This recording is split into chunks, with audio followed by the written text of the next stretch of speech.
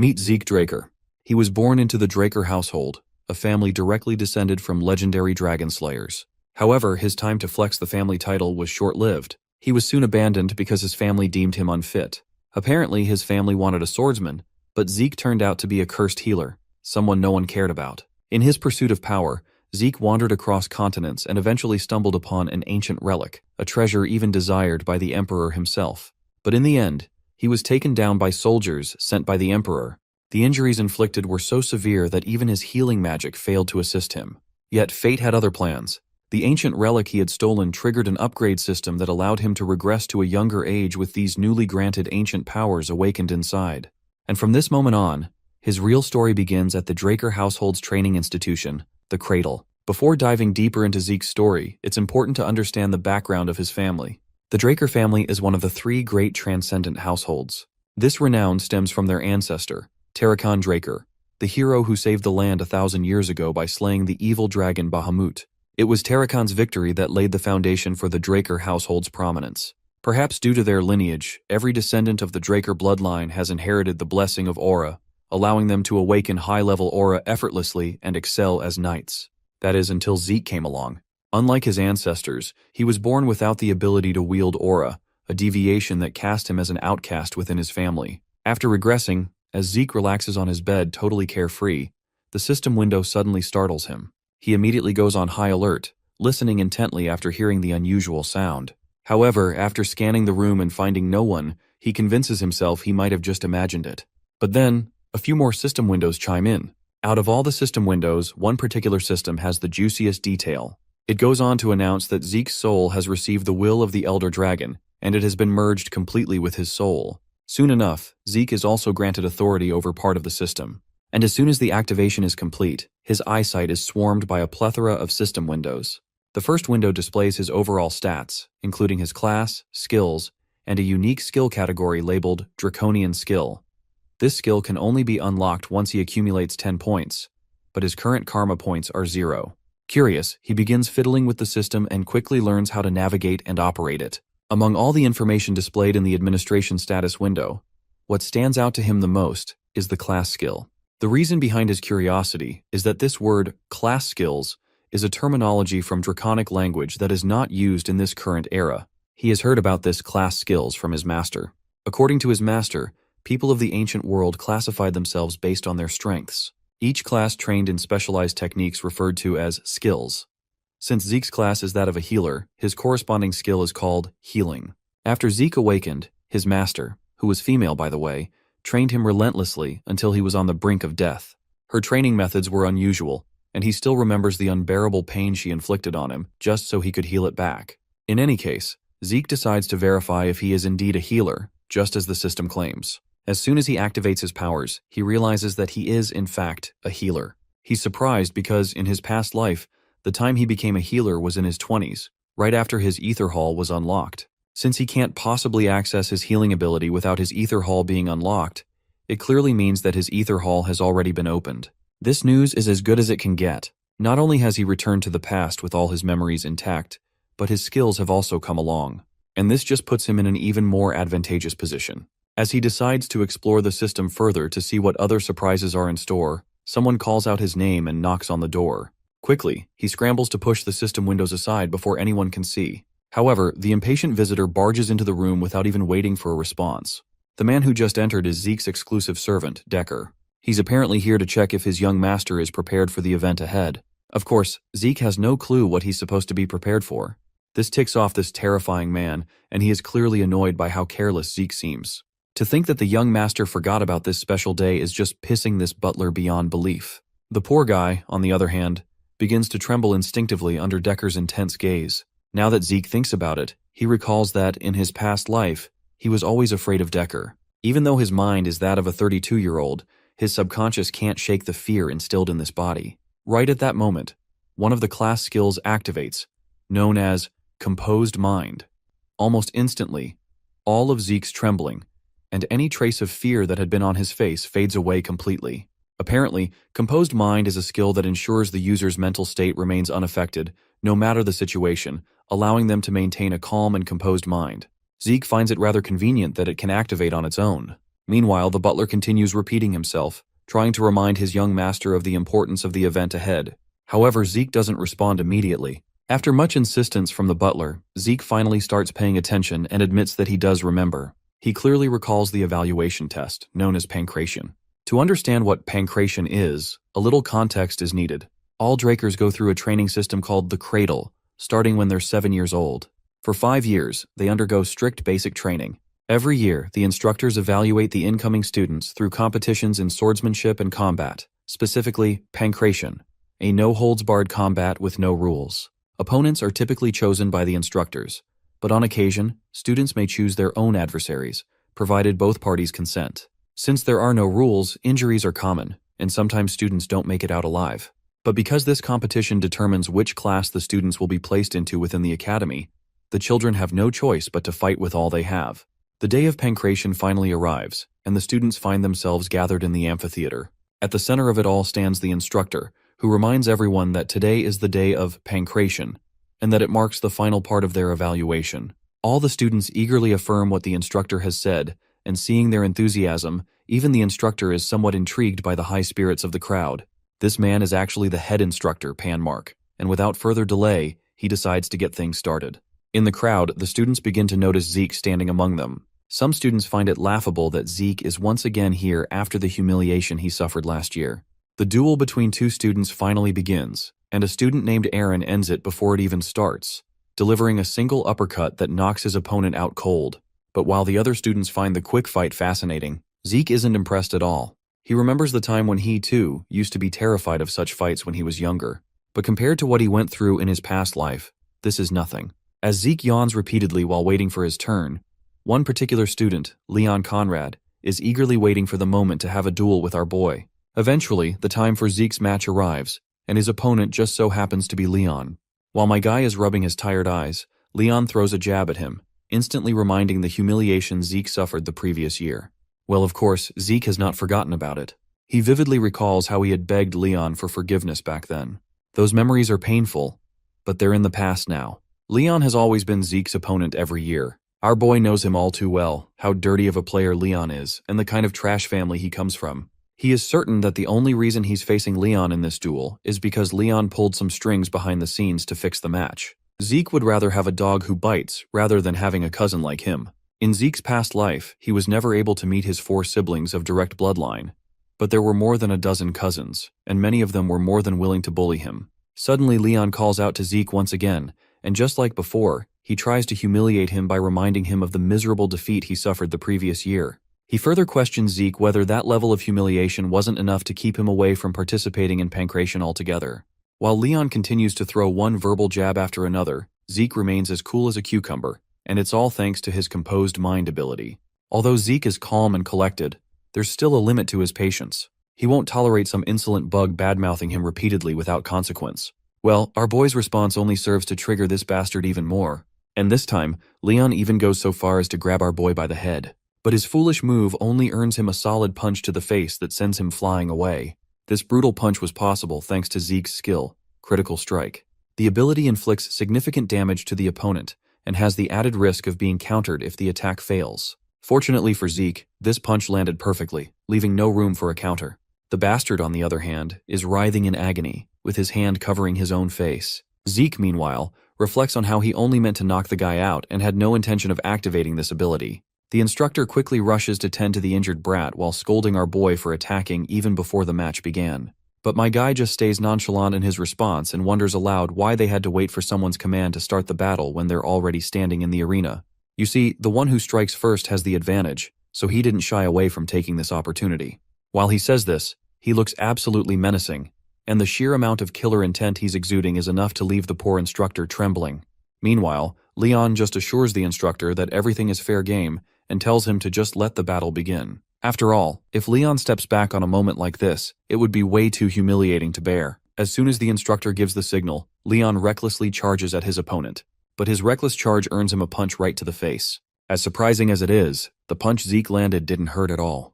Initially, Leon was quite afraid of taking a direct punch, remembering how painful the first one was, but realizing this punch didn't hurt him at all only fuels his foolish confidence. All he has to do, he thinks, is put his guard up, and Zeke won't be a threat at all. Leon quickly notices our boy using his left hand for a counterattack again, so he ducks down. In that critical moment, he takes advantage of Zeke's vulnerability and takes him into his grasp in order to push him over to the ground. But suddenly, Leon takes a hit so fast that even we couldn't see what happened, leaving him trembling like a leaf. Even the instructor on the sidelines is completely boggled, unable to wrap his mind around the fact that he just witnessed a 12-year-old kid pull that slick move. The moment Leon dodged Zeke's counter and tried to take him down, the instructor was certain Leon was going to win. However, Zeke punched Leon square in the chin and escaped his grasp. It's on Leon for letting his guard down, thinking he had Zeke right where he wanted him. But our boy, on the other hand, remained as cool as cucumber, despite the fact that his counter failed. The concentration and precision needed to inflict such exact and effective damage is a feat in itself. The instructor is actually wondering if this is really the Zeke Draker they thought they knew. The bratty bastard, however, is in shambles after taking that brutal punch. His brain is scrambled, and before he can even react, he takes another blow that causes him to trip. But he quickly steadies himself and retaliates with a punch of his own. At that critical moment, one of Zeke's class skills activates automatically, Heightened Sense, which temporarily enhances his perception. With this skill, Zeke can see the punch coming at him in 960 frames per second slow-mo, making dodging it a piece of cake. As soon as the punch zips past him, Zeke quickly grabs Leon's extended arm and slam dunks him hard onto the ground. And the impact was so brutal that it literally shattered the ground beneath. Another skill activates, known as Precise Stab, which helps Zeke target the Leon's weak points for critical damage. After pinning the bratty bastard to the ground, Zeke balls up his fist, ready to obliterate his face. Poor Leon begs him to stop, but my guy still goes through with it, landing the punch square on his face. The sheer brutality of the act leaves the instructor sweating his balls, along with the spectators watching in stunned silence. The final hit feels immensely satisfying, and after this little battle, beating the crap out of his bully, Zeke feels a sense of calm washing over him. He's glad that, thanks to this little show he pulled off, his other cousins will think twice before messing with him again. Not that it matters, though. If they dare say or do anything, he'll make sure to silence them for good. It seems that wasn't enough to instill fear in these incompetent bastards. One particular punk, too complacent for his own good, challenges our boy and picks him as his pancration opponent. This overconfident, cocky punk is Jaken Vardek, itching to make a statement, though he plans to let his blows do the talking. Well, Zeke doesn't mind at all. In fact, he's sure he'll get bored if Jaken comes alone, so he offers him the chance to bring a few other students along to make things more interesting. Our boy specifically calls out another student, Liam Stone, and suggests he join Jaken. Apparently, Liam is nothing more than Jaken's lackey. This suggestion feels like a slap in the face to Jaken. The very idea that he'd need someone's assistance to fight a brat like Zeke is a humiliation he just can't stomach. But Zeke keeps pushing his buttons, which only enrages this piece of flying trash even more. Jaken's seething now, eager to beat Zeke to a pulp. As both contestants stand in the arena, the instructor this time explicitly warns Zeke not to move before the command. Well, it seems like Jaken did bring his servant along after all, which only makes Zeke even happier. After all, in Zeke's past life, Liam had a reputation for being an exceptional fighter, even earning the title of Mercenary King. Back then, as Jaken's servant, Liam joined the cradle in the academy. However, being a distant relative, he was overlooked in education. He desperately begged to join higher education at Academy Valhalla, but ultimately ended up in the Knight Order of a small nation called Baranon. When Baranon eventually fell, Liam became a mercenary. In those chaotic times, the strong naturally drew followers. With his long tenure as a mercenary, Liam rose to prominence as a Red Knight, and eventually founded the Stone Mercenaries. He united the three largest mercenary groups, earning the title of Mercenary King. When the Empire hired the Stone Mercenaries, Liam entered the Continental Wars, where Zeke, along with the Northerners, faced him as a formidable foe. But this time, our boy is determined to carve out a very different future for himself. As soon as the instructor gives the signal, Jaken confidently lunges forward, delivering a punch with such force that it disturbs the air currents around him. But, not surprisingly, Zeke casually grabs and blocks the punch as if it were nothing. Jaken quickly flings our boy's hand away and retaliates with a kick of his own. But that kick ends up backfiring against this filthy bastard. As soon as his kick connects, Jaken feels an immense amount of pain, causing him to stumble. It turns out he hit Zeke's strong barrier, which was created around his elbow, and that caused serious damage to Jaken's leg. As Jaken looks at his injured leg, Zeke quickly lunges forward, balls up his fist with his skill activated, ready to throw it down. But poor Jaken quickly tries to protect himself, putting his hands over his face. Seems like Jaken miscalculated Zeke's moves a little, because our boy never intended to land a hit on his face. Instead, he tags the bastard right on his injured leg. After that sneaky move, He follows up with a punch to the ribs, one that's enough to make Ken gag up copious amounts of blood. The overconfident bastard is finally on the ground. Left with no pride or dignity, he angrily instructs his sidekick to kill our boy right away. The time has come for our boy to deal with Liam, and this bastard is exuding some serious killing vibes as he strides toward him. The most annoying thing about fighting Liam is his insane reach, which puts Zeke at a serious disadvantage if he lets Liam attack first. So my guy takes his stance and decides to take the lead, throwing a few blows of his own. Using another skill known as Slash, Zeke moves so fast that all anyone can see are silhouettes throwing a barrage of punches. The skill Slash allows him to launch a relentless flurry of attacks at the enemy, completely interfering with the enemy's sight. The guys watching from the sidelines are feeling true despair, witnessing just how much of a gigachad our boy is. Zeke knows they're curious and confused because none of them have seen anything like this before. You see, in a place where sword dominates, seeing a brawler's fist-fighting technique is a rare and almost unheard of sight. As impressive as this ability is, it's also taking an equally heavy toll on his body. But even that isn't the biggest challenge here. The monstrous physique of Liam is what truly tests Zeke. No counterattacks, no dodges. Liam is just taking it all with his guard up, and now you can only imagine how aggressive he was during his time as the mercenary king. Since Zeke is unable to do any real damage, he prepares to unleash one final devastating strike, one that will be powerful enough to break through Liam's guard. As soon as our boy launches his strike, Liam effortlessly dodges it by redirecting it. What pisses Zeke off even more is that this bastard didn't even flinch or turn his eyes to see the strike, and he just dodged it like it was nothing. In the next moment, Liam seizes the opportunity to make his move. Lifting Zeke high into the air, he prepares to slam him hard onto the ground. But Zeke isn't about to let that happen without a fight. He quickly strikes Liam over the head. His class skill, Heightened Sense, activates, and with it, he completely turns the tide. Using this advantage, he locks Liam in a deadly neck hold with his legs, cutting off Liam's air supply. No matter how strong Liam's body is, he's still powerless without oxygen reaching his brain. However, it seems Zeke overestimated himself. Liam retaliates brutally, landing one devastating blow after another. The relentless flurry of punches even forces the poor guy to gag up blood. But despite the barrage of hits, Liam's body finally begins to falter. His strength wanes, and eventually, he succumbs, losing consciousness due to the lack of air. The spectators are left in awe, their breaths caught in their throats at the sight of such a jaw-dropping battle. But among them, there's one particular student who, instead of feeling worried or shaken, seems oddly exhilarated. He's actually excited and can't wait to take on Zeke as his opponent. After the day of pancration was over, our boy returns into his quarters, where his servant inquires about his well-being. He has heard that Zeke was gravely injured during the matches. To this, Zeke just shrugs it off, claiming he's perfectly fine. However, the butler does not relent, and insists on checking his pulse to verify that everything is truly okay. Zeke can tell that this old coot just wants to check whether he has awakened his aura or not. Eventually, he extends his hand toward the servant, who quickly shoots a blue energy through his hand and into Zeke's. Seeing this blue energy makes our boy pause and wonder if his servant might actually be a blue knight. You see, when checking if someone has awakened, most people simply examine their dantian. But this man is being unusually thorough with it. Imbuing someone else with aura is difficult enough on its own, but for this old man to control it so precisely like this, he must be a blue knight. Apparently not all knights are the same. They are classified according to their martial prowess and aura manipulation proficiency. White swordsman is the novice level, and most children before the blessing rite are white swordsmen.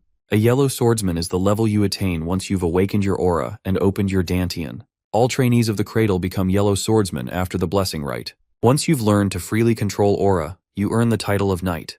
The purple knight level is when you can reinforce your sword with aura, while the blue knight level is achieved when you can manifest an aura blade. Beyond this, the realm of those who have transcended their limits, the realm the mercenary king Liam and our boy had reached before his regression, is known as the Red Knight. Then there's the Black Knight.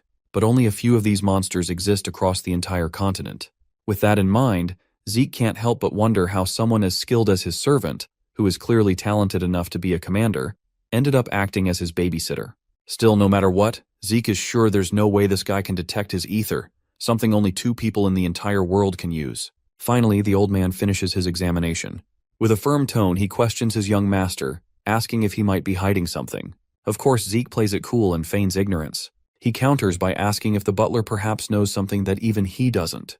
A moment of silence fills the room, but it's quickly broken by our boy, who just drops the conversation by claiming that he was just joking. The butler then hesitates but can't help himself and questions Zeke about how drastically he has changed. This makes our boy to halt his movements. He turns around with a glare in his eyes. The question his butler asked is entirely wrong. Instead of asking why Zeke has changed now, the butler should have been asking why it took so long for Zeke to change. He then informs his butler that many more surprises are yet to come, so there's no need for the servant to be shocked repeatedly. All he has to do is follow the commands. The humble servant acknowledges his master's words and bows his head in submission, ready to follow without question. The butler then reports that the training room Zeke had requested is already prepared and waiting for him. Zeke is pleased with the report and dismisses the old man to get some well-deserved rest. As our boy walks off alone, he has a nagging fear that his butler might have been ordered to keep an eye on him. To counter this, he decides it's best to keep the butler close, so he can manipulate the old coot and extract the information he needs. Zeke still has to figure out who ordered his butler to watch him. He's pretty sure that no one from his mother's side would dare do it, which only leaves his siblings. Once Zeke enters the personal training room, he's immediately struck by how lavish the place is, which only confirms that this household truly lives up to its name. Before starting his training, he decides to check the system. With a command, the system panel pops up in front of him. There, he notices that his slash skill has reached proficiency. He has no clue how it happened, but he makes a wild guess that it probably leveled up from using it repeatedly. The skill is naturally activated based on his actions, and he doesn't need to do anything in particular to activate it. From what he can understand, if he learns something new, it will likely be added here as a skill as well. He's still unsure about the difference between a skill and a class skill, though he does notice that they both activate similarly on their own. Lastly, there's the Draconian skill, but he can't view it yet because it requires 10 points to unlock. He presses on the option, and the next system window informs him that he can earn karma points by killing monsters. His current karma points stand at 0. Speaking of monsters, Zeke reflects on how there are plenty of them in the dungeons, but he needs to be at least a purple knight to gain access. For now, though, he's more curious about why he regressed to the past and what this system is all about. The concepts of skills and class skills are also something in his curiosity list. At the back of his mind, he has a nagging feeling that all of this might be connected to that ancient relic. However, he can't be certain since he doesn't have enough information to piece everything together. Whatever the case, he grabs his sword and decides to use everything at his disposal to grow stronger, whether it's the system or the Draker lineage. In this world, there are two known powers, the aura of the knights and the mana of the mages. Knights reinforce their aura in the dungeons, while mages refine their mana through circles. The two powers are at opposite ends of the spectrum, meaning if one has awakened one power, they cannot awaken the other. However, Zeke was unfortunate enough to awaken neither a Dantian nor a circle. This inability led to his abandonment by the Draker household, forcing him to wander aimlessly until he met his master during his vagabond days. His master taught him many things, but the most valuable lessons were the art of healing and the Ether Hall, a unique technique his master had developed. Through the Ether Hall, Zeke learned to harness the energy of nature, known as ether. To this day, he and his master remain the only ether users in the world. After only 2 hours of training, Zeke feels as though he's about to collapse. However, his class skill healing activates in tandem with another class skill, Vigor Recovery. Healing is an exceptionally rare skill, one Zeke hadn't even known existed before meeting his master. If others were to witness him using it, they'd brand him an irregular. That's why he refrained from using it during his fight against Liam, and had to rush to heal himself the moment he returned to his room. After his body recovers to full strength, Zeke decides to continue practicing. He knows he cannot afford to waste even a moment. By dawn, Zeke looks utterly exhausted after relentless training. The entire hall bears the evidence of his efforts, with deep gashes scarring the floor and trails marking where his sword struck. Anyhow, a week passes by and we find ourselves in Cradle Cafeteria. There, Zeke overhears some students talking about him. They think he's turned into a completely different person now. Since he is a born loser, they assume he might have dabbled in black magic. Meanwhile, in another private lounge, all the big shot students are having dinner together. The first one chowing down on steak is Raina Tarun. Then there's this guy, Owen Zimmons, calm and composed. And across from him sits a beaten-up Leon, looking as rowdy and impatient as ever. Owen tries to tell him he should eat properly because he'll need the energy for the swordsmanship duel. Leon, on the other hand, gets ticked off for no apparent reason and smashes his hand so hard on the table in frustration that the juicy steak he was served unnecessarily falls to the ground. Because of this table slam, even Raina's piece of steak jumps off her plate and falls, leaving her totally enraged. Her intense glare finally humbles Leon a little. Apparently all 4 of these students seem to hate our boy, so it's not surprising they're together. But even though they're in the same group, they don't seem to get along all that well. The only thing keeping their relationship intact is their shared resentment for Zeke. Owen admits that Zeke was both brave and impressive during the pancration. However, he's convinced he will be pathetic when it comes to swordsmanship. As far as he knows, Zeke doesn't even know how to hold a sword properly, so he's no threat to anyone. One of them points out that Zeke is so weak he had to get a customized sword because the basic ones were too heavy for him. Still, it doesn't make sense to Leon that he lost to that inferior piece of shit. He's convinced Zeke only won against him in Pancration because of pure luck. Well, it looks like Reina doesn't share the same thoughts. If they actually believe this nonsense, then none of them have the right to be knights of the Draker household. With those words, the lady leaves the room. Before we jump to the day of the duel, here is a little context about what this sword duel is all about. Unlike Pancration, sword duels involve real swords, making them the primary cause of most incidents within Cradle. It's also where the difference between cadets' skills becomes glaringly obvious. A month after the current final exams, the Blessing Rite will commence, the event where the Drakers awaken their aura. The day of the duel has finally arrived, and the instructor commands Zeke to come up next. My guy casually walks onto the scene with a giant sword resting over his shoulder. The sword is literally bigger than him, which certainly doesn't go unnoticed. Everyone finds it hilarious, thinking Zeke believes that the bigger is better, so it will somehow give him an advantage. The person stepping up from the other side is Reina, who looks absolutely fired up and dramatically throws down the gauntlet to challenge our boy to a duel. Well, my guy is more than ready to take on this challenge and accepts it without a second thought. It doesn't sit well with Reina to see Zeke effortlessly lifting a claymore. Now that she's facing him in person, she can tell this isn't the same Zeke she once knew. The person she knew once could barely hold a sword properly. His presence is so striking that she begins to feel intimidated. But she quickly snaps out of it, disgusted with herself for even thinking that she could be intimidated by him. Backing down isn't an option now, especially since she was the one who issued the challenge. Meanwhile, Zeke is also feeling quite intimidated. He knows his usual tactics won't be enough to get the victory he wants, because a duel against the Lightning Knight is no joke. It's downright nerve-wracking. You see, Reina Tyrone was well-renowned and had earned the title of the Lightning Knight in his past life. She made a name for herself during the Continental Wars, and is recognized as one of the greatest of the next generation of Drakers. She's one of the rare few who awakened her aura even before undergoing the Blessing Rite. As far as Zeke remembers, she must have awakened her aura a few years ago. However, she hasn't used it in Cradle because she's been focusing on improving her fundamentals. As soon as the signal to commence the duel is given, both contestants clash their swords right away. After the first clash, Reina steps back before charging at him again. With one strike, she sets Zeke sliding backward. Just these two exchanged blows were enough for our boy to draw the judgment that she's even better than he expected. The feisty lady charges at him once more, swinging her sword as fast as she can, lighting up the area with sparks. In the background, her friends are getting restless and impatient, urging her to just finish him off in one strike instead of playing around. But one of the wiser ones reminds these idiots that Reina isn't toying with him, it's Zeke who is pushing her around. Now, switching to her perspective, she can clearly see the openings and vulnerabilities in Zeke's guard. Yet, every time she tries to exploit them, her sword is quickly blocked by his sword, almost as if he's applauding her attempts. What's even more frustrating is that after he blocks one attack, he intentionally leaves another vulnerable point for her to strike. It's as if this duel isn't about winning, it's meant to teach her. After a few exchanges, Reina finally steps back, utterly exhausted by the back and forth. She wants to catch her breath before coming back for more. Meanwhile, Zeke doesn't have a single ounce of sweat or tiredness on his face. In fact, he looks bored. He's not that impressed. She is fighting honestly without using any aura, but it's expected from someone obsessed with their fundamentals. Now that they are at it, he decides to help her break out of her shell. He intentionally takes an extremely low stance, as if he intends to close the gap in one move. Reina is confident in her speed and doesn't think much of it. But in the blink of an eye, Zeke closes the gap and is right in her face before she even has time to react. He swings his sword so hard that it literally cracks the ground with the force of his giant blade. The girl, on the other hand, is sure that as long as there's distance between them, she can react to his moves. Zeke swings his sword through empty air, but it wasn't meant to hit her. Instead, the debris he flung into the air with the force of his swing strikes her square in the face, leaving her nose pretty banged up. Next, Zeke charges at her with his massive sword in hand. As she sees that shiny blade only a few centimeters away from her neck, she's sure she's done for. But as surprising as it is, the sword Zeke was holding suddenly goes flying into the air and lands a few feet away. With that, the crowd quickly declares Zeke the loser, while showering Reina with praise for winning without even using her aura.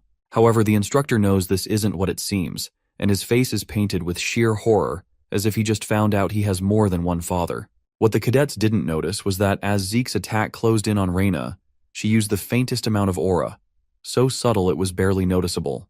The fact that Zeke forced her to use her aura, despite her vow not to until she entered the academy, is nothing short of insane. As Reina stands there, her face riddled with doubt and regret for breaking her promise, Zeke suddenly charges at her. With his fist balled up, he strikes her square in the throat, reminding her that this isn't over yet. She buckles over her knees with blood leaking from her mouth.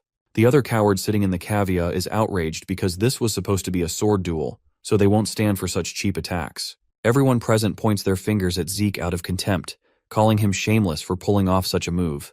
Meanwhile, Zeke remains completely unbothered by all the noise and insults. He calmly asks Reina if she wants to continue. Reina, on the other hand, stubbornly believes she hasn't lost yet, reasoning that he only struck her because she let her guard down. But as she thinks about it, a realization hits her. If he had been holding a knife instead of throwing a bare-handed punch, she would already be 6 feet under. For that reason alone, she honorably concedes defeat.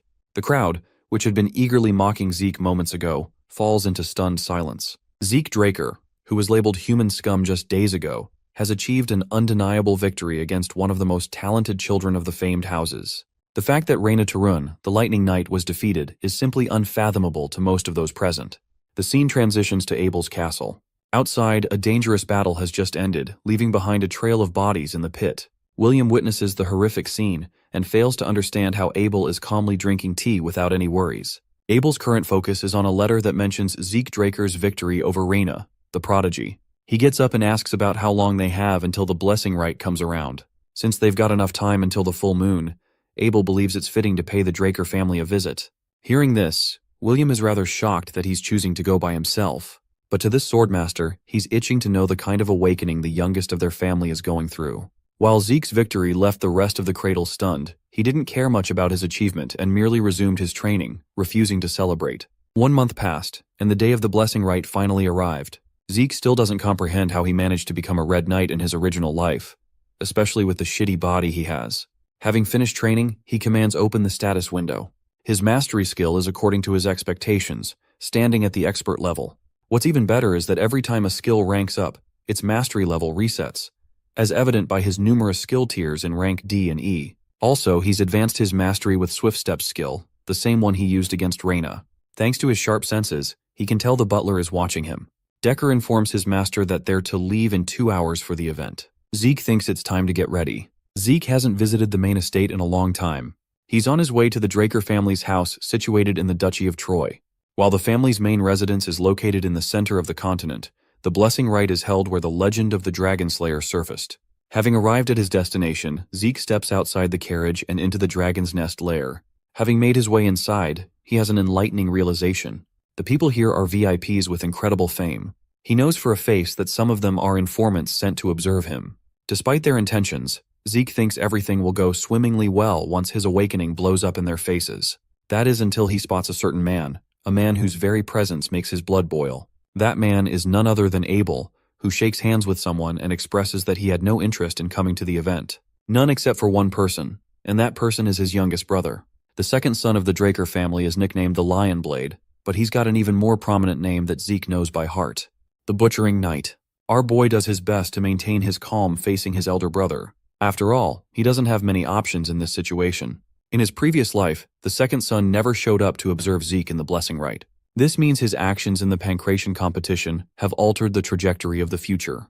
Clenching his fist in frustration, Zeke realizes that he's acquired a chance for himself. Before long, the blessing rite is underway. Aaron is told to come out as the first warrior. He promptly places his arm inside a mystical pool, causing his arm to surge with a blue essence. It's explained that during every blessing rite ritual, each member of the Draker bloodline awakens their sealed aura right around the time they're supposed to graduate from the cradle. This happens at the age of 12. And Aaron has just become an example of the first to be awakened. Now, compared to regular knights who awaken after 20 years of age, this process is extremely fast for the Draker family. Only a few exceptional cases among them, those with aura, can also awaken a particular trait of the Dragonslayer. This trait is called mana inhibition. Interestingly, the mana lamps are reacting harshly and with sparks of red. Those who end up obtaining mana inhibition end up strong enough to rival the likes of red and black knights. This is called pure blood awakening. Due to the mana inhibition trait, the candidates will require usage of special gloves made by the family, because otherwise, they'll never be able to enjoy a regular life. This example is shown with Reina, who has already undergone the awakening process and wears gloves consistently. After one has been able to prove that they're pure blood, they are granted the Draker name. And then, they are also provided with a wealth of support along with endless benefits to help them. The spectators murmur as finally, the most anticipated awakening candidate steps up to the scene. They all think that this child's awakening will surpass even that of Reina's. As Zeke steps in front of the statue, he finds himself surprised that he's found himself here again. The previous experience was traumatizing in his old life. While the blessing rite was the only thing that helped him advance through the cradle, this was the day he earned nothing but embarrassment. However, reality is now different. He possesses the ability to heal, manipulate ether, and on top of everything, he has learned to be tenacious and strong with his own abilities. That's why he's expecting a lot from the bronze statue to do him a favor here. As he dips his arm inside the pool, the statue reacts. It shakes before coming to an abrupt stop, shocking everyone in the room. It's something that has never happened to any candidate before, and it has left even Abel speechless. As he takes out his arm, the boy confirms his thoughts. He knew things wouldn't be different this time around. It's because of Abel that he jumped to conclusions and became too confident. The rest of the people are just shocked that the most anticipated candidate failed to awaken. They make fun of him for not awakening despite being a direct descendant. Then there's the question of him beating Reina, which everyone now believes must have been through a sneaky trick or something. Still, our boy has zero fucks to spare and instead focuses on becoming stronger via other awakenings. The system greets him with a sudden apology after experiencing an error. Zeke looks perplexed as the system informs him that necessary information is missing from his class identification. This part of the message captures his attention. The system tells him that the input is complete, and that the terminal has identified the user's talent as a healer. With that, he unlocked his class and simultaneously gained access to the rare class. Zeke can't believe his eyes as the statue begins to illuminate red lights, indicating a pureblood's awakening. No one can believe that he's starting as a red knight off the bat. The system connects and unlocks the ancient dragon's blessing from within Zeke's soul. While this is happening, Abel is calmly observing his brother. The talent of kin is the first thing that is awakened, and then his already awakened talents combine together, morphing together into a new class of its own. There is so much going on that Zeke doesn't understand, especially when he sees a new unique class called the Immortal, which the system has chosen for him. The shimmer of gold light surrounding his body attracts the attention of the spectators. They're certain to have seen the red light from the statue, but they're filled with doubts. Zeke has understood the situation perfectly and thinks it's pointless to speak against them right now. They question if the statue is broken, but then how would one explain the mana lamp reacting to the reading? There wasn't any mana inhibition, so it can't be a pure blood's awakening is what they want to believe. That's when Abel begins to applaud, mocking the people for failing to congratulate the newly awakened purebloods in a single go. He thinks this is an opportunity to celebrate the occasion instead of murmuring doubts. Since they can't speak against him, they give them a round of applause. Abel demands a pair of gloves to be prepared for his young brother. Zeke receives the gloves but has a low opinion of them. He walks away while Abel is satisfied with what he sees. As for our boy, he's pissed that he received Abel's help from all the people. The blessing rite soon comes to an end, and a celebration party for everyone to enjoy is next. Zeke is on his Sigma male grind set and doesn't want to show up to the party. He comes to a sudden stop after a voice calls his name. This is completely against Zeke's expectations, as he wasn't expecting Abel to pop out of nowhere. He wants to know where the kid is going and even congratulates him with a handshake. Despite hating his older brother, declining his handshake here would put him in trouble, so he acts all nice and reaches to shake his hand. That's until he remembers a bloodbath from the memories of his previous life. For some reason, Zeke retracts his hand and refuses to say a word. Abel reveals a hint of his malicious nature, blaming his little brother for the awkward situation. In his thoughts, Zeke simply can't accept shaking the hand of a man he deems the most disgusting and despicable. Abel doesn't really care much and waves him goodbye. He's expecting to meet him later and walks away without bothering him much. To his words, Zeke confirms that he is also determined to meet his brother one day. Fast forwarding to the party, where many are busy discussing the recent awakening of the two purebloods. No one has yet to figure out what Zeke's golden light implies, as it has never happened before. They wonder about his location as he's nowhere to be seen. We do catch a glimpse of Zeke, but he's unwinding in a different room, having barely survived the suffocating social event. Also, he still can't place how he's the only one unaffected. The thing about pureblood awakenings is that they have mana inhibition as a trait. It's supposed to showcase that the Draker family is against dragons, who are known for being the source of mana. Be that as it may, most machines require mana as their necessary fuel. The fact is, a pureblood needs the use of special gloves for the cause. If Zeke is supposed to be a pureblood awakener, then he should have faced problems the moment he took his gloves off. But right now he seems unaffected. This causes him to pop open the status window, which is different in its properties from before. Instead of having mana inhibition, he possesses a unique trait called mana reflection. An intrigued Zeke decides to read deeper into the details of the skill. There he discovers that mana reflection creates a distortion field that is responsible for nullifying nearby mana. It's classified as a skill and doesn't react to the mana lamps as it's not passive in effect. He was identified as a rare class healer before the blessing rite, but now he's considered a unique immortal, which he doesn't understand.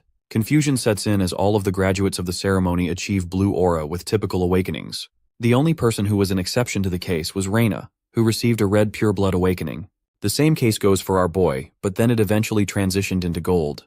The system told him that it was missing critical information regarding the classification.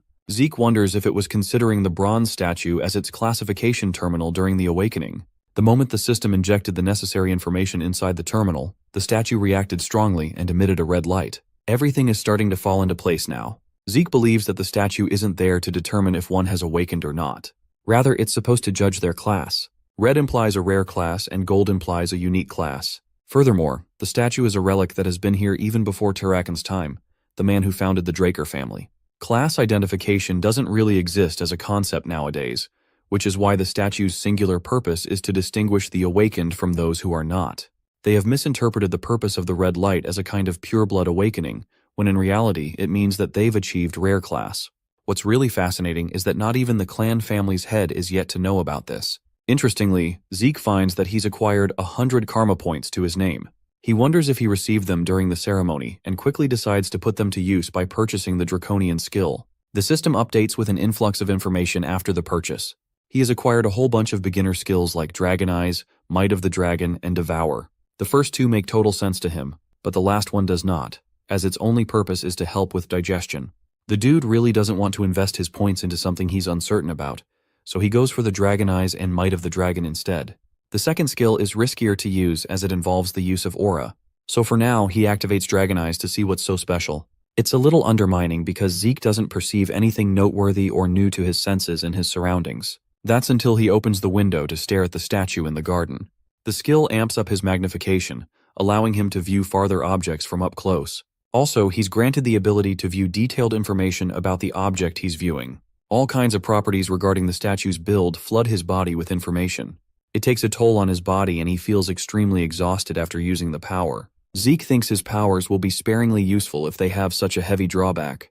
Thankfully, his healing factor kicks in, fixing his exhaustion. What's surprising is that Zeke didn't even input the intention to heal. It just kicked in automatically. Inspecting the system screen, he realizes that all of his class skills have converted into passive abilities and even jumped up a level.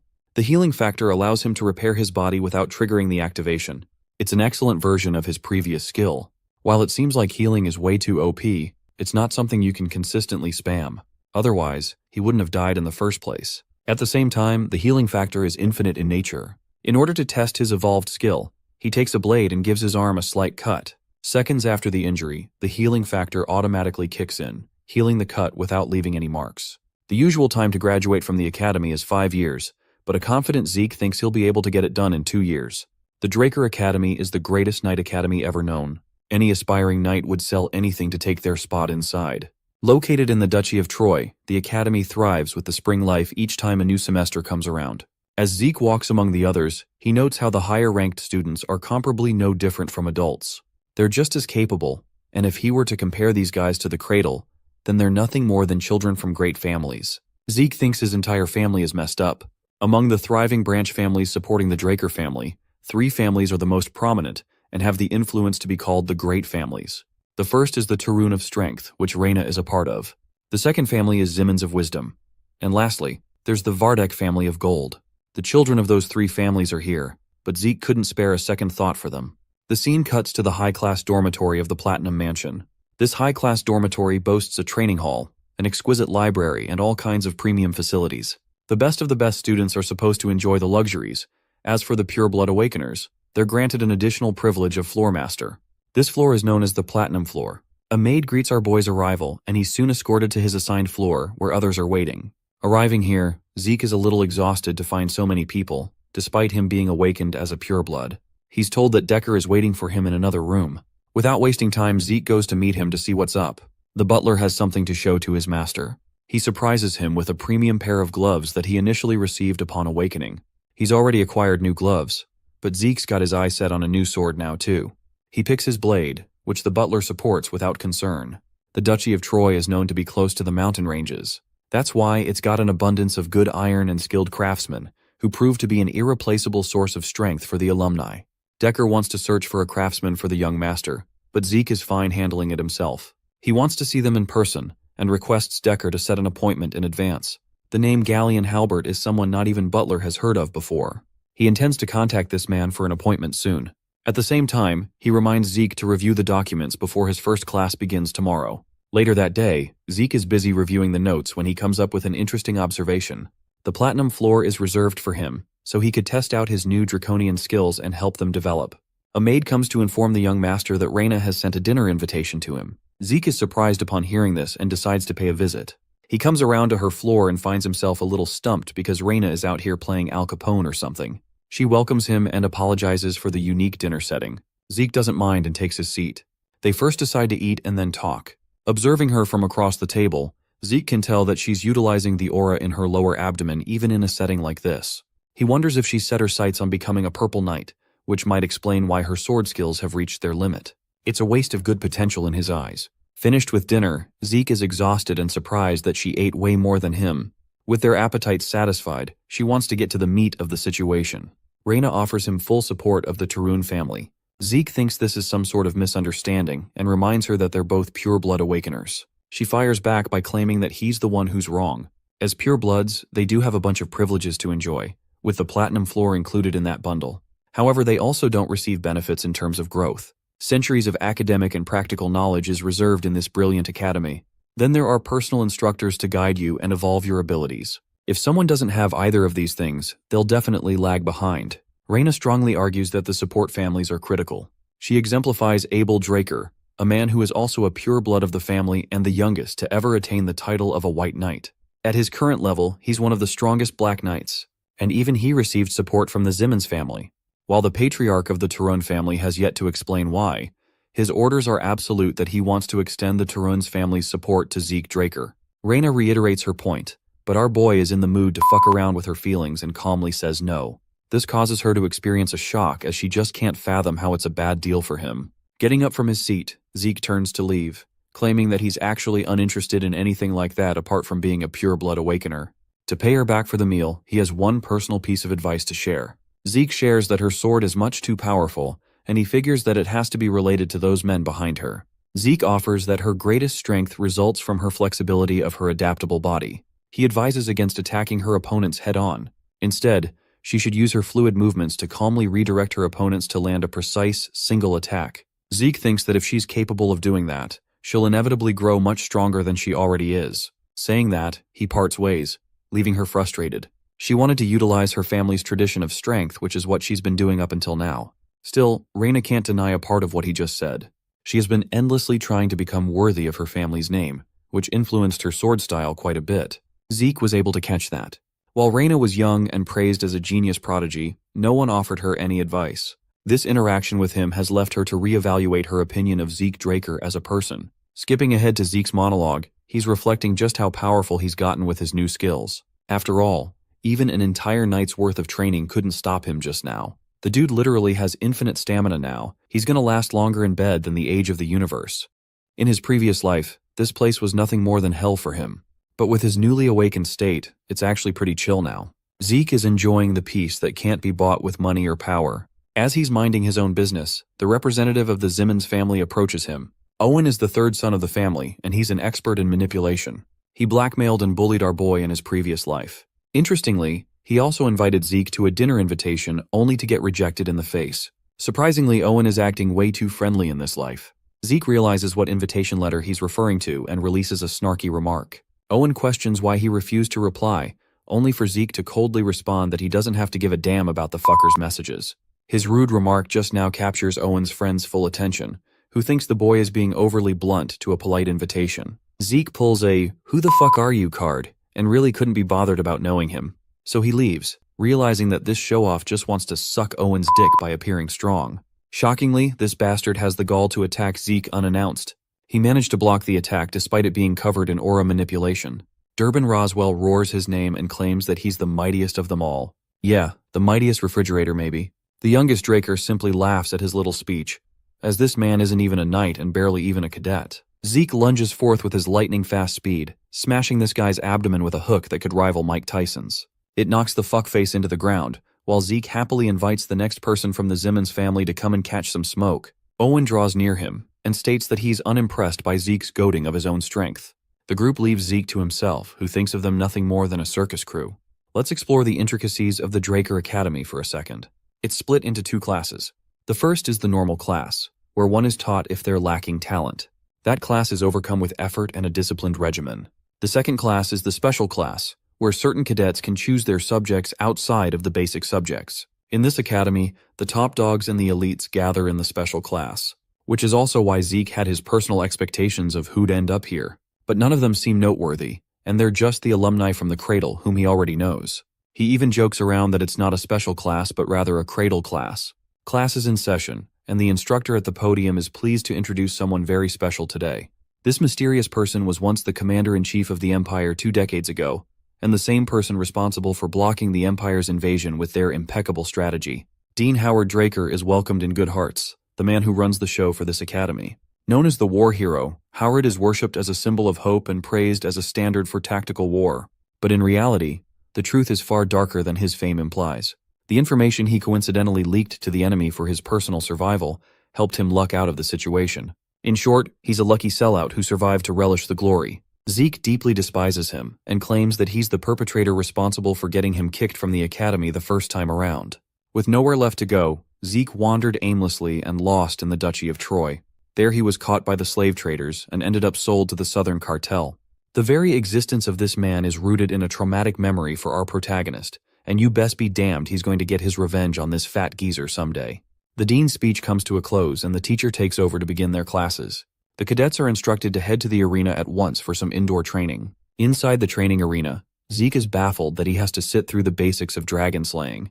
After all, in his past life, he couldn't wield aura and wasted 2 whole years when normally it takes the average person 3 months to do it.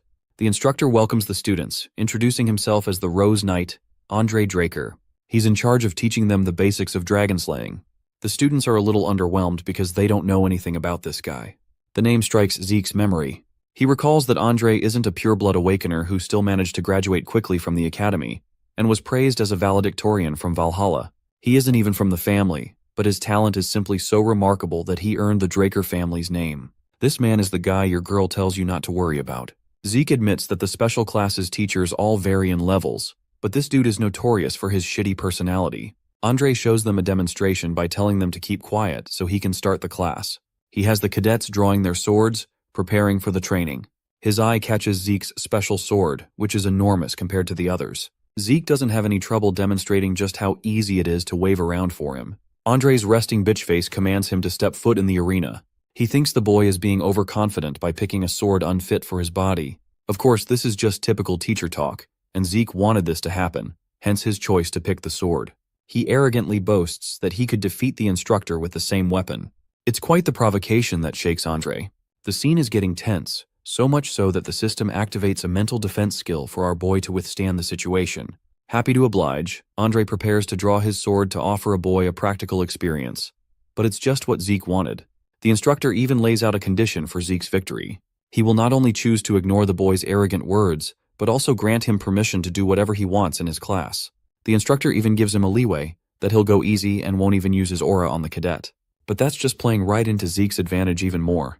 He's extremely confident in his ability to best Andre since he knows about the man's weakness. However, since his watchful brother is keeping an eye on him, Zeke doesn't want to risk gaining unnecessary attention like last time, so his battle strategy is to cut Andre's uniform just a bit before accepting defeat. The fight begins as Zeke launches an immediate swing against his teacher's neck. However, Andre deflects his strike even at that range, demonstrating the skills of a blue knight. The fight's going to be tough, and Zeke knows it.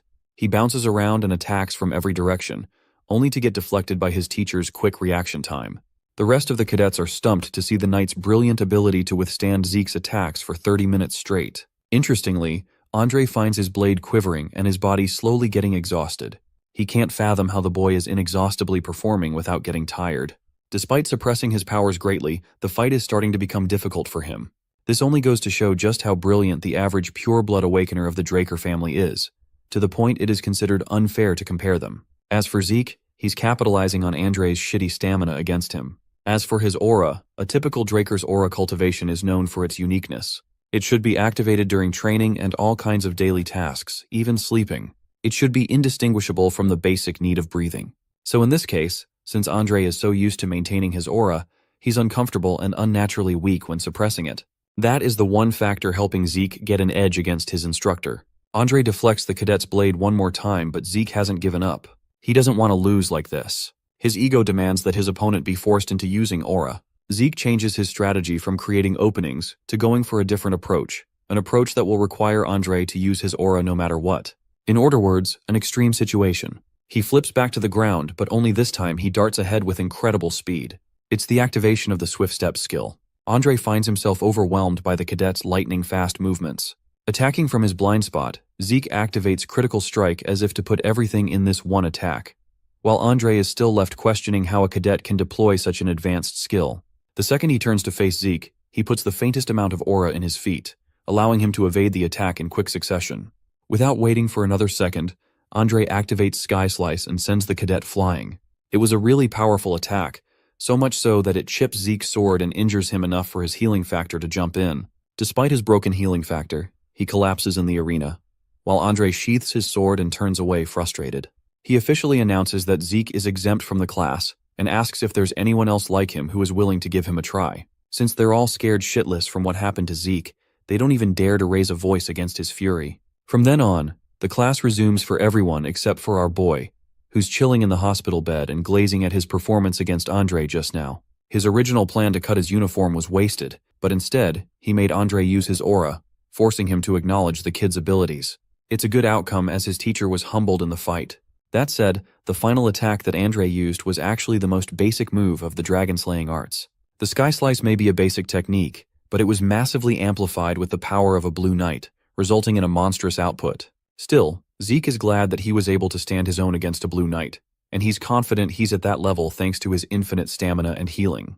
But those two things alone won't be enough for a life filled with freedom. He demands true freedom that could only come from overwhelming strength. The kind of power that would make him immune from the strength of his superiors. As he's busy in thought, a drunkard comes around to check on the boy, realizing that this is the youngest son of the Draker family. Our boy is startled seeing the dipshit's face because a drunkard is the last thing you'd expect in a medical ward. Not only was he unable to sense this guy's presence, he also mouthed pretty bad things about the patriarch of the Draker family. Zeke tries to inquire about his identity, but this drunkard is busy injecting himself with more booze.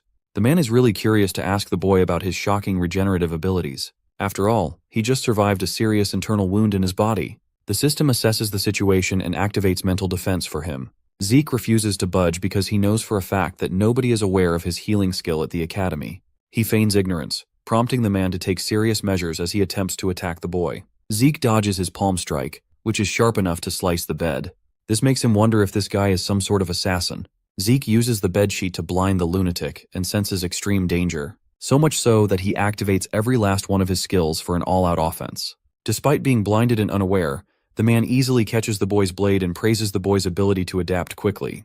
Zeke rushes backward anxiously and wonders what he means by mercenary. He assumes the mysterious guy might know something about his past. Seeing a Draker like Zeke throw away his sword and prioritize his life, the man believes he's better suited to become a mercenary instead of a knight. Our boy finally understands his words, and the feeling he gets from the mysterious guy makes his doubts certain. The power gap between them is so huge that the guy can easily kill Zeke if he's here for that. The protagonist assumes he's probably the same level as a red knight. The man points to his heavy claymore and believes he just picked it up from the basic supply. He wonders why Zeke, with such insane talents, is wasting his potential wielding a weapon like that. The protagonist becomes certain the man might be even stronger, but out of nowhere, Andre appears looking for the mysterious guy. He shocks Zeke and calls out the garden keeper, Dexter. Zeke finds it hard to believe, while Dexter questions how Andre managed to find him out. The knight remembers seeing Dexter at the training room earlier. He orders Zeke to get lost if his injuries are healed already, so our boy awkwardly tries to leave, but Dexter stops him and offers the kid to come to the academy's western greenhouse if he wants to learn something useful. Everyone goes silent for a second, but then Zeke arrogantly declines and leaves the room. Dexter becomes annoyed and feels nostalgic, as Zeke's father had the same arrogant attitude. Since Zeke's not a gullible kid anymore, he quickly catches up and believes if the gardener has the balls to mention Arthur, the patriarch's name, so casually, then he's definitely the person who only took Andre as a student in his entire life. Duke Draker, the Gale Knight. He's also one of the knights capable of using martial force. The crazy man went against a whole kingdom all by himself. The guy suddenly disappeared out of nowhere after becoming the talk of the town, so Zeke was not expecting him to be living a peaceful life at the academy like this. He guesses maybe Andre also came here because of Dexter. He wonders if Dexter got the Duke title because of his overwhelming tenacity or something like that. He recalls hearing a rumor that the crazy man even became a Black Knight just because he's obsessed with the color black.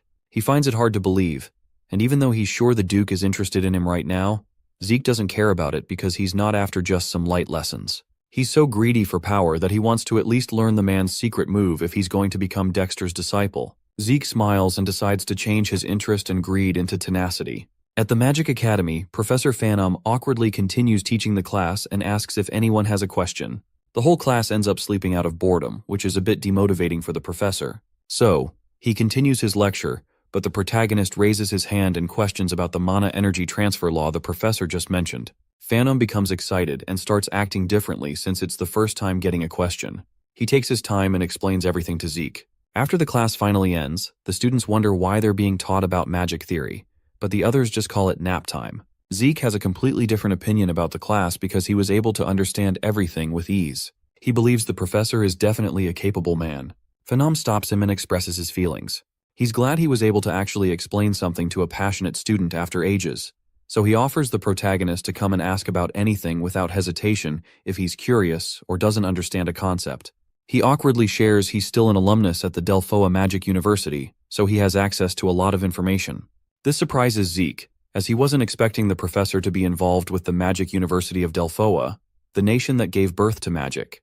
He takes Phantom's offer, as there's no harm in getting close to a capable mage. He believes mages who have a good grasp on math are usually great thinkers, so it's better to have one as a colleague instead of a stuffy knight. He hopes the professor ends up being useful in the future. As soon as Zeke exits the academy, he spots Dexter and realizes the guy is already running out of patience just after a week. Dexter asks if it's finally over, and before the protagonist says something, he cuts off the kid and starts questioning why he didn't pull up to the greenhouse. Dexter was hoping he would get the hint when the guy mentioned he was ready to teach something useful, but Zeke repeats his words and lets the guy know he's not interested. Dexter becomes annoyed and starts acting like a kid, but Zeke explains he's sure Dexter is no ordinary person. But he's busy with individual training, so it'll be hard. Dexter understands his reasoning, but all of a sudden he takes back his words, and in an instant, he moves behind Zeke. The protagonist gets no time to react and easily gets knocked out by the Gale Knight. After a while, he finally gains consciousness and still finds it hard to believe that he got knocked out so casually. He guesses Dexter was totally fed up after waiting for a whole week. Zeke observes he's already at the western greenhouse. Dexter asks if he finally woke up. Zeke points out this is clear abduction, but the careless man agrees with him and arrogantly reveals he's interested in our boy. Since he's not even trying to hide it anymore, Zeke assumes he has no patience, but he remains persistent and tries escaping using his swift steps because he believes this isn't the right time. But Dexter appears in front of him, surprising the kid. Zeke tries running away once more but miserably fails because Dexter's able to catch up.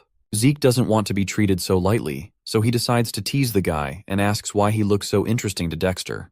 The man reminds him about his insane healing capabilities. Zeke smiles and finally understands the cause. He challenges the man to force an answer out of him, so Dexter suddenly disappears. Zeke questions what he's up to, and all of a sudden, a sword almost hits him from behind.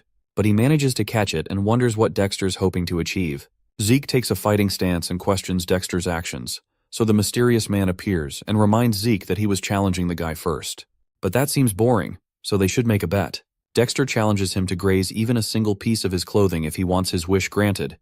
But with a terrifying expression, the man demands to know everything Zeke is hiding if he ends up losing the challenge. After 3 whole hours of continuous fighting, Dexter begins to question the kid's tenacity. The guy learns Zeke doesn't just have insane stamina and endurance. He's also capable of limitlessly healing and recovering, making him unstoppable. The protagonist crawls back up, and without wasting a second, he activates his healing skills and infinite stamina, which allows him to keep going all day long. But he admits even such skills won't help him achieve victory, so he recalls his Might of the Dragon skill, which seemed a bit too dangerous, so he never used it. Zeke believes it'll be fine using such a skill against a Black Knight. His gaze instantly changes as he becomes ready to attack once more and continue the fight. Dexter looks at his cold eyes and becomes excited, as this is how a fight should go. Our boy starts emitting a purple aura and activates his swift steps to rush forward so he can land an attack. But Dexter is able to see through his old attacks. He admits the kid is faster than before, but remembers he is nothing compared to some of the people he fought in his past. However, he sees the insane spite in the protagonist's eyes, which surpasses any kind of tenacity. The guy falls in love with it and decides to use a bit of his aura. But all of a sudden, our boy activates the might of the dragon and catches him off guard. Dexter manages to break his sword and push him back, but he becomes confused and questions what happened. He uses the dust around him to keep himself hidden, and wonders if Zeke used a technique to somehow block his vision. He doubts our boy can find him with such a thick screen of dust, but with the use of dragon eyes, the protagonist is able to locate his presence and tries attacking from behind. He manages to finally land an attack, but the Black Knight instantly disappears, shocking the protagonist. He believes it's that Duke's secret technique that allows him to move instantly, causing a gust. He finally understands why Dexter is known as the Gale Knight. But while he's contemplating, the man appears behind him, and without much effort, he moves in and calls it a draw before completely wrecking the protagonist and ending the fight. The system shows the built-up fatigue has surpassed the usual limits because of his excessive use of skills, so his consciousness is going to be forcefully shut down for his own safety. Zeke begins losing his vision. He tries getting up but fails to do anything at all. After a few hours, he regains consciousness and finds himself in his own room. Our boy assumes the Duke probably brought him here. He regrets losing but believes this much is expected of the Black Knight.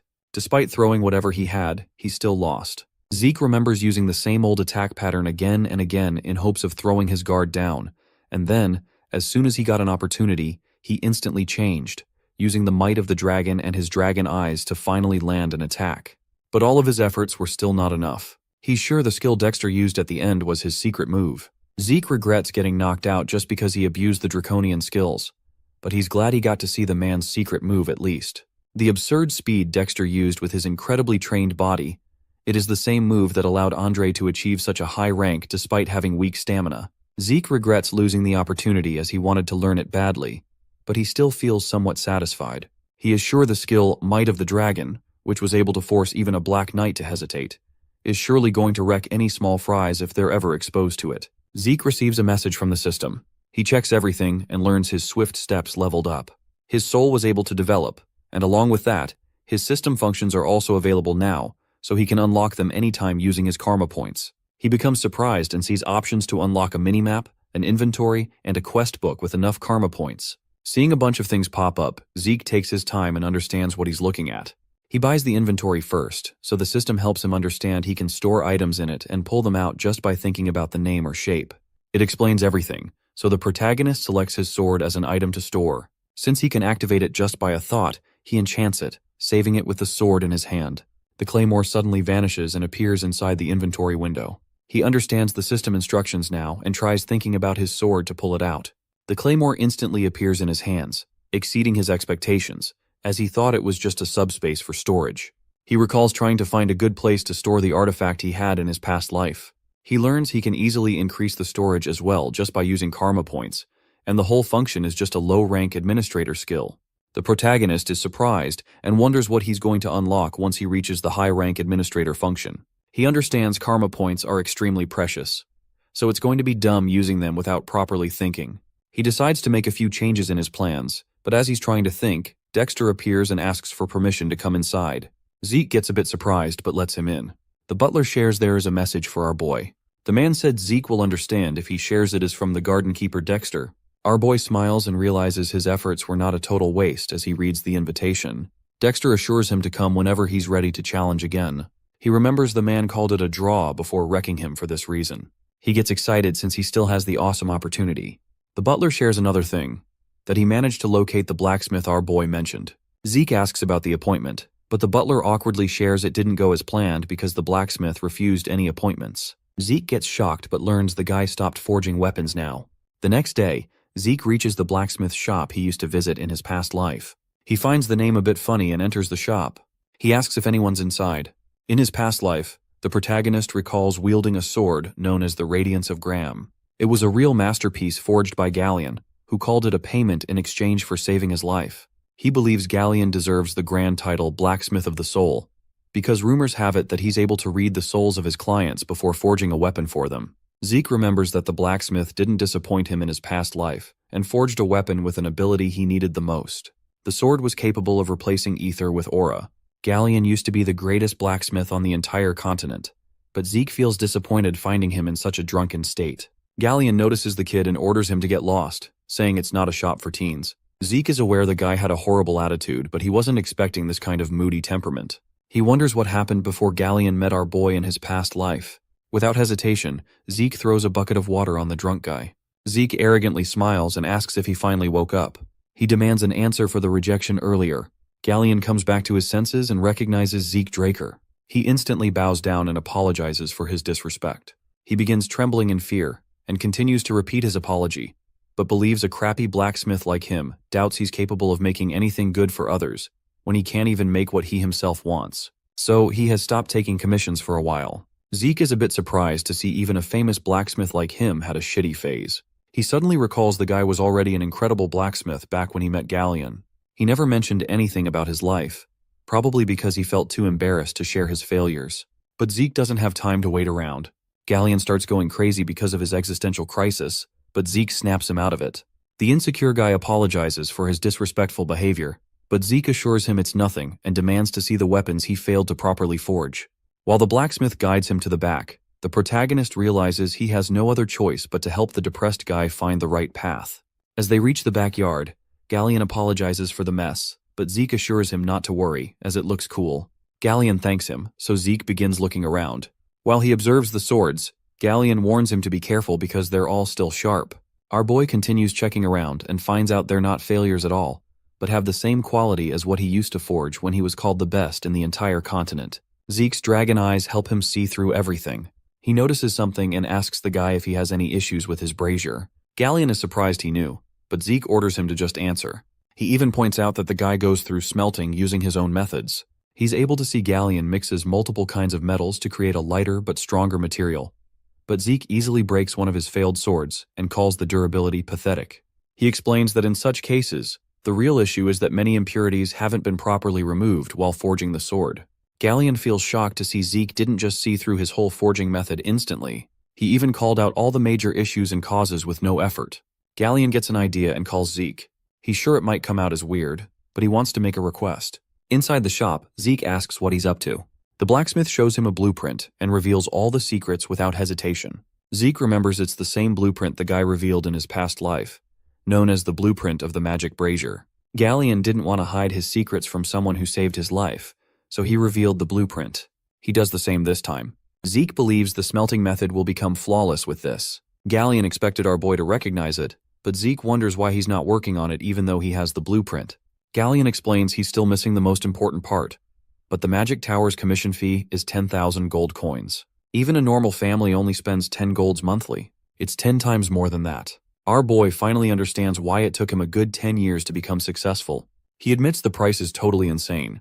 Galleon knows this is going to sound pretty absurd, but since the protagonist is a Draker and a pure-blooded awakener, he hopes Zeke can help him get his hands on the brazier. In return, he's willing to do any and all commissions for free as long as he is alive. Zeke contemplates and finds the request almost impossible because he's not the family's guardian knight, so there's no way he can gather an absurd amount like that, even as a pure blood. He needs Graham, the Sword of Radiance, so he thinks of a solution. Zeke knows it's an issue regarding the mana energy laws, so all of a sudden, he gets an amazing idea and accepts the request. Zeke takes the blueprint, but Galleon still finds it hard to believe. So, our boy assures him he knows a mage who's willing to help, so he will let Graham know if something works.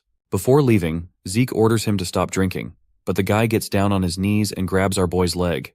He bursts into tears and promises to serve the protagonist for his entire life if this works. He continues to show his gratitude while Zeke tries leaving the workshop. At the Draker Academy's professorial research building, Zeke finds it absurd and wonders why the Mage Tower scumbags have the fee so high, even though the task itself looks fairly easy. He remembers Phantom's major was related to this, so he tries recalling the guy's research lab. As he continues to look for it, he notices something happening in an alley. A kid gets his ass wrecked by a few bullies. He tries apologizing with tears in his eyes. The protagonist suddenly recalls the same thing used to happen in his past life. He grits his teeth in frustration and decides to check the alley. Leon calls the poor kid complete trash and continues beating him up. He lets out the frustration and anger he has for Zeke on the poor victim instead. Leon doesn't admit his defeat and calls it all bullshit while he stomps his victim's head onto the ground. Leon thinks his defeat couldn't be helped because of the surprise attack, but he calls it pure luck and doesn't believe Zeke has the right to be called a pure-blooded awakener for it. As soon as Zeke appears and speaks up, Leon's expression instantly changes. The protagonist arrogantly smiles but suddenly becomes serious, and with terrifyingly cold eyes, he orders the bullies to get on their knees if they love their life. Leon calls him out for his arrogance and doubts he actually went through any real pureblood awakening, but the protagonist shuts him up and terrifyingly orders him to bow down, or else he's done. His words send chills down Leon's spine. He becomes scared and starts sweating anxiously, but the bully wonders why he's feeling such insane pressure, even though Zeke was completely insignificant just a few months ago. Leon grits his teeth in anger and frustratingly calls him an inferior guy. He orders his goons to rush and attack the protagonist at once, but Zeke remains unfazed despite seeing a punch coming. He warns them once more and easily dodges the punch. Our boy wrecks the first guy, moves forward, and defeats another. Zeke grabs the kid flying at him and throws him back. With ease, he destroys the whole gang instantly. While watching the whole shit show, Leon sweats anxiously, and it's hard for him to believe this is the same Zeke he knew. The protagonist approaches him and arrogantly assures the wimpy guy not to worry, as it's going to hurt just for a second. Leon pulls out his sword in fear and orders the protagonist to stay away, or else he's going to get injured. Zeke reminds him what it means to pull out a weapon in the training area. The wimp sweats anxiously and becomes speechless, just to save himself from the murderous intent of Leon, who pulled out his sword outside the holy training ground. Zeke announces that he's going to fight back in the name of honor. He pulls out his sword as well and makes it clear that their battle will only end once one of them finally dies. Whoever drew his sword first takes the responsibility for whatever's going to happen, and the opponent is not going to be at fault despite the outcome. Zeke turns Liam, the beat-up goon, into their witness and then starts the fight, but the wimpy bully stops him and apologizes. Leon pisses his pants as well and begs the protagonist to let him go this once. Our boy recalls what happened in his past life, so he calls Leon a trashy scumbag and, in a flash, cuts the bully's ear as payment for what he did. Leon starts screaming in pain, but the merciless protagonist warns him to never attach it back, or else he's going to get his head chopped off the next time they encounter each other. The victim calls Zeke and asks why he went out of his way to save the guy. Our boy brushes it off since he wasn't helping anyone. He was just helping himself. While leaving, he wonders if Galleon made him change, as he almost said something embarrassing. He finally finds the professor and asks if it's doable. Phantom gives him a straightforward answer and reveals it's possible. Zeke leaves it up to him, but the guy stops our boy and requests him to properly listen to what he has to say. Phantom explains the overall composition is not hard, but the real issue is its core that's required for power output. The core is said to be the heart of the machine, but since this circuit has a lot of weird restrictions, it might look small but needs a lot of energy. They also have to manipulate the output on time. Zeke understands everything and asks if there's a way to make it. The professor explains they have two options. He can maybe make a few changes in the design because of the core's condition, but he disappointingly mentions such a task is going to take a whole decade or maybe 15 years. Zeke is shocked by this, but the professor repeats it's going to take an insane amount of time. He continues and explains the second method will help them completely avoid redoing the core's design by just using a different material. He admits this method will help them save so much time, but the material they need for it is a high-compression mana stone. Zeke finds it absurd and gets up as soon as he hears about it. He remembers it's an insanely rare ancient artifact that no one can replicate even with modern technology. Phantom calls him correct and reminds him finding such materials in a ruin is even harder. To get their hands on a stone that will work with their original design, it's going to cost them 3,000 gold. Zeke becomes speechless at first. His frustration is expected, as he might get kicked out if someone catches on and learns he's not an aura user. 15 years is just too long, but he scratches his head and admits he can't manage 3,000 gold coins either. It's hard for him to admit defeat and just forget about the blacksmith. Almost everyone believes he's capable of using aura because of the event during the blessing rite, but the truth is, it was just a fake reaction he was able to show using his ether and healing abilities. He still can't change the fact that he's not capable of using aura. Ether is a power normal humans can't control. Besides the skill Spirit of the Soul, he can't use any sword skills that involve aura, but even with that skill, the only thing he can manage is reinforcing the sword and swinging it around. Compared to Ether, aura is a lot easier to use, so he has to somehow get his hands on Gram, the Sword of Radiance. Zeke remains frustrated and keeps thinking about the Mana Stone to somehow find a solution. Phantom expresses his astonishment and believes whoever came up with the blueprints is probably incredible. He calls it an efficient design and believes even among the Golden Age relics, it's rare for someone to create this. Zeke listens to his words and suddenly gets an idea. He gets up and orders the professor to handle the design until he comes back. The confused professor asks if Zeke wants him to redo the design and spend 15 years of his life, but Zeke clarifies he's going to bring one. He confidently shares he knows how to get his hands on a high-compression mana stone. The Golden Age, the Liberation War began so humanity could finally escape the rule of dragons. It ended once the evil dragon Bahamut died by the hands of Terrakin Draker. Humanity finally got peace for a whole century, but during that time, the ancient relics discovered inside the dragon's lair became the remnants of the Age of the Hero King, the prime age of magic. All of these relics surpassed whatever humans could create. Among them was the high-compression mana stone. It had enough energy to sustain a whole village's mana needs easily, a relic from the hero's era. Our boy reaches the Draker Academy Central Library. Even though no one uses it anymore, the Central Library is still being maintained because everyone believes the hero Terrakin Draker established it himself. Decades ago, when the record rooms were being expanded, multiple relics from the Golden Age were discovered. The Magic Tower and the Archmage of Nirvana didn't waste any time getting involved. During those months, many relics from the hero's era were found, and rumors about them spread through the whole continent instantly. Zeke remembers that's what happened in his past life. He enters the library and believes the relics still haven't been discovered by anyone. He can try all day but doubts he'll find them so easily, so he uses his dragon eyes and roams through the whole library. He finally notices a weird tile, so he taps it to confirm if something's behind it or not. He enables the soul of the spirit and remembers it's the only use for ether his master taught him. Ether is capable of materializing, so the user can apply any kind of properties like cut to use it in different situations. It still has a lot of cons and drawbacks. Ether can't be used unless the user expends a large amount of it to do anything at all. He starts feeling fatigued right after using the technique, but without wasting any time, he enters through the tile. Inside a cave, he lights a fire and remembers the news in his past life never mentioned it was this deep. He suddenly hears something, even though he remembers the ruins were discovered at least a decade later. He wonders if someone already uncovered it, but he takes a peek and notices skeletons with shovels and pickaxes in their hands. He uses his dragon eye to confirm they're not made by a lich, so he decides to enable critical strike and instantly moves forward to destroy them. He receives 2 karma points for defeating them. Zeke smiles and guesses he completely forgot about karma points because he was too focused on getting his hands on the artifact. He suddenly makes a wicked face and believes it is the perfect opportunity to farm karma points. He continues moving forward and wrecks 20 more skeletons for karma points.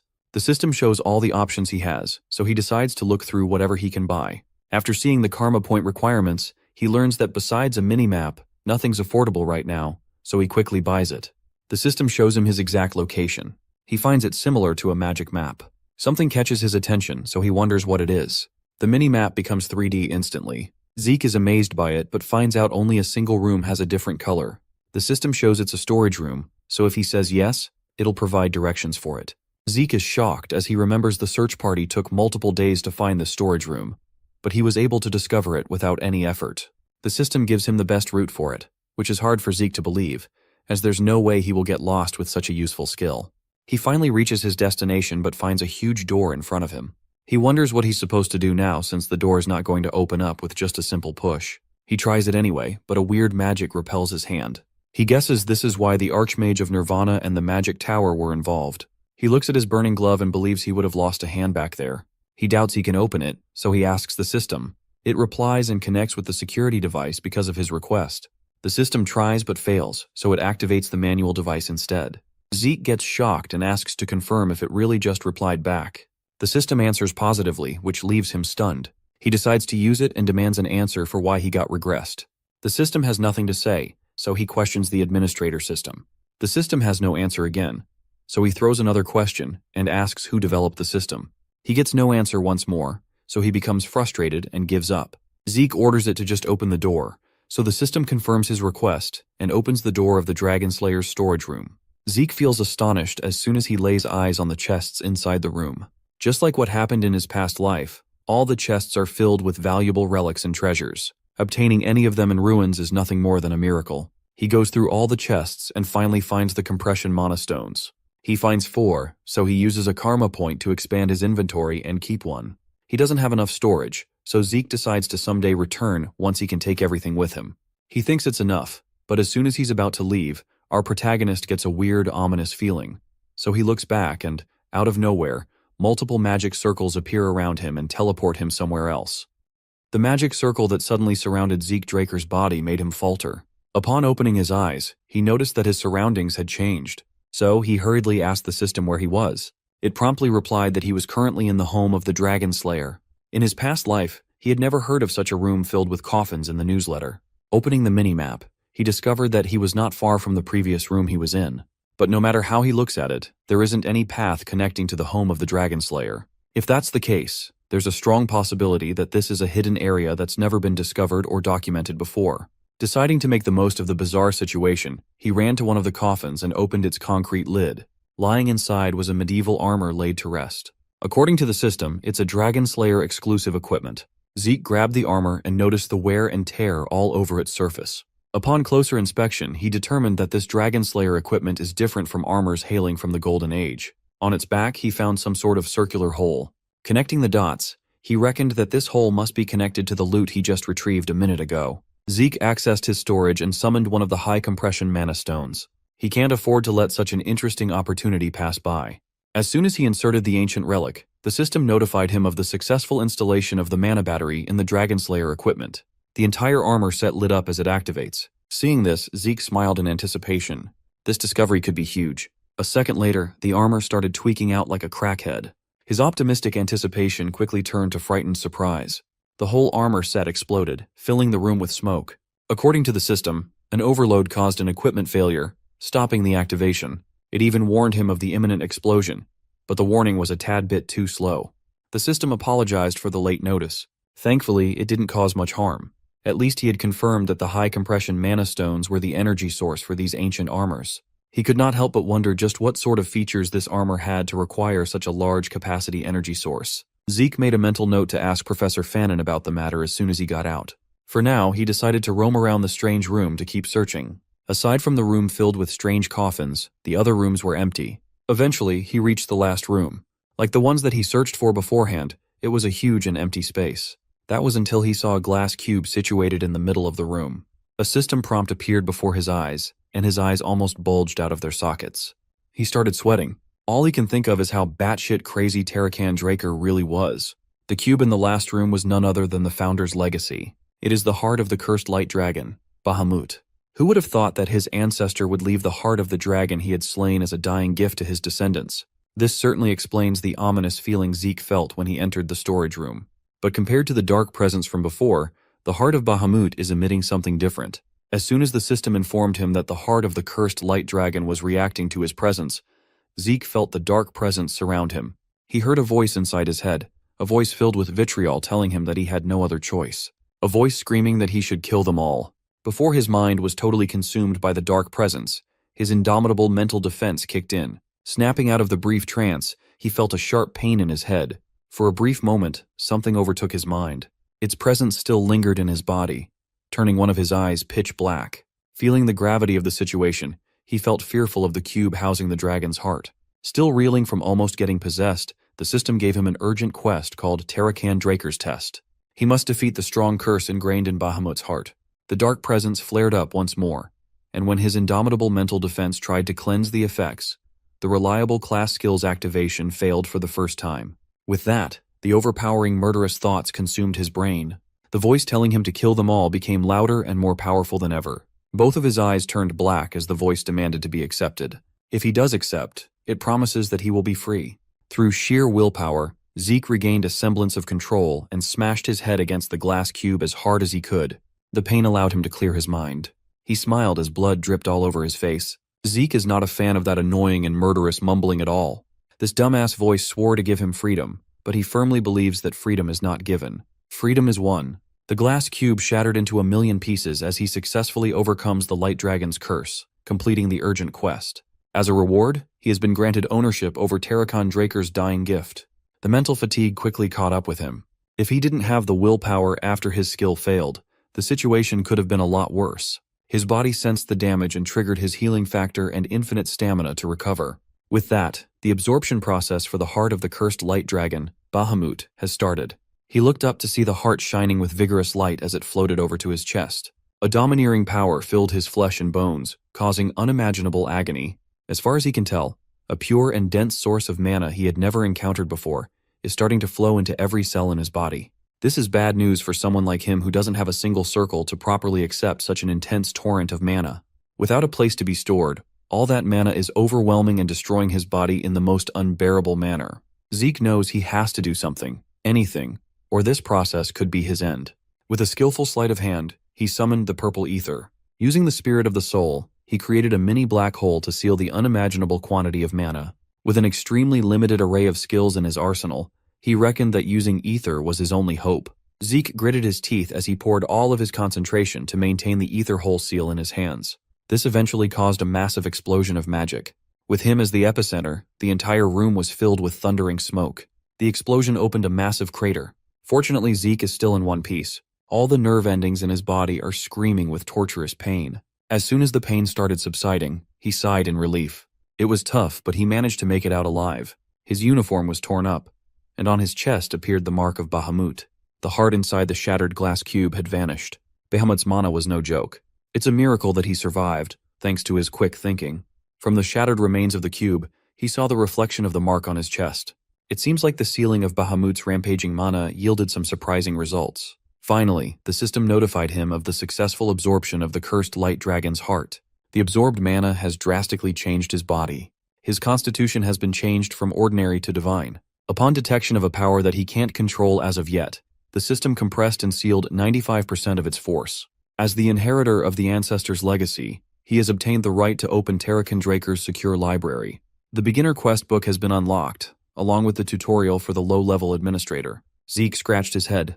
A divine body, Terrakin's library, some sort of tutorial. He has no clue what the hell all these things are. Still confused, he dismissed all the prompts except for one. It looks like the first Dragonslayer was feeling generous in his deathbed all those centuries ago. A prompt asking him if he would like to open Terrakin Draker's other dying gift appeared before his eyes. Just when he thought he couldn't be more surprised, Zeke finally laid his eyes upon Terrakin's second gift. Upon finishing his brush with death in that forsaken room, Zeke made his way back to the Platinum Mansion. He stored the treasures he looted in a secure spot while his eyes were fixated on the system prompt in front of him. His title has changed to the one who received the blessing of the ancient dragon, the inheritor of Terrakin Draker. He gained the authority of dragon control and the divine body constitution. Among the new additions in his arsenal, he was most curious about the draconian skill called incantation. This locked skill will fill his words with power. He gained a lot after that close call with the afterlife, but he's still too weak to fully utilize some of the rewards. Draconic control gives him control over Dragonkin. Dragons under his control can be summoned and will follow his orders unconditionally. As for the divine body, it will allow him to perform at the highest level. His rate of learning for combat and the transfer rate of ether within his body have increased. The descriptions aren't really helping him grasp the whole picture, so maybe some practical tests would. Aside from the ancestor's second dying gift, there's another window related to Terrakin. While he has been granted access to Terrakin Draker's secure library, an information update is still needed. As helpful as ever, the system offered to mark the location where he could obtain the update on his minimap. Zeke is not happy with the extra work, but it can't be helped. Much to his surprise, he recognized the location marked on his minimap. From the appearance of the layout, it looked like Valhalla. You see, Valhalla is the most prestigious knight training institution out there. Individuals other than administrators are unable to view, let alone enter, that area. As he is right now, even Zeke would have trouble entering such a place. To make matters worse, he wasn't even planning on joining the institution in this life. But if something related to Terrakin's dying gift can be found there, it might be worth adjusting his plans. It seems like fate is pushing him to keep being a part of this damned family. The next thing he parsed through is the beginner quest book. The tutorial for low-level administrators will soon start. Upon completion, he will be given a quest to boost his growth. With quests come rewards. Zeke likened this quest system to the missions from an adventurer's guild or mercenary assignments. Curious, he asked the system what the tutorial entailed. Without giving him any time to respond, the start of the quest was automatically triggered. His surroundings started to shift. It was as if reality itself was changing before his eyes. A few seconds later, he found himself in what appeared to be a separate dimension. Grid lines appeared below his feet, and endless darkness surrounded him. The young man remained calm. He looked around to get an idea of where he was. It seems like he has been teleported like before. Being transported against his will twice in a day is crazy. But it feels a little different this time. Instead of a physical plane, it feels like the entire area has shifted. It's like he was rendered in a completely different dimension. Without warning, he felt a hostile presence charging from behind.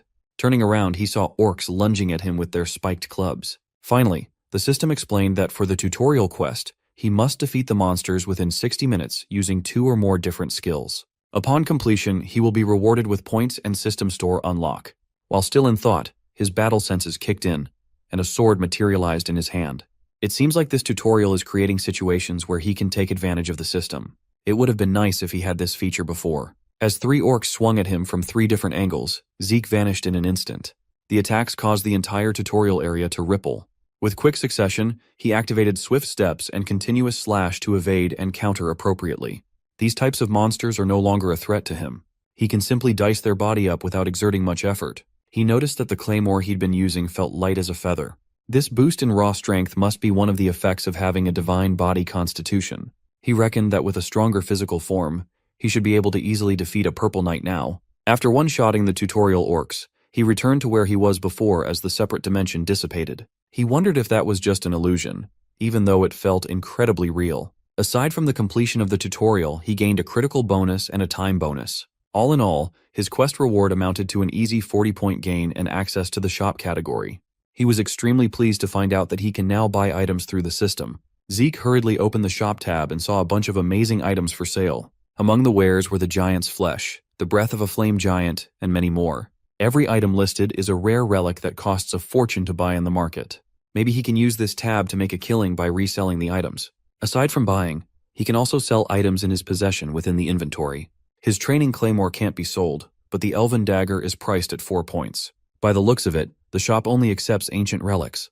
His elven dagger can be sold for an easy 100 gold pieces in an auction, yet it's only worth 4 points for the system.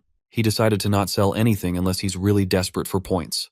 With that, he exited his personal training room to call it a day. A lot has happened within the past 24 hours, so it looks like he'll get a good night's sleep tonight.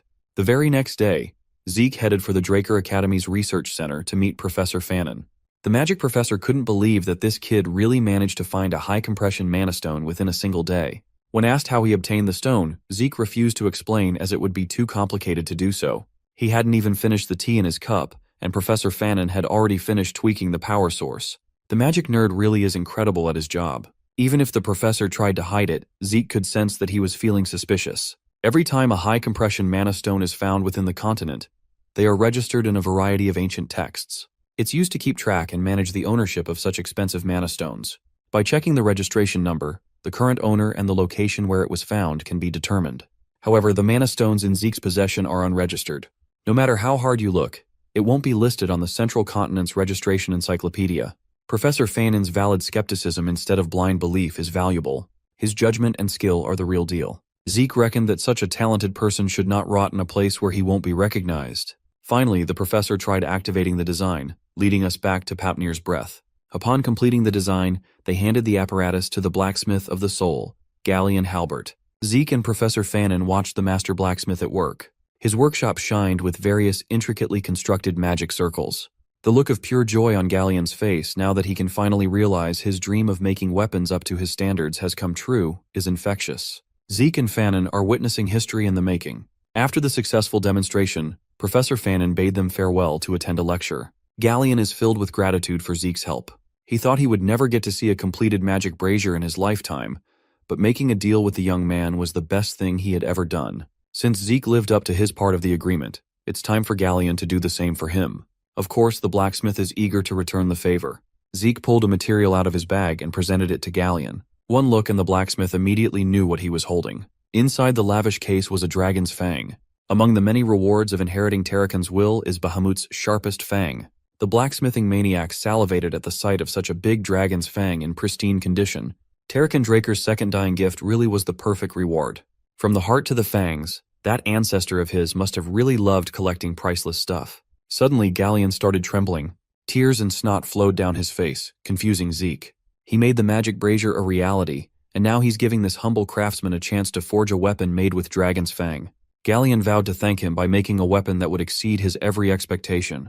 The blacksmith of the soul swore upon his name to create a blade worthy of Zeke, even if it cost his life. Those words were oddly familiar. It was the same vow he had sworn upon in the previous life. Even at Zeke's second chance in life, Galleon is still the same sincere idiot. That fact made Zeke a little emotional inside. Exiting Papnir's breath and leaving the crafting to the expert, Zeke looked forward to what blade Galleon would forge for him. With the best blacksmith in the continent cooking, he'll surely get something out of this world. After the trip at the forge, Zeke headed straight to his room in the Platinum Mansion. He went through a lot just to secure a weapon, and now he can finally chill. It had been a week since his duel with Duke when he received the note saying he should swing by again for round 2. Just as he was thinking that the unhinged gardener would inevitably do something sooner or later, he felt a familiar presence sneak into his room. Standing behind him was Duke Draker, and he looked pissed that Zeke did not take up his invitation. The eccentric knight looked at him with rage, asking for an explanation while emanating blatant bloodlust. By the looks of it, he really wants to kill Zeke right now. Deciding to play with the old knight's emotions, he insisted that he had no intentions of challenging him again. Duke Draker closed the distance between the two of them in a split second and demanded to hear the truth. Zeke struggled to free himself from Duke's grasp. Before he could make a move, the crazy bastard threw him out of the open window. Caught off guard, Zeke felt his body falling victim to gravity. His room is situated on the higher floors of the mansion, so falling was undoubtedly dangerous. At this height, he might just die before his passive heal could kick in. Panicking, he tried to grab onto the edge of the balcony. Before he could grab hold of the ledge, Duke's hand gripped him by the throat with excessive force. The old knight refuses to believe that the kid does not know what he really meant by that letter. Zeke kept on avoiding him on purpose. First in the treatment room, and this time too. It's almost as if he's deliberately irritating Duke. When he was done with his games, Duke gave him 5 seconds to spill the beans and tell the truth instead of horsing around. Zeke smiled and argued that Duke hadn't even revealed his true identity to him, still insisting that he was just a gardener. Yet here he is, demanding honesty. As soon as he saw the absence of fear in the young man's eyes despite the countdown, Gardenkeeper Dexter loosened his grip and smiled. The old knight threw him back inside the room like a rag doll bouncing on the floor. It wrecked the room, but Zeke's sturdy body didn't sustain any serious damage. Gardenkeeper Dexter admitted that Zeke had a point. He offered his hand to help the young man get back up and confessed that he was once a Black Knight of Draker. Zeke feigned surprise even though he already knew the man's identity from putting together the information he had been previously given. He started acting his ass off and wholeheartedly apologized for disrespecting an esteemed member of the family and an honorable Black Knight. Still skeptical, Duke asked if this was Zeke's plan all along. The young man continued to shamelessly play dumb. Taking advantage of this rare chance, Zeke asked why Lord Duke calls himself a former Black Knight. Refusing to elaborate, the old knight just asserted that he no longer carries the title. While it's common knowledge that one can rise through the ranks, Zeke didn't know that one could drop down too. Still refusing to play along with his incessant questions, Duke put his foot down and changed the topic. Zeke noticed the old knight's trembling hand and dropped his personal inquiries. Since Lord Duke was honest enough to reveal his real identity, Zeke decided to also share the truth. He got on his knees and confessed that he already knew of Duke's identity, and that he was deliberately trying to bother Duke to become an official apprentice. Surprisingly, the old knight smiled, seemingly amused by the young man's boldness. For that, the Gale Knight finally decided to accept him as an official apprentice. Zeke was shocked that securing a powerful teacher would be that easy. He thought he would have to go through more hoops. He reckoned that he better accept the offer before this fickle old man changes his mind. Resolutely bowing before Duke Draker, he formally stated his intention to become an apprentice to the Knight of Knights. He swore to bring honor upon his master's name, to follow his master's orders to gain wisdom and power. Duke was quite surprised that the kid knew of the apprentice's vow, which most of the new generation had forgotten. Zeke added that culture is a necessary virtue of a knight. However, he wanted to ask his new master one more thing. Duke is not comfortable being called a master, but he honored the kid's request. Zeke then asked what made Duke accept him as an apprentice when he was notorious for not accepting any students. Only Andre, the genius of the century, became this old man's apprentice after years of asking and pleading. Though Zeke has a general idea of why, he still wants to hear it through Duke's own words. He reckoned that the old knight must have seen a potential that surpassed that of Andre during their duel. Duke smiled and asked him to take a guess. Zeke candidly answered that he was accepted for being a genius of the family. Duke just laughed at his confidently wrong answer. If he was picking an apprentice based on raw potential, Duke would have chosen that girl from the Tarun family. But he picked Zeke purely based on his tenacity. Talent is not the only thing a person needs to reach the level of red or even black knights. In reality, talented individuals rarely face any serious issues in their lives.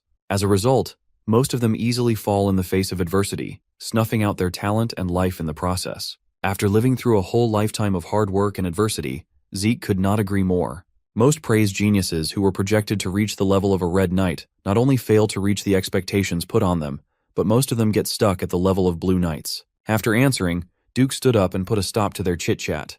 Right now, he wants to take his new apprentice for his first lesson. The two made their way to the empty western greenhouse gymnasium. Zeke didn't even know that there was a gym underneath the greenhouse. Duke simply ordered him to run around the track, and he's been racking his brain to figure out what his new master has been planning ever since. 3 hours have elapsed since he started, and Duke just continues to observe him wordlessly. Finally, Duke yelled at him to stop and threw him a question. Zeke gladly stopped his jog and asked what his master wanted to know. Before he could react, Duke's hulking body had already appeared behind him. The old knight's hand aimed for Zeke's arm, and the young man instinctively reacted to parry the grab. His battle sense kicked in, and every fiber of his being made him retreat to a safe distance.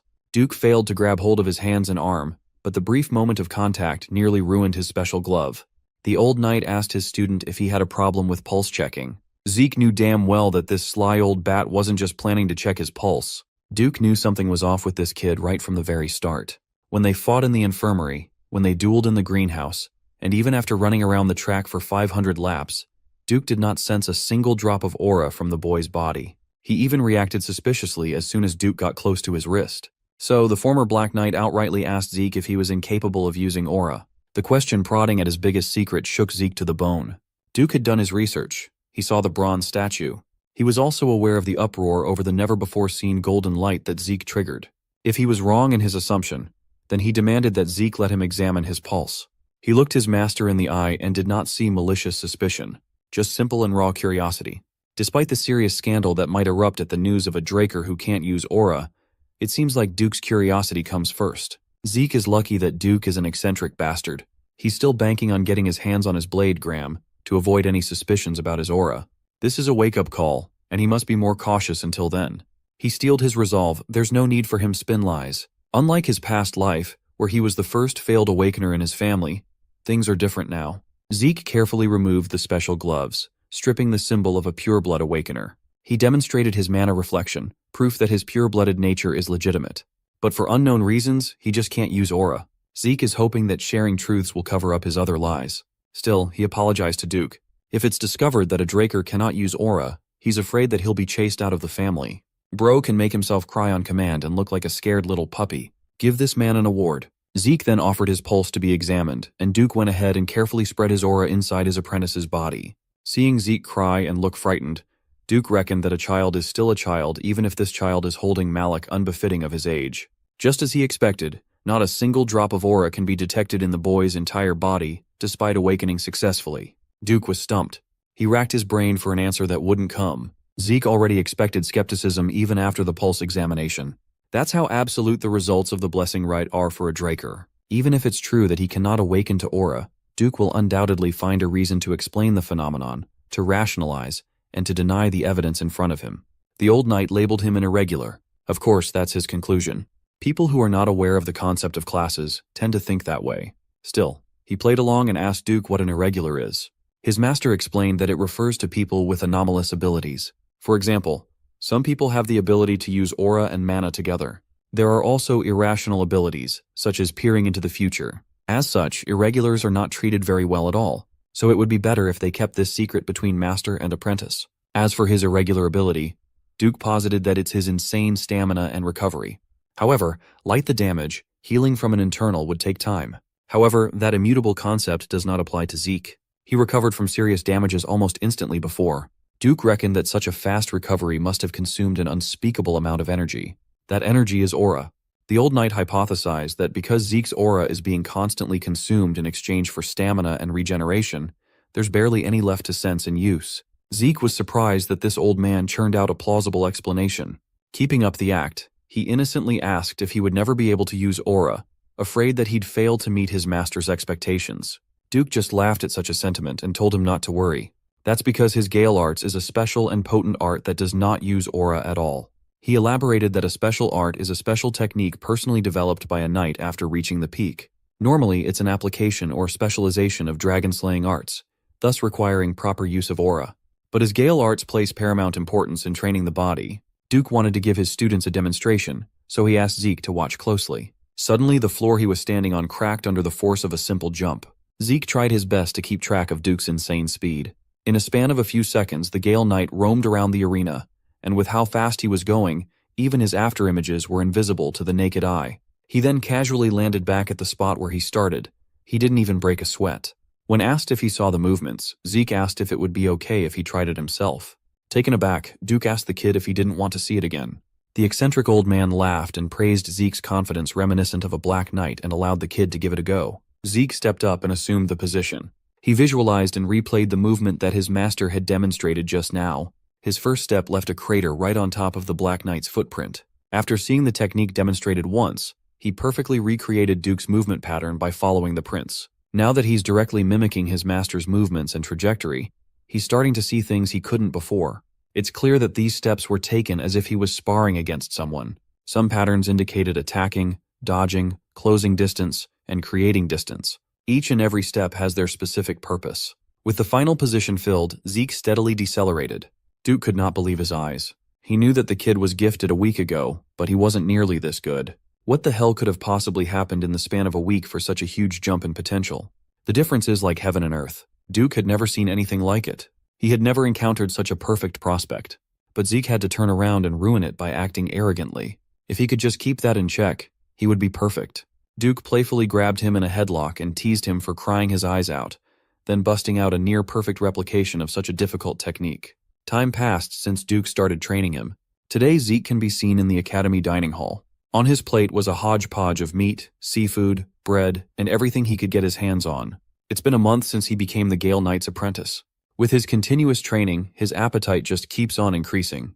Today, his lunch was interrupted by instructor Andre himself asking if he could spare some time to talk. Because he has a packed schedule, he asked Andre to just get on with what he wanted to talk about right here and right now. Andre had a simple question for him. He wanted to know how Zeke convinced Sir Dexter. Since Andre hasn't become Duke's official disciple yet at this point in time, the news that Zeke has been accepted as one likely made him a bit anxious. Continuing to stuff his face with food, Zeke answered that he didn't really do anything special, that Sir Dexter just picked him out on his own. Andre was obviously irritated by such an answer. Andre looked at him with unconcealed disgust and hatred. He jumped to the conclusion that Zeke was picked to be a disciple based on the sole merit that he's a pureblood awakener. Our boy did not like the sound of that allegation at all. He finished his meal and gave the genius of the century a stinging reality check. Zeke pointed out Andre's severe inferiority complex, which the instructor did not like at all. His arms started trembling out of anger. He referred to Zeke as a cadet, hoping to put him in place, but the young man is not done spitting his piece yet. He asked Andre if he believed that Sir Dexter was the type of man who would pick a disciple for such a simplistic reason. Zeke asserted that the fact that he was able to leverage his bloodline as a foundation to become a disciple is a testament to his own abilities. He then gave Andre some valuable advice. Instead of wasting his time patting his ego with that severe inferiority complex, perhaps he should put in some effort in order to be chosen too. As incensed as he was, Andre knew that there were some merits to the cadet's sobering words. Later that day, in the Western Greenhouse Arena, there were 3 people instead of the usual 2. Someone arrived before Zeke and Duke and is running around the track like his life depended on it. Zeke asks his master what's going on, but the Gale Knight is confused too. He doesn't know what got into instructor Andre, but he came begging him, saying he's fine with being a servant if it means he can stay by Duke's side to learn. The old knight jokingly agreed to take him in if he could run 300 laps without aura, which is how poor Andre ended up like this. Duke was surprised at Andre's newfound tenacity. Similarly, Zeke was pleasantly amazed to see that this guy wasn't just some self-righteous nerd. As it turns out, the genius of the century has quite the backbone on him. Every student of the academy has been summoned to show up and line up on the field. Today is a special day. It's the day of the Patriarch's visit. The strong strides of stallions rumbled outside the campus. A lavish carriage carrying the Draker family's insignia enters. The lookout hurriedly informed everyone of the Patriarch's arrival. The fat-ass dean of the academy, Howard Draker, tasked his men to get ready to receive their supreme leader. He waited in front of the gate, making sure that he was the first one that the VIP would see. As soon as the Patriarch got out of the carriage, Howard's pudgy face greeted him. With a deep bow, the dean paid his respects to the master of the Drakers. The knights followed suit, raising their blades and kneeling on their knees according to rank to demonstrate respect. The Patriarch arrived at precisely 12 noon, and the Academy's bell rang louder for today's rare occasion. Master Draker walked with unmatched aura and drip. His mere presence commanded obedience from everyone else. He held Howard's shoulder, towering over the dean, and praised him for his hard work. This absolute giga-chad is Arthur Draker, 3rd Transcendent Household's leader, the Dragonslayer Draker's patriarch. Howard proposed that they go inside right away given how harsh the sun is today, but Arthur prefers to move at his own pace. Some of the students near the gate caught a glimpse of the patriarch's silhouette near the gates and were awestruck. Finally, Arthur Draker stepped into the light, showing his face to the students of the academy. He addressed the young Dragonslayers lined up before him, the hope and future of his clan. He urged them to train hard and train more for their development, which will be the family's development. Inspired by his encouraging words and domineering presence, the students committed his simple speech to their hearts and replied with their whole chests. As the sun beamed down brighter, Arthur turned around and ordered Howard to escort him in. Behind closed doors, Zeke was called to greet the leader of all knights, the guardian of the Dragonslayer's name, and his father. Arthur laughed at his overly grand and old-fashioned greeting, a rare occurrence nowadays. After fetching 2 cups of tea, Arthur asked his son to have a seat. He heard that his son likes tea, so he prepared something rare, hoping it would be to Zeke's liking. While this seems like a sweet gesture of a father, Zeke only saw it as his every move down to his preferences being reported back to the higher-ups. There is a saying that there may be things that the Emperor doesn't know, but there will never be anything that a Draker does not. Zeke can feel the truth of that saying right now.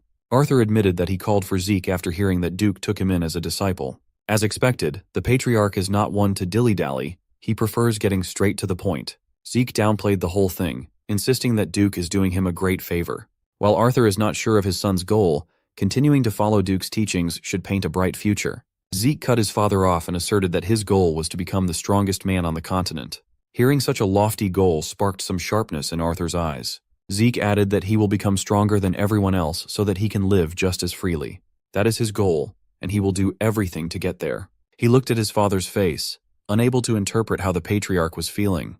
Arthur deliberately leaked some of his aura and bloodlust. If his youngest plans to become the strongest, that means he is aiming to surpass even his father. Zeke realized that he might have made a mistake.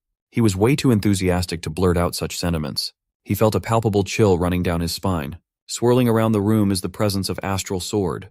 It is said to give the user power over all living beings within its effective radius. It is widely regarded as the pinnacle of aura usage that only full-on Black Knights can reach. Arthur looked at his youngest son, a hint of amusement visible in his eyes. Zeke chose to stand on his ground and doubled down on his goal. He admitted that he plans to surpass even his all-powerful father while trying his best to resist the Astral Sword. Hearing his resolve, the patriarch seemed pleased with his will. Arthur quietly dispelled his Astral Sword while calmly sipping his tea, lifting the pressure from Zeke's body. He admitted that what Zeke said just now was the most interesting thing he had heard in ages. Arthur actually came to this place to support both the academy and his youngest son. But now that he's seen how much Zeke had grown, maybe that won't be enough. He rummaged inside his intricate suit to retrieve something. Zeke thought that other Black Knights like Duke were already at the pinnacle, someone impossibly strong. But his father was on a whole other level. Arthur slid a black card across the table. The card bears the Draker insignia. This is Arthur's gift to Zeke for becoming Duke's disciple. Seeing a black card in person made Zeke uneasy, making him stumble on his words. By his reaction, Arthur can see that he already knows what a black card means. You see, this thing is a credit card only given to a very select few. Zeke never would have thought that he would get to see one in person at all. Just having one gives you incredible benefits wherever you go, not to mention its non-existent credit limit. It's basically an infinite money glitch. Arthur happily explained that the card would be under both of their names, so Zeke could use it freely. Still feeling overwhelmed by the possibilities, Zeke swore to use it only when necessary. While his dad is making it seem like he's being nice, the veiled intentions behind such a valuable gift are too obvious. Since using a credit card leaves a record, this is just another method to keep track of what he's doing. But if this is Arthur's way of keeping tabs on him instead of assigning a black martial squad to tail him, that means the patriarch doesn't see him as a threat yet. With this, Arthur kindly dismissed his son and urged him to continue training and work hard to become the strongest in the continent. Zeke bowed one last time and thanked the master of the Drakers once more. He wordlessly walked out of the room, his mind reeling with unknown thoughts. Similarly, Arthur Draker closed his eyes and thought of his youngest son's words. Suddenly Duke showed up, calling Arthur a sickening old man. The patriarch just asked Duke why he was so angry. Thankfully, Duke is the only one with the balls and the strength to call Arthur out on his bullshit. This guy is suddenly playing father for the kid after a lifetime of neglect. Arthur argued that he had no choice. This is the price of being the head of the household. Furthermore, what Duke just said counts as defamation of the patriarch's character. Duke sat his ass down on the couch and dared Arthur to cuff him and take him away if he could. The master of Drakers smiled and dropped all pretenses. Out of anyone on the continent, Duke is the only one he can truly talk to without worries. He retrieved another thing from his lavish suit, a bottle of prized alcohol known as Dragon Breath. Being offered a drink to go with their conversation, Duke's mood lit up as he praises Arthur's taste when it comes to drinks. The patriarch brought up the strange atmosphere enveloping the continent, and Duke played dumb, insisting that he was just minding his own business inside the academy. But Arthur knows more than anyone else that Duke has eyes and ears all over the map. Duke then asked why Arthur would ask a question that he already knows the answer to. The Emperor has gone crazy over the idea of immortality and is scouring the entire continent for anything he can latch on. In Duke's perspective, such a thing is an impossibility. While magic can make someone look young, immortality has never been and never will be possible. The Patriarch shares the same opinion. However, he's worried that the Emperor is looking for a relic related to the Elder Dragon. That possibility definitely changes things. Patriarch Arthur Draker continued drinking and discussing the minutiae of immortality and endless youthfulness with Duke Draker. Unbeknownst to them, Zeke had been listening in from the next room. Leaning against the wall with hands in his pockets, this boy is aura farming like crazy. Using soul manifestation, he heard the conversation loud and clear. The Patriarch surmised that the Emperor was looking for a relic related to the Elder Dragon. Duke thought about it and agreed with such a possibility. When asked if it was possible that the Emperor had already located the relic, Arthur reckoned that it wouldn't be out of the realm of possibility. His personal squad, the Order of Black Knights, had reported that the most likely location of this mysterious relic was the northern continent. Sipping his drink, Duke's interest was piqued as soon as he heard the northern continent mentioned. It seems like this valuable information had not been acquired by the Empire's spies. Knowing how competent they are, it will only be a matter of time before they do. This crusade for immortality reminded Duke of the past. That crazy Emperor bastard started a war to unite the entire continent the moment he ascended to the throne. Only after taking over half of the central continent did he finally stop the brutal war. At that time, Duke figured that the crazy monarch would eventually give up on such a decrepit and absurd dream, but he was dead wrong. If that bastard really gets a hold of an artifact that can grant immortality, then the continent will undoubtedly suffer in a sea of flames under a war bigger than anyone had ever witnessed. Given the importance of this matter, Arthur Draker had agreed to take matters into his own hands and head to the north himself. Hearing that the Patriarch will be leaving his seat in the central empty freaked Duke out. If Arthur leaves, that bastard of an emperor would certainly run amok without anyone keeping him in check. But that is precisely why Arthur visited today. Aside from giving a half-assed speech to the trainees, he came to clue Duke into his plans. Knowing that he had no other choice but to agree, Duke sighed and shared a toast with his buddy. The grumpy old garden keeper grumbled in annoyance, but Arthur knew he could count on him to hold the fort. In the next room, Zeke was starting to overstrain himself from listening in for too long. Finally, the pain and fatigue caught up to him, knocking him down to the floor. With bloodshot eyes, he suffered the side effects of using soul manifestation for far too long. Even after absorbing the heart of Bahamut, the drawbacks of such a taxing technique are inescapable. Nevertheless, he gained some interesting and valuable intel from eavesdropping. Now, he is certain that the statue he got his hands on before he regressed was the Elder Dragon's artifact. From that voice he heard before he breathed his last breath to the system messages he saw after waking up in his younger body, all of it makes a little bit of sense now. Unbeknownst to the disgraced version of Zeke, he stole the artifact that the crazed emperor had been salivating for. That dictator even went as far as mobilizing the unit under his direct orders, the hunting dogs, to chase after him to the ends of the world. At that time, Zeke is so obsessed with his revenge that he does not know or care about the reason why he is being hunted. Still, listening in on his father and master's conversation gave him a concrete clue with regard to his regression. The administrator system that sent him back to the past was the real function of the Elder Dragon's artifact. That leaves the question of who would make such a thing, how powerful are they, and why? Taking a deep breath while sitting on the floor, Zeke tried to regain his composure. After getting little crumbs of answers, he ended up with even more pertinent questions. Finally, the top dogs of the Draker family bid their goodbyes after sharing a drink. Duke assured Arthur that he would make his move soon, and the Patriarch entrusted him to get shit done. 3 steps into leaving, Arthur suddenly paused, shifting the energy of the hallway. He looked at the closed doors of the room where Zeke was hiding as if he had X-ray vision. While he was glancing at the door with suspicion, his son was busy solving the mystery of immortality and time travel. If he really snatched away the Emperor's artifact, what could have possibly made them think that it was related to immortality? Finally, hearing heavy footsteps getting dangerously close to the entrance, every fiber of his being told him to run. Arthur Draker swung the door open with his game face on. But the room was empty. Thankfully, Zeke reacted fast enough before Daddy caught him snooping. Arthur lets his guard down while his boy uses the window to escape. Later that day, the ever-so-diligent young lord got his training reps in the Western Greenhouse Arena. Going against his orders to not bother Zeke while in the middle of training, Old Decker apologized to his young master. It's just that a fellow student has come looking for Zeke. Confused, Zeke wondered who would go out of their way to visit him when he did not have any friends in the academy. His curiosity got the best of him and allowed Decker to let the fellow student in. Zeke was not expecting Liam Stone to come through the door and bow his head in complete submission. Just as Zeke was wondering what this dude's deal could possibly be, Liam wholeheartedly pleaded for the young lord to take him in. Annoyed, Zeke regrettably thought that he should have ignored this big oaf while he was teaching the boss a lesson. When asked if he was willing to become a subordinate, Liam sincerely dropped his head even lower and pledged his allegiance to the rising star. Zeke asked what happened with his servitude under Jaken, and Liam exhibited some signs of anger. He answered that he had been abandoned. Without a talented Draker backing him up, he wouldn't be able to enter Valhalla as a trainee. As far as Zeke can remember, Liam was like this in his past life too. He never really found out why Big Liam was so obsessed with Valhalla though. He'd even go as far as begging just to be taken in. Calling him stupid, Zeke suggested that Liam should just go to Turun or Zimmons instead. He waved at the brute goodbye while emphasizing that he is not a support family to cling to. As such, he won't even be able to help Liam enter Valhalla. Besides, there is not a single reason for him to believe a word coming out of Liam's mouth. For all Zeke knows, this brute might just be a spy sent by Jaken to plot his revenge. Hearing the rightful distrust in the young lord's voice, Liam swiftly drew a knife from his waistband. He raised the blade, exuding his overbearing aura.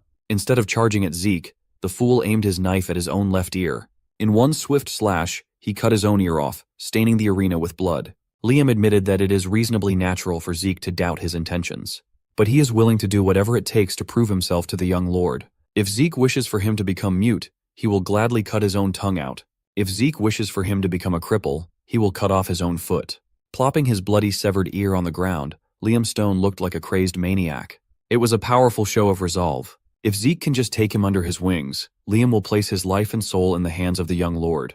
Seeing Liam go as far as hurting himself just to get his attention, Zeke remembered the last time he saw a severed ear. It was not a fun time, to say the least.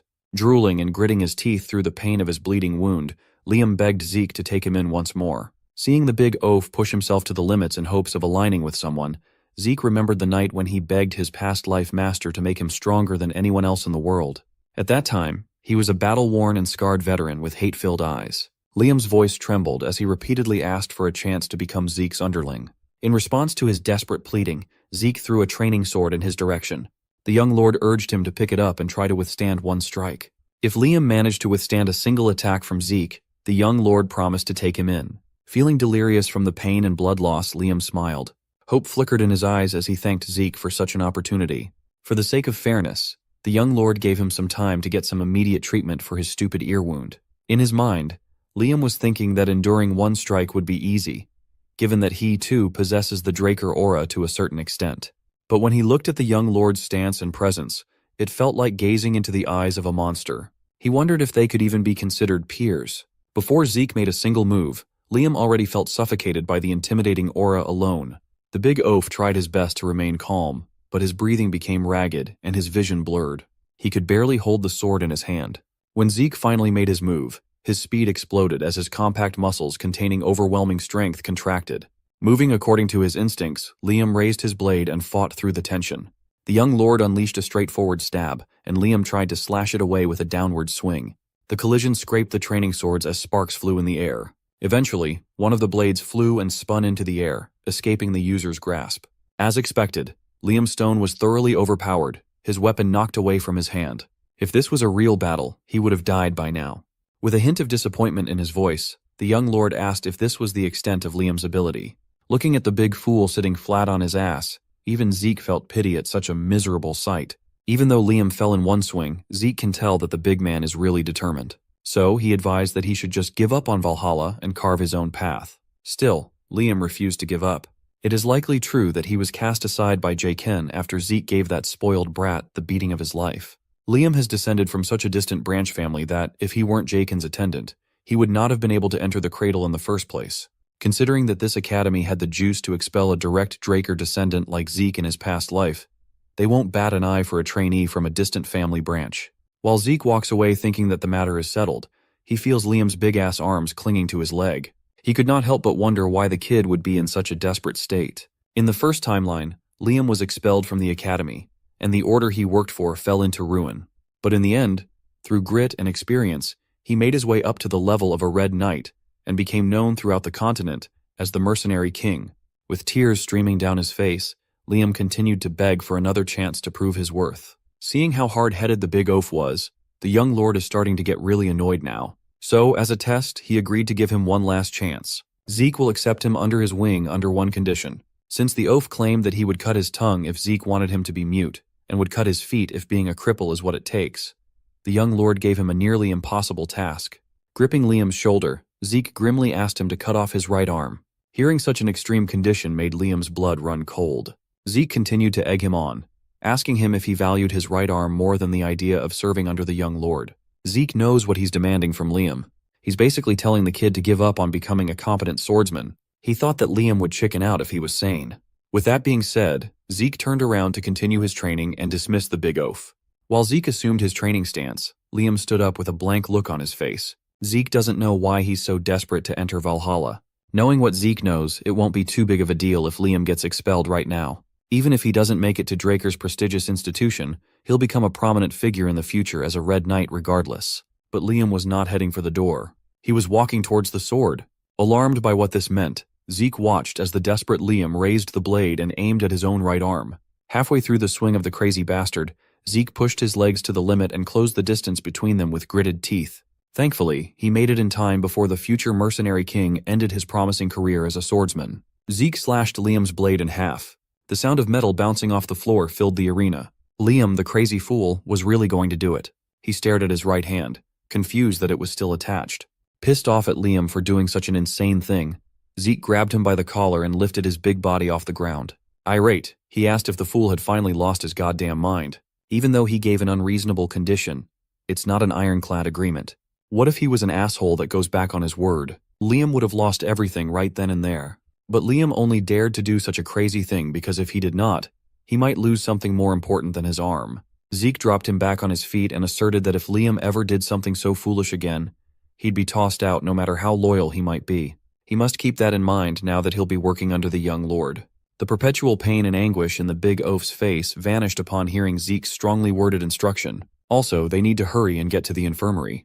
What would people think if his subordinate is a one-eared freak? After getting his ear situation fixed, Liam was brought up to Zeke's personal banquet hall to share a meal. Liam stroked his reattached ear, still in awe of how it was fixed so quickly.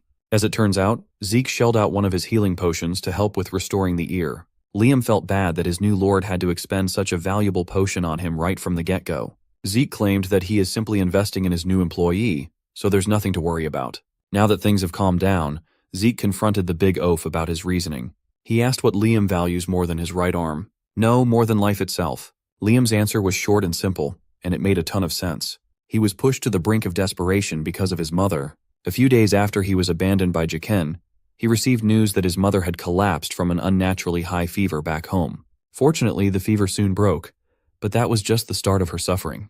Her entire body became covered with rose-like patterns, causing her to grow weaker and weaker by the day. Hearing these bizarre symptoms, Zeke was disturbed. Hearing about his mom's condition made Liam take drastic measures. The village healers don't even know the name of the disease, let alone the cure for it. The only answer he could come up with is to join Valhalla. The students of the prestigious institution and their families are offered the greatest medical treatments available on the continent. Zeke sighed. He now understands why Liam would go to such extreme lengths. He grabbed his pen and dipped it into his inkwell. Curiously, the young lord started scribbling on a piece of paper, repeating the symptoms that Liam listed. Rose-like red spots appear all over the body and periodically high fevers. Zeke is all too familiar with this illness. 5 years from now, the entire central continent will be plagued by the rose disease. It is a highly contagious illness with a sky-high fatality rate.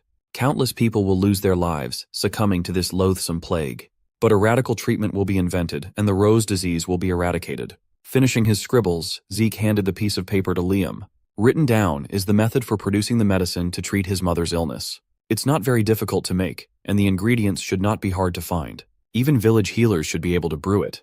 Confused, Liam gladly accepted the paper. If the healers who dedicated their lives to medicine were stumped, how could a young swordsman whip out the cure in just a few seconds? In the future, the genius alchemist brothers, Al and Jeff, will invent the treatment for the disease rampaging through the central continent. The greedy Alchemist Association will take advantage of this discovery, making a profit by taking advantage of desperate people's lives. Upon learning about this disgusting practice, the brothers would publicly reveal the method of production. It quickly spread across the entire disease-ridden continent to the point that even a warrior like Zeke would come to know the formula. Nonetheless, he can't say all that to poor Liam, so he simply answered that he knew a very good alchemist. Since he has the treatment method in his hands, Zeke basically solved Liam's problem in one sitting. He does not need to go to Valhalla or become a young lord's subordinate anymore. Hearing such insinuation made Liam stand up from his seat. He is a man of his word, and he vowed to dedicate his life to serving Zeke in any way he can. With a clenched fist and a stalwart pose, Liam bent his knee and swore his lifelong loyalty to Zeke Draker. Even though he tried to push the big oaf away so many times, hearing the future mercenary king recite an oath of loyalty felt quite reassuring for Zeke. Accepting the pledge, the young lord asserted that Liam should not lag behind, or he'll be abandoned. Before the day ended, an interesting discussion happened inside Dean Howard Draker's office. Cadet Owen Zimmons sought the fat-ass Dean out to discuss an important thing. He came to Howard with a proposal. He suggested that they should raise the difficulty of the examinations for the coming semester. The Dean was surprised. This was definitely unconventional for a cadet. Owen politely apologized for sounding arrogant, then claimed that the first years are quite skilled this year.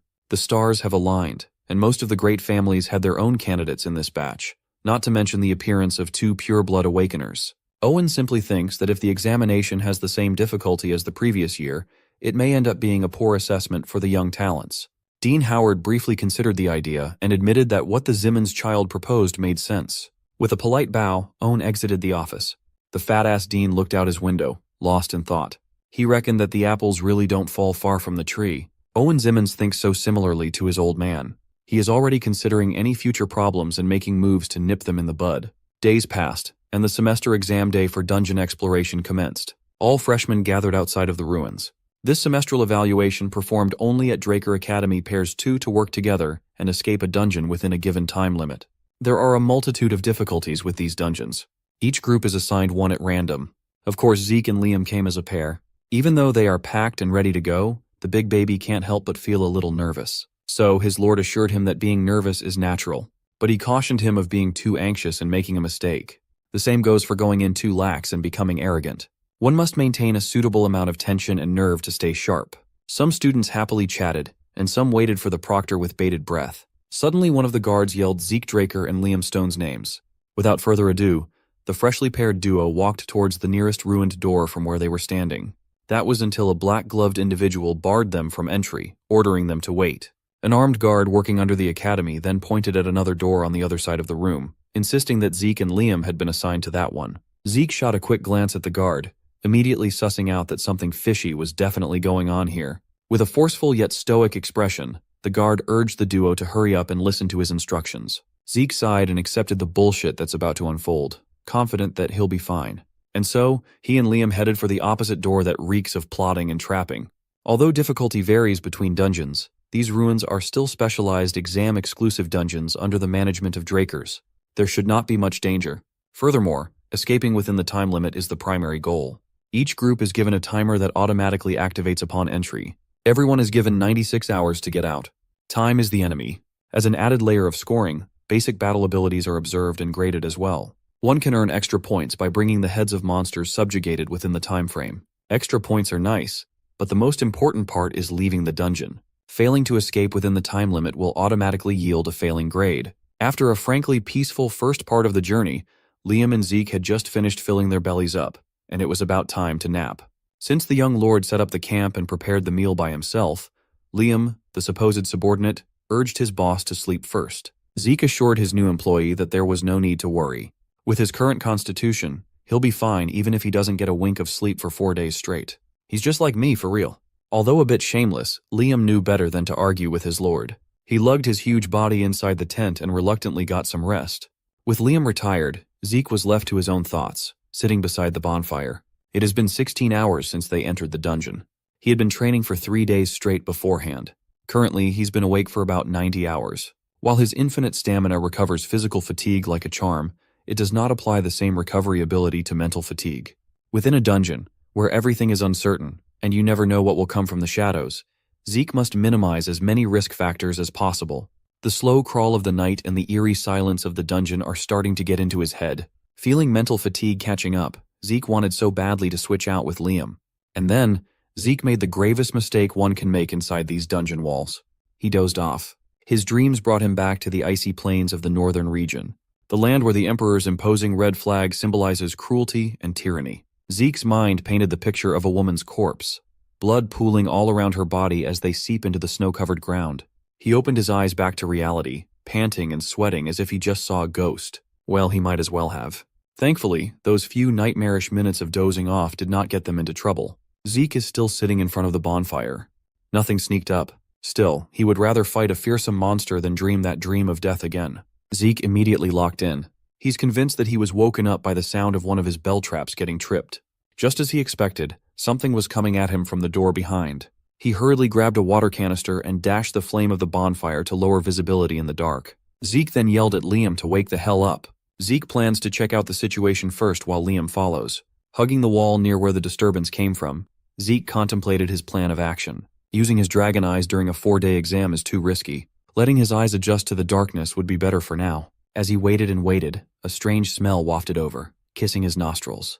It was the scent of sulfur. His thoughts immediately jumped to a creature that reeks of sulfur, a monster that hunts in packs. A beast with a danger level of rank 3, the dog from hell, the hellhound.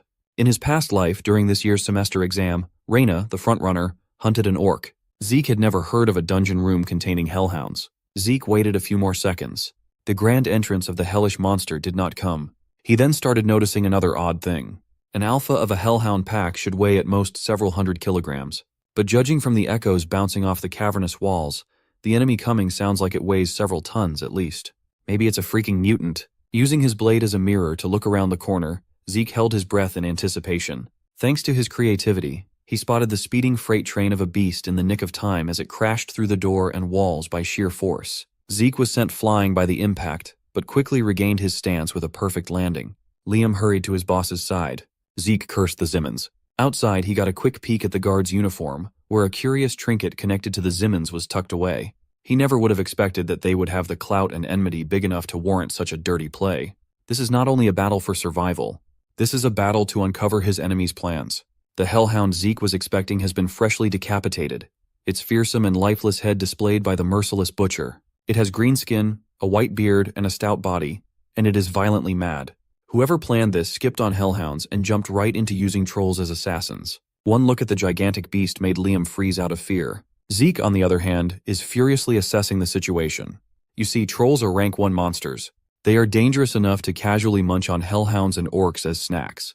Their blood is a popular raw material for most healing medicines. They have incredible regenerative abilities that befit that. After composing himself, Liam finally acted like a real loyal sword and stepped ahead of his young lord. Drawing his sword, he decided to be a decoy so Zeke could take that opportunity to flee. Zeke silently smiled and tapped his subordinate away. He urged Liam to never say something so depressing and martyr-like again. Besides, he is not the kind of lord who would abandon a subordinate when it matters most. Dropping some hints of wisdom in the face of adversity, Zeke advised Liam not to believe in the boss but in his own efforts instead. For he is not weak. As a trial, Zeke decided to take on a more supportive role, letting Liam do as he'd like. With a smile as if a huge burden had just been lifted off of his shoulders, Liam locked onto the troll and thanked the young lord. Moving in sync, the duo ran in from opposing angles to maximize their coverage. As a result, they left the troll standing like an idiot, open to being sliced and diced mercilessly. Zeke had been holding himself back, matching Liam's tempo and seeing a lot of potential in the future mercenary king. It's already impressive that the gentle giant managed to wound the troll despite the unreasonably tough skin.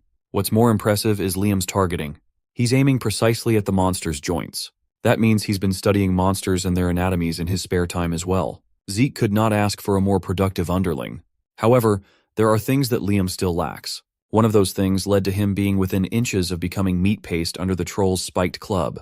Thankfully, Zeke can turn on his engine and close the gap in an instant to parry the filthy casual. Showing a bit of his real capabilities, he sliced the troll's weapon in half without even looking at it. This kid is an S-rank aura farmer. Liam apologized for needing to be bailed out, but Zeke praised him for doing so well in his first real life and death battle. While the troll is getting red with madness, Zeke gives his buddy some constructive criticisms.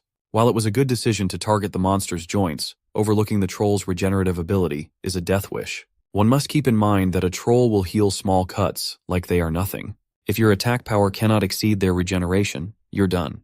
Without a weapon in hand, the monster raised its arms, seemingly motioning to fight barehanded. Seeing as the situation was getting a little too much for Liam, Zeke raised his blade and declared it was time to wrap this shit up. With a blisteringly fast flurry of offense, Zeke killed the giant troll, leaving a bloodied and mangled monster corpse. Subjugating the troll earned him a hefty reward of 30 karma points. Aside from karma, This kill should net the duo with plenty of extra points for the exam. It's up to Liam to pick up the loot. While the gentle giant dismantles the troll, Zeke checks on a new prompt the system provides. It was a sudden quest to hunt 100 monsters of 10 different species within 72 hours. Upon completion, he'll earn double karma points for every kill and 2 random boxes. Seeing the word double made his eyes shine with greed. There are approximately 79 hours left until the exam ends.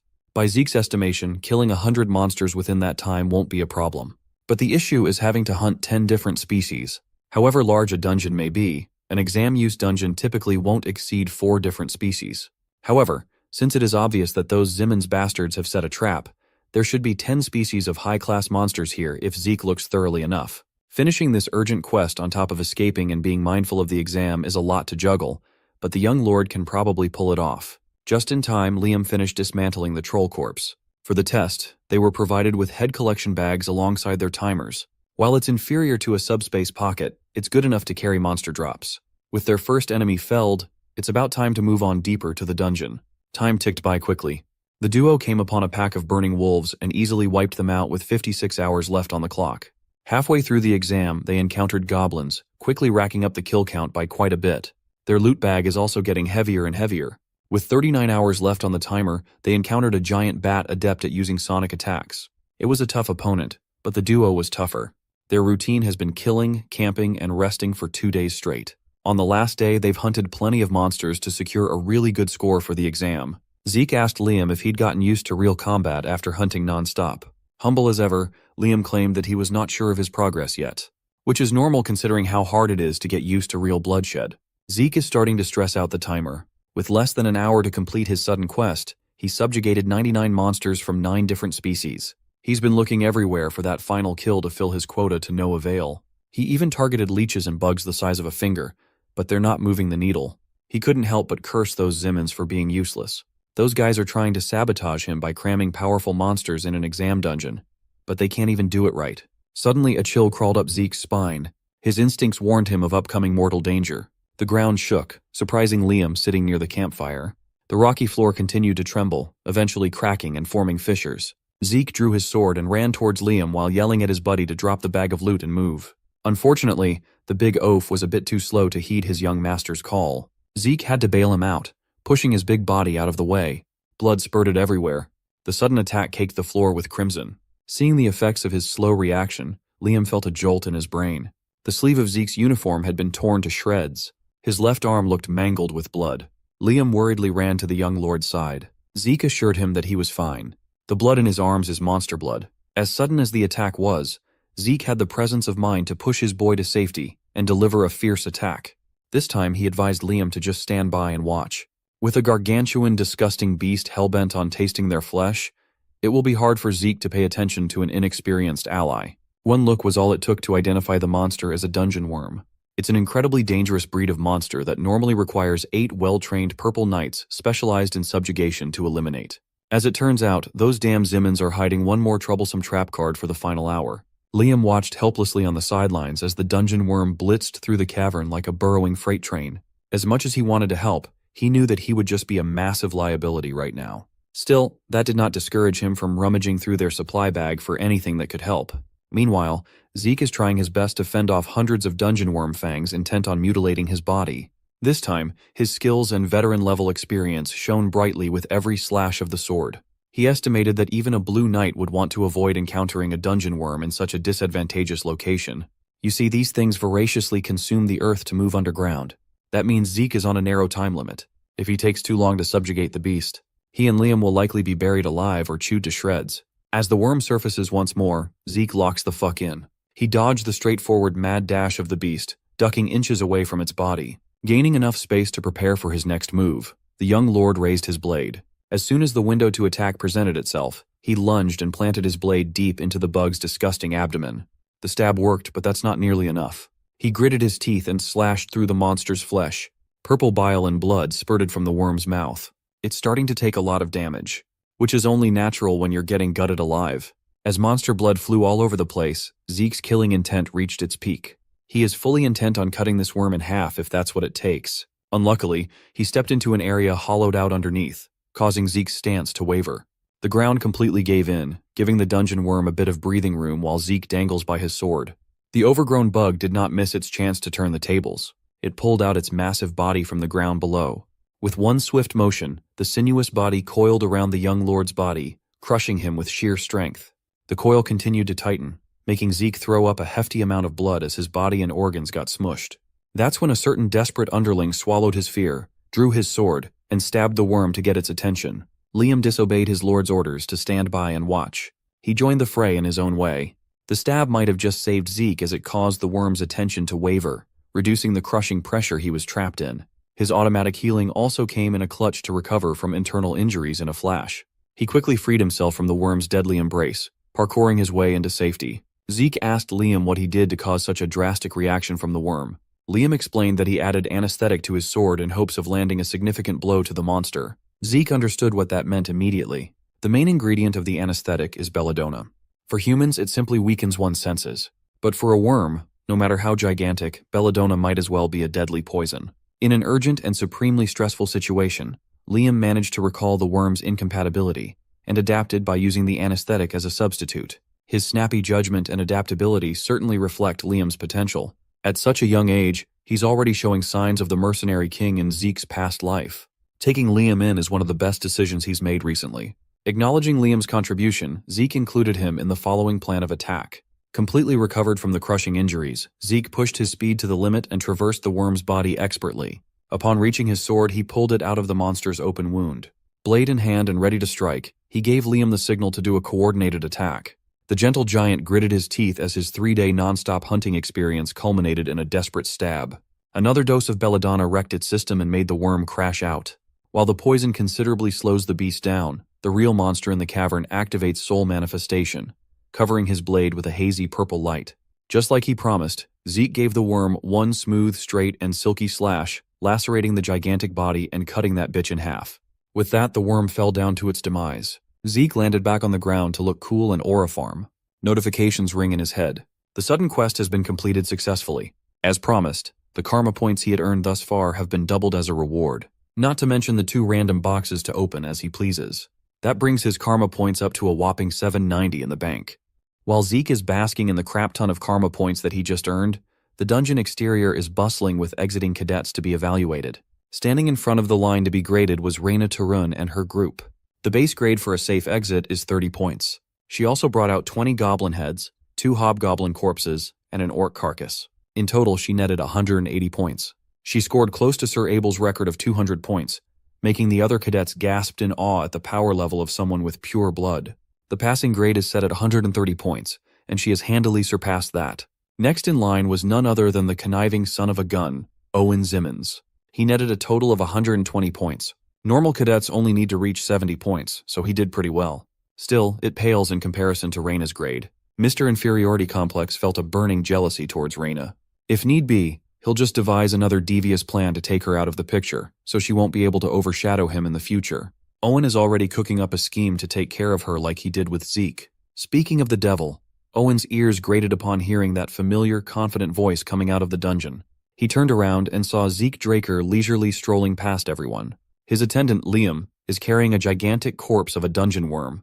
Everyone made way for them as hushed murmurs about the worm spread. As far as everyone knew, orcs were supposed to be the highest-ranked monster inside.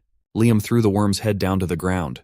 It made a loud crash from its sheer mass. Zeke stood next to Owen and asked why he looked so surprised. Knowing that this dipshit was responsible for the worm trap, Zeke shot him a knowing glance and a sarcastic question. All Owen could do was bite his tongue. Having a ton of fun teasing the conniving bastard, Zeke goaded Owen to put his usual poker face back on. On second thought, the deathly grimace on Owen's face suits him a lot better. Unable to take the goading any longer, Owen walked out like an angry child. This only served to fuel his hate for purebloods even more. He silently swore to make Zeke pay for looking down on him. Zeke was quite pleased with the dipshit's reaction. With that out of the way, the instructor who was assigned to evaluate Zeke and Liam pulled out a score sheet. It was Instructor Andre. With a stoic look, he started the scoring process. Zeke was actually a bit worried since this worm was the only survival proof of kill that they had, but Andre was not the type who would carelessly gloss over things. This worm, who ate the bag holding the heads of nearly 100 dead monsters, really messed with Zeke's game. Still, Instructor Andre dug into the gruesome head without hesitation. Watching such a scene is not for the faint of heart. Zeke thanked his lucky stars for having Andre as his evaluator. While he lost the bag to this bug, he could not afford to receive a failing grade, so he gambled on just bringing the worm's head as proof. Andre might be the only instructor in this place who would examine the flesh and skin stuck between the worm's fangs. After a thorough post-mortem examination, Andre threw the blood-stained gloves away. He firmly confirmed the fleshy remnants of gremlins, goblins, hobgoblins, hellhounds, orcs, and a troll in the worm's disgusting maw. Trolls weren't even on the list of existing monsters in the dungeon. Furthermore, taking the amount of blood and gore into account, Andre assessed that the beast munched on dozens of heads. However, counting everything without definitive proof would be unfair. He decided to just count one of each species. Since the troll and dungeon worm are not supposed to be included in the exam criteria, Andre referred to records stating that a troll is 3 orcs strong and a dungeon worm is equivalent to 6, that is 90 and 180 points, respectively. This brings Zeke's total up to 368 points, an easy pass. Even other instructors were taken aback. Back in their day, hellhounds weren't even included in the criteria. Other bitter cadets protested that this was an unfair evaluation given that Zeke only had definitive proof for a single dungeon worm's head. They're really trying to tear Zeke down when not a single one of them could have survived a tryst with such a troll, let alone the worm. Taking that into consideration, it's fair to assume that Zeke Draker is simply built different. Zeke doesn't like the silent whispers around, but it sure feels different from how it was when they used to just mock him. However, he's worried that he might have done something to stand out a little too brightly. Owen Zimmons should not have the clout to manipulate the exam use dungeon on his own. That brat would not dare to mess with the Academy's system. It could be that the whole Zimmons clan is behind this deadly stunt. There are more eyes on Zeke than he initially thought. Hiding his strength now could be counterproductive. All he can do is try to be more flexible with his future decisions, while keeping a close eye on the situation. As he was about to make his exit, Reyna stopped him on the way out. With a determined look in her eyes, she conceded that today was her loss. He didn't even know what that girl was talking about. He's never really paid close attention to that child. Later that day, Zeke found himself deep in thought in the Western Greenhouse arena. With his stockpile of 780 karma points, he's considering splurging a little bit on skills. The Draconian level 1 skill includes Gluttony for 50 points. He's been ignoring such a useless-sounding skill, but he can easily invest 50 points without hurting his bankroll. So, he accessed the system prompt and confirmed the purchase. As soon as he did, the skill description retroactively changed. Gluttony will now grant him the ability to eat and digest anything to be converted into energy. In addition, consuming monsters with bloodline abilities will grant him those skills. He felt a pang of regret for not buying this skill before the exam. To test this new skill, he pulled out a piece of meat to get a feel for the energy conversion effect. Upon Gluttony's activation, Zeke was taken aback when a black light skewered the meat out of his hand. He looked at his shadow, which had expanded like a void absorbing the meat. The jerky was swallowed up by the pure dark bog with a single thought. Upon complete absorption, he felt the effects of energy conversion right away. His light migraine completely vanished, as if he had just taken a nice nap. Even if only lightly, he feels as though his mental fatigue has been reduced. He felt rejuvenated as his mental and physical exhaustion was alleviated. Even his ether was replenished. From this little test, he can tell that Gluttony is definitely worth 50 points. With this skill, he can significantly reduce various risk factors. Combined with his infinite stamina, Zeke might have just discovered a broken combo. Now he will be able to train for 24 hours straight without the need for sleep or traditional food. Just as he was about to start on a new diabolical training routine, Decker interrupted with a knock at the door of the training hall. The butler apologized as he had come to inform the young master of some important news. You see, Zeke's new sword has been completed. Hearing that lifted his spirits. So, he went straight to Galleon's workshop to take a look at his new weapon. In his past life, Galleon gave him something made of mithril and pure iron. The Sword of Radiance Graham served Zeke until his dying breath. It had become a famous blade that any competent fighter would recognize with just a glance. This time, he gave Galleon the fang of a dragon to work with. He thought a single additional material would produce something similar to Graham's appearance, but that doesn't seem to be the case. In front of him, lying inside a sword box, was a pure black greatsword surrounded by suffocating dark air, the complete opposite of the Sword of Radiance he was expecting. He grabbed the handle and lifted the blade with one hand. Judging by its appearance alone, Zeke would be the first to admit that it's not a very pretty sword. He asked Galleon if the lack of sharpening was on purpose. The future legendary blacksmith explained that it's supposed to be rugged. Even though Zeke has his doubts, he trusts Galleon's judgment when it comes to blades. If the man says it's the sword that suits him best, he'll take it as the absolute truth. Thankfully, it seems like Galleon hit the nail on the head when it comes to the sword's properties. The truth is the blade doesn't have a name yet. Galleon racked his brain for one, but he couldn't find the right fit, no matter how hard he tried. So, the honor of naming this new creation falls on Zeke's shoulders. Graham, the Sword of Radiance, was named by Galleon himself. It seems like the addition of the Dragon's Fang really changed the trajectory of history. Wordlessly, Zeke summoned a dagger and cut his wrist open. The sudden violent action scared and confused Galleon. After wounding himself, Zeke tried to deactivate his passive healing factor to continue the bleeding. Fortunately, he got it working on his first try. With his blood flowing free, he closed his eyes and dripped the crimson drops onto the sword's surface. Galleon finally understood what Zeke was trying to do. This is the Lost Sword naming ritual. It's a traditional dwarven rite in which one grants a weapon its fated name. The owner would infuse their blood with their aura and mana before staining the blade to initiate the ritual. Once the ritual begins, the initiator enters the depths of their subconscious mind. They will spend however long inside until they find the perfect name.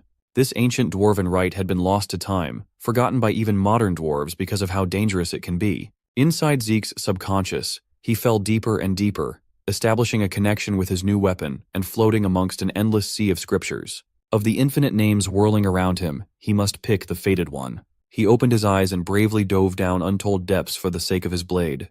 After what felt like forever, the chaos of scriptures vanished. He grasped a single droplet in an infinite ocean. He felt the presence of a dragon roaming his mind palace, the Stygian blade Bahamut. With that, his new weapon had been registered and bestowed an awe-inspiring name. Zeke opened his eyes as the rain of blades singled out Bahamut. His subconscious settled on the name of an evil dragon. Once he woke up, Galleon sang him praises for knowing a traditional rite that was supposedly lost in time. After wrapping his wrist up and losing a ton of blood, he explained that he had just come across the idea while studying dwarven history. With an expectant smile, Galleon asked Zeke to stay a bit longer while he retrieved something to gift the young master. Today Zeke gained a new beastly weapon, and he found out that he could suppress the activation of his passive skills. That means he'll be able to prevent stronger people from peering into his hidden abilities like that time with Duke. This would be huge for keeping his cards close to his chest. For now, he'll have to keep the bandages on even though he's already healed underneath. More importantly, his evaluation of his new weapon just went through the roof. The Stygian blade, Bahamut, has an indestructible property and the ability to convert aura. In addition, some of its features have been sealed and will be released based on its growth. Even in his past life, Zeke had never encountered a weapon like this before. The indestructible property must have come from the Dragon's Fang. Right now, he's over the moon at the prospect of aura conversion. The reason he overexerts himself to create magic circuits for Galleon when commissioning this sword is partly because of this broken ability. Graham's core ability made Zeke a beast. Like the ability dictates, his mana, ether, or any other kind of energy can now be converted into aura. As someone born without the ability to use such an integral power for warriors, aura conversion allowed him to reach the level of Black Knights. Finally, Galleon apologetically comes out of his workshop after rummaging through his stuff. When he looked at Zeke holding his new blade and emanating a fearsome force, he almost dropped the box he was carrying. He could clearly see the rich and clear aura wrapped around the sword. That is a feat that even Purple Knights struggle to achieve. More importantly, in Galleon's hands is something that could elevate the blade to an even higher level. Zeke looked at Galleon's gift. It was a black and gold sheath. It is personally crafted by Galleon's master. Zeke had never heard of the legendary blacksmith's master in his past life. When he looked at the markings on the sheath, Zeke nearly stumbled in shock. It clearly spelled the name of Gollin Jobert, the man who was widely regarded as the pinnacle of blacksmithing. Gollin is the undisputed goat on this continent, unrivaled even among dwarves. His creations were all crafted to perfection, and all of them have special abilities. Collectors would gladly pay ungodly amounts of wealth to get their hands on such pieces. It makes sense that Galleon was taught by the best of the best. If it's the Gollin they talk about in legends, then there's no way that this gift is just a simple sheath. Galleon demonstrated that by using a dial located by the opening of the sheath, it can transform into an impenetrable shield. This thing is made with mithril and wyvern bones, so it's guaranteed to withstand a good deal of abuse. Galleon happily offered the legendary item to Zeke as a form of giving back for all the grace the young master had given him. In truth, Galleon could have just sold this thing to make a furnace while he was struggling. But the man couldn't bear to sell his master's work to just anyone. When Zeke told him the estimated value of the market, Galleon was quite shocked. Regardless, Zeke accepted the gift with glee. However, the sheath looks too small for Bahamut. But if it's Gollin Jobert's handiwork, then size should not be an issue. Just as he expected, the sheath immediately resonated with Bahamut and reformatted itself to perfectly fit the great sword. With the legendary sheath on, the look of Zeke's new weapon far exceeded his expectations. He thanked Galleon for the stellar service, and the humble blacksmith was glad that Zeke liked his creation. Afterward, the young master went back to his base camp. This time he's gawking at the meteoric iron gauntlet he has equipped. Unfortunately, its complete properties will only be activated upon equipping a full meteoric iron set. He received the gauntlet from one of the 2 random boxes he was awarded from the sudden quest. Satisfied with his first pull, Zeke turned his attention to the second random box. Upon opening, a look of utter confusion appeared on his face. He retrieved the item, a piece of dilapidated paper, and rolled it up, revealing a tattered map. The system prompted that this thing was an incomplete map containing traces of Grandmaster Kaiser. Zeke knows of only one person who bears that title, the Hero King Kaiser. The biography of the Hero King and the Knights of the Clock Tower is widely known across the continent. Along with his knights, Kaiser founded the brilliant Kingdom of Kronos. However, the stories were deemed so overtly absurd, and without any historical records backing up the claims, the tales have never been proven. With the passage of time, those grand stories have been considered nothing more than a work of fiction. On Zeke's hands is a definitive proof that the Hero King really did exist. To add to his glee, his system activated its ability to restore and analyze the damaged parts of the map. Upon completion, the final position has been marked on the mini-map. Zooming into the blotted spots, Zeke identified the topography of the giant mountains near a barbarian territory. If this is the place, venturing out would be easier than he thought. Upon claiming all his rewards, the system prompted that the tutorial period would now be concluded. The completed map was classified as a potential quest item. An achievement quest had begun for Hero King Kaiser's secret technique. Without a time limit, acquiring Kaiser's inheritance at the ruins of the Old Kingdom will upgrade his system to the intermediate administrator level. With the tutorial period finished, quests to develop administrator access will start appearing from now on. The training wheels are off. The real game is about to start. With higher administrator levels, the rewards should become more impressive too. Zeke Draker is just itching to claim everything the system has to offer. First, he decided to use up the points he'd been saving. For 50 points, he unlocked level 2 Draconian skills. Gated behind the upgrade were 2 domineering abilities, Dragon Scale Armor and Dragon Claw. Just as the name implies, Dragon Scale Armor gives the user draconic scales that provide high magic resistance for a price of 80 karma points. On the other hand, the Dragon Claw will allow him to summon a powerful Dragon Claw to strike down enemies in a single strike. Like the armor, it costs 80 karma points to unlock. Right now, he can afford to buy both abilities. However, it's unclear when he'll be able to amass points in one go again, so being a bit frugal would be wise. Eager for a power-up, he bought the skills along with a few more things and saved 400 points for the future. Without wasting another second, he tried using the Dragon Claw, summoning a projection made of pure energy. With one efficient sweeping motion, the floor of his training arena was torn asunder. Looking at the damage done, Zeke was elated. The destructive power was way better than he expected. To test the Dragon Scale Armor, he grabbed the Stygian blade, Bahamut, and raised it for a wild swing as he coated his arm with dense dragon scales. Without holding back, he tried to cut his armored arm, but Bahamut rebounded instead. He didn't use aura, but he struck with the intent to cut through. Using dragon scales is no different from having a full plate of armor on, even when he's completely unarmed. Dragon Claw is used for offense, and Dragon Scale Armor is used for defense. It's simple, intuitive, and effective. The next few days passed with Zeke completely engrossed in his training until the semester exam finally arrived. Students lined up inside the Draker Academy Central Training Hall as they listened to the instructor's explanation of rules. For this exam, they will be going up against training dummies specially crafted to withstand physical force. The only way to damage these things is by pouring aura into their weapons. Forget about destroying these dummies. Those who fail to make even a dent will fail. All the following assessments will be considered null, and failures will be forced to start over from the basics. Without giving the cadets any time to process the weight of this exam, the instructor rattled off names one by one. Those who were called first were visibly flustered. Owen Zimmons watched his incompetent peers with disdain. He's been training with these dummies at home. He's got plenty of aura training. This is only possible because the Academy's aura education was established by his family. He's confident that even pureblood awakeners won't be able to match him when it comes to aura control. When his name was called up, Owen smirked and confidently unsheathed his sword. Taking up position in the middle of the dummies, he shocked his fellow cadets by showing off his sword resonance. Even some instructors were impressed that he was already adept at such an advanced skill at such a young age.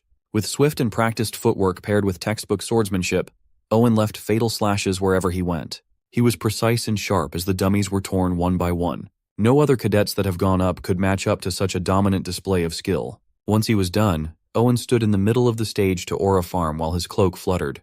The instructors were hyped, praising the Zimmons kid. Some even lauded that it's only a matter of time before he surpasses Sir Abel at this rate. If there's anything Owen hates, it's being compared to those purebloods. As he walked away after throwing a childish tantrum, the instructors were confused. After Owen's turn, it seemed like the cadets felt more pressured to perform, resulting in increasingly poor performance. It's evident that they were intimidated by the kids' stellar performance. Even so, there hasn't been a single failing student. Every cadet has been able to pour aura into their swords, no matter how little. This much is to be expected for the special class. However, even in a place filled with geniuses, the real prodigies will always stand above the rest. Reina Tarun stepped up to the stage and gave a polite bow. Before starting, she turned to the instructor with a request. With a strong-willed gaze, she asked to be graded according to her dragon-slaying arts. She is fully aware that these are the grading criteria for higher-ranked cadets. In the crowd, Owen scoffed at Reina's arrogance just because she'd been hailed as a pureblood awakener. Pouring aura into a blade and being able to use dragon-slaying arts are two entirely different feats. The mere act of maintaining an aura blade already requires an incredible degree of concentration. In the case of dragon-slaying arts, fine adjustments must be made for each and every movement, making it exponentially harder. Owen reckons that the best she can do is make a swing or two before her aura completely dissipates. He's already praying for her downfall, thinking that Reina is just trying to one-up him. The instructor made it clear that the condition for failure in this criterion is much harsher, but she still wished to proceed. Finally, she raised her slim sword and coated it with aura. All eyes were on her. With a sword in hand, her demeanor only became fiercer. When she moved for the first attack, the nearest dummy was sliced in half, shattering into pieces. The second, third, and eventually the last dummy suffered the same fragmented fate. When she reached the last target, Reina's aura was still going strong, a testament to her control and power. From just a single glance, anyone could tell that this display makes Owen's performance look like child's play. The cadets picked up on this. Owen and Reina aren't even in the same league at this point. Owen's pride and his aura control don't even compare to Reina's. The dipshit couldn't even lift his head up to look at the stage. He bit his lip so hard it was almost torn. After such a high-handed display of skill, Reina turned to the lineup of cadets and raised her sword to point at someone. Owen, ever the narcissist, thought that Reina was mocking him. Then he realized that he didn't even register in her eyes. He's just a nobody. Reina was looking at the young man standing all the way at the back of the queue. She had no interest in competing against delusional and irrelevant side characters. She's trying to go up against the main character himself. Zeke, on the other hand, scratched his head from the hassle this brings. He can't just pretend to ignore Reina when she's publicly challenging him with a death glare. Since that's the case, he'll just try to match the expectations. Raising his hand, he asked the instructor to be graded according to the criteria of the dragon-slaying arts as well. A junior instructor was pissed.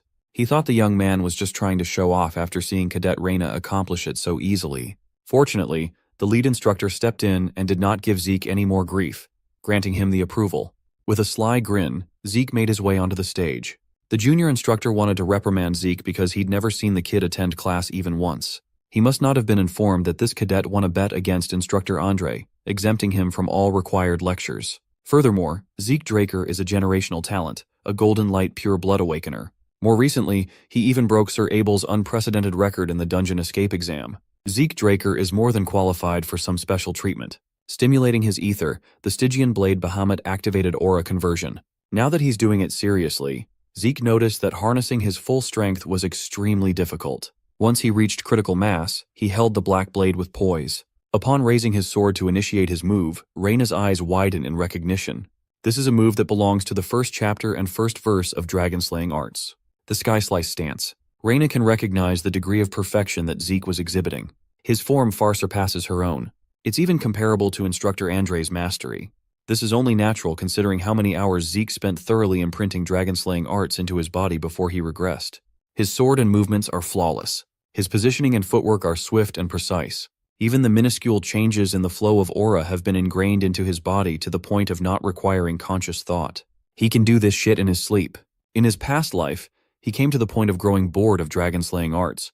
But starting over from the basics doesn't feel too bad. After cleaving his way through the dummies with ease, he sheathed his sword and walked away. He overheard the shocked discussions about how he effortlessly wrapped his huge sword in aura. Zeke might have overdone it and shown off a bit too much. Unlike Reina's wild demonstration, his form of destruction was clean, precise, and overwhelmingly lethal. He wanted to be evaluated on a similar level to Reina, but he ended up overshadowing everyone again. Even the instructors could tell that he had the combat level of a purple knight. In the crowd, Owen Zimmons was utterly defeated. He really tried to mess with such a monstrous cadet. Reina, on the other hand, felt as though a fire was lit on her underside. After that performance, Zeke was called up to the dean's office. His results have reached all the way to the top brass. He tried to be humble while being praised, but everyone knows that reaching the level of a purple knight at his age cannot be attributed merely to luck. So, the dean asked if he would be open to taking the grade advancement exam. Depending on how he performs, he could skip one or more grades. It's a system designed for remarkable students like himself. This would expedite his plans immensely. So, with a confident grin, he accepted the dean's proposal and made his exit. Since it looks like the fat fuck already has something planned, it would be best to keep playing along while staying vigilant. Back in the dean's office, the lumpy leader passed down the orders to one of his people to take special measures. Reina and Zeke Draker, both pure-blood awakeners, have decided to take the exam. Things are starting to get interesting. A few days later, the top 2 freshman cadets were called to the Draker Academy's upper-class Aura training hall. Zeke and Reina awkwardly stood next to each other while waiting for the exam to start. He could feel her eyes peering into him, not even trying to hide her competitive spirit. Finally, the examiner for the grade advancement exam had arrived. He's one of the main family's upper-class knights, the man known as Sir Owl Draker. Upon seeing Owl, his eyes widened in surprise. He only knew this man as Dieback Blade. In his past life, he once saw this man carry dead civilians in the middle of a battlefield. At that time, simply seeing the Draker uniform would cause Zeke to raise his guard. Just as he was about to challenge the damned dog of the Empire, he sensed not a single iota of hostility, only grief and desolation. The man didn't come here to kill or conquer. He came here to make graves for the victims of war. In fact, the dirt caking his uniform and the plethora of graves littering the land is a testament to the man's feelings. Zeke grabbed a pair of shovels and offered to help.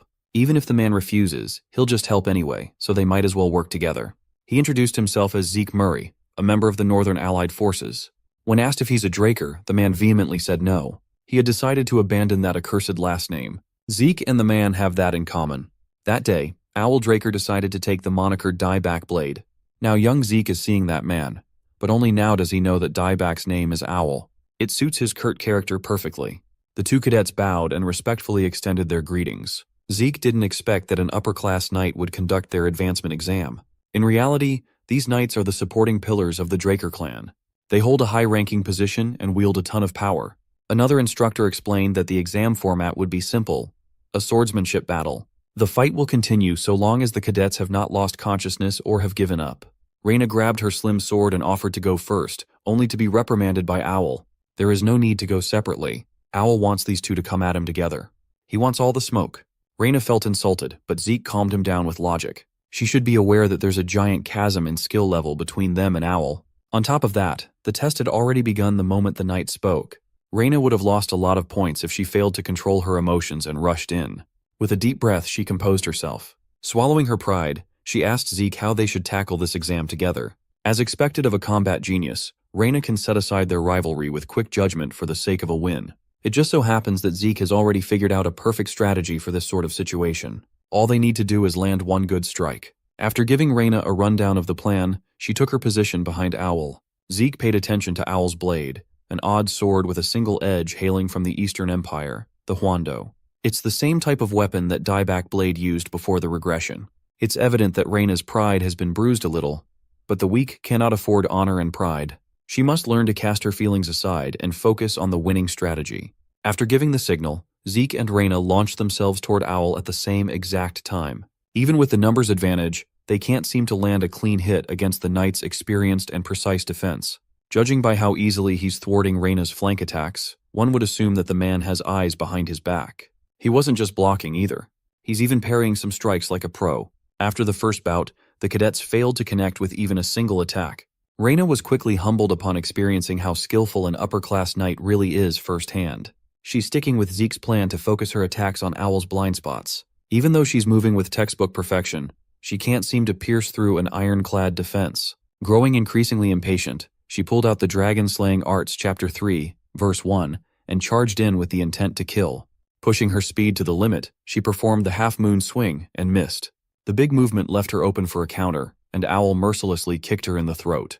She was forcefully sent flying towards the wall, kicking up a storm of dust and worrying her attendants nearby. Still, she took that kick like a champ and quickly got back up after losing consciousness for a moment. Meanwhile, Zeke was saddled with dealing with the knight on his own. With Reina's current skills, creating an opening is practically out of reach. But for Zeke, who was going toe-to-toe with an upper-class knight with a smile on his face, it seemed possible. Before they executed the plan, Reyna protested that she was not one to participate in such shameful strategies. She wanted an honorable duel, but Zeke gave her a reality check. Honor would never put food on the table. They didn't come here for a match between knights. They came here to pass an exam, and the academy was testing their ability to kill. Even though it's against her principles, she eventually bit her tongue and accepted her role. Even though the chance of victory is slim, they'll just have to force a situation where they can get the dub.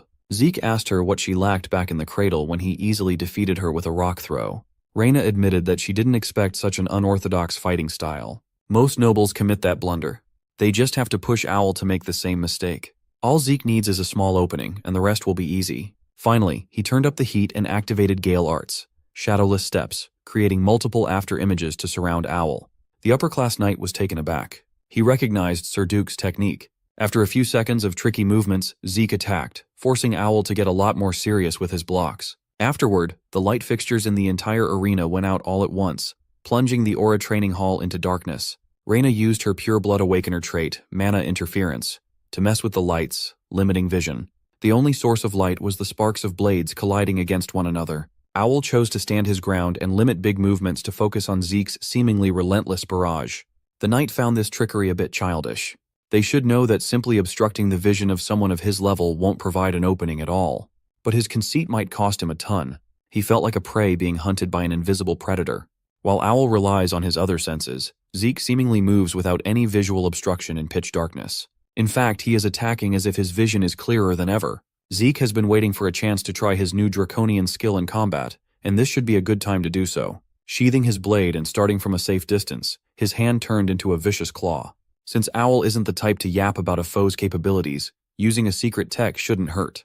Zeke activated Dragon Claw, lighting up the training hall with pure energy as Owl raised his Huando to deflect.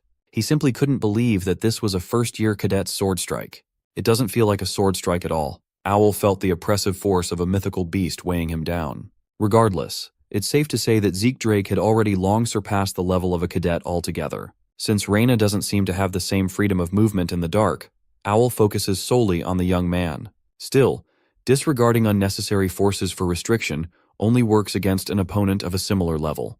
And that is not the case in this battle at all. Eventually, Owl Draker pinpointed Zeke's location and went on the offensive. They clashed dozens of times in a matter of a few seconds. Surprisingly enough, Zeke kept up with his stoic intensity. However, Zeke could tell that Owl was starting to acclimate to the darkness. He's moving like his vision is not impaired anymore. With both hands gripping his Huando, Owl struck a decisive blow. But he hit nothing but air. Zeke had vanished, leaving only a hazy figure of a shadow. He felt the young man reappear behind him and struck once again without hesitation. With a second swing and a miss, the knight realized that the lights were being tampered with again. They started falling from the ceiling to the floor, one by one. Zeke used extraneous noises to cover up traces of his movement. While Owl was tunnel-visioned on locating Zeke in the ceiling, he almost got sliced by an out-of-tempo attack. Capitalizing on the knight's brief disorientation, Zeke gave Reyna the signal to pounce. In addition, the young man threw something in the air. He got it from his buddy at the magic department. The structure and ingredients are simple. It's a single-use item that can store a spell. Locked inside the canister is a replica of explosion magic with only the flash of light and deafening sound included. Zeke closed his eyes and covered his ears, leaving Reyna with the most important job. Unable to account for such a disruptive trick, Owl Draker was caught in the noisy explosion. He felt stupid for falling for such an underhanded trick. The upper-class knight also admitted that disregarding Reyna altogether was a massive error in his judgment. In his most vulnerable state, the two cadets pushed forth with the intent of grabbing the victory. Since he simply can't afford to lose to kids, Owl Draker unleashed the 4th chapter and 1st verse of the dragon-slaying arts, a full moon slash, blindly performed to push the cadets away. The mere fact that he was forced to use a serious technique against these brats made Owl Draker feel like a scumbag. When the test concluded, both cadets were put on stretchers to be treated. Despite the last bit of the test, Owl Draker did a good job. While the upper-class knight was settling the last bit of the test, he heard a familiar gruff voice. He bowed and politely greeted Duke, the Knight of the Gale, who came by to tease Owl. When asked how Zeke did on the test, Owl fell deep in thought. At the final moment of the showdown, he could tell that the kid intentionally abandoned his sword and raised his guard instead when he could have launched a counterattack. Owl reckoned that the clever young master wasn't aiming for a complete victory, he just wanted to advance. He only revealed his abilities to the extent that he felt was necessary. So, he answered Duke's question with honesty.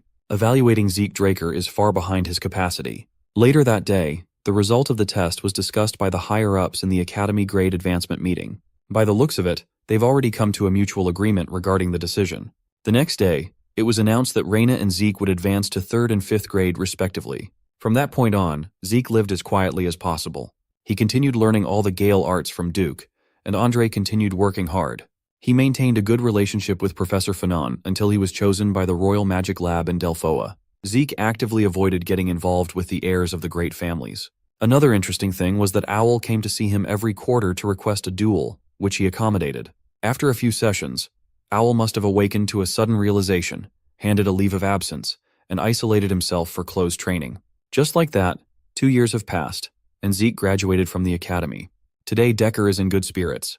His young master had just become the youngest person to have been admitted into Valhalla after all. The old butler believes that the patriarch would be elated with how much the 15-year-old Zeke had grown. The dean even personally wrote a letter of recommendation for Zeke. Being bestowed the title of the youngest prodigy admitted to Valhalla effectively rendered his 2 years of low-key living null and void. The entrance ceremony will take place in 3 months. Zeke wants Decker to go back to the family estate while he allegedly rests quietly by himself. When the young master claimed that he didn't want to be disturbed by anyone, Decker immediately knew what he was implying. In truth, Zeke is itching to head to the giant mountains where Kaiser's remains lay. He'll use this 3-month vacation as an excuse to explore the lands of Argos Kingdom through the Adventurers Guild. Zeke wanted to err on the side of caution and conceal his identity when venturing into a foreign land.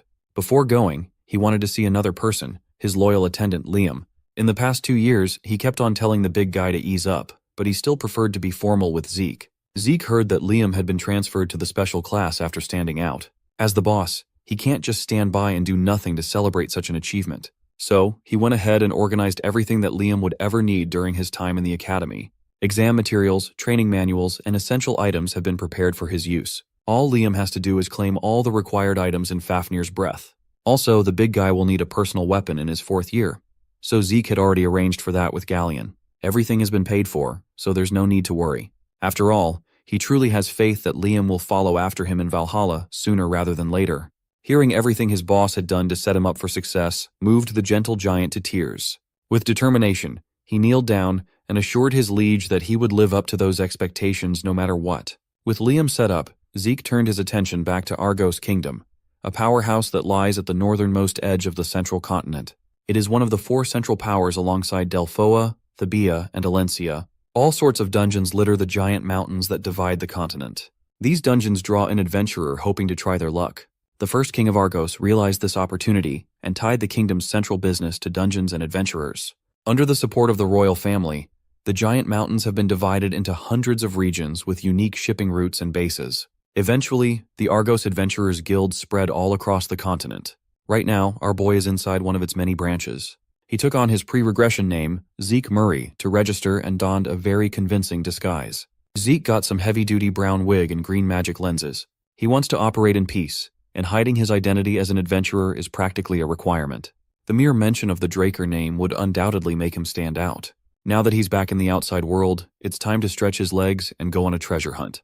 He boarded one of the many caravans heading for the giant mountains. It's a relief he managed to share one, given that it's currently peak season for adventurers. Inside the caravan, some plucky adventurers tried to make conversation, asking if he was a first-timer. Their leader, a particularly pushy blonde, tried to recruit Zeke with a smile. He bragged that they were veterans who knew their way around the mountains and warned Zeke of the dangers of going solo and ending up as Monster Chow. One glance was all it took to peer through their real intentions. These garbage people are evil. They love taking in new adventurers to use as monster bait or sell them off to slave traders. So Zeke didn't bother replying to their advances. Then, he noticed something odd, told the blondie to shut the hell up, and walked over to the caravan coach. He warned the coach that there were monsters tailing them from 500 meters to the left. Judging by their presence, it seems to be a mob of orcs. The coach insisted that they were on a secure route, so they should be safe. Overhearing Zeke's warning, the blondie called him a nervous rookie. Everyone knows that routes managed by the Adventurers Guild are completely secure. Forget monsters. Not even wild animals would dare to get inside the safe zone. If that's the case, then what the hell is that thing behind Blondie? The caravan was absolutely clobbered by the mob of orcs. The monsters were swift and decisive with their ambush. They killed the horses pulling the carriage and absolutely demolished the entire thing. The orcs killed the passengers one by one. While his crew was being massacred, the blonde adventurer was pinned down by the remains of the caravan. When an orc heard him screaming in terror, he joined his garbage crew in their bloody graves. Meanwhile, Zeke had already bounced out of that supposedly safe route. The presence of roaming orcs around the safe zone means that the base isn't operating properly. With his decades of experience in tracking, it didn't take Zeke long to find the kingdom's base. He was greeted by the sight of blood and gore. Corpses of knights littered the place. Judging by the size of the base and the manpower concentrated in this place, most monsters would not have stood a chance. So Zeke examined the corpses a little more meticulously. He could tell that these people weren't butchered by a monster. They were slaughtered by a human. Whoever's the culprit intentionally left massive lacerations on the corpses to disguise it as a vicious monster attack. However, a monster can't possibly leave cuts this clean. On top of that, there are almost no traces of resistance. These soldiers must have been killed by a wicked ambush from someone at the Purple Knight level. If Zeke stays any longer, he might even be implicated with such a heinous crime. Right now, he can't afford distractions. Finding traces of Kaiser is his top priority. Venturing deeper into the woods, he started seeing more and more symbols that mark barbarian territory. According to the mini-map, he should be close to his destination. However, the Empire's hunting dogs are sniffing around and are trying to tail him, thinking he would not notice. These dogs have been recruited from the greatest talents among knight trainees. As a unit under the direct orders of the Emperor, they are trained in tracking and assassination. Currently, only those in the highest positions of the Empire are aware of their existence, but the dogs will make a grand display in the public eye when the Continental War starts. While Zeke is heading deeper into the woods, he's been watching their movements. The tracking techniques they are using are painfully familiar. This is precisely what they used to take his life before regressing. From Duke's conversation with his dad, Zeke finds out that the Emperor is obsessed with immortality and is willing to turn the continent inside out to find it.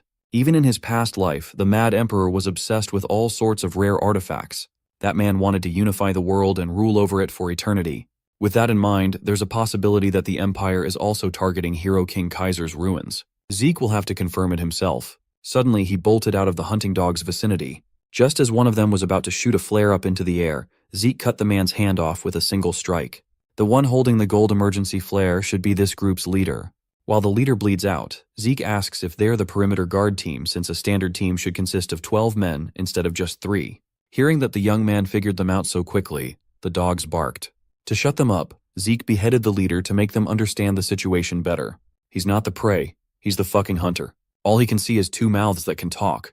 They had better start doing that before the number reached 0. After a lot of convincing, Zeke found the location of the dog's temporary base. Inside a cavern, dozens of Imperial hunting dogs have gathered. They're probably responsible for the massacre of the Argos Kingdom base camp from earlier. Since they're taking such drastic measures, it's possible that they really found Kaiser's ruins. Before checking out the hunting dog base, Zeke arranged the corpses of his victims neatly and scribbled some sinister symbols on a tree using their blood. Even though it's just a temporary base, the hunting dogs sure know how to make decent accommodations. Still, most of the dogs are deathly bored of guard duty. Since they're inside barbarian territory, no one in their right mind would dare to intrude.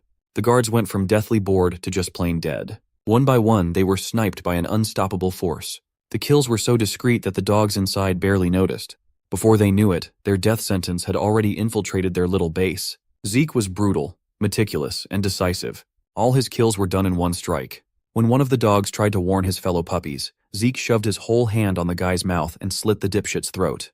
Holding a dagger stained with the Empire's blood reminded Zeke of old times. He felt nostalgic for the days when he acted as the blade who stifled a 5-year-long power struggle. Once he was ordered by his boss to raid the Pabella cartel. Of course, the hunting dogs spotted and encircled him eventually. The one in charge recognized Zeke's style as the knifemanship of a southern hitman. The only ones who practiced such a brutal style were the McCains and Pabellas. Either way, they need to deal with this masked assassin.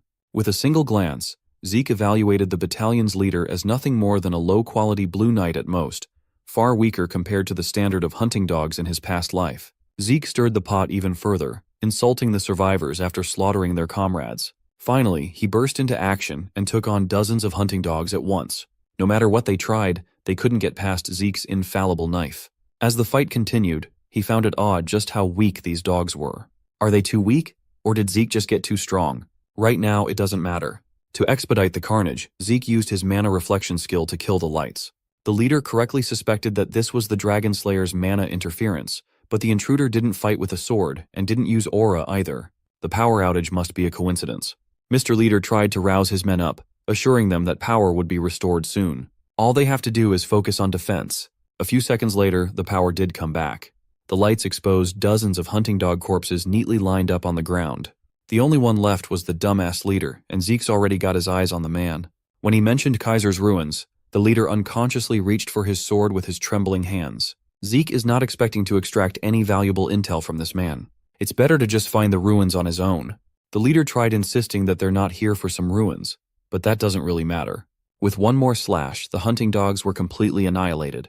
Thanks to the blade he used to kill everyone and the symbols he left, all of the events that occurred here will be blamed on the McCains. In his previous life, Zeke poured blood, sweat, and tears into that criminal organization based in the South. After the Cusco kingdom fell due to a civil war, the McCain cartel divided the resulting land in two and took power. Zeke could have easily covered his tracks had he used his draconian skills, but intentionally using southern knife techniques and pinning it on the cartel was more fun. The Empire would simply blame the criminal organization.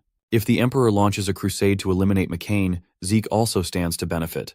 Anyway, after searching the base, Zeke found a letter that proved just how crazy the Emperor had become. His only command was to find any kind of ancient ruins. The most shocking thing was the enclosed operation map.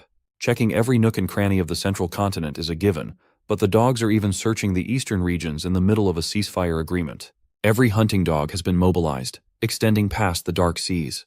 They are scouring every place suspected of housing ancient ruins.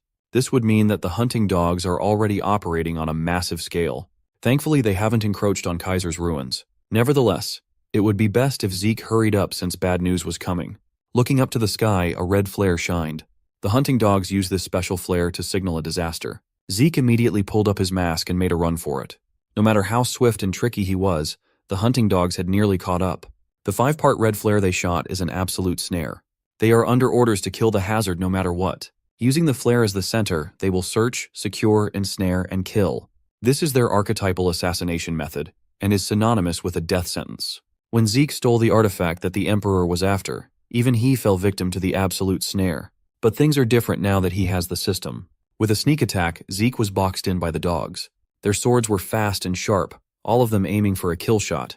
But Zeke didn't panic. Even with just a knife, he's confident that he can take them on. After waltzing his way out of a disadvantaged position, Zeke assessed his assailants. These guys are definitely on a different level from the noobs in the cave. He tried to keep some distance, but more and more dogs kept on coming out of the woodwork. Surrounded by dozens of the Empire's best and brightest, this simple excursion has turned into a real hassle. Based on these people's skill levels, Zeke can still escape, but that would mean tearing down his attempts to frame McCain. He still has one more trump card that he really didn't want to use, though. Zeke pulled out a tiny horn and put it in his mouth. He blew on it, and the thing produced a guttural sound that blanketed the entire forest. The dogs stopped their advance and observed the situation. Taking advantage of their confusion, Zeke threw some smoke bombs to limit their vision. They tried to close in on him, thinking that the sound was just a distraction, and failed. Still, while the absolute snare is in effect, not a single soul can outrun the dogs. The leader quickly adapted and ordered his men to start tracking for suspicious movements. Zeke seemed to be traceless, but it would only be a matter of time before these dogs picked his scent back up. While the leader was deep in thought, his men started dying off. Coming out of the woods were throngs of barbarians thirsty for blood, even though the dogs tried their best not to provoke these savages. While they can take a few of them, going up against an entire army is just asking to be wiped out. Some of the dogs tried to stand their ground, but their aura blades couldn't even tear through barbarian skin. In contrast, a single punch from a barbarian can crush a man's head. The leader of the dogs had never seen these savages so enraged. At this rate, they'll all die. So he pulled out a flare and shot the signal to withdraw, canceling the absolute snare. As they retreated with their tails tucked between their legs, the barbarians continued to chase. When the coast was finally clear, Zeke dug himself out of his hiding spot and breathed a sigh of relief. That horn was far more effective than he expected. A barbarian's horn is used for efficient communication during the chaos of battle. It's a tool of war. In his past life, Zeke developed a friendly relationship with the Mohawken tribe, and they taught him how to make and use the horn. The signal he sent the savages was a message about outsiders intruding upon their sacred land. Sure, barbarians are considered to be simplistic and uncivilized, but they have clear cultures and traditions and live under their own set of principles. The replica that Zeke crafted only held up for one use, but it was a massive help. With the dogs off his back, he can finally continue his quest. He arrived at the entrance of the ancient ruins rather quickly. Here, he encountered yet another obstacle to his plan. It's just one thing after another today. He had discovered a 9-headed fallen dragonborn corrupted by contaminated energy. Zeke doesn't even know what a fallen dragonborn is. According to the minimap, the door leading to the ruins is directly behind the best. First, he tried to open the door remotely using the system, and it worked. He successfully opened the home of the Hero King, Kaiser. However, this prompted the fallen dragonborn to go on an aggressive rampage. Zeke can't cheese the beast and walk past it now. Since he's being forced to fight, he immediately uses his dragon-slaying arts and closes the gap between him and the monstrosity. In order to dodge 9 attacks all at once, Zeke tapped into his Gale arts and used Shadowless Steps. His plan was to interfere with the monster's vision using Shadowless Steps and sneak into the entrance quickly. For a second, it looks like the bold plan is going to work. Just a bit further, and he would have pulled off the scam, but the fangs of the Dragonborn stopped him from doing so. Alas, he was forced to pull out the Stygian blade, Bahamut. He immediately used Dragon-Slaying Arts Chapter 7, Verse 1, Dragonhead Severance, to the fullest degree. Upon severing one of 9 heads, Zeke discovered that the fallen Dragonborn's blood had a corrosive property. Thankfully, his healing factor kicked in before his skin was peeled off. After the initial clash, Zeke finally remembered what this monster was. His master from his past life barely subjugated such a formidable beast. The 9-headed dragon Hydra. He felt his blood pumping with excitement, eager to test himself against such an opponent. The battle raged on, with Zeke using Bahamut as Hydra's toothpick. While he was dealing with one head, the other ones continued to wreak havoc. He's starting to doubt his clan's naming scheme for the so-called dragon-slaying arts at this point. In this age where dragons are extinct, dragonborn monsters are the closest life forms to them. Still, it seems like none of his attacks are working against the beast. No matter how much he cuts, the Hydra just heals back up. Taking such a monster down might be a bit too much for him currently. The monster is positioned about 30 meters away from the door. For now, Zeke wanted to try something, so he asked the system to close the entrance. His request has been confirmed, and the door has been shut. Zeke took his position with a determination to give it another go. He compounded applied dragon-slaying arts and the 5th form of Gale arts together. Charging forward, he unleashed the Wind Splitter. The burst of speed should give him enough velocity to get through the door. The Hydra eyed him and sent 3 heads coiling to block his path. Zeke made it closer to the entrance than he ever had, but the Hydra was quick enough to stifle his progress with a vicious bite on one of his arms to drag him away. He thought he could outsmart and trick the beast, but it's clearly hell-bent on fulfilling its guard duty. Since the beast wants his arm so badly, Zeke gladly ceded his limb. Using his blade, he cut his own arm to escape from the Dragonborn's clutches. A severed arm is not that big of a deal, considering Zeke's inhuman regeneration. Incensed by his reckless fighting style, the beast showed another new attack. It spewed out a poison fog that quickly enveloped him. The Hydra's poison quickly seeped into Zeke's body. He countered with a spiteful attack of his own. With soul manifestation, laceration tore through multiple heads at once. Now, most of the Hydra's head has been cut off, causing it to crash on the ground. The dragon and the Dragonslayer stared at each other, both of them on their last legs. The beast initiates the final clash as Zeke lifts his sword to deal with the only remaining head. Unconsciously, his draconian skill, Dragon's Dignity, kicked in. In the Hydra's eyes, Zeke had transformed into the specter of a real dragon. His threatening words to kill and crush the beast utterly intimidated the fallen Dragonborn. A fear that resonated deep, thrummed from within its genes, and stunned the monster. Its aggressive demeanor completely dissolved, becoming more like an obedient dog in front of Zeke. It slowly cowered away to tend to its wounds while sweating bullets. Zeke finally took a breather. His regenerated arm is still raw, and the poison is still coursing through his bloodstream. If he knew that the dragon's dignity worked against the Dragonborn, he would have used it a lot sooner. For the first time in a while, he felt tired when infinite stamina was supposed to be permanently active. Fiddling with his system, he was prompted with the option to activate Draconic Control to subjugate the Dragonborn target with his authority. Who would have thought that he could strike fear in the heart of a monster that nearly devoured him whole? Whatever the reason, this presents a pretty exciting possibility. He might be able to subjugate monsters. He wanted to give it a shot, but the system prompted that he lacked the required administrator level to subjugate the fallen Dragonborn. Zeke felt that this was fair. It would be weirder if such a broken ability didn't have restrictions. He slowly stood up and felt a painful throbbing inside his body. The Hydra's poison wrecking his body has surpassed dangerous levels. His passive healing was not working. Desperate for relief, he thought of Gluttony's other effect. He can consume bloodline abilities. Since Hydra has such a potent poison, it's safe to assume that it has a bloodline ability to resist such toxin. While he writhes in pain, Zeke's shadow extends as Gluttony descends. He devoured one of the Dragonborn's freshly severed heads, melting and pulling it into the void. Doing so upgraded his Gluttony skill from beginner to expert. He completely recovered his energy, and most importantly, He rolled the much-needed bloodline ability, an incomplete constitution for poison resistance. As his shadow retreated, Zeke forced himself to stand back up. His poison resistance constitution completely neutralized the painful throbbing coursing through his body. Before entering the ruins, he gave his status window a quick check. Everything seems to be in order, and the poison resistance constitution might unlock some new possibilities for him in the future. On top of that, gluttony, which has been stuck at the beginner level, had finally gone up. Overall, he got some hefty upgrades.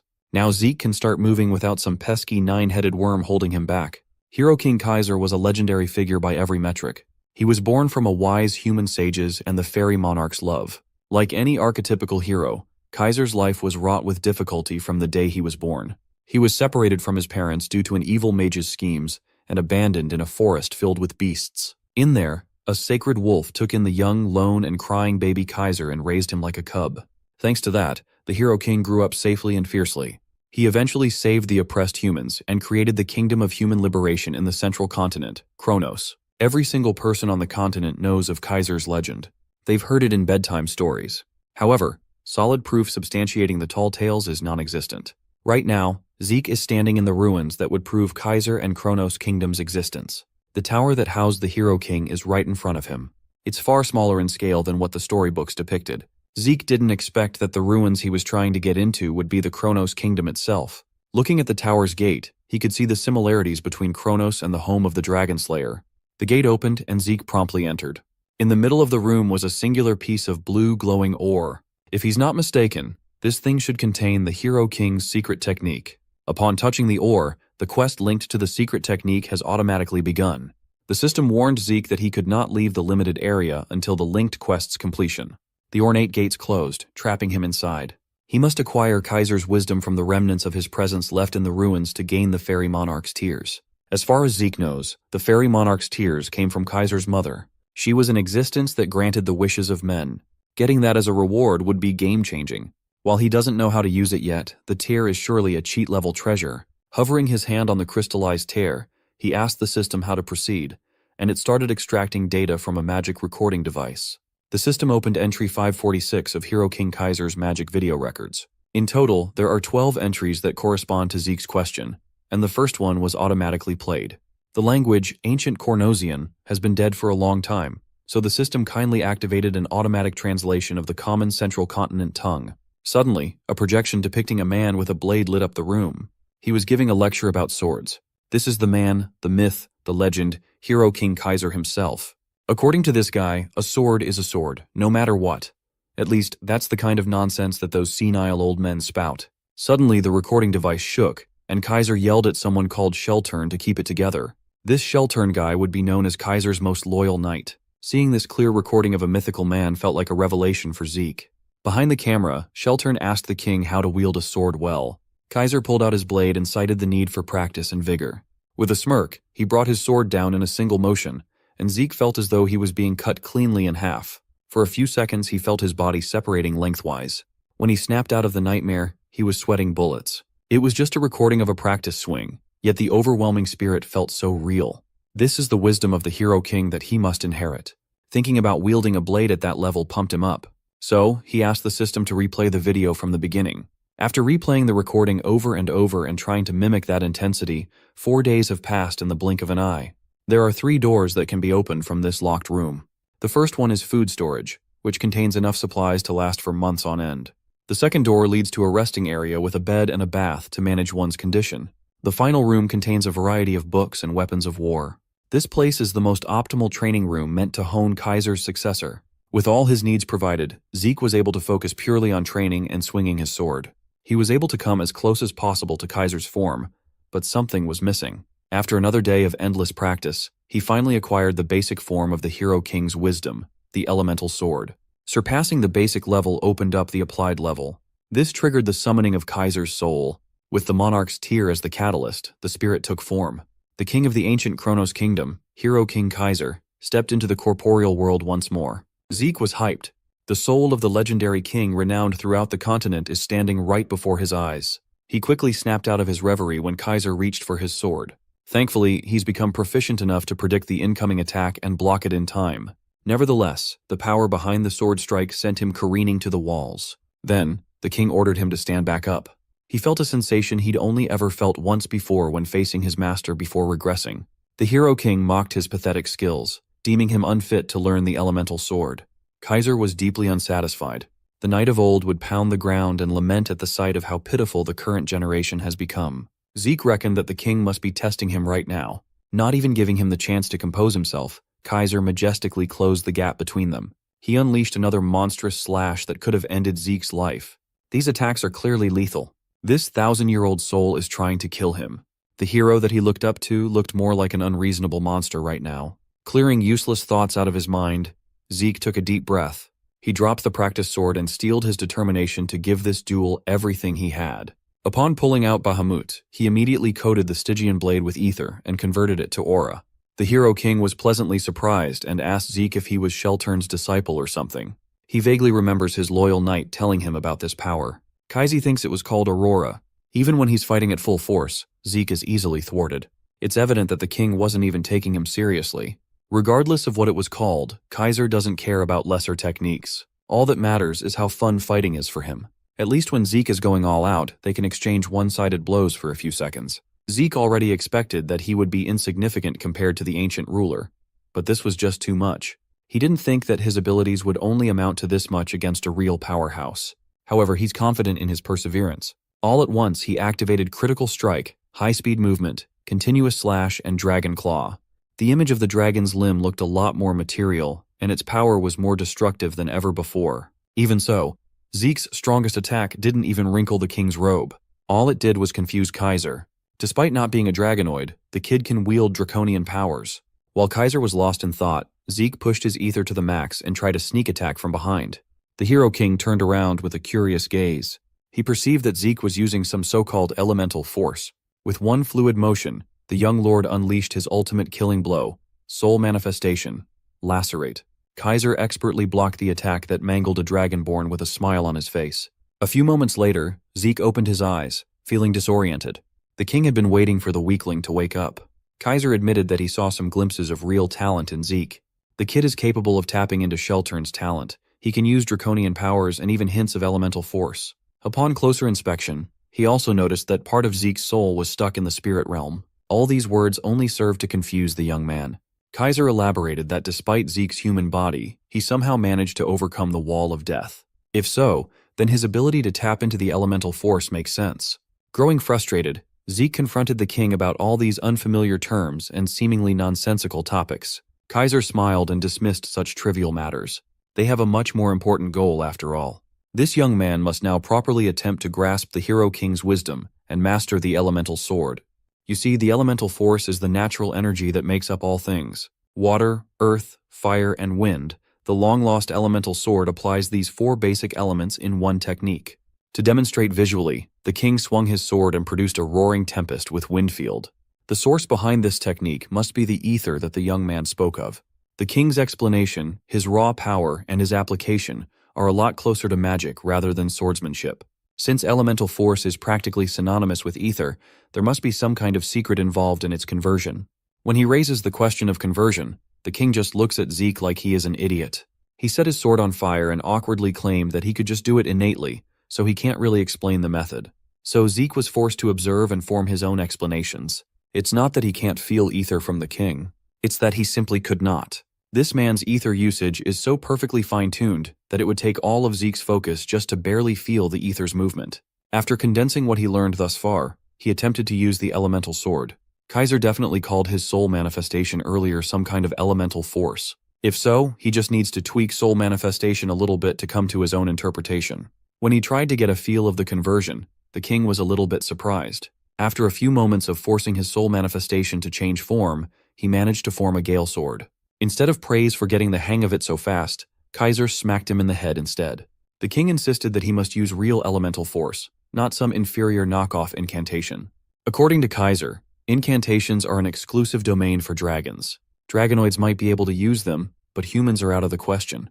Whenever Zeke relies on that power, he'll just end up pushing past his limits, and that won't end well at all. There is a marked difference between human and dragon souls. The young man might be able to imitate it for a bit, but he'll never be able to use incantations to their fullest potential. Kaiser is disgusted with whoever developed such a pathetic and reckless imitation. Come to think of it, Zeke had seen mentions of incantation before. When he absorbed Bahamut's heart, he acquired the draconian skill of incantation, but was not able to use it yet due to a lack of administrator experience. If that's the case, he can actually unlock its full potential when he grows stronger. He might be able to use soul manifestation without its drawbacks too. The king impatiently demanded that he practice properly before getting bashed in the head once more. Naturally, application training took much longer than basic physical training. Through the effects of the divine body, Kaiser's expert demonstrations, and regular spars, Zeke eventually came to an understanding of the fundamental principles of the elemental sword. While magic is activated using mana as its driving force, elemental sword uses ether as fuel to drive the power of spirits. After understanding the underlying principles and the method of usage, Zeke quickly began using the technique. Now, he can actually utilize some of Kaiser's fearsome techniques. Even though he's come so far, he's only progressed enough to the entry level in Kaiser's eyes. Reaching the next realm will be incredibly harsh, so he better get plenty of rest. But while he rested, he wanted to ask the Hero King a few questions. As Kaiser lazily rested on his floating cloud, he entertained the young man's queries. Zeke asked why the king called him Sheltern's disciple upon seeing the aura. Now, the king finally remembered what that power was called. Aura. Back then, Sheltern claimed that humans couldn't use elemental swords, so he created his own technique. That damned knight of his, Sheltern Draker, must have ignored the king's technique altogether and only passed down his own creation. Zeke was taken aback. He just casually found out that the right hand of the Hero King and the inventor of Aura was a freaking Draker. That means the original progenitor of his family was not Tarakan, but an even more ancient fighter in the form of Sheltern.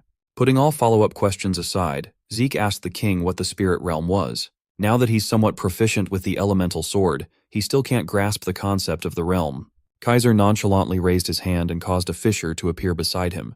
That fissure was made by the wind field pressure. He doesn't even need to use the sword to conjure such a thing.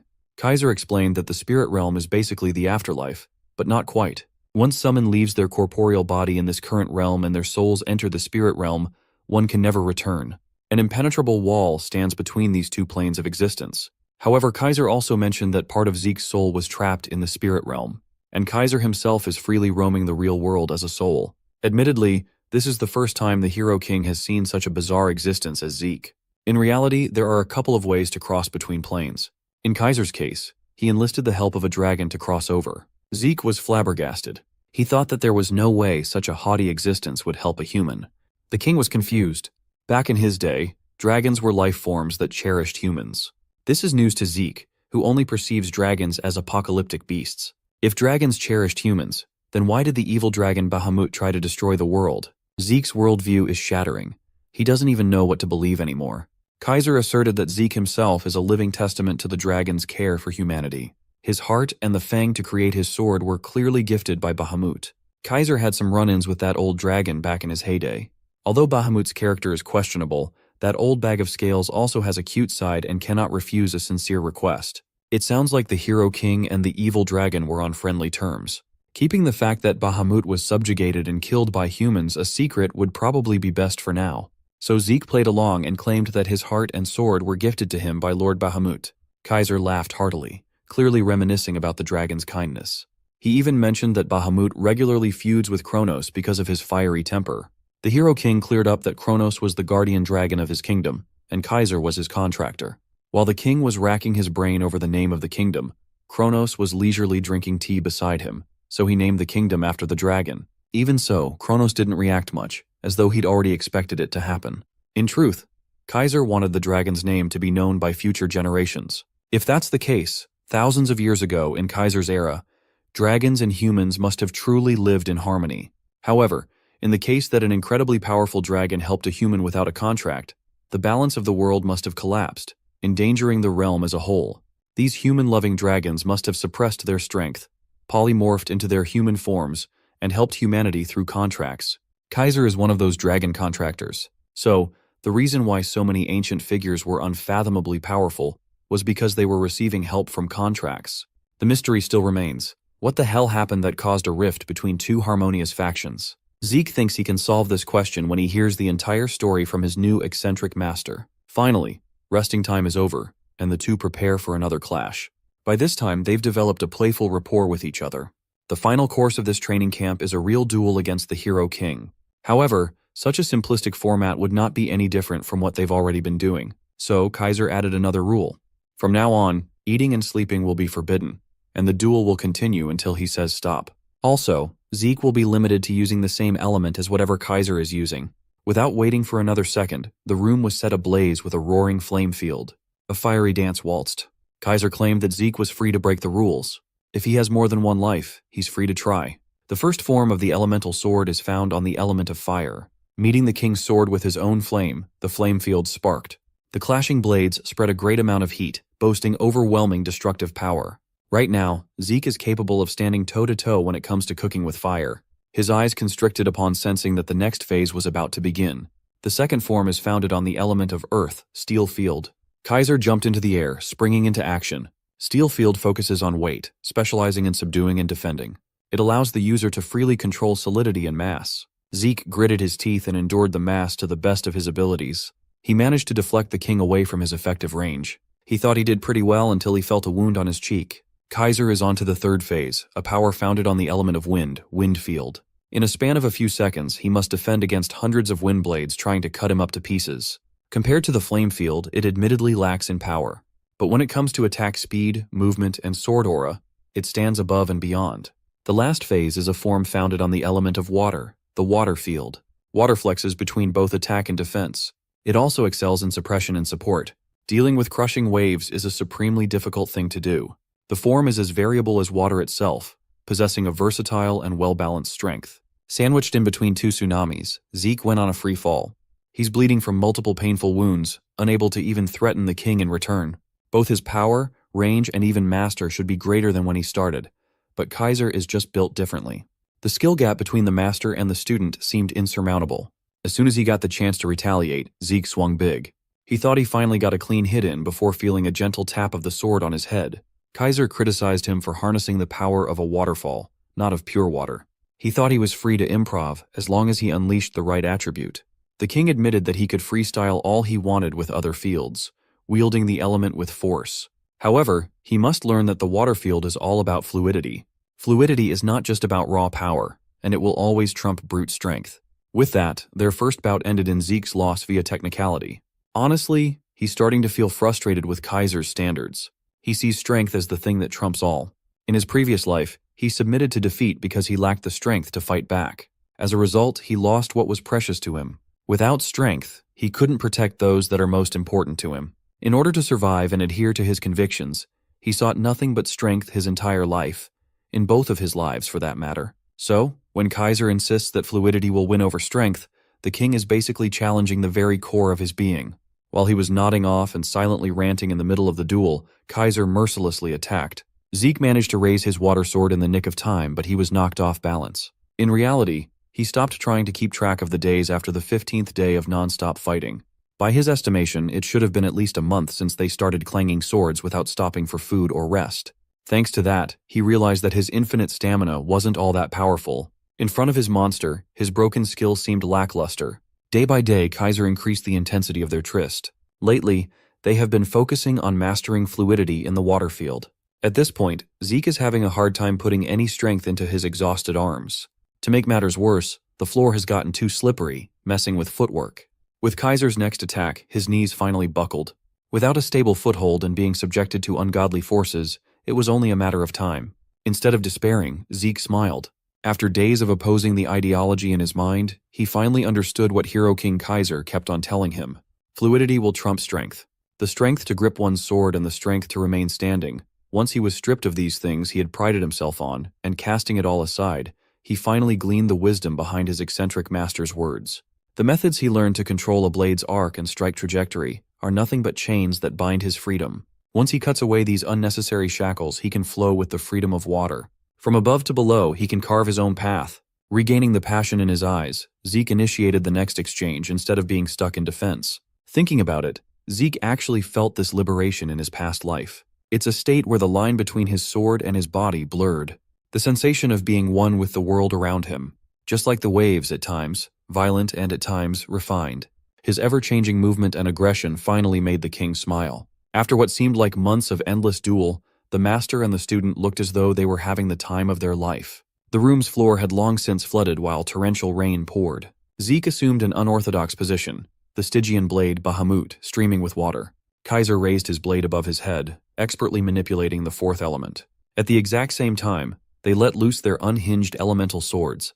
Their respective water's edge formed a perfect horizon of sharpness. Finally, the rain stopped, and a warm light filled the damp room. Hero King Kaiser looked at his disciple with a satisfied smile.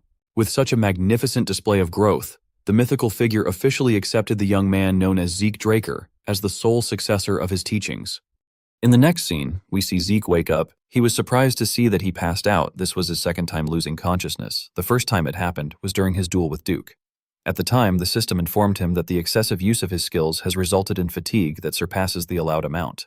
The system forcefully shut down his consciousness for his own sake. However, it was different this time. This was the first time Zeke passed out because he reached his body's physical limit.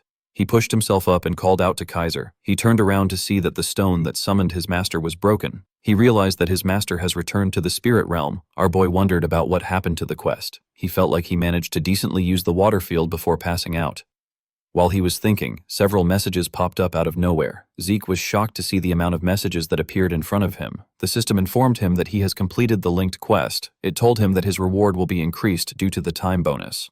Zeke was happy to see this. He believed that he deserved the reward since he worked himself to the bone to complete the quest. He received the Fairy Monarch's Tears, 500 karma points, and 3 random skill cards. The system informed him that he has completed the achievement quest. It told him that his reward will increase due to the time bonus. It elevated Zeke's administrator rights and gave him 500 karma points, as well as 3 random boxes. Due to the fact that he was elevated to an intermediate administrator, certain system functions were to be unlocked. Zeke's elementary level quest book changed into an intermediate level quest book. An item hotkey slot was unlocked. The minimap portal transportation function was also unlocked. The system informed Zeke that his soul has seen some growth. Due to the growth in his soul, the seal on Bahamut's heart was partially unlocked. 90% of Bahamut's power was still sealed off. The messages were quite much. Zeke believed that reading through them will be a lot of work. Our boy decided to first check the seal percentage. He recalled that the seal was at 95% when he first absorbed Bahamut's heart. At that time, Zeke tried to unlock the seal immediately, but the system blocked him. Since he had directly faced the power, he knew that it was something that he couldn't handle. He realized that he can only handle 10% of the power now. Zeke understood that incantation, which he couldn't unlock with points alone, and dragonic control must be related to the seal percentage. He decided to keep an eye on it. He opened the system and unlocked the random boxes he got as a reward. He got some boots created from meteoric iron and a lower body armor that was also created from meteoric iron. The system told him that the property of the items will be activated once he equips a full set of meteoric iron. The third item he got were some earrings that were delicately made from crystals. The earrings grant the user 15% improvement in their mana recovery speed. They also look nice when paired with a red dress. Zeke knew that he could sell the earrings to a mage for a good price. He could not believe that he managed to get the boots and the lower body armor to match with the gauntlet he got from before. Our boy knew that it won't be long before he gets the full set. He decided to check his random skill cards next. When he opened the cards, he saw that he got a C-rank skill known as Static Discharge. The skill allows him to generate electricity to give a target an electric shock through touch. He got another C-rank skill called Flashbang. The skill allows him to shoot condense energy, which then explodes and generates a bright light that disables a person's vision. The third skill Zeke received was a C-rank skill called Dissonance. It allows him to create an unpleasant sound to interfere with a target's hearing. Zeke did not expect all the skills to be C-rank. He realized that there would be no point to all his hard work if the system just gave him high-ranked skills. Our boy took out a dagger and applied his static discharge to it. It caused a huge spark. Zeke could not believe that this was a C-rank skill. The power was very good. He realized that he could use it in different ways. He believed that he will be able to produce something that surpasses the effect of the artifact he used during the Great Advancement exam if he uses Flashbang and Dissonance together. Zeke opened his messages. He recalled that he unlocked more system functions by raising his administrator level. He clicked on the item hotkey slot. This function allows him to use items in the slot like a skill. Our boy believed that the function would be useful in an emergency. He wondered about what he should keep in the slots. Since he had healing factor and infinite stamina, he didn't need any healing potions. While looking through the system, Zeke realized something important. The skills that he thought would be all-powerful. Each had their own disadvantages. However unlikely it may be, there is no guarantee that he will never encounter another skilled opponent like Kaiser that can't be managed with infinite stamina.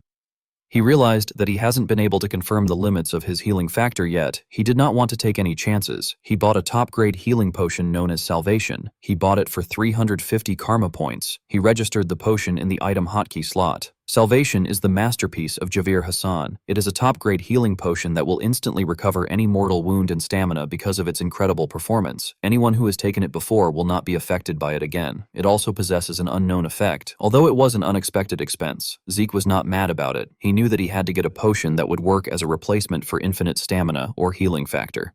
Zeke decided to check the most important reward. He took out the fairy monarch's tears. It was in a glass bottle. The tears were said to be spilled after falling to the grief of losing the hero King Kaiser to an evil mage's conspiracy. It can be used as a medium to summon the fairy monarch from the spirit world. It can only be used once. Zeke was shocked to see the description of the item. He recalled that the fairy monarch appears in legends as an existence that grants human wishes. Zeke wondered if summoning the fairy monarch would lead to a wish being granted. He realized that it can only be used once. He decided not to test it now. He kept the bottle in his inventory. He stood up and told himself that a time will come when he will be able to use the item. After saying this, he walked out of the building. In the next scene, we are taken to an outpost. We see Zeke appear in the outpost out of nowhere. When he looked around, he realized that he was at an adventurer's outpost. He could not believe that he was actually transported there. He was able to do this with the new system portal function. He jumped out of the outpost. The system asked him if he will like to use the portal transportation function. It asked him to pick a destination to be transported to. He was currently at the Argos Kingdom's 8th adventurer outpost. As long as Zeke picks a destination from the minimap, he will be able to move there immediately. Other than the fact that the required points increase with distance, there are no restrictions. As long as Zeke has the points, he can travel freely within the continent. This makes traveling easy, and it also helps him to conceal his whereabouts. This ability was very useful to our boy's plans. While he was looking at his map, Zeke noticed that there was a lot of flowers around him. He wondered why flowers would be there in winter. Zeke quickly realized that he messed up. The scene shifts and we are taken to the central continent's top night nurturing facility. The place is known as Valhalla. We see different students wearing white clothes. At the facility, we are taken to the dean's office. We see him trimming his plant. Zeke was in the office with him. He told our boy that he has never seen a case like his in his 10 years as a dean. He had never heard of a freshman that comes to school a month after the entrance ceremony. Zeke did not expect that he would be locked in Kaiser's home for a whole month. In the entrance guide he was given, alongside a letter of recommendation, there was a clause stating that the dean has authority over the entrance into the school if a student fails to participate in the entrance ceremony. Entering next year was too late for Zeke. He needed to get into Tarakan's secret library. He decided to use any excuse to convince the dean. Zeke explained to the dean that he completely lost himself in a state of unity while training in order to make up for what he lacks. He told him that he lost consciousness for a long period of time. The dean, whose name is Flaubert Borges, stopped trimming his plant when he heard this, with a serious look on his face. He asked Zeke if this is all he could come up with in order to make up for missing the entrance ceremony. Flaubert Borges is a knight renowned across the entire continent, hailing from the kingdom of Thebea as a member of the Royal Guard. The story of how Arthur Draker went to meet Flaubert 3 times to ask him to become the dean is so famous that it is still spoken of 10 years after it happened.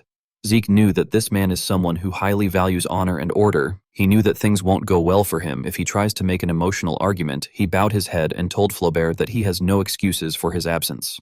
Flaubert did not expect this. He knew that unity isn't something that is easily achieved. If it was any other cadet, he would have dismissed it as a lie. He revealed to Zeke that he received a letter of recommendation from the academy's dean. He told our boy that he will arrange a place for him. Zeke was shocked to hear this. Flaubert explained to him that he will permit his enrollment if his month-long training is determined to have been worth more than a month in Valhalla. Zeke did not like the fact that Howard helped him in this situation, but he didn't have a lot of choices. He thanked Flaubert for giving him a chance. Flaubert pressed a bell. An assistant quickly entered his office. The dean asked the man to reserve an empty training room immediately. He asked him to tell the professors of each department that there will be an extra entrance exam, so they need to gather there. The scene shifts, and we are taken to the cadet individual training room. We see Zeke standing on the stage. Our boy looked around the room. He realized that all the professors here are renowned knights that he has seen in the continent's news at least once. Since everyone had gathered there, Flaubert ordered Zeke to show them the fruits of the training he claims to have undertaken. Zeke grabbed his sword. He wondered about what he should show this instructors. He knew that he couldn't show them his elemental sword. He took out his sword and took a stance. He could feel the intense pressure of the instructors who were staring at him. Our boy was aware that this were the people training the greatest knights on the continent. He knew that they wouldn't even blink if he showed them some old technique. Zeke decided to show them a little bit of what he is capable of. He released a large amount of energy in the hall. He focused his energy on his sword. The instructors were shocked to see Zeke's aura shining brightly. They could not believe that they were looking at an aura blade. The instructors could not comprehend the fact that Zeke has already reached the level of a Blue Knight at age 15. They recalled that Abel was the one who held the record of the youngest Blue Knight. He became a Blue Knight at age 19.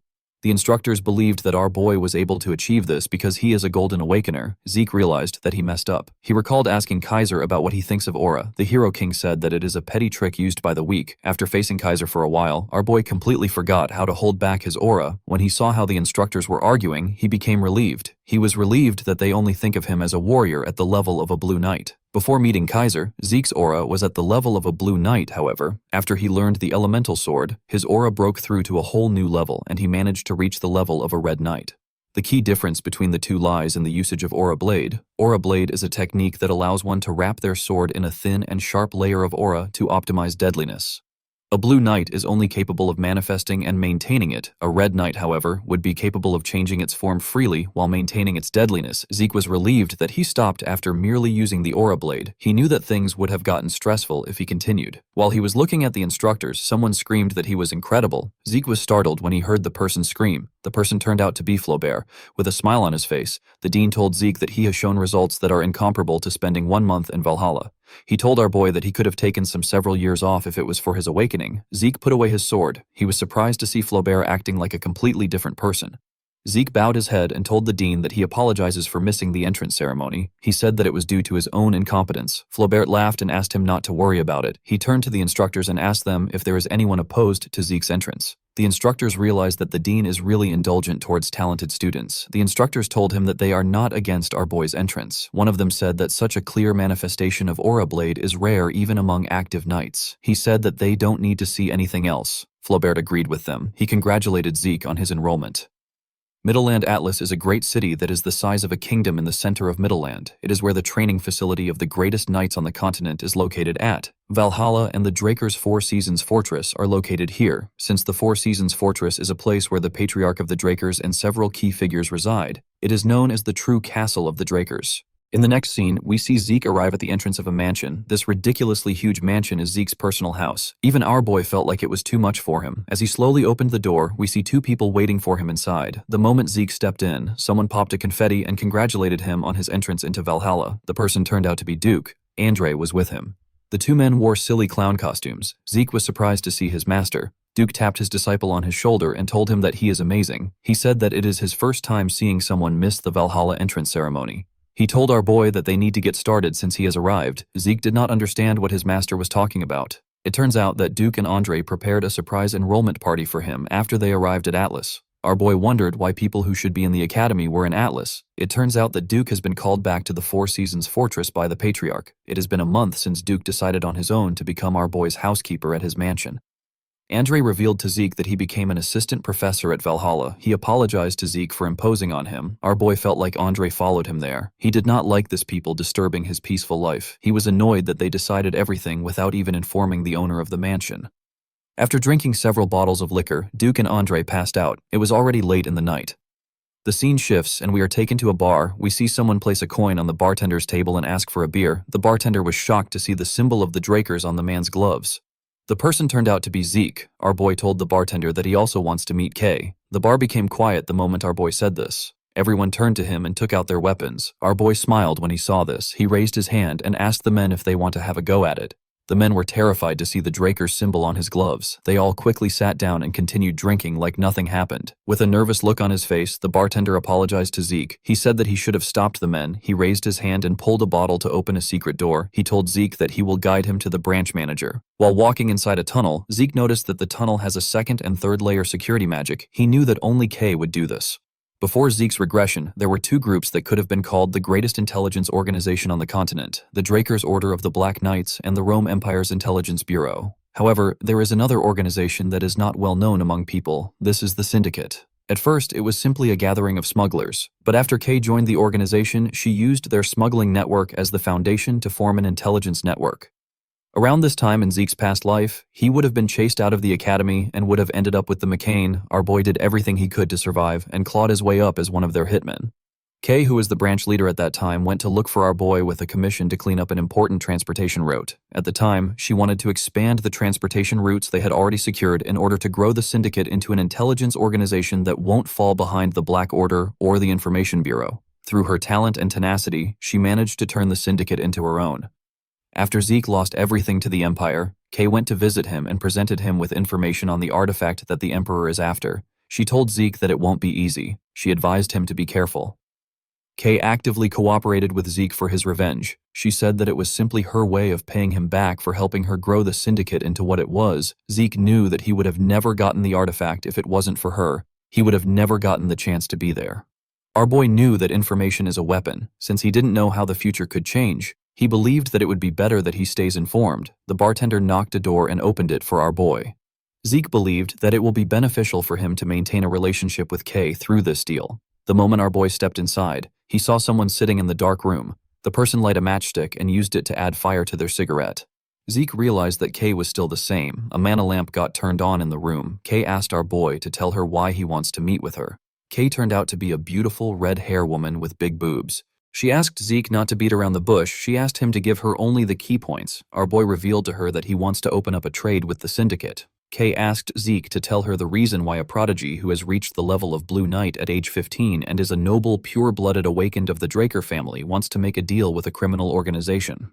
Zeke was impressed that she was already aware of what happened at Valhalla. He put his hand into his coat. He realized that she was playing games with him because she is not open to the idea. He took out something from the coat and placed it on the table. He asked Kay to make a decision after seeing what he has. Kay saw some earrings on the table. Zeke revealed to her that it is actually an artifact. He asked her to try it on. He told her that she will be surprised.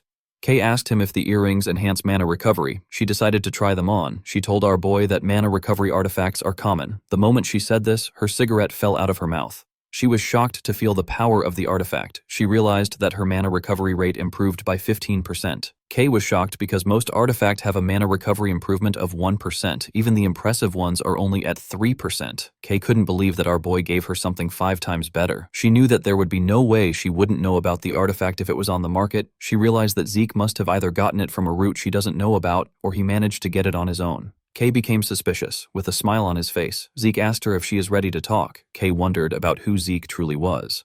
In the next scene, we see Zeke explaining things to Kay. He told her that she can open up a new account with the sealed personal statement she got. He told her that he has already requested for a representative. He told Kay that the only thing she needs to do is go to the Atlas Northern Bank and take care of the item. Kay knew that Zeke wanted to sell the earrings, but she did not expect him to want to work with her to sell unknown artifacts on his behalf. Zeke wrote that she can take 10% for each item sold and an additional bonus for every 10,000 that they sell.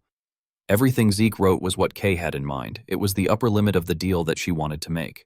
Kay realized that Zeke has access to information. This is because he was already aware that she is a magician. Kay stood up and picked up the contract. She told Zeke that she accepts his terms. She told him that she hopes they both get good luck. Before she could leave, our boy stopped her and told her that he has one question that he wants to ask. With a smile on his face, Zeke asked Kay if her ghost ship is okay. The woman glared at him. Several men appeared behind our boy. They were all holding daggers. With a scary tone in her voice, Kay asked Zeke to tell her where he heard about this from. Zeke laughed and said that he was just asking a question. He asked her to tell him why she is so on the edge. He told Kay that she can actually threaten him.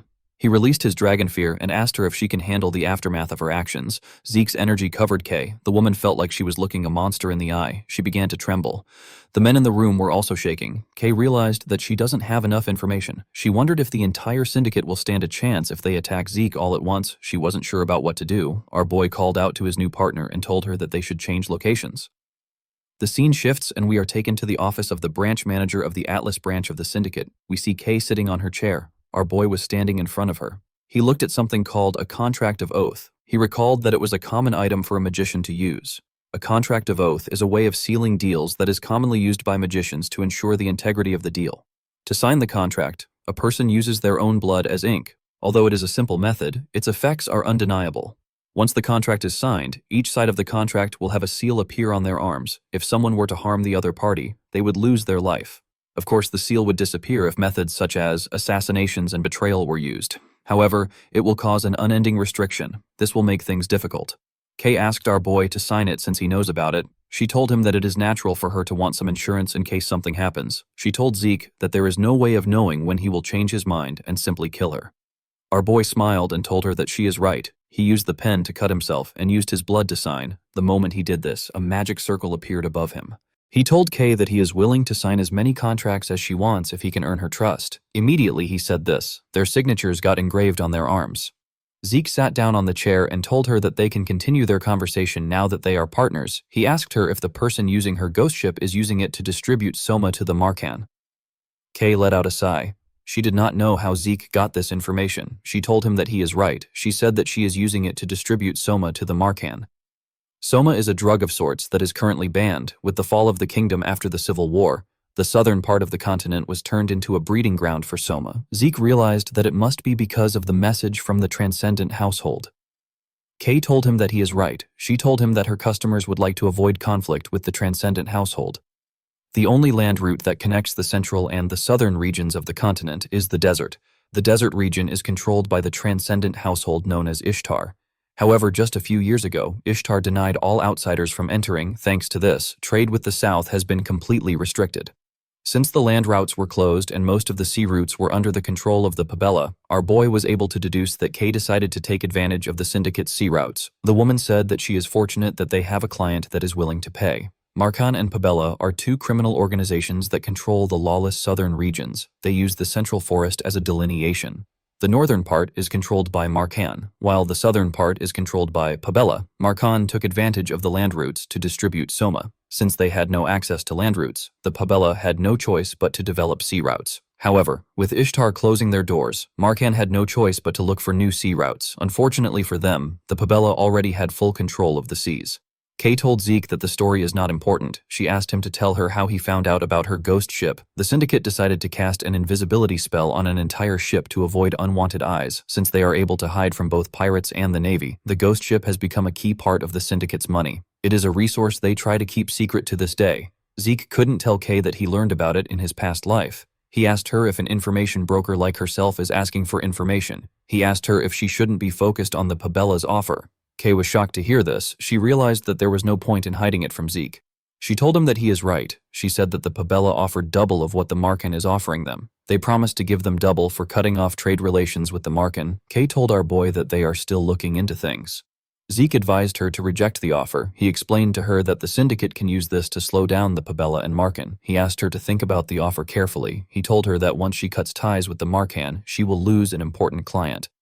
For Soma, Zeke revealed to Kay that the Pabella are pirates defeated by the Knight of White Silver. The woman was shocked to hear this. She stood up and told our boy that this is impossible. She said that the Pabella is known for keeping true to their principles. She told Zeke that they are different from the stupid pirates. Zeke told her that it is all for show. With a serious look on his face, he revealed to Kay that the Pabella is trying to find her hidden treasure, which is the syndicate's hidden sea route. Unlike the Marcan who want to keep the goose that lays golden eggs alive, the Pabella will attack the syndicate once they learn about their ghost ship. Kay told Zeke that he is wrong. She said that the southern pirates and the Pabella are two different entities. Zeke hit the table and told Kay that she needs to pay for the information she got. He told her that he simply wants to meet Don Juan, the boss of Marcan. He told Kay that he will make her the boss of the syndicate if she can do this. Kay was shocked to hear this. After saying this to her, Zeke stepped out of the building. Although Kay's network of information is impressive, it is still not enough. In the past, the fastest way of gaining access to the syndicate's information was to even the playing field and absorb any organization along the way. Zeke hoped that the small fire he started today will grow in intensity and eventually consume Don Juan. The scene shifts and we are taken to Valhalla. We see Zeke looking around. He could tell that this place was completely different from the cradle and the academy. It has a very free vibe. While looking around, Zeke wondered about when the guide the dean assigned to him will arrive. The moment he thought of this, someone called out to him. The person asked him if he is the guy the dean mentioned. The boy with a face tattoo smiled at Zeke and raised his hand to give him a fist bump. Our boy didn't do anything. He didn't know why the boy was acting friendly. The boy tapped him on his shoulder and told him that he has a long way to go for the academy blood to get out of his system. Zeke pushed his hand away and asked him if he is the guide that the dean sent. The boy imitated Zeke and showed him how he asked the question. He smiled and asked Zeke to tell him why he is using such a serious tone. The boy gave Zeke a rock and roll sign and asked him not to be so stuck up. He advised him to relax. He told our boy that he is the guide that the dean personally assigned the duty of showing him every nook and cranny of Valhalla. Zeke could tell that this boy talks a lot. While talking, the boy realized that he forgot to introduce himself. He told Zeke that his name is Diego. Our boy was shocked to hear this. Diego introduced himself as the evangelist of New Age fusion music of Southern traditional percussion and central melodies. Diego Villa let out his tongue and told Zeke that he hopes to get along with him. Our boy turned around and told him that he hopes for that too. Diego did not expect Zeke to say this. He moved close to him and asked him if he is already warming up to him. Zeke told him that this depends on his mood. Our boy did not expect to meet Diego Villa, the person who will later be known as the Metered Knight. Zeke did not think that he will meet a man destined to be known as one of the 5 Divine Knights. The 5 Divine Knights are 5 knights that played key roles in the Continental War. The first among them is Bishop Kastek, who is also known as the Silent Knight. The second is Jeffrick Solma, who is known as the Haze Knight. The next person is Asta Eladolf, who is known as the Illusory Knight. The fourth person is Reyna Draker, the Lightning Knight. The fifth knight is Diego Villa, the Metered Knight. While thinking, our boy recalled that people said that all 5 Divine Knights were Valhalla alumni. He decided to confirm if this is true or not. If things go according to his plan, he will be able to strengthen his influence quickly. Diego told Zeke that he is a little hungry because they walked around. He asked our boy if he will like to try some southern cuisine. Zeke told him that he doesn't have any good memories of southern food. Diego told him that he hasn't had proper southern food. In the next scene, we see Zeke take a bite out of a taco. He told Diego that it is pretty good. The boy smiled and told him that it must be. He explained to him that this Valhalla-only shark dragon food is something that even a southern native like him acknowledges. Our boy said that it is better than what anyone will find in the south. Diego asked him if he has been to the south. Zeke told him that he has heard about it. After finishing their food, the boys got some tea. Zeke asked Diego about how a southern native like him ended up coming to Valhalla. Diego told him that it is a really long story. He revealed to Zeke that his father and mother are rulers of a small kingdom in the south. Our boy did not expect him to be royalty. The southern continent is a coalition of smaller kingdoms with the Cuzco kingdom at the center. The majority of the residents immigrated to the central continent when the Cuzco kingdom collapsed after a civil war. Diego raised his cup and told Zeke that he is a prince. He said that he is an important person. Our boy could not believe that he was really a prince. He couldn't believe that royalty this undignified exists. Diego explained to Zeke that there are some really stuck-up old people that insists the royal family's traditional twin swordsmanship must be carried on. Since Diego was such a genius with the twin swords, he ended up getting sent to Valhalla. With a bright smile on his face, Diego told our boy that he doesn't care about swordsmanship. He said that he is going to pursue his music. Zeke wondered about what he will do about the people expecting great things from him. Diego asked our boy if he wants to join the Southern Fusion New Age Music Research Club. Zeke quickly declined his offer. In the next scene, we are taken to a lecture hall. Zeke asked Diego if it is okay to enter the upperclassmen lectures like this. Diego advised our boy to stop acting like he is in the academy. He explained to him that Valhalla is all about freedom. Anything and everything is allowed if it is for the sake of learning. He told Zeke that he can go to listen to any lecture he wants if he wants to. He revealed to him that today's special lecture isn't common. He said that he heard rumors that the school has prepared something huge. Zeke wondered if the boy ever gets tired of moving his lips around. While he was thinking, he heard some people talking about him. They referred to him as the youngest person to ever enroll in Valhalla. The students talked about how our boy is a direct descendant and how he is a prodigy that beat up an instructor. Diego was surprised to hear this. He asked Zeke if he is a Draker. Our boy could not believe what he was hearing. He raised his glove to show the boy and asked him about what he thought the gloves are. Diego asked our boy to tell him what the glove is. Zeke called him an idiot and revealed to him that he is wearing pureblood gloves. He told him that they are a mark of a pureblood Draker awakener. Diego was shocked to hear this. He recalled that Zeke didn't take off the gloves while they were eating. He told our boy that he simply thought that he was a real badass for sticking to his guns. He told him that he had no clue that he was wearing pureblood gloves. Zeke found it funny that the boy came all the way to Valhalla without knowing about the pureblood gloves. He noticed that Diego was panicking. He felt like this was the normal reaction a person would have when encountering a pureblood awakener. Zeke was quite relieved to see that Diego stopped talking. The moment he thought of this, Diego told him that he now understands why he is so stuck up. Zeke was annoyed to hear his voice. He did not know what to even say to him. Diego put his arm around his neck and told him that he should have paid for the meal since he is a Draker. He laughed and told him that he is just kidding. Everyone turned to them when they heard Diego's voice. Zeke could not believe that the boy was becoming rowdier. While he was talking, the dean clapped his hands and asked everyone to pay attention. The students immediately became quiet. Zeke wondered why there were so many people in a lecture hall. He believed that they came because of the special lecture being held by the dean. Upon seeing the amount of student there, Flaubert said that he can tell that they are looking forward to the lecture. Diego took out a book and showed it to Zeke. He asked him about what he thinks about the lyrics. He asked him if the rhyme scheme is crazy. Zeke reminded him that he said that they should listen to the lecture. He asked Diego to pretend to listen. The dean decided to skip the formalities and go straight to the main event. He told the students that he had a really hard time getting this person. He introduced the person as a Black Knight of the Drakers who is returning from the field. Zeke smiled when he saw the person. He recalled that the person returned to the Four Seasons Fortress. He wondered if the man will begin international activities now. The person turned out to be Duke Draker. The students were shocked to see the Gale Knight. They did not expect to see the Black Knight that disappeared. They recalled that rumors were going around that Duke was recently sighted around the Four Seasons Fortress. The students did not expect it to be true. Duke told them that it is an honor for him that they all remember him after he stepped back from the front lines. He advised the students to engrave the lecture in their hearts and soul. He revealed to the students that he became a Black Knight after being part of the normal class in the academy. The content of Duke's lecture was much better than our boy expected. The students did their best to focus on Duke's long lecture. After a while, they began to fall asleep. Diego didn't even listen to him. He was focused on his lyrics. Zeke could not believe that Duke has been bragging for 2 hours straight. He wondered if his master was ever going to stop. Immediately he thought of this. The dean grabbed the mic and said that he feels bad for students who were listening intently. He said that they are out of time. Zeke was relieved to hear this. The dean took a look at his watch and announced that the second speaker is someone they all know. He told them that introductions won't be necessary. He explained to the students that even though the woman is incredibly busy as a guardian knight, she took time out of her schedule to come there. Zeke was surprised to hear this. Within the Draker family, knights are classified as normal knights, intermediate knights, advanced knights, and guardian knights. Because of this, there aren't even 10 guardian knights in the family. Our boy was certain that the second speaker will be a prominent figure. Flaubert took a look at his watch. He wondered why the guardian knight was taking so long. A woman with platinum blonde hair stepped into the hall. Zeke carefully looked at her. Although the woman had platinum blonde hair and a white full-plate armor that stood out, our boy still didn't recognize her.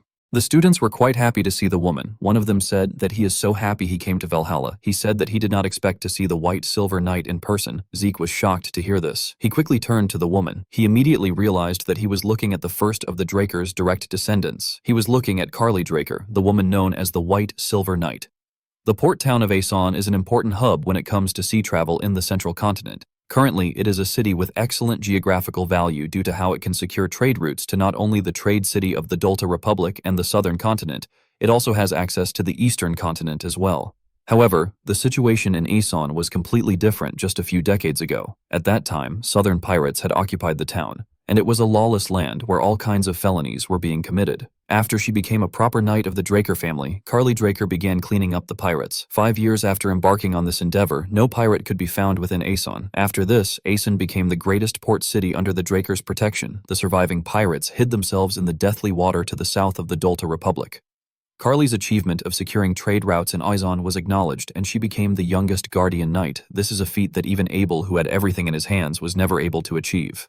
In the present, Zeke stared at his sister. He knew that the guest would be an important figure, but he didn't expect it to be his eldest sister. He recalled that Carly is currently engaged in a battle of succession against Abel. It was natural for Zeke not to recognize his sister. This is because something happened to her even before his regression. Carly let out a sigh and tapped her finger on the podium. She yelled and ordered everyone to keep shut. The students immediately kept quiet. They became scared. Zeke was not surprised to see that everyone trembled in fear. He knew that this was the natural reaction people would have when a guardian knight yells. Carly told the students that their attitude and behavior of not keeping quiet when a speaker has presented themselves is different from the disciplined Valhalla that she graduated from. She told them that their forefathers would click their tongues if they saw how they are. She asked them if they think that the peace they are enjoying now was granted to them at no cost. She told them that it was gotten through the blood, sweat, and tears of those who came before them. The students did not know how to react to this.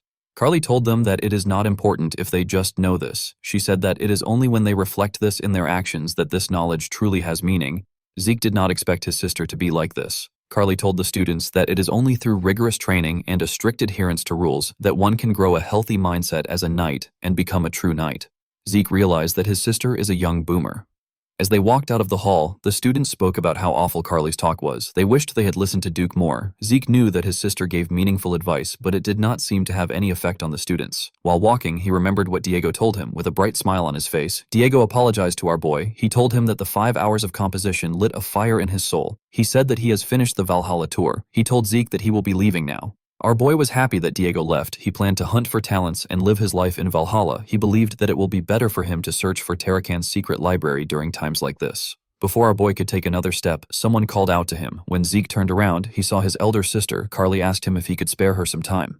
In the next scene, we are taken to the Valhalla public training room. We see Carly take out a glowing sword. Zeke realized that this is the mithril sword that the Holy Kingdom gave his sister.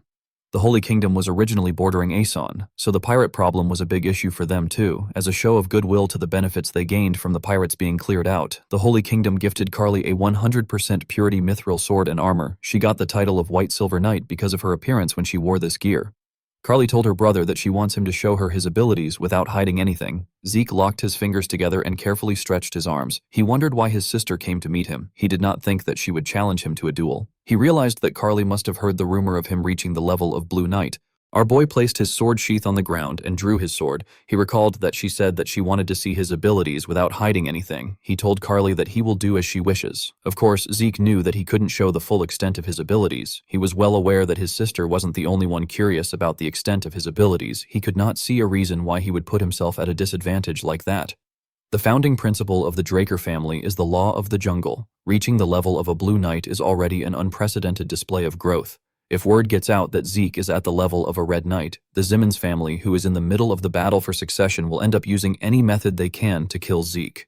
The patriarch will do whatever he can to place Zeke under his control. Our boy believed that showing all his cards is something he should do after he surpasses his father. He knew that what he needed now was the background of being from a transcendent family. Zeke does not plan on following his family's will. Immediately he thought of this. He and his sister charged at each other. When their swords clashed, some sparks flew between them. Carly used her sword to push our boy's sword down. She quickly swung her sword at his head. Zeke was able to dodge the attack, but Carly landed a cut on his face. He quickly ordered his system to temporarily pause his healing factor. Since his opponent is a guardian knight, our boy knew that she might notice his healing factor. He didn't want to make the same mistake he made with Duke. Carly made her attacks faster and used her sword to push her brother back. She moved close to Zeke and gave him an attack that sent him flying. She landed a cut on his shoulder with her attack. Zeke wondered if he had to go to the red level. Limiting himself to the blue level doesn't let him put up a fight. Carly jumped and charged at Zeke from above. She raised her sword and swung it at him when she got close to him. Zeke was able to block the attack with his sword. The impact of the attack caused a huge explosion. When the dust cleared up, we see Carly pressing her brother down with her sword. She told Zeke that most swords would have split into two by now. She told him that he is using an excellent sword. While struggling to hold on, our boy smiled. He pushed Carly back and put some distance between himself and her. He carefully cleaned his face. He realized that a full-on battle against a red-level knight while limiting himself to the level of Blue Knight is suicidal. Carly asked her brother if he is letting his guard down just because he created this much distance between them. Zeke did not know why his sister said this. He quickly turned to the side. He realized that he messed up. Before acquiring the title of White Silver Knight, Carly Draker had another famous title, because the aura blade she swung around resembled that of a giant's sword. Carly was called the Giant's Blade. When Zeke turned to the side, he saw his sister's aura blade about to tear him apart. He grit his teeth to withstand the attack, but he was still sent flying. Our boy crashed into a wall. His sword was stuck to the ground. Carly's attack destroyed everything it touched. The woman became worried. She wondered if she did not hold back enough. The moment she thought of this, she noticed something. She saw her brother walking out of the rubble. Zeke placed his hand on a wall and smiled. He was certain that he managed to put on a convincing act. He hoped that his sister liked it. Carly put her sword away and told her brother that he's amazing. She could not believe that he blocked her strike. She told him that he exceeded her expectations. She let out a sigh and told Zeke that she has something to discuss with him. The moment she said this, Zeke fell to the ground. Carly was surprised to see this. She quickly ran to her brother. When she picked him up, she noticed that his internal injuries were quite serious. She wondered if Zeke used his aura excessively. She took out something from her pocket and poured it into Zeke's mouth. She told him that this is their family's highest tier recovery potion. She asked him to drink it slowly. Immediately, our boy swallowed the potion. His body began to glow. Zeke asked his system to temporarily activate his healing factor. Our boy believed that it won't be suspicious if he uses something like this now. Everything Zeke is doing is an act. He was attempting to hide his strength by disguising himself as someone who has reached the level of Blue Knight. When the giant's blade got close to him, he received it with a bare minimum defense to allow himself get hit by it. Right before the attack touched Zeke, he noticed that the smallest of openings appeared. He did not know why this happened. Our boy received Carly's aura with his body. Because his constitution does not allow the use of aura, Zeke naturally ended up resisting it. Since Carly believed that he was capable of using aura, she ended up believing that his internal injuries were a result of Zeke pushing himself past his limits. Zeke raised his head up and touched it as if he had a headache. Carly asked him if he is feeling better. Zeke smiled and referred to her as Dame Carly. He thanked her for what she did. Carly stood up and asked him to call her sister. Our boy didn't expect this. The scene shifts and we are taken to the outskirts of Atlas. We see a carriage moving around. Inside the carriage, we see Carly offer Zeke some tea. She told him that she prepared it for him because she heard that he enjoys it. She revealed to him that it was shipped by air from the eastern continent. Zeke thanked her for the tea. He recalled that his father said something similar the last time they met. He wondered about how far the tale that he likes tea has spread. Our boy was surprised to see that they were sitting inside a carriage. He told his sister that he would have never imagined that the inside would look like this when he saw it from the outside. Carly revealed to him that she used camouflage magic on the carriage. She said that a guardian knight's carriage stands out too much. Zeke found it odd that his sister dragged him from a training room to the city outskirts by carriage. He asked Carly if the subject is something that would cause other people trouble if they should hear about it. Carly told him that it is about the butchering knight. She revealed to her brother that she needs more power in order to stop Abel. Zeke asked her about what she means. He asked her if she is talking about the second son of the household. Carly told him that she will explain from the beginning. She revealed to our boy that one of their family's tenets is the oath of neutrality. She said that Abel has broken the creed to not get involved in national disputes. He is currently siding with the Rome Empire against Alencia in their dispute. Zeke realized that Abel has been making his moves from an early point in time. He asked his sister if the Four Seasons Fortress is unaware of this. Carly revealed to him that the fortress is overlooking the issue. She explained to Zeke that the Four Seasons Fortress is currently divided. This is because supporters of the Empire have appeared in the Elders' Assembly that Abel is receiving support from. Zeke asked her if all the Elders are on the Empire side. Carly revealed to him that some of them are maintaining neutrality. Our boy could not believe that the stuck-up assembly of elders was merely maintaining neutrality instead of showing dissent. He told his sister that it is only a matter of time before all the elders join the Empire's side. Carly told him that it will be appropriate to view the situation like this. She explained to her brother that she is trying to find a method she can use to stop Abel. She said that she can't just wait for him to get caught. She told him that if they leave Abel alone, this will devolve into a great war. Zeke knew that Carly's predictions were correct. It has already been 3 years since our boy regressed. 7 years from now, the Drakers and the Rome Empire under Abel's command will launch a continental war. Countless people will die or get ruined. The skies will go dark, and the land will be drenched in blood. Carly revealed to her brother that she has resolved herself to acquire enough power to stop Abel. She explained to him that Abel is currently controlling the higher-ups of the family. He believes that those lower down will naturally follow him. However, Carly believes that true knights do not bow to power, they follow justice and a greater cause. While being true to her beliefs, Carly plans to rally the normal knights in the vicinity of the Four Seasons Fortress. She told Zeke that she does not plan to force him to support her. She told him that he is still young and his future is guaranteed as a pure-blood awakener. Zeke took a sip of his tea and stared at his sister. He now understood the kind of person she was. Although she possesses an iron will, she is prepared to act as flexible as needed if it is for the sake of justice. She is a righteous and pure person. Zeke realized that the reason an opening appeared in her giant's blade was because she was concerned about him. Although she appears as steadfast and as strong as a Draker, she is also a gentle soul. Carly told her brother that he could be branded as a traitor if things go wrong. She asked him to think about it carefully. Zeke thanked her for her concern. He placed his cup on the table and went on his knees. He told Carly that he has made his decision. He told her that he wishes to join her on her path of chivalry, even though he is inexperienced. Carly was shocked to hear this. She gently smiled and thanked her brother. The scene shifts, and we are taken to Valhalla Research Facility. We see Zeke looking at his status window. In his past life, our boy was able to acquire up-to-date information about his family through K. He never expected that this corruption was already in his family even before the Continental War. The reason Zeke intended to leave his family early was because he wanted to avoid Abel's interference while gathering enough forces to prepare for the Continental War. However, now that there is someone sharing the same goals as our boy, it is not necessary for him to leave the family. Zeke actually liked this situation. Remaining in the family would make it easier for him to keep tabs on Abel's actions. With Carly at the forefront, Zeke wouldn't have to face the brunt of any retaliation in order to achieve his goal. Zeke needed to officially become a knight and turn public opinion on Carly's side. Even if Carly is firstborn and a guardian knight, she is neither a pure-blood awakener nor is she from one of the great families in our boy's past life. Carly was pushed back by Abel's forces and failed to take the family for herself. However, if a pure-blood awakener like Zeke becomes an official knight and gives Carly his support, the scale would be balanced. Zeke could not believe that he had to act like a knight even though it didn't suit him in any way. While thinking, our boy looked at the map. He saw that he was almost at his destination. He entered the Great Central Library in Valhalla. He went inside to check for the main reason he came to Valhalla. He went to check for Tarakon's secret library. Inside the humongous library, our boy walked into a closed section. The system informed him that he has arrived at his destination. Zeke could not believe that this was the secret library. He felt kind of disappointed when he looked around. He didn't see anything special or meaningful there, since it was a place the system guided him to. Zeke expected to find something like Bahamut's heart or fangs. He wondered if he ended up coming there in vain. Immediately he thought of this. He took another step. The system informed him that it has detected a data storage point. Immediately it said this. A huge shelf appeared in front of our boy. Zeke was shocked to see the shelf. He was more shocked by what he saw on the system. The system informed our boy that the secret library of the administrator known as Tarakan Draker has been found. Zeke could not believe that Tarakan was a user of the same system. Since this was a bookshelf that only appears in reaction to the system, our boy understood why no one has ever discovered it. The system informed him that the information within Administrator Tarakan's library has been linked and updated in his own system. It explained to Zeke that he will now always have access to Tarakan's secret library. The system provided categories in order to allow Zeke access the information easily. It created 4 categories. The first was the Organization Management Manual. The second was the Dragon Slaying Manual version 5.21. The third was the reference materials, and the last was the collections of proverbs to improve growth.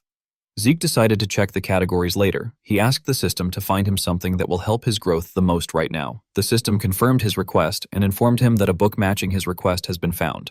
Zeke noticed that the book was glowing on the shelf. The book appeared in his hand. Its title is The Secret Technique of the True Dragon's Swordplay. Zeke was certain that he had never heard about this technique. He checked the back to see who the author is. He was shocked to see the name of the author. It was the close advisor to the hero King Kaiser, the man known as Sheltern Draker. In the next scene, we see Sheltern Draker writing in his study. Sheltern wrote that he wants to elaborate on why he felt the need to create the True Dragon's Swordplay. According to him, the relationship between dragons and humans began with the great hero King. It is because of him that even mere humans are able to form contracts with supreme beings like dragons. However, dragons cannot help humans without any special reasons to do so. They simply took pity on the weak humans because they lack the special traits that other races possess. Thanks to Kaiser, the number of contractors greatly increased. They spread across the continent to create civilizations. However, it is because of this incredible rate of development that Sheltern is worried. Sheltern fears the dragons. If such transcendent beings helped humans because they were driven by feelings as shallow as pity, then they could also easily turn against humans. Sheltern believed that if his concern ever comes true, humanity will not be able to resist in the slightest. They will find themselves completely annihilated over the course of a day. Due to his fears, Sheltern decided to find a way to fight dragons. The first thing that came to his mind was magic. However, magic was the very first gift that dragons granted humans. It is because dragons inscribed circles into the hearts of humans that they are able to cast spells. Their own hearts were incapable of generating mana on its own. Attempting to combat dragons with magic would be a fool's errand. Sheltern's next thought was the elemental sword wielded by the hero king. This was a power that even the dragons feared. Unfortunately, this is a power granted only to Kaiser, who has inherited the blood of the fairy monarch. Since he didn't have a lot of options left, Sheltern immersed himself in research in order to discover a new power which only humans could wield. He tested the primitive swordsmanship of the north and the mysterious powers of the east. There was nothing that Sheltern did not try in order to transcend the limits of his own humanity. When he was at a dead end in his research, Sheltern received help from someone he never thought would help him. It was the contracted dragon of Kaiser. The dragon's name is Kronos. Kronos claimed to help Sheltern because he found his research intriguing. However, the man could feel a strange determination from the dragon. His determination was too strong for Sheltern to simply accept his given answer as the truth. Sheltern could not refuse the dragon's help. He continued his research. He and Kronos happened to stumble upon aura. It was neither elemental force nor mana. It was a power that only humans were able to wield. Having finally discovered a clue after Kaiser left for the spirit realm, Sheltern continued his research on aura. Not long after this time, Sheltern's research bore fruit. The man walked out the theory and application of aura, as well as a style of swordsmanship for utilizing it. Sheltern wrote and distributed the True Dragon's Swordplay. However, things did not go as he wanted. In a world where people could quickly and easily grow powerful through the use of dragon-made artifacts, the True Dragon's Swordplay, which required one to put in efforts in order to grow stronger, was cast aside and neglected. As he wrote his book, Sheltern said that he is relieved to see that his concerns have been unfounded and dragons have not betrayed humanity. Sheltern wrote that he still believes that a day will come when this swordsmanship will be necessary. He hoped that the person who finds the book understands his will and works hard to learn the techniques. While Zeke was looking at the book, he received a message. The quest is titled Successor of Sheltern. Zeke was asked to learn the secret techniques of Sheltern Draker. He was given 3 months to learn the technique. The quest reward would be the coordinates to the Kronos Kingdom's treasury. Our boy put the book back in the shelf. He was happy to see the reward. He was certain that the treasury would be filled to the brim with incomparably powerful artifacts. The problem Zeke had was that the time limit was 3 months. He wondered if this technique was much harder to learn than the elemental sword. He decided to focus on learning the True Dragon's Swordplay for now. Zeke found it funny that Sheltern was right in the end. Just as he predicted, the dragons later betrayed mankind, and the Liberation War took place because of this. Zeke asked his system if there is no more useful information in the secret library. He asked it if it has something like Tarakan's journal. The system confirmed his request and found one record matching his request. It informed him that a magic video record will be played. The library slowly began to fade away. Our boy was surprised to see this. He recalled that this was the same thing that happened when the tutorial began. Zeke was taken to a desert. He wondered about where he was. The place felt like a space that the system created. When Zeke turned around, he saw something horrifying. Our boy couldn't move. The thing raised its head and body out of the ground. Zeke's indomitable mental defense skill quickly got activated. Even though the skill was activated, our boy was still shaking. The monster in front of him felt too real. Zeke could not believe that he was looking at the being once known as the king of all creations. He was standing in front of a dragon.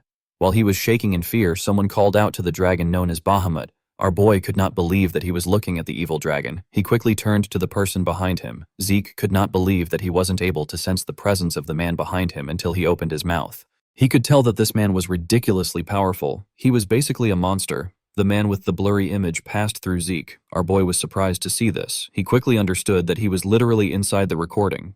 Zeke wondered if this scenario recorded in Tarakan's journal is the decisive battle between Bahamut and Tarakan Draker from the legend of the Dragonslayer.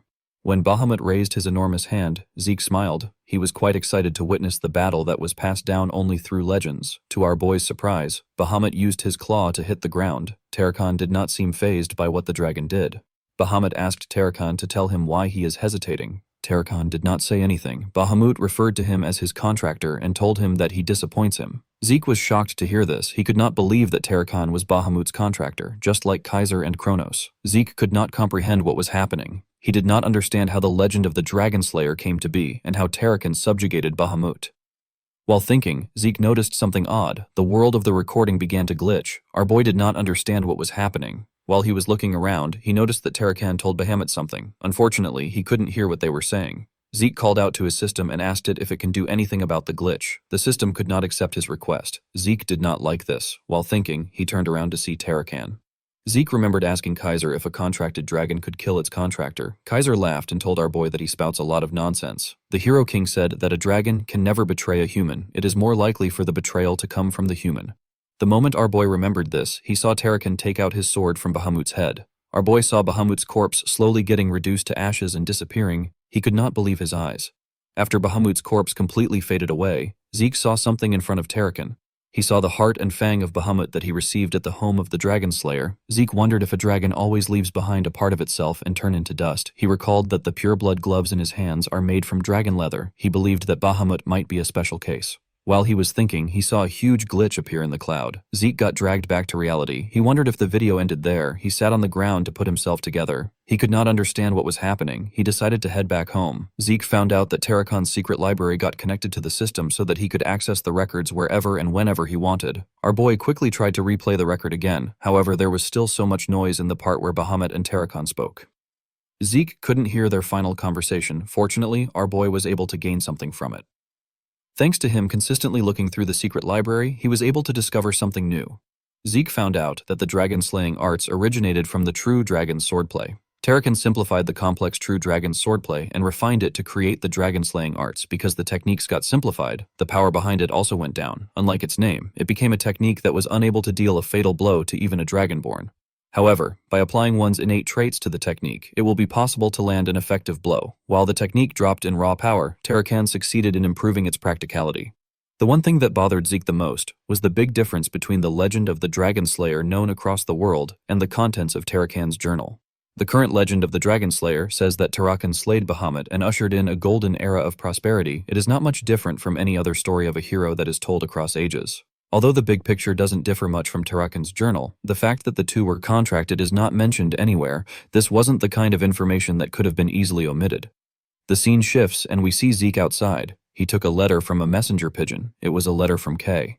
The magician told Zeke that she investigated every variation of the legend of the Dragonslayer across the continent just like he asked. She did not understand why Zeke suddenly gained interest in folktales. She revealed to Zeke that she even checked versions that weren't translated into the common tongue. Kay wrote that she didn't find any information about contracts between humans and dragons, or the dragons that Tarakan and Kaiser were contracted with.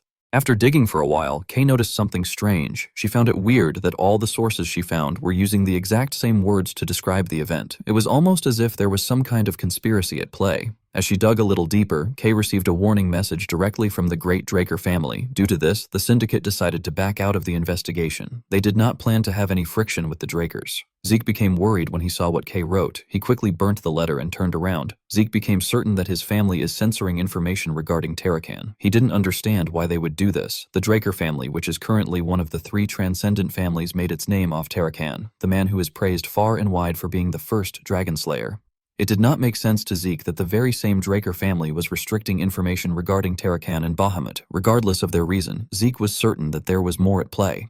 He believed that he might have missed something. He decided to go through the secret library again. When Zeke opened the front door, he called out to the system before he could issue a command. Our boy sensed something. He carefully closed the door and looked around his house. He recalled that all employees, including Decker, are off today. Duke and Andre will both be late because they have business to attend to.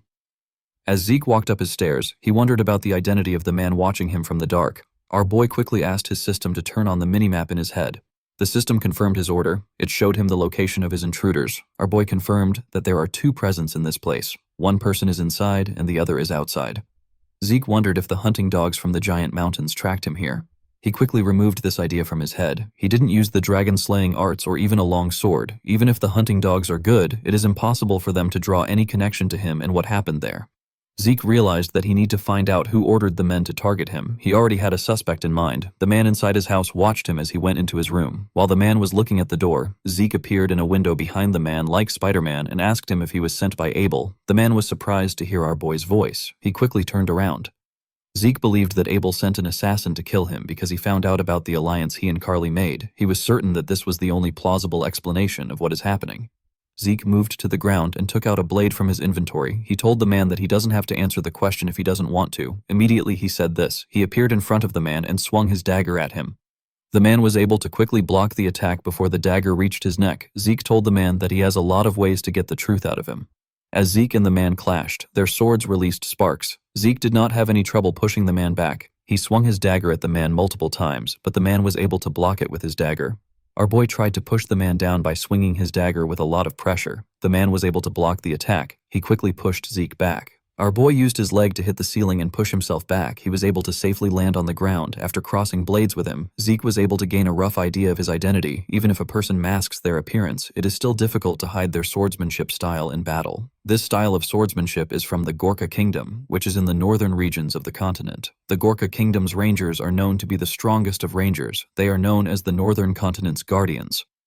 They wield a kukri. This is a dagger which bears a distinct shape thanks to their outstanding skill. They are highly valued in the central continent and are used as special forces who are assigned important missions. Since it was a Gorka ranger, Zeke realized that this wasn't Abel's doing. He swung his sword and wondered why the ranger was doing this. The Gorka rangers don't take on requests like assassination because it creates grudges. Zeke pointed his sword at the ranger. He quickly raised his sword and took a stance. Our boy noticed that the man was far too defensive for a ranger. Despite the fact that he purposely showed some openings in their fight, the ranger didn't show any intentions of exploiting them. Even though the man is definitely skilled enough to be able to react to the openings, he didn't intend on pressuring Zeke at all. Our boy was able to deduce that the goal of the rangers was to secure him and not to eliminate him. Immediately he thought of this. Zeke turned to the side. He saw a ball enter the hallway through his window. Our boy realized that the other person outside has begun to move. He knew that the ball contained a sedative meant to subdue him. When Zeke struck the ball with his sword, it released a large amount of gas in the air. Our boy immediately recognized the scent of the sedative. It had the characteristic earthy scent of mandragora rootlets. This was a common ingredient used in sedatives. Zeke let go of his dagger. He decided to play along. When the system detected compounds from mandragora's rootlets, it activated our boy's poison resistance skill. Zeke fell to the ground and acted as if he lost consciousness. The ranger walked up to him and picked him up. His partner came into the building through the window. As the man slowly carried him away, our boy wondered about who kidnapped him. He did not know why someone would do this. He wanted to see how the situation would play out. The scene shifts and we are taken to the outskirts of Atlas. We see Zeke tied up in iron chains in one of the houses. He was surrounded by rangers. Our boy smiled when he saw the person sitting in front of him. He said that he never expected his kidnapper to be an outsider. He referred to the man as Cliff Lionheart. This man is the Reinhardt merchant group leader. Since Zeke knew who he was, Cliff believed that their conversation would go smoothly. Our boy was also acquainted with this man in his past life. The Reinhardt Merchant Group is one of the 10 great merchant groups. It acts with the Alencia Kingdom at its center. Of course, if things follow the expected trajectory, the continental war that Abel and the Empire will start will end up razing the merchant group and the Alencia Kingdom to the ground. At the time of the war, both Zeke and Cliff belonged to the side that fiercely opposed the Empire, however, for one reason or another, after passing secret information that could be fatal to the Empire to Zeke, Cliff returned to the Alencia Kingdom during its collapse. Our boy never saw the man again. Even after going through so much to escape the kingdom, the man still returned there. Zeke did not know if Cliff was trying to be patriotic. He found the man's decision to be foolish. Cliff apologized to Zeke for using an inevitably rough method to get him there. He used his hand to signal someone. The ranger that kidnapped our boy moved close to him and removed his chains.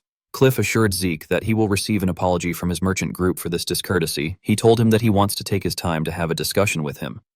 Zeke carefully moved his wrist. He asked the man to go straight to the point. With a serious look on his face, our boy asked Cliff to tell him what he wants.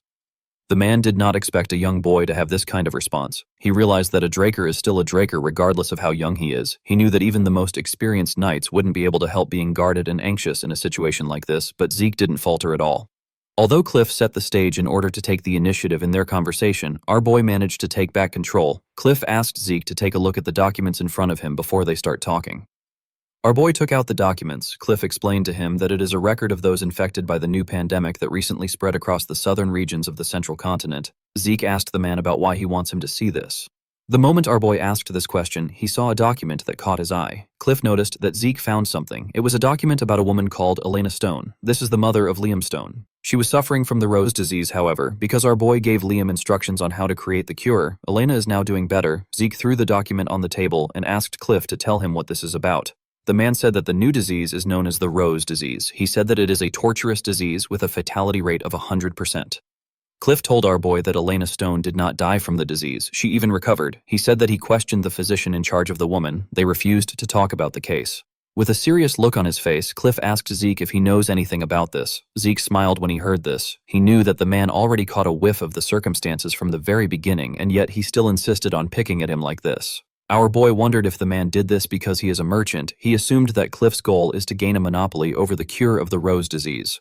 Considering the fatality rate of the disease, this is an entirely plausible motive. The worth of the cure is so unimaginable that a person could rob the entire continent of its wealth and it would still pale in comparison. However, Zeke knew Cliff quite well. He is a reasonable man who can see past his own self-interests. There is no way a man like Cliff would lose himself to greed and take on the risk of kidnapping a descendant of one of the transcendent households. This means that the man has another goal. Zeke told the merchant that he was the one who gave the woman the cure. Cliff was happy to hear this. He jumped out of his chair and asked our boy to sell the cure to him. He told him that he will pay him any amount he wants. Zeke raised his hand and smiled when he heard this. He asked the man to tell him why he is excited. He told him that he is not acting like a merchant. Cliff was annoyed to hear this. Our boy became certain that Cliff's goal is not money. He wants to save someone's life. With a smile on his face, Zeke told the man that they need to make a deal. The man sat down back. Zeke told him that he has to fulfill 3 simple requests in exchange for receiving the production method for the cure. Cliff asked him if he can tell him his request. Our boy said that he doesn't know yet. He told the man that he will call in these favors when he needs them. He assured him that he won't ask for anything a merchant group can't handle. He asked him not to worry too much. Cliff was still quite worried. He asked Zeke if they can come to terms on the things that they can't handle. Our boy smiled when he heard this. After some time, Zeke wrote the production method on a paper and stretched his hand out to give it to Cliff. He asked the man to follow the instructions on the paper to make the cure. Cliff quickly stretched out his hand to receive the paper. Zeke moved his hand back. He told the man that there is something he is personally curious about. He asked Cliff to tell him the person in need of the medicine. The man froze in fear, with a nervous look on his face. He told Zeke that he simply intends to procure a product with immense worth as a merchant. Our boy explained to him that he got the Northern Rangers to kidnap someone from a transcendent family, and he also reacted with an explosive emotion, as if he forgot what the word composure meant. Zeke told Cliff that this isn't how the Great Reinhardt Merchant Group should present itself. Cliff realized that our boy had caught on to him. He sat down and said that the cure is for a member of the royal family of the Kingdom of Alencia. Zeke did not expect to hear this. He asked the man to tell him which member of the royal family it is for. Cliff told him that he can't share this with him. Our boy did not understand why he would say this. He asked the man if he knows how many royals are in Alencia. The moment he said this, our boy noticed something different about Cliff's eyes. He remembered the man telling him that he is returning to the Alencia kingdom in the past. Zeke asked the man to put himself together. He told him that both the kingdom and the Reinhardt Merchant Group are done for. He told him that he will die if he goes back there. Zeke advised Cliff to seek asylum in the north. Cliff thanked him for his suggestion. He told our boy that he is very tired now. With a look of sadness and emptiness in his eyes, Cliff said that he wants to face his end in Alencia. The Cliff of the present apologized to Zeke and told him that he can't share any more information with him. Our boy realized that the look in his eyes is completely different from the look he had in his past life. He wondered if this sick person was someone precious to him. Zeke recalled that his sister told him that Abel is supporting the Empire in their fight against the Alencia Kingdom. Apart from this, the kingdom is already in a chaotic state due to disputes regarding the administration of various races' ghetto. There is also the weak power of the royal family. Internal power disputes have led to a considerably difficult situation. Since there was still time before the Continental War breaks out, Zeke decided to get a connection to the Alencian royalty. He believed that this connection will pay off in the future. He stretched out his hand to give Cliff the paper. He told the man that it is fine if he doesn't want to tell him. When Cliff accepted the paper, Zeke told him that the contract has been established. Cliff's hands were shaking. He couldn't believe that the cure was in his hands. He held the paper close to his chest like a man that has found hope. Our boy called out to him. He apologized for disturbing him while he is wallowing in his emotions. He asked Cliff if he is okay with him making his first request now. Cliff put away the paper and told Zeke that he can ask for whatever he wants as long as it is something that his merchant group can handle. With a smile on his face, Zeke told the man that he wants his merchant group to hire him. Cliff did not expect to hear a request like this. He asked Zeke if he is planning to start a business. Zeke explained to him that he needs a fake identity for temporary use. Cliff believed that Zeke could easily get something like this if he wanted. He told our boy that he wouldn't need his help if this is all he needs. He asked him about what he really wants. Our boy explained to him that he plans to use the identity in the southern continent. Since it is a crime-ridden territory, Zeke couldn't afford to take any half-hearted measures. However, the Reinhardt merchant group has built up enough trust in that part of the continent that they can even make use of the cartels there. Cliff told Zeke that he is correct. He said that he is not very proud of what they have done. He told Zeke that he understands the situation. He told him that he can use his cousin's name. The cartels won't be able to outwardly suspect him if he does this. Zeke was happy to hear this. He asked Cliff to provide regular transportation to the south and a house to stay in. He revealed to him that he will be storing his cargo in the house. He asked him to make sure it is on the larger end. He told the merchant that this is the end of his first request since the men kidnapped and brought him there. Zeke asked them if they have prepared a way for him to return. Cliff forced himself to smile. He was annoyed to see that our boy was just making difficult requests. He wondered if Zeke didn't have a conscience. He accepted our boy's first request and told him that he will contact him when everything is ready. He told him that the Rangers will provide a horse for him to return on. Zeke was surprised to see that Cliff accepted the deal calmly. He realized that this person must be extremely important to the man. Cliff got up and left with his guards. The red-haired man and his partner moved close to Zeke. The red-haired man asked Zeke to follow them. They took him outside and showed him a horse. Our boy told them that it is a pretty good horse. He walked past them and took something off them at a crazy speed. He stored the thing in his inventory. When Zeke got on the horse, the ranger told him that their business is over. He said that they will be leaving. Zeke asked the man if this also means that their contract with Cliff is over. The Rangers were surprised to hear this. The red-haired ranger turned around and told our boy that he didn't know that he knows how to speak Gorkhali. He asked him if the Drakers even learn things like this. Zeke smiled and told the man that it is his own hobby. He revealed to him that he wants to hire them for something. Zeke informed him that he wants to rescue someone imprisoned by McCain. The man turned to his partner. His partner shook his head. Zeke asked them if the reward is too small. The man said that the money is not the problem. He knew that they would gain a good profit since it is the same condition as the one they were given by the Reinhardt merchant group. He told Zeke that the problem lies in his identity. He explained to him that their king does not make deals with the transcendent households. Zeke was shocked to hear this. He couldn't believe that this was what they were thinking so hard about. He reminded him that Cliff is going to prepare a fake identity for him. The commission request they will be sending to Gorka will be written under this name. The man told him that it is fine as long as he doesn't get caught. Zeke told him that they need to settle something before they move on. The man didn't know what he was talking about. Our boy threw 2 kukris to the ground. The 2 rangers were shocked to see the kukris. The kukri is no simple weapon for the rangers of the Gorka kingdom. It is a weapon granted to them when they are recognized as full-fledged warriors. It bears equal weight to the ranger's life itself. It is their soulmate. The fact that something bearing equal weight to their lives was stolen from them while they were completely unaware means that their lives were easily taken from them by someone of overwhelmingly greater skills. Zeke told the men that this is his way of saying thank you for kidnapping him. The men didn't know what to say. The red-haired ranger called our boy a monster. With a smile on his face, Zeke told the man that he is quite good at speaking in the common language. He told him that he hopes they meet again. After meeting with Cliff, Zeke began to properly search for comrades. His targets were the heroes that distinguished themselves during the Continental War and gained the title of 5 Divine Knights. Our boy wanted to get closer to them now and win them over to his side later. He was certain that this people will become great assets. Fortunately for him, he received the Dean's incredible support. He was able to find out that all 5 heroes are graduates of Valhalla.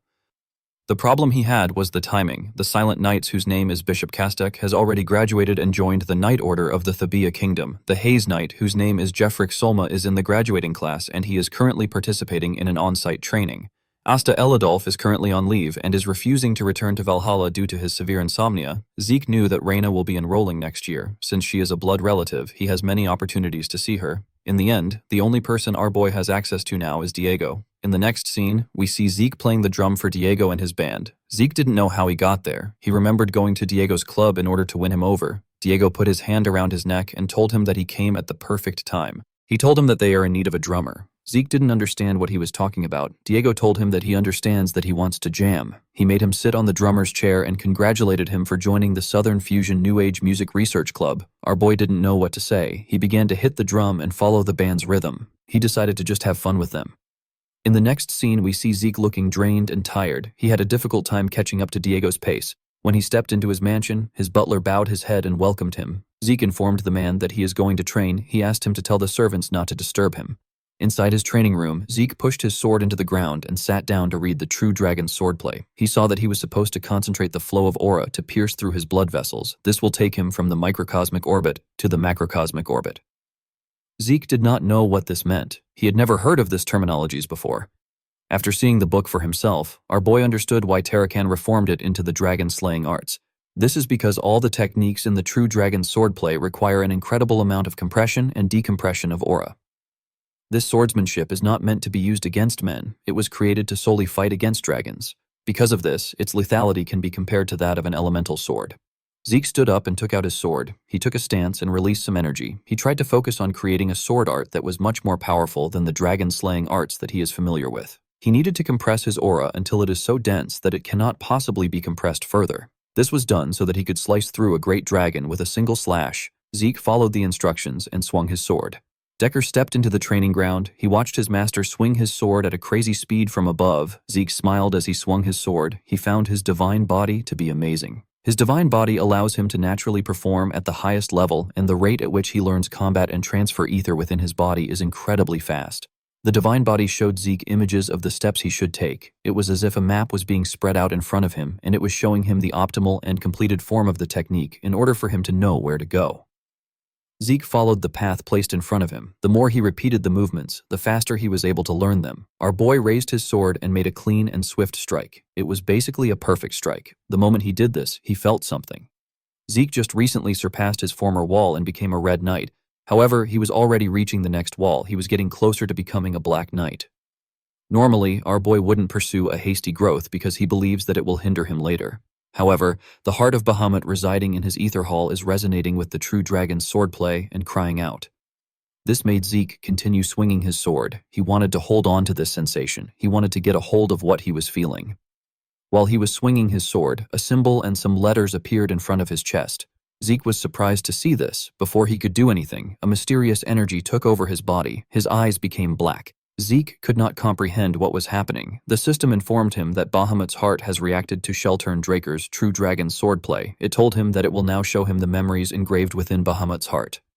Zeke was surprised to hear that he will be seeing Bahamut's memories. His consciousness got transported somewhere. The place was quite dark. Our boy couldn't see anything. Suddenly, he heard someone coming. When he looked down, he saw a dragon. He saw someone call out to the dragon known as the Lord of Dusk. This dragon is Bahamut. The man told Bahamut that he has a request to make. Bahamut opened his eyes when he heard this. The mysterious man took out a book and told Bahamut that he would like him to hold on to the True Dragon swordplay that he created. This man is Sheltern Draker. Bahamut stood up and told Sheltern that he always knew that he was detestable, but he didn't know that he was mad. Our boy realized that the man in front of him was Sheltern. Bahamut asked the man if he truly plans to entrust a dragon-killing technique to a dragon. Sheltern revealed to him that Kronos has already agreed to it. Bahamut slammed his hand on the ground when he heard this. He gathered his energy inside the cave and created some huge weapons in the air with his energy. He said that Kronos has been led astray by humans, and he has lost his sense as a mediator. Upon seeing that Bahamut wasn't ready to listen to him, Sheltern placed his hand on his sword. Bahamut created more spears in the air. While screaming at the top of his voice, he told the man that he doesn't believe in Kronos' rambling prophecies. The moment he said this, he fired his spears at Sheltern. Sheltern quickly drew his sword. He used it to block the huge spear that came close to him. He easily pushed it away. Unfortunately for him, there were still many more spears.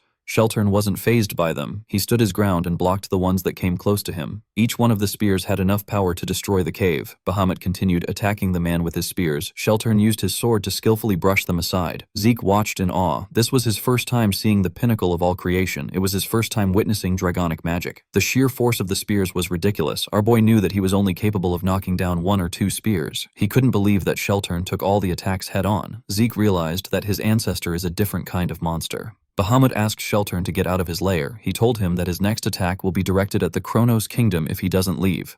Sheltern asked him if he is really fine with doing this. He explained to him that he will also be subjected to the karmic sanction if he does this. The moment he said this, the spears began to slowly fade away. Bahamut told him that the karmic sanction is a joke. He gathered the energy he used in creating the spears. He raised his hand and sucked the energy in the cave. He asked Sheltern to tell him what a human like him knows to talk about karmic sanction. He said that such sanctions will never apply to him no matter how many maggots he crushes under his feet. Sheltern pushed his sword into the ground. He said that things played out exactly as Kronos predicted. He took out a luxurious pocket watch. Bahamut seemed surprised to see the watch. He spread his wings and turned the huge energy ball into a ridiculously huge sword.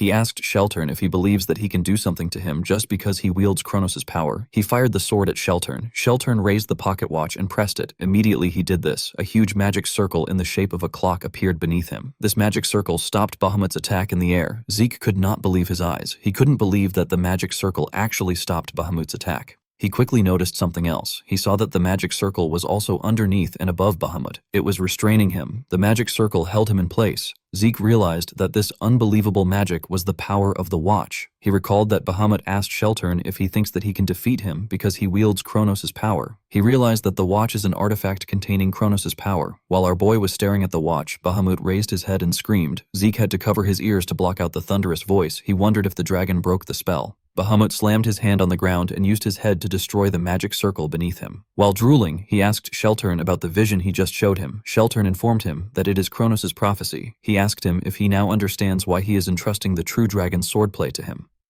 Bahamut said that the very concept of dragons forming contracts with humans was wrong to begin with. Sheltern agreed with him. He said that humans should rise up with their own power. Bahamut opened his scary mouth and revealed his fangs to let out a sigh. He asked Sheltern to hand the book over to him. He asked him to give him the technique to kill dragons. Bahamut used his magic to scroll through the pages at a crazy speed. When he was done, he closed the book. He commended Sheltern on what he wrote. The man said that he did it in order to protect the world. Bahamut found this funny. He glared at Sheltern and told him that his desire is to protect mankind, not the world. Sheltern couldn't argue with the dragon. Bahamut touched the book with his claw and made it disappear. He told the man that he will be taking care of the book. He explained to him that the book will never see the light of day if the prophecy doesn't come true. Sheltern turned around when he heard this. He said that it doesn't matter because humans will eventually learn how to use aura. Bahamut told him that he will personally exterminate all humans if this happens. He believed that insignificant beings like humans cannot control this power. Sheltern smiled when he heard this. He explained to Bahamut that he created the true dragon swordplay out of fear of the dragons. However, he trusts him and Kronos. Bahamut didn't expect to hear this. Before leaving, Sheltern revealed to him that Kronos always said that he will eventually find someone that he can open his heart to. He will find a contractor. After saying this, Sheltern left. Bahamut laid back down. He found it funny that Kronos thought that he would find a contractor that he can open his heart to. He said that such a thing will never come to pass. He closed his eyes after saying this. Zeke got sent back to reality. He sat on the ground and looked at his ceiling, even though he couldn't understand a single thing that they spoke about. The one thing he was sure of is that Bahamut is incredibly distrustful of human beings. Due to the fact that Bahamut's heart was in his body, Zeke could empathize with him. Despite his hatred, Bahamut still ended up making a contract with Terrakin. Zeke wondered about what made the dragon change his mind. After seeing Bahamut's memories, our boy continued to carry out research on the war that took place. He wanted to satisfy his curiosity. All history related to Terrakin was being manipulated by the Drakers. In this current era, Terrakin's contracted dragon is an evil dragon. It was impossible to find any useful document. While searching for clues and training in the true dragon's swordplay, Zeke received a message from Cliff which informed him that the preparations for the first request is complete. Our boy requested for an identity that would allow him to completely avoid suspicion. He didn't think that he would end up being the deputy manager of the Reinhardt Merchant Group's southern branch. Zeke believed that this was a bit too grandiose. While he was reading his letter, Zeke noticed something. He saw a bird pecking on his window. Our boy smiled when he saw the messenger pigeon. He realized that Kay has resolved herself. In the next scene, we are taken to the Syndicate Atlas Branch jurisdiction. The place is known as the Secret Garden Hotel. Inside the hotel, we are taken to the top floor. We see Zeke enter a room. Kay was waiting for him in the room. Our boy was wearing his disguise. Kay referred to him as partner and welcomed him into the VIP lounge. Zeke smiled and sat down. He found it funny that she was now calling him partner. Before he could say anything, he turned to the transparent glass to look outside. Kay did not understand why he was looking outside. Although our boy has been in Atlas for a while, he had never gotten a view like this before. The city looked quite beautiful. Our boy was captivated by its beauty because the view he was used to seeing were ruins caused by the Continental War. He put himself together and turned to Kay. He told her that he didn't know that there was a place like this in Atlas. The woman was surprised to see that our boy actually got absorbed by the scenery. She revealed to him that the hotel is one of the Syndicate's side businesses. They wanted a place where those working underground could speak in secret. Kay poured a drink for herself and Zeke. Our boy pushed the drink forward. He told the woman that he doesn't drink liquor. Kay found this funny. She asked him if he is refusing to drink because he is underage. She told Zeke that he has a cute side to him. Zeke did not know why she was making a stupid assumption. He explained to her that he doesn't drink because he can't feel anything from it. Zeke took a drink when he got caught up in the atmosphere of his entrance celebration party. He learned that his poison resistance skill considers alcohol a poison and detoxifies it on its own. Before his regression, Zeke would occasionally drink because he wanted to get drunk, but now he can't do that anymore. Due to this, Zeke prefers to drink tea, which is something he actually enjoys. Kay told our boy that she understands that he doesn't like alcohol. She said that they can leave the small talk aside. She told him that she has something to show him. Our boy realized that Kay doesn't really care if he drinks or not. The magician took out a report and some pictures. She told Zeke that the Pabella are truly involved in piracy. Immediately, she started looking into it. The evidence kept coming out. She found it shocking that her organization hadn't noticed anything until now. The decisive evidence was the fact that there was a period of intense growth for Pabella after they disappeared as a result of being cleaned up by the White Silver Knight. On top of this, there were undocumented profits made by the Pabella.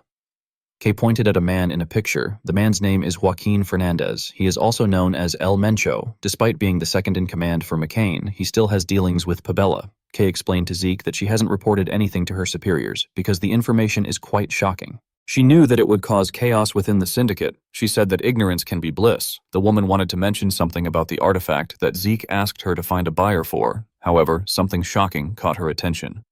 Zeke thanked Kay for doing him a big favor, with a horrifying smile on his face. Zeke told the magician that he will now tell her how he plans to make her the boss of the organization. Kay was terrified by our boy's smile.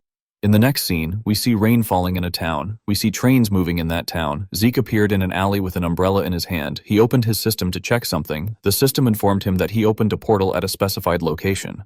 Zeke teleported here with the Minimap's portal function. Using this function consumes a significant amount of karma points. However, the function helps make sure that no one suspects our boy. Even in the Nirvana, which is one of the 3 transcendent families that is skilled in magic, there are a very limited number of individuals that can use teleportation magic. In fact, moving between cities would require a magic tower's large-scale portal to begin with. Thanks to his portal function, Zeke can mask this plan as a simple accident. He smiled when he thought about how some old geezers would react to what he is about to do. He couldn't wait for night to fall. Later in the night, we see a building on fire. The people were shocked to see the building burning. Someone said that they need to call the firefighting mages. Another person asked if someone has contacted the owner of the building. While everyone was panicking, Zeke mixed with the crowd and carefully walked away from the scene. In the next scene, we see Kay smoking on her balcony. While smoking, she thought about Zeke. She always believed that our boy was bold because he is a Draker. She now understood that he was more than that. She realized that Zeke is completely insane. She recalled the conversation that she had with him earlier. Zeke informed her that he was going to set fire to all the Soma warehouses belonging to the McCain within the central continent. Kay quickly stood up when she heard this. Our boy explained to her that he wants her to give him the location of the warehouses. Kay revealed to him that this kind of information is something that only the McCain and the executives of the syndicate have access to. She warned him that he will be caught if he does something like this. Zeke told her that this is fine. He said that he has no intention of keeping things under the wraps. He revealed to her that he plans on pinning all the blame on El Mencho. He said that it is better if they have a specific suspect. He asked her if the syndicate isn't yet aware of the fact that the Pabella are pirates. Kay told him that she hasn't reported it yet. The moment she said this, she understood Zeke's intentions. Our boy told her that she catches on really fast. He pushed the glasses and the drinks off the table and explained to Kay that they don't even have to put in any real efforts. With a horrifying smile on his face, Zeke asked the mage to wrap up all the syndicate executives weighing up McCain and Pabella with a neat little bow. He asked her to report all of them to Don Juan. Kay was shocked to hear this. She was horrified to hear our boy's plan. She asked Zeke if he knows what he is saying. Our boy assured her that he does. Kay told him that his plan is preposterous. While trembling in fear, Kay asked Zeke if he knows what will happen to the traitors of the organization. Zeke picked up a bottle of wine and slammed it on the table. Kay was startled by the sound. While screaming at the top of his voice, Zeke asked Kay to tell him why any of this is important when all the executives will be wiped out clean. He asked her if she plans to live as a low-ranked dog of the organization forever. He reminded her that she agreed to his plan to become the boss of the organization. With a serious look on his face, Zeke told the mage that she is no longer allowed to fold. He told her that she can only call or raise. He asked Kay to choose her future. Kay was shocked to hear this. She knew that Zeke was right. She reminded herself that she didn't join the organization to do other people's dirty work. The person in front of her is a phenomenal genius that managed to figure out the Pabella's true identity when no one else had. In addition to this, Zeke managed to find still undiscovered ancient ruins, and he was able to perfectly recover countless high-quality artifacts. What Kay felt after witnessing this unbelievable abilities was a determination to ride or die with him. She realized that she can't get scared and back out after hearing his plans. She dragged the wine from Zeke and chugged it down her throat. Our boy was surprised to see this.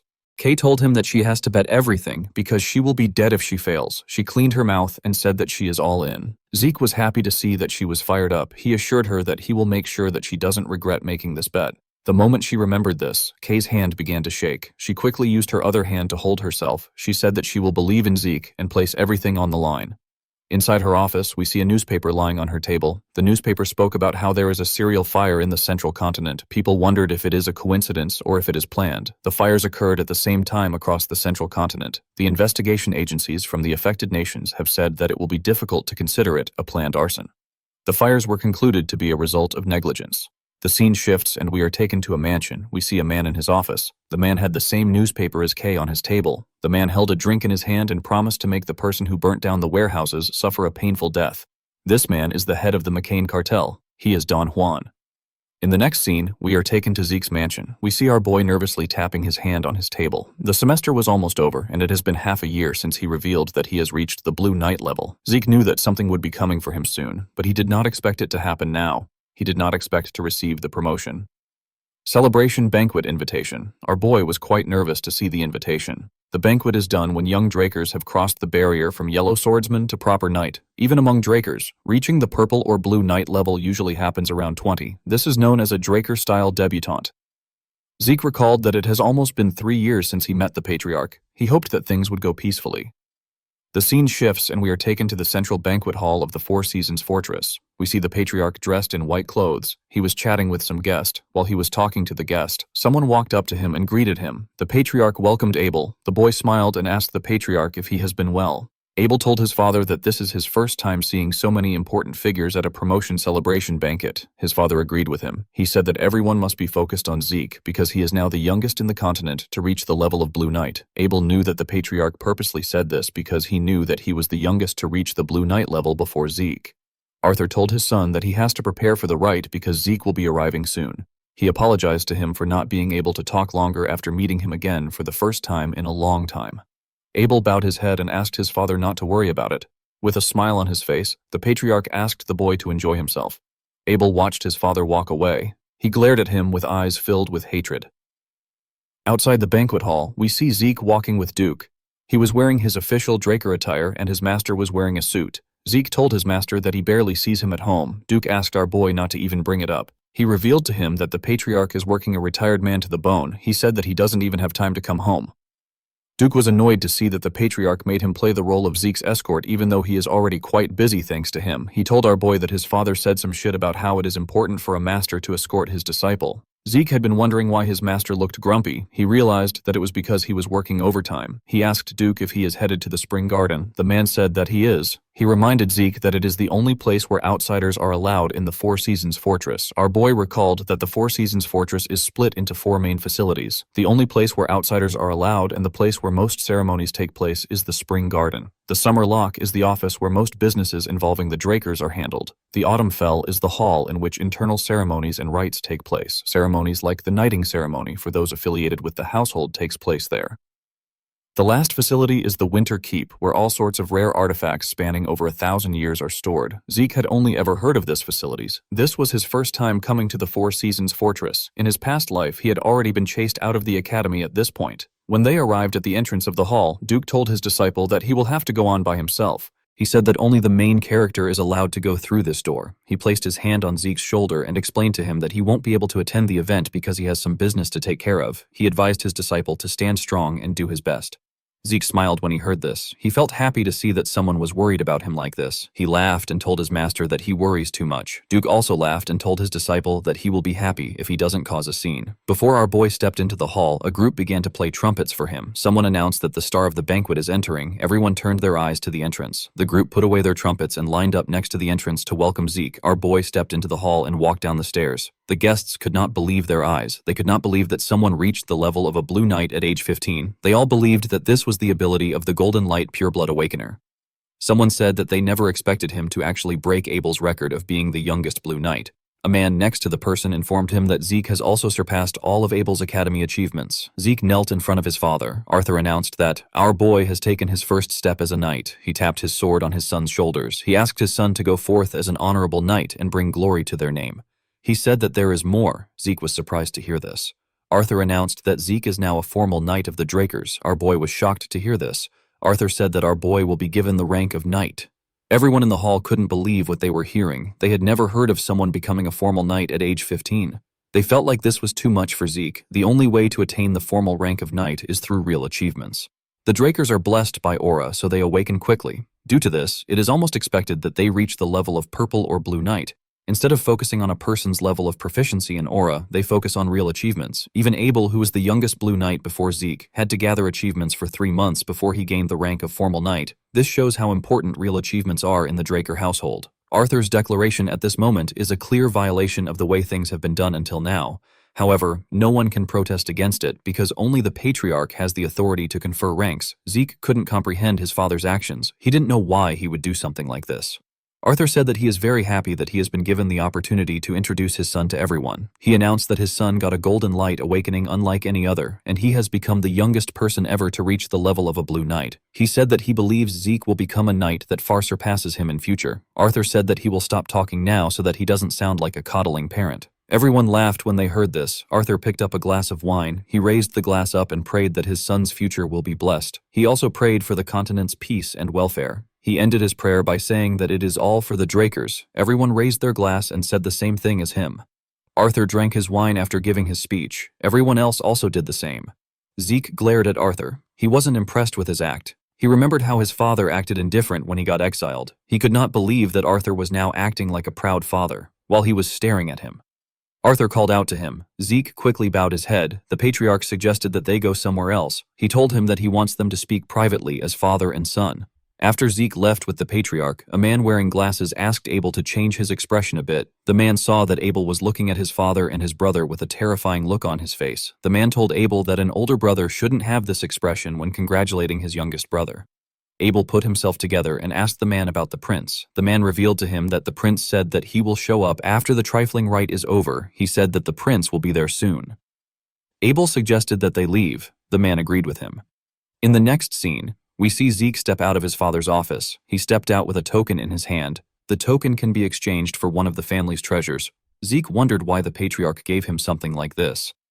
Since it wasn't a bad thing, our boy decided not to think too much about it. He didn't understand his father at all. He moved close to the guests and looked around. He recalled that this banquet will last for several days. He wondered how he was going to get through it. He did not know how he was going to last several days in this place while keeping his expression under control. He told himself that being a noble isn't for everyone. While he was thinking, someone called out to him. When our boy turned around, he saw a beautiful girl with blue hair. The girl introduced herself as the first princess of the Alencia kingdom. Her name is Melissa Alencia. Zeke recalled that Princess Melissa is the one who will rise to power as the next monarch of the Alencia kingdom. In contrast to the current and ineffective king, Melissa will set groundbreaking policies that would prioritize the people. This will allow her to gain the overwhelming support of the people of her kingdom. Due to this, she would often clash with the Alencia aristocrats. However, if she was to ascend to the throne officially, it would only be a matter of time before they began to try to curry favors from her. Before Zeke's regression, this promising princess ceased all international activities and went missing. Articles speculating her assassination at the hands of the Empire were spread across the continent. Since the Alencia kingdom fell to ruin during the war, the truth was forever lost. Even in this life, there wasn't a lot of news about Melissa's activities. Since she was able to attend the banquet, Zeke believed that nothing much has happened. The moment he thought of this, our boy remembered something. He remembered that Cliff said that the person taking the cure belongs to the Alencia royal family. Our boy believed that it was impossible for the person to be Melissa. He bowed his head and greeted the princess. He told her that he has heard a lot about her. He told her that it is a great honor to have her at his promotion celebration banquet. The princess was surprised to see that Zeke knew her. She asked him if he really knows her. Zeke assured her that he does. He told her that he has been very interested in the policies she makes for commoners. Melissa did not expect to hear this. Zeke told her that some say that her policies are just for show and they don't have any real meaning. With a smile on his face, he told her that he is aware that she is thinking about the finances and budgeting needed to carry out the policies. Melissa was surprised to hear this. She gently smiled. She realized that Zeke was really different from the other knights. Zeke did not know why she smiled. He asked her if he offended her in some way. Melissa explained to him that she didn't expect anyone to sympathize with her grievances. She said that she was a little delighted. She turned to the side and told Zeke that she has to excuse herself. She told him that it was a pleasure to meet him. Our boy asked her about why she is leaving already. Melissa explained to him that she would like to talk longer with him, but she cannot monopolize the guest of honor. Zeke turned to the side when he heard this. He knew that she was right. He knew that it was natural for Melissa to feel burdened by the obvious glares of the people around them. The princess asked him not to be disappointed. She smiled and told him that a better opportunity would present itself. After the princess left, other nobles greeted Zeke too. Our boy spoke and exchanged pleasantries with this nobles. A while later, we see two nobles leaving after Zeke spoke to them. He forcefully smiled as he watched them walk towards the door. He was relieved to see that he was almost done with the greetings. He could finally breathe now. Our boy didn't like events like this. He preferred training with Kaiser than mingling with this nobles. While he was thinking, Zeke heard something odd. He quickly turned to the side. He heard the dull clanking of an armor. He wondered about why someone would wear an armor to a banquet like this. A man with golden hair and a golden armor walked into the hall with his guards. The man said that he has finally found our boy. He referred to him as the guest of honor of the banquet and the youngest Blue Knight in history. This man is the fourth imperial prince of the Rome Empire. His name is Karis. This is the man who joined hands with Abel to start the Continental War. The man stretched out his hand to our boy and introduced himself as Karis Nerva Constantinus. Zeke didn't shake the prince. He bowed his head and offered his first greeting to the prince. He thanked him for attending his promotion celebration banquet. Karis turned to his hand and glared at it. He realized that Zeke didn't shake him on purpose. He smiled and placed his hand around our boy's neck. He asked him not to worry about such formalities. He asked our boy to have a drink with him. Zeke was surprised to hear this. Karis called out to someone and asked him to bring them a drink. He said that the most refined man on the continent and the man destined to be the greatest knight on the continent will celebrate their historic first encounter with only the best drink. Karis got a glass and poured Zeke a drink. He told him that this is a drink poured by an imperial prince. He asked him to drink it without leaving anything behind. Zeke forced himself to laugh at the prince's joke. He drank the wine in one go. The nobles at the banquet were surprised to see that Zeke was taking Karis's words seriously. They believed that Zeke was still a child, even though he is a Blue Knight. Some of them said that the prince is behaving poorly. They expected him to refrain from acting like this since he was well aware of how influential the Drakers are. Karis told Zeke that he did well. He told him that he likes him. He asked him to drink with him until they empty the bottle. Before he could do anything, Abel walked up to him and bowed his head. He referred to him as the new rising sun of the empire. Karis asked Abel if he will be joining them. Abel thanked him for his offer and told him that he has something important to discuss with him. Karis placed his hand on his shoulder and asked him to tell him what it is. Abel told him that there are too many listening ears around them. He suggested that they move somewhere else for their conversation. Karis told him that he understands. He apologized to Zeke and told him that he has to take his leave. He told him that they will bask in the beauty of the moonlight the next time they drink together. He said that they will speak about the great epics of the legend of the Dragonslayer. After saying this, Karis and his guards walked forward with Abel. Everyone stood nervously and let them walk out of the hall. After they left, the nobles began to speak. Someone said that he cannot believe that someone like that is a prince. Another person said that this is a testament to the lack of legitimacy behind the empire. A man said that he did not expect Abel to handle the situation. He said that he now understands why Abel has such a strong reputation. Zeke was not surprised to see that they were praising Abel. He knew that anyone who doesn't know Abel will think that he is an older brother giving his bewildered younger brother a helping hand. Our boy didn't really care about this. He was more bothered by the fact that the fourth prince and Abel already knew each other in this life. According to the information Kay gave him in his past life, the two men shouldn't be acquainted yet. Due to the way Karis treated Abel, our boy could tell that they were very close. He realized that the Continental War may start sooner than he expected. The scene shifts and we see Zeke walking somewhere. He was holding the token his father gave him. The token can be exchanged for one item in the Draker's treasury. While looking at the item, Zeke remembered the conversation he had with his father. Arthur asked him about how his plan to become the continent's strongest is going. He told his son that he can tell his plan is going smoothly since he was able to become the guest of honor at this banquet. Zeke told him that it is going well. He told the patriarch that it is all thanks to him. Arthur asked his son not to call him patriarch. He told him that it is too formal. He asked Zeke to feel at ease and call him father. Our boy was shocked to hear this. He knew that someone had said this words to him before. This were the same words that Carly said to him. Zeke finally understood why he felt uncomfortable before. Abel has been making different bold moves, and he is even bringing the elders to his side. It is to the point where Carly has noticed. It makes no sense to believe that the head of the family has not taken notice to Abel's actions. This means that Arthur is turning a blind eye even though he is aware of Abel's schemes. Zeke wondered if his father's reference to his conversation with Carly is a way to apply pressure on him or if it is just a mere coincidence. Zeke decided to just assume that his father is on Abel's side from now on. He called Arthur father and told him that he understands. Arthur told him that it is nice to hear him say this. He told Zeke that he wants to give him a gift to motivate him to continue marching towards his goal. He placed the token on the table and explained to his son that it can be exchanged for a treasure stored at the Winter Keep.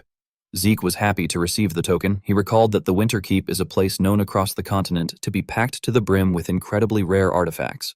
Arthur explained to his son that there are a lot of valuable treasures in the treasury, but there are also useless things that merely glitter inside. After walking for a while, Zeke arrived at the humongous gates of the Winter Keep. He didn't understand why his father gave him this token, but he planned to use everything in his arsenal to become stronger.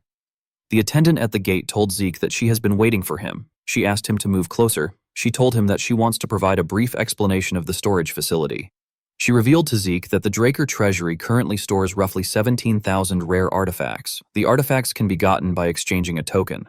Although there is no limit to how much time a person may spend inside, once a person exits the facility, they will not be allowed to re-enter. The attendant asked our boy to remember this. Zeke told her that he doesn't see any guards around even though rare artifacts are stored there. The woman told him that guards are not necessary. Our boy did not expect to hear this. The attendant explained to him that the security magic cast here is equivalent to what was cast on the patriarch's study. On top of this, the artifacts in the storage are tracked with magic. It would be impossible to steal anything. Zeke did not think this place would have that kind of security. The attendant pointed at a hole and asked Zeke to place his token inside. Our boy shoved his token in the hole. The moment he did this, he felt the entire room shake. The room shook because of the opening of the giant gates. Zeke was shocked to see how large the storage was. The treasures were placed on ridiculously huge shelves. Our boy did not expect it to be on this level. When he stepped in, he realized that the inside is much bigger than he thought. He was not surprised to see that his family would build something like this. The attendant told him that she will take her leave. After she left, Zeke raised his head up and looked around. He knew that it would take him ages to identify the function of each relic. He asked the system if it is able to organize the relics there according to his desired criteria. The system acknowledged his request and informed him that this function has been linked to his dragon eyes. It asked him to select a target item using his dragon eyes. Zeke was surprised to hear this. He smiled and activated his dragon eyes. He said that he now understands it. The dragon eyes can now also display information regarding the detected object according to the administrator's requests. Zeke activated the shadowless steps of the Gale Arts and used it to run around the storage in an instant. Numerous status windows appeared in front of him. They were displaying the functions of the items Zeke saw with his dragon eyes. After running around for a while, Zeke stopped moving. The system informed him that the selected items will be displayed on the mini-map. It displayed the map of the treasury and told our boy that he selected 17,138 items. Zeke did not expect it to be this much. He asked the system to exclude non-artifacts like normal items and consumable items. The system removed the selected items and informed Zeke that there are 9,832 items left.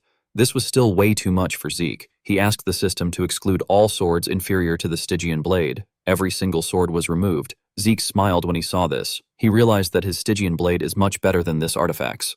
While looking through the item list, Zeke noticed something odd. There was an item without any information. Our boy decided to check it out. He went to the location of the item. The system informed him that he has arrived at his specified coordinate. When Zeke raised his head up, he saw a bracelet. Our boy didn't understand why the item's information wasn't displayed when the item looked so normal. While he was looking at the bracelet, a status window popped up. Our boy was shocked to see what was written on it. The system told him that the item has reacted to him being the heir of Terrakin Draker. Zeke picked it up. He realized that the item must have belonged to Terrakin since it reacted to his title while he was looking at the bracelet. The system displayed its information. The item is known as the Sacred Guardian Stone. It is a bracelet with a guardian stone embedded in it. It allows a person to call a summon. It calls a summon that matches the user's soul. The guardian stone bears the fairy monarch's blessing. The system told him that the Sacred Guardian Stone is now in his possession. It told him that he can now call forth a summon that is suitable to his soul.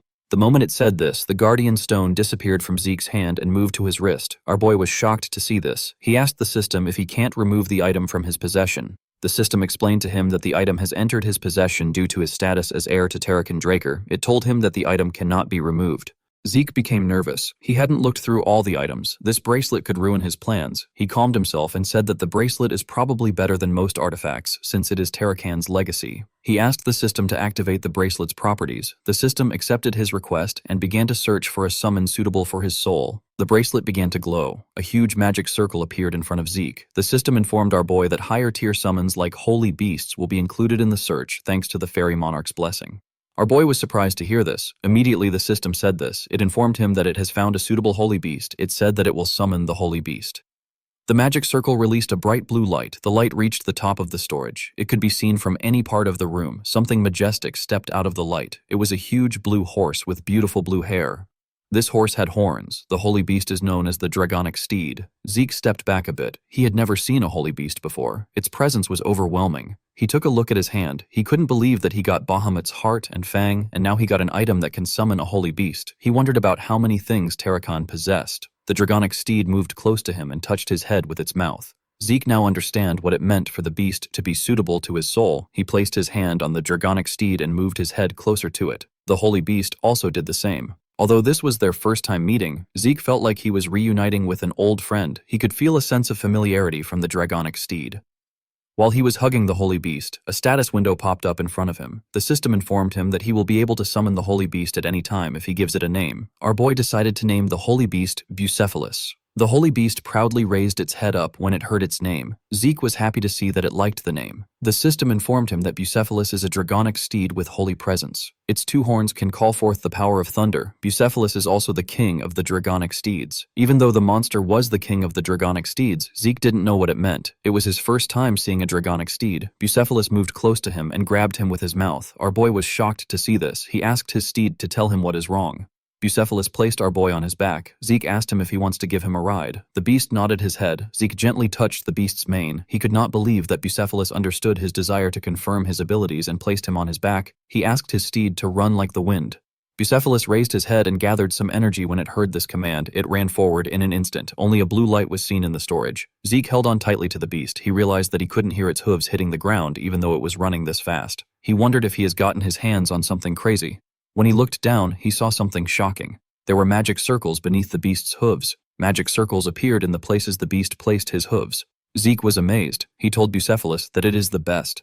The scene shifts and we see our boy in a carriage. Before he left the Winter Keep, the attendant asked him if he will really choose the bracelet. Our boy was not surprised to see her reaction. He believed that it was natural. While thinking, he remembered his father's warning. He realized that this item would be one of the useless items his father was referring to. He understood why anyone would think it was trash. The item responded to his title. Even the system was unable to show any information on it. It makes sense that no one has ever discovered the true value of the bracelet. Zeke always believed that he would only be able to discover Terrakin's legacy through dungeons that the system led him to. He didn't think that he would stumble into it like this. He was happy to see that he managed to get his hands on something incredible today. He decided to head back home to relax. When Zeke arrived at his mansion, he let out a sigh because he saw someone he didn't expect to see. The person referred to him as Sir Zeke and congratulated him on becoming a proper knight. Our boy asked the man about why he is being so formal. He told him that he is creeping him out. The man turned out to be Cliff. He told Zeke that he needs to speak in a reserved way in the presence of a formal knight of the Draker. Our boy sat down and told him that he will appreciate it if he doesn't come looking for him out of nowhere. He explained to him that his future plans could be jeopardized if his relationship with him is discovered. Cliff apologized to Zeke. He pointed at someone on the chair and said that the person demanded to meet him. He said that his hands were forced. The person took off her hood and told Zeke that she will like to extend her greetings again. She introduced herself as the owner of the Reinhardt Merchant Group. The person turned out to be Princess Melissa.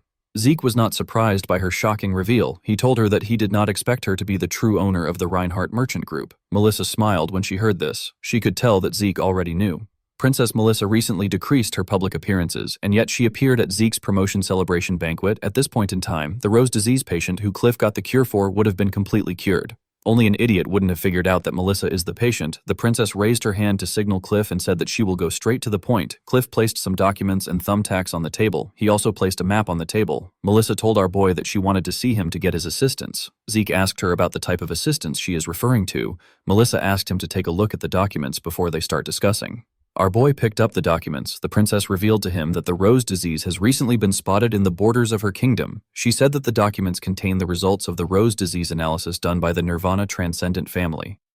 Zeke carefully looked through the documents. He was shocked to see what was inside. He asked Melissa if what is written there is true. He asked her if the rose disease is really a pathogen created with magic. Melissa explained to him that the analysis was done by the Nirvana family. It is the Transcendent family that is most proficient in magic. The princess assured him that the analysis is true.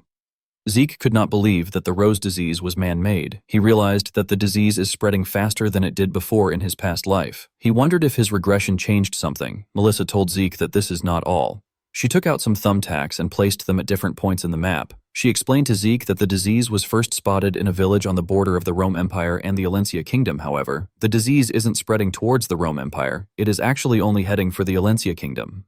Zeke was shocked to see this. He understood what the princess was saying. Melissa told him that the Rome Empire created the disease and they are spreading it to Alencia on purpose. This made perfect sense to Zeke. In his past life, the reason why the Alencia Kingdom was so easily defeated by the Rome Empire was because of this disease. Our boy now understood why the princess needs his help. He asked her if she wants the rights to mass produce and distribute the treatment for the rose disease. Melissa told him that he is correct. She explained to him that Cliff only acquired the right to produce it in the previous contract. She said that an additional contract needs to be created for the kingdom to distribute it. She told Zeke that he wrote an interesting condition in the contract. Our boy told her that he doesn't plan to annul the contract even if she says this. Melissa told him that she would also not annul it if she was in his position. As a businesswoman, the princess was aware that those who reveal their motives are the ones with the shortest straw. She told Zeke that she revealed her motives in order to strike a deal with him. She said that she doesn't want to leave without getting something. Zeke smiled when he heard this. He was impressed that the princess understood the situation. He became certain that the Reinhardt Merchant Group did not join the top 10 merchant groups category out of luck. Melissa placed a document on the table. She explained to Zeke that she is planning to distribute the cure as relief supplies to the citizens. She asked him not to worry about the production and distribution of the cure. She revealed to him that she will compensate him by giving him 20% of their merchant group's shares. Zeke was shocked to hear this. The Reinhardt Group is currently part of the top 10 merchant groups. The merchant group will still continue to grow if they don't follow along with Alencia in the Continental War. Right now, the value of 20% of their shares amounts to millions of gold. If Zeke is able to stop the war and allow the merchant group to grow even more, this shares would be worth billions. Although her offer was tempting, Zeke still wanted to confirm some things. He told Melissa that he needs to ask her some questions before he can decide. He asked her about why she is openly sharing this information and why she is offering him 20% of her merchant group's shares when she doesn't know if he is with the Empire. He told her that he cannot comprehend her actions. Melissa smiled when she heard this. She told Zeke that she is certain that he is not with the Empire. She explained to him that she has honed her perception by growing her merchant group. She revealed to him that she actually observed him from afar. After their conversation ended, she noticed that his actions towards those who were affiliated with the Empire were quite cold. Aside from this, she saw when Zeke declined a handshake from the fourth prince. Although it seemed like Zeke was showing him respect by bowing his head instead of shaking his hand, Melissa could tell that this was an instinctive rejection of disgust. She told Zeke that he looked like he wanted to avoid the prince. She said that this is how she knows he is not on the Empire's side. Our boy did not expect her to make an accurate deduction of his relationship with the Empire. The princess told him that she doesn't have any long explanations to answer his second question. She said that she is willing to give up 20% of her merchant group's shares if it allows her to save her people. Zeke did not expect to hear this. He remembered calling out to someone known as Alicia. He asked her to retreat. He reminded the woman that she is the queen. He told her that it will be meaningless if they stop the Empire and their queen is dead. Alicia told Zeke that he is correct. She said that it will be smart for them to retreat if they want to plan for what's to come. Our boy asked her about why she doesn't just come with them if she is aware of this. The blonde woman turned around and told Zeke that she will gladly give up her life if she can buy her people time and allow them to escape. Our boy placed his hand on his head when he remembered this. He had been doing his best not to think about this. He did not expect Melissa to say something that Alicia said. He put himself together and told the princess that he accepts the deal. The princess was surprised to hear this. She assured Zeke that he won't regret it. Our boy asked her to make sure that his identity isn't revealed. Melissa asked him not to worry about this.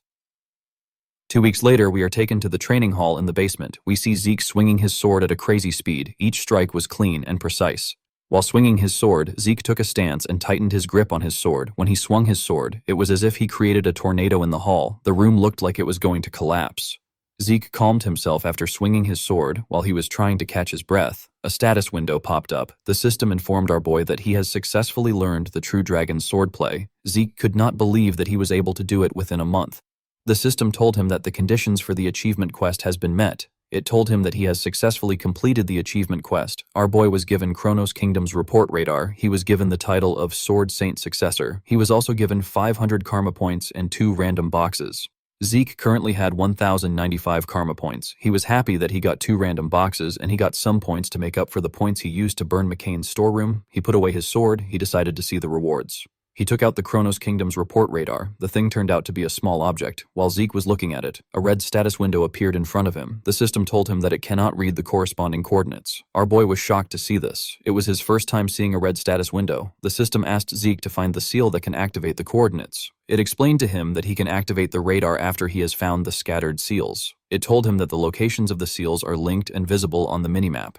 Zeke quickly opened the minimap. He saw where the seals were. There were 2 in the middle. The other 2 were each in the south and north. Zeke knew that it was going to take a while for him to gather the seals due to the distance between each seal. While he was looking at the minimap, a status window popped up. Zeke smiled when he saw what was on it. He said that he has been wondering why it didn't pop up. Our boy was given a new quest known as the Treasure from the Legendary Kingdom. He was asked to find the scattered seals of the Kronos Kingdom and restore them to their original state. His reward for completing this quest is a title known as Kronos Kingdom's Successor. Cain took out his sword after he confirmed that he had taken out Zeke. He turned around and said that Zeke was a worthy opponent, even though he was his enemy. He said that he hasn't met an opponent like him in a long time.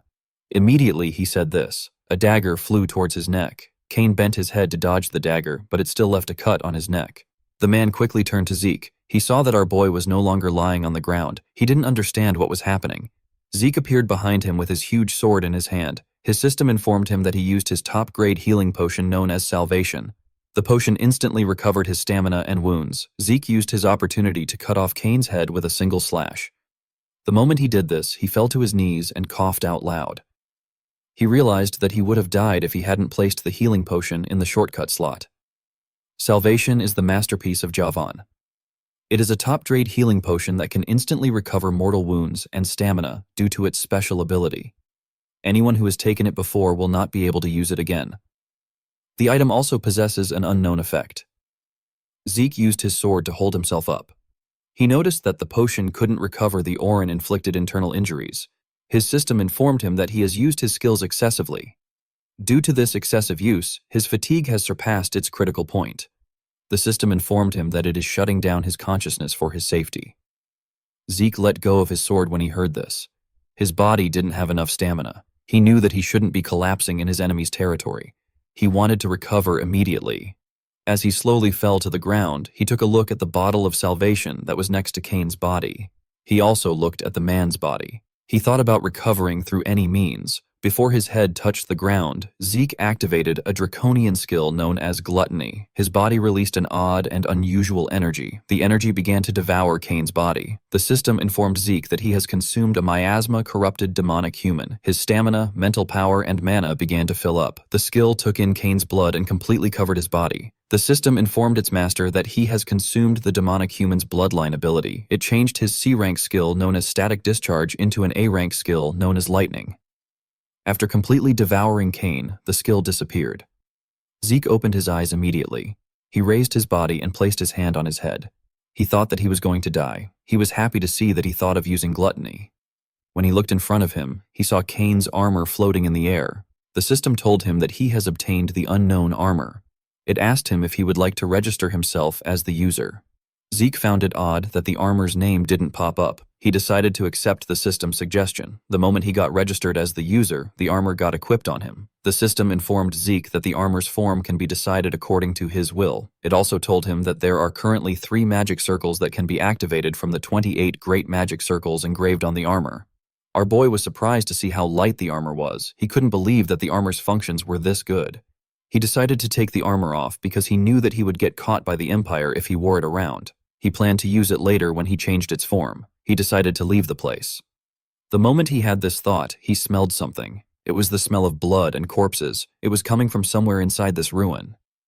Zeke followed the scent and arrived at a lab where he saw a bunch of mages performing human experiments. He grit his teeth out of anger. He couldn't believe that the Empire would do something like this. When the mages saw Zeke, they quickly released a gaseous substance at him. The system told him that it detects magically formulated poison. This poison suppressed his poison resistance effect, and it allowed him to be poisoned. Zeke quickly took out a potion and used it. He told the mages that they must be prepared to give up their lives since they have been experimenting on other people. He easily tore them apart and destroyed their lab. He also collected the lab's research materials. He believed that there might be some things in the documents that are related to the rose disease. While he was looking at the documents, someone appeared behind him and asked him if he did this. The old mage asked Zeke if he was the one who turned his lab into this mess. Our boy quickly covered his sword with his aura and charged at the man. The mage was shocked to see an aura blade. He realized that Zeke was a blue knight. He quickly raised his hand and activated a magic circle. Zeke tore his body apart before he could do anything. Oddly enough, the man's body turned into sand. It reappeared in front of Zeke due to his crest and magic. Zeke was able to tell that the mage belongs to the Desert Scorpion clan. They are practitioners of forbidden magic. Our boy noticed that the man was an executive level 6 circle mage. He knew that the man was going to be annoying to deal with. He didn't expect the Empire to collaborate with bastards like this. He activated his mana reflection skill to remove the mana in the room. The mage was shocked to see that he could not create a magic circle. He asked Zeke if he is a pure-blooded Draker. He quickly took out a scroll and tore it. Sand gathered behind him. A huge monster with a unique body was created with the sand. It had very different body parts. Zeke immediately knew that he was looking at a synthetic chimera. The mage laughed and said that this is his greatest masterpiece. He said that even a Draker wouldn't be able to face his chimera. The chimera swung its claw at our boy. Zeke was able to block it, but he got pushed back. The monster swung its other claw at him. Our boy pushed it aside. He covered his leg with his ether and moved at a crazy speed before the monster could squash him. He climbed the monster's body and appeared above it. He was able to do this with the shadowless steps of the Gale arts. The chimera quickly raised its head when it sensed Zeke. It thrust its stingers at him. Zeke was able to tear them apart. He noticed that the chimera had no blind spots. He landed in front of it. He didn't want to waste time with this chimera. He charged at the chimera and swung his blade at its head. The monster easily blocked the attack with its claws. Zeke got pushed back. He realized that reinforcement will arrive soon if this fight goes on. The moment he thought of this, the system informed him that Draionic control can be activated. It asked him if he would like to subjugate the Draionic target. Zeke didn't think that Dragonic control would work on this monster. He activated his dragon's dignity and ordered the chimera to submit to him. The chimera became scared when it felt the energy Zeke was exuding. The system informed our boy that he has instilled fear in the trivial dragon. The effect of his Draionic control increased due to the fact that dragon's dignity and Dragonic control worked on the chimera. Zeke deduced that the mage must have partially included some dragon traits when making the chimera. The system asked him if he would like to activate Draionic control to subjugate the target. Our boy accepted the offer. A magic circle appeared below the chimera. It released some chains that held the monster down. The system informed Zeke that he has subjugated the trivial dragon. Our boy gently pat the chimera on his head when the chains disappeared. The chimera was quite happy with this. Zeke did not expect him to be so gentle. The mage was quite shocked. He didn't understand what was happening. He didn't know why his chimera wasn't listening to his command. Zeke turned to him and ordered the chimera to bite him. The chimera took out the defenseless mage with a single bite. Zeke patted his head and looked through the man's belongings. He saw that this man was Gurav al-Rahmani. He recalled that this was the name of the second in command of the Scorpion clan. While he was looking at the man's file, the chimera gently hit his head. Zeke turned to it. He asked the chimera about why it keeps interrupting him. Immediately, he asked this question. His system popped up and asked him if he would like to name the subjugated dragon. It explained to him that named dragons can be summoned by their master whenever they call. Zeke realized that the chimera wanted to be named. He decided to name the chimera Gurav. The monster was surprised to hear his new name. The system registered him as Gurav. Zeke asked him if he doesn't like his name. He told him that it is too late. In the next scene, we see someone clapping his hands. The person clapped for Zeke. Our boy was wearing some new clothes and his body had fully healed. The person in front of Zeke was Don Juan. The Don sat down and told our boy that he heard he truly eliminated cowardly Paulo. Zeke nodded his head and told the Don that he keeps his promises. Don Juan told Zeke that he has to believe him now that he has proved himself. He said that valiant warriors have the right to be respected. He told Zeke that he treasures strong warriors as if they are his own children. He told him that he wishes to treat him the same way. Zeke remembered how he suffered under Don Juan in his past life. He wondered if the man saw children as beings he can freely use as tools. He was annoyed to see that the Don said this to his face. He promised to kill him with his own 2 hands. Don Juan stood up and pointed at some boxes behind him. He told Zeke that this is a present he prepared for him. Zeke was shocked to see the boxes. Don Juan reminded him that he said he wanted to be his business partner. He said that this is a proof of trust to match his claim. When Zeke picked up one of the boxes, he felt what was inside. He knew that only one thing would have the size and weight. When he opened the box, he saw the head of a syndicate executive. The other boxes contained the heads of the other executives. Don Juan asked Zeke if he likes his present. Our boy smiled and told him that he does. He was happy to see that everything was going as planned. Now that the executives of the syndicate are dead, all our boy needs to do is to put K at the top. The Don moved close to his chair and said that there is still one more issue. Zeke asked him about what it is. The Don informed him that the Pabella has found out that they were the ones who attacked them. He said that the Pabella believes they attacked them with knights and mages. Zeke smirked when he heard this. He knew that the average person would think that the place was attacked by knights and mages. Don Juan said that he wants to properly warn the pirate bastards and teach them that the master of the southern continent is the McCain. Zeke realized that the Don wanted him to attack the Pabella. He told him that he will do it. Don Juan was surprised to hear this. Zeke clenched his fist and told him that he will go to the Pabella and let them know his will. He said that he wants a favor in return. He asked Don Juan to give Kay some power so that she can become the new core of the syndicate. The Don gently rubbed his head. He put his cigar back in his mouth and accepted Zeke's request. He told him that he will take responsibility as her backer. He snapped his fingers and told Zeke that he will assign the cartel's greatest hitman and his squad to him. The moment he said this, different hitmen appeared in the room. Zeke turned around to see the person behind him. He saw a man with blonde hair. The man also had an eye patch. The Don assured him that the man and his squad will be helpful to him. The scene shifts and we are taken to Paulo Santos's territory. We see two people walking in the ruins. The people turned out to be Abel and his friend. The man informed Abel that the investigation is already over. He told him that the Imperial Intelligence Bureau has already gone through the place. He assured him that he won't find anything there. He reminded him that he has already received the results. According to the result, the place was attacked by one squad of mages and knights. Abel ignored the man and bent down to look at the ground. He used his finger to pull out some energy from the ground. He told the man that this place was attacked by only one person. The man was shocked to hear this. He asked Abel about what he means. He told him that there are traces of magic and swords. Abel told him that the attacker was at least a red knight. He said that the attacker dealt with everyone there. The man didn't understand how Abel came to this conclusion. As the energy in his finger dissipated, Abel informed the man that there are traces that the Intelligence Bureau dealt with this in a hurry. He told him that there is something the Intelligence Bureau doesn't want them to know. He walked forward and said that he needs to know what the Empire is hiding. The man called out to him and asked him if he is going to look into the Intelligence Bureau. He asked him about what he will do if a problem arises later. Abel turned to the man known as William and told him that there is something here that he can't miss. He said that his instincts are telling him to look around. With a creepy smile on his face, Abel asked William if he doesn't know that he wants to make the Drakers and the Empire his own. In the next scene, we are taken to the Pabella cartel port. Someone at the port saw a boat coming towards their port. He asked the people inside the boat about who they are with. Zeke drew his dagger and got up. He jumped out of the boat and moved up. He tore the man apart at a crazy speed. He threw the guard's body down before the man's body could reach the water and make a huge splash. The eye patch man took out his sword and threw it at the guard. The sword hit the guard in his chest and pinned his body to the wall. Zeke realized that the man dealt with the body in order to stop it from making noise when it drops into the water. He called out to the man known as Simon and asked him to come up. The hitman nodded his head at him. Simon Zapatero is the man who taught Zeke the Southern-style martial arts and assassination techniques. Even within the McCain cartel, where everything was terrible, Simon was the only person Zeke could trust.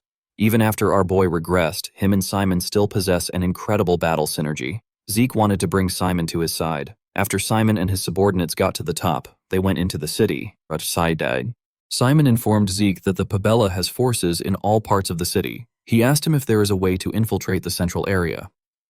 Zeke told him that there is. He reminded him that this land originally belonged to the Holy Empire. Due to this, underground paths must exist there. Simon found it weird that Zeke wanted to go underground. He told him that it doesn't make any sense. He asked him about how he plans to find his way through the maze-like underground paths. Zeke asked him to simply watch. He assured him that there is a way. In the next scene, we see Zeke running through the underground paths. He used his mini-map guide function to search for a way to reach Mateo's room from the underground path. Thanks to his mini-map, Zeke is able to easily find his way in this maze. While running, Zeke noticed that there were some forces in front of them. He decided to follow another path. He was trying to be careful. He recalled that red knights and knights above them do not get marked on the mini-map. This is why he ran into Cain in the ruins. He told the assassins that they are almost there. He told them that they need to split up from there. He ordered them to set up bombs in many places as possible. He said that he is going after Mateo. The men accepted his order and split up. Zeke went to the waterways of the city. He saw 3 paths meant to carry water. The paths were covered with iron bars. He moved to the entrance with no water and removed the bars. Zeke knew that the Pabella boss will be furious if he kills Mateo. This will lead to a war between the McCain and the Pabella. As he went into the waterway, he wondered if Don Juan really sent him there to start a war, someone who is so cautious that he would even kill his subordinate to prevent unrest in his organization. There is no way someone like Don Juan would do something like this. He probably hopes that everyone he sent here ends up dead. This ambush probably serves as a warning to the Pabella. Don Juan will be able to show that he doesn't care about a sacrifice on this scale. Zeke smiled when he thought of the Don's plan. He didn't have any intentions of letting things go as the Don wished. This is because he intends to kill Mateo. He kicked open the iron bars at the end of the waterway. The guards in the area were shocked to see the iron bars. Before they could do anything, Zeke jumped out of the waterway and tore them apart. He ran into the building. As he ran through the place, he recalled that the Empire and the Pabella were working together. He wondered why he hadn't seen any soldiers. Even his mini-map wasn't showing their location. The moment he thought of this, a bright light shined in his eyes. Zeke quickly used his hand to cover his eyes. He realized that this was where the soldiers were hiding. The leader of the squad said that they need to capture Zeke alive. The swordsman quickly charged at him. Zeke dodged the attack of the first person that charged at him. He used the man's shoulder to push himself up. He threw his dagger in the air and gave it a kick. The dagger went through the man's neck. Immediately, the leader saw this. He activated a magic circle and ordered his mage squad to activate their magic and fire. Zeke instantly activated his swift step. The moment his leg touched the ground, he was able to dodge the attacks of the mages. He charged at them. He took out another dagger and activated the wind field of the elemental sword. He used the technique to tear the soldiers apart. Zeke realized that these people were quite weak for Imperial soldiers. He wondered if the Empire sent this level of soldiers to brag that they deployed troops. He called out to the remaining soldiers and told them that he is going to give them one chance. He activated his dragon's dignity and asked them to leave now if they want to live. He told them that they can also come at him if they are prepared to die. The mages could feel the power of something dangerous. Some minutes later, we see Zeke looking at the soldiers' bodies. He wondered what the Empire was trying to do by coming all the way to the south. Immediately, he thought of this. He felt a dark energy coming towards him. He quickly raised his head up. He saw a mage above him. The mage said that one roach is interrupting their great plan. Zeke was surprised to see the man. He wondered about when the man arrived. He wasn't able to sense him until now. He asked the mage about who he is. The man raised his hand and released some dark energy from his ring. His energy touched the bodies of the soldiers. The dead men got turned into zombies. The mage ordered them to capture Zeke. He told our boy that he will pull out his soul by himself because he interrupted the great plan. Zeke was surprised to see that the man was able to raise this much zombies in one go. He realized that the man is a high-level black mage. He knew that most black mages on this level are from the Scorpion clan. He wondered why he couldn't see the man's affiliation and magic circle. He decided to take care of the zombies. He swung his sword and beheaded some of them with a clean strike. His system informed him that he has eliminated miasma-corrupted zombie knights. He was granted 10 karma points for this. Zeke was surprised to see this. He smiled brightly when he realized that he could gain karma points. His system notified him several times that he had obtained 10 karma points. After he took out the last zombie, he got his last notification. Zeke turned to the mage. He expected him to make a move. To his surprise, the mage turned himself into his dark energy and left the place. Zeke ignored him and walked forward. He decided to turn the man into points later. As he walked through a hallway, Zeke realized that he will soon reach Mateo's office if he keeps walking. He knew that someone will be appearing soon. The moment he thought of this, someone appeared and pointed a dagger at his neck. Zeke told the man that he has been waiting for him. The man turned out to be Simon. Simon leveled his dagger at him and coldly remarked that he had not expected Zeke to actually come all that way. Zeke tilted his head back slightly and replied with calm indifference that it must have been Don Juan who had ordered Simon to eliminate him before matters escalated. Hearing that, Simon's hand gripping the dagger paused for a brief moment. Immediately after, he lunged forward decisively, pressing the blade close to Zeke's neck and stating grimly that the boss intended to destroy the Pabella cartel and that there would be no place there for a mid-sized bastard like Zeke. Zeke calmly questioned whether they truly believed they would not lose the distribution network to Pabella without him. Simon answered bluntly that they would use the syndicate through K instead, asserting that everything would be fine, even without Zeke. The instant those words left his mouth, Zeke swiftly thrust his arm forward. At the same time, a system notification announced that the administrator's request had been confirmed and that the passive ability of the class skill healing factor would be temporarily suspended. Upon hearing this, Zeke openly taunted Simon, asking what he was waiting for and why he was not killing him already, mockingly addressing him as the shadowless ghost. Simon cried out in shock, demanding to know how Zeke knew his previous name. Zeke continued in the same unhurried tone, stating Simon Zapatero's full name and declaring that he knew about Simon's past and the reason he was under Don Juan's command. Simon shouted in disbelief, asking what Zeke was talking about. Before he could finish, Zeke cut him off by saying that Simon had wanted to protect the last bloodline of the Cuzco kingdom. At those words, Simon froze as if struck by lightning, stammering in denial. Moments later, he roared in rage, demanding to know how Zeke could possibly know that. At the same time, Zeke subtly shifted his heel backward and thought to himself that it was coming. Allowing his neck to be nicked slightly, he raised his hand and summoned his sword, gripping it tightly before swinging it down from above and striking directly against Simon's dagger. Zeke stared at his opponent with cold, emotionless eyes. Straining to block the blow, Simon cursed furiously and demanded to know just how much Zeke knew and who he truly was. Zeke forcefully pressed him back and replied in a mocking tone, asking if Simon really wanted to know. He then stated emphatically that he was one of Draker's direct descendants and identified himself as Zeke Draker. Hearing that name, Simon broke out in a cold sweat and murmured it in shock. Recalling earlier rumors, he questioned in disbelief whether Zeke might be the rumored youngest Blue Knight, adding that if the Draker family became involved, it would affect the entire southern continent. Immediately, Zeke cut in to clarify that the matter had nothing to do with his family and that he was acting entirely of his own volition, adding mockingly that Simon did not need to worry about it. Simon, growing suspicious, asked why Zeke had revealed his name when he could have concealed it until the very end. As soon as he finished speaking, Zeke reversed his sword and swung it with great force, knocking Simon's weapon away. He then shouted in a grave tone, calling Simon by name and urging him to ally himself with Zeke rather than Don Juan. He declared that he would protect the Cuzco bloodline and even help rebuild the kingdom. At that, Simon stared at him in shock, unable to comprehend what he was hearing. Pressing forward, Zeke continued, saying that he knew it was difficult to believe at that moment, but that Simon must already be aware that remaining with McCain was utterly hopeless. Urging Simon to consider Don Juan's nature, Zeke questioned what would happen if Simon killed him there under Don Juan's orders, what the approaching Fabella forces would do, and whether Don Juan had ever sent reinforcements for Simon or his subordinates. After thinking for a moment, Simon hesitated and quietly admitted that the answer was no, explaining that they had always been forced to save themselves.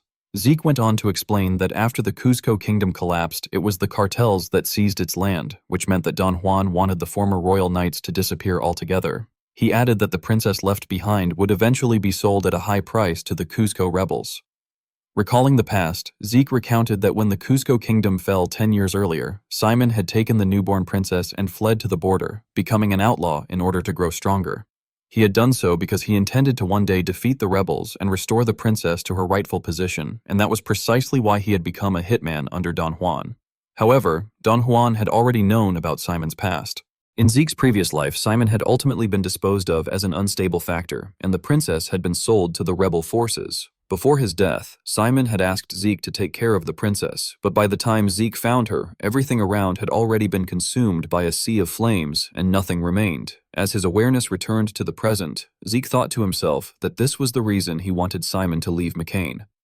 After a brief moment of contemplation, he told Simon that there was not much time left, and that he would not ask how Simon had come to know all of this. Lifting his gaze, Simon finally spoke in a heavy tone, admitting that even McCain, whom he had believed would remain stable forever, was now beginning to shake.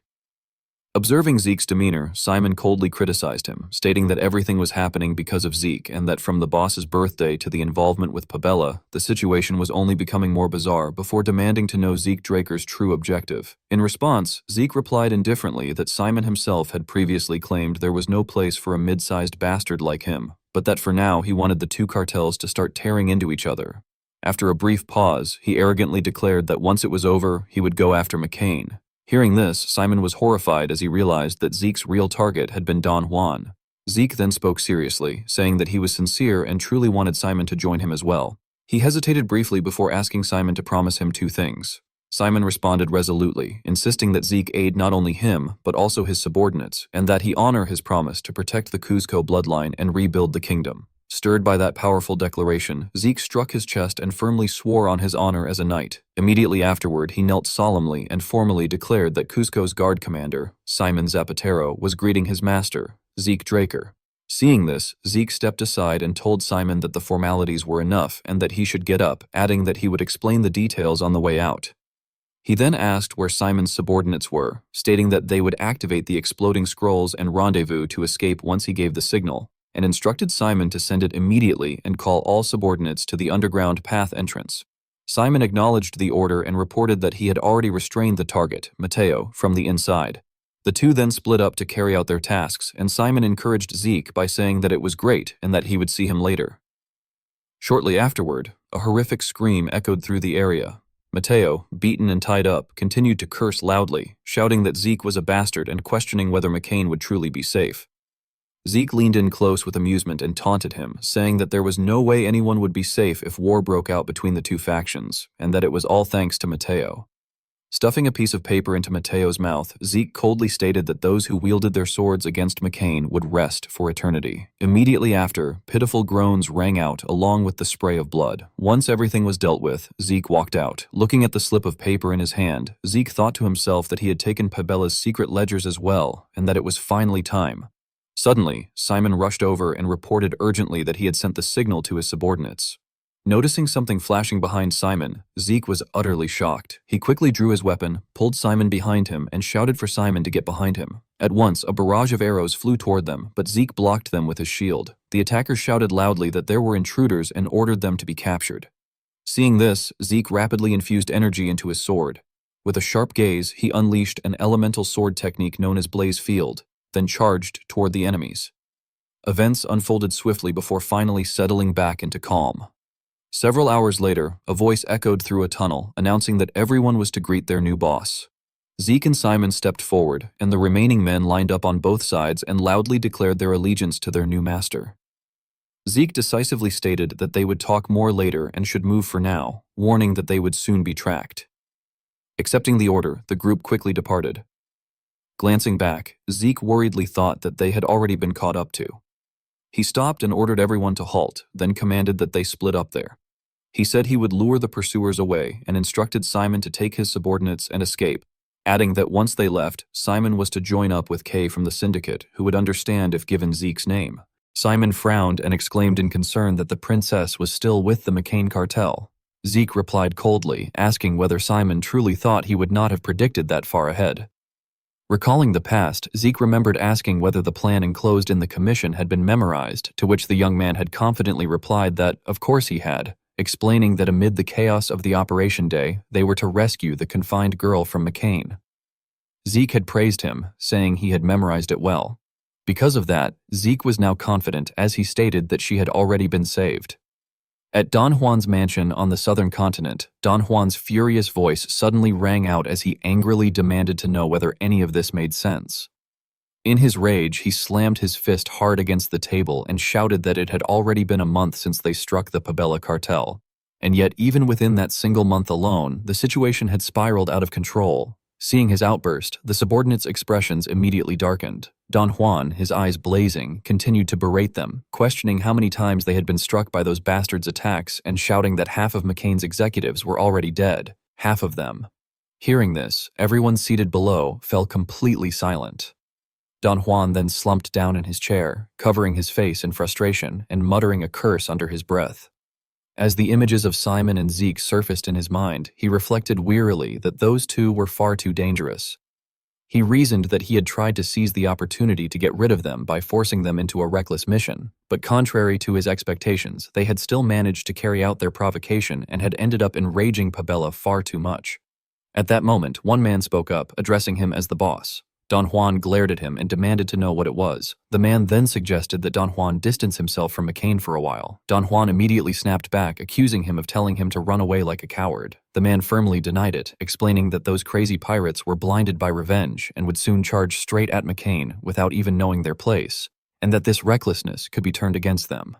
Don Juan questioned whether he meant luring them there and trying to wipe them out in one fell swoop. The man calmly confirmed that this was exactly the plan, adding that Don Juan could issue his commands from his villa in Tawani. Hearing this, Don Juan nodded in approval, remarking that it sounded good. He then crossed his legs and spoke in a friendlier tone, reminding everyone that crisis had always made them stronger, and declaring that this time would be no different, asking if that wasn't right. As soon as he finished, everyone stood up and shouted in unison that it was indeed so, addressing him as boss. After the meeting ended, the group quickly dispersed. The man who had spoken earlier pushed his chair back and stood up as well, and at that very moment, Zeke suddenly appeared out of nowhere. Zeke seized him by the neck and coldly remarked that he really did talk well. Shocked, the man stammered desperately, gasping as he explained that he had only done what he was told and that Zeke himself had instructed him to lure the boss over to Tawani, begging to be spared. Before he could finish speaking, Zeke killed him with a single strike. Indifferently, Zeke commented that he had done well, then added coldly that thanks to him, he could finally enjoy the main dish. Elsewhere, at Don Juan's villa in Tawani, a carriage came to a halt in front of the nearby estate. Don Juan stepped down with his coat slung over his shoulder, planting his hands on his hips as he cursed under his breath, thinking bitterly that they had actually managed to drag him all the way there, and vowing that he would wipe out those damned pirates to the last man. As time passed and night fell, the moon rose high in the sky. Don Juan sat inside his room, staring pensively out the window. Just then, the door behind him opened, and he irritably stated that he had not summoned any servants and ordered whoever it was to leave. When no response came, he hurriedly turned around and shouted again for them to leave. At that moment, Zeke loomed silently as he approached Don Juan. Removing his mask, Zeke mocked him, asking whether he was enjoying a nice, relaxing vacation, even though the situation had become quite ugly. Seeing who it was, Don Juan blurted out Zeke Draker's name in shock.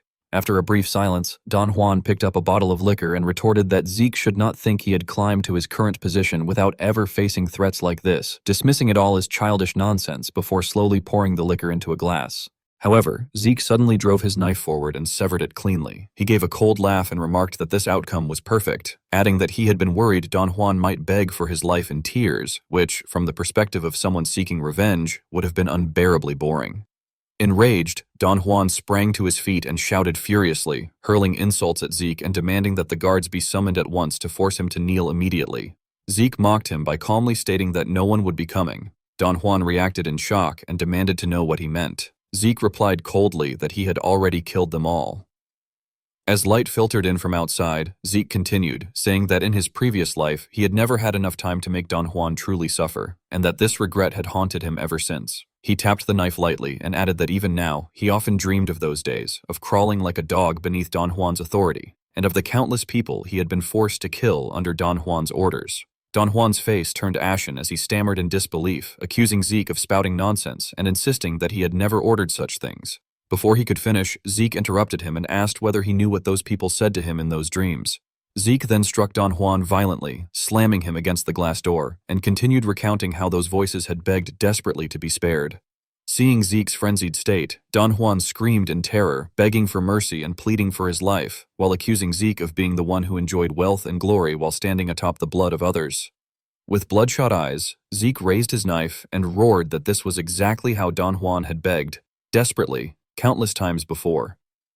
With his throat tightly restrained, Don Juan groaned in agony and attempted to justify himself, proclaiming that he was a savior chosen by God and claiming that everything he had done was for the poor. Hearing this, Zeke angrily ordered him to be silent. Immediately afterward, Zeke sliced off Don Juan's ear. Don Juan screamed in unbearable pain. When it was over, Zeke stood there, breathing heavily. He wiped the blood from his face and declared that Don Juan would now feel the same pain as his victims had and that he would die slowly.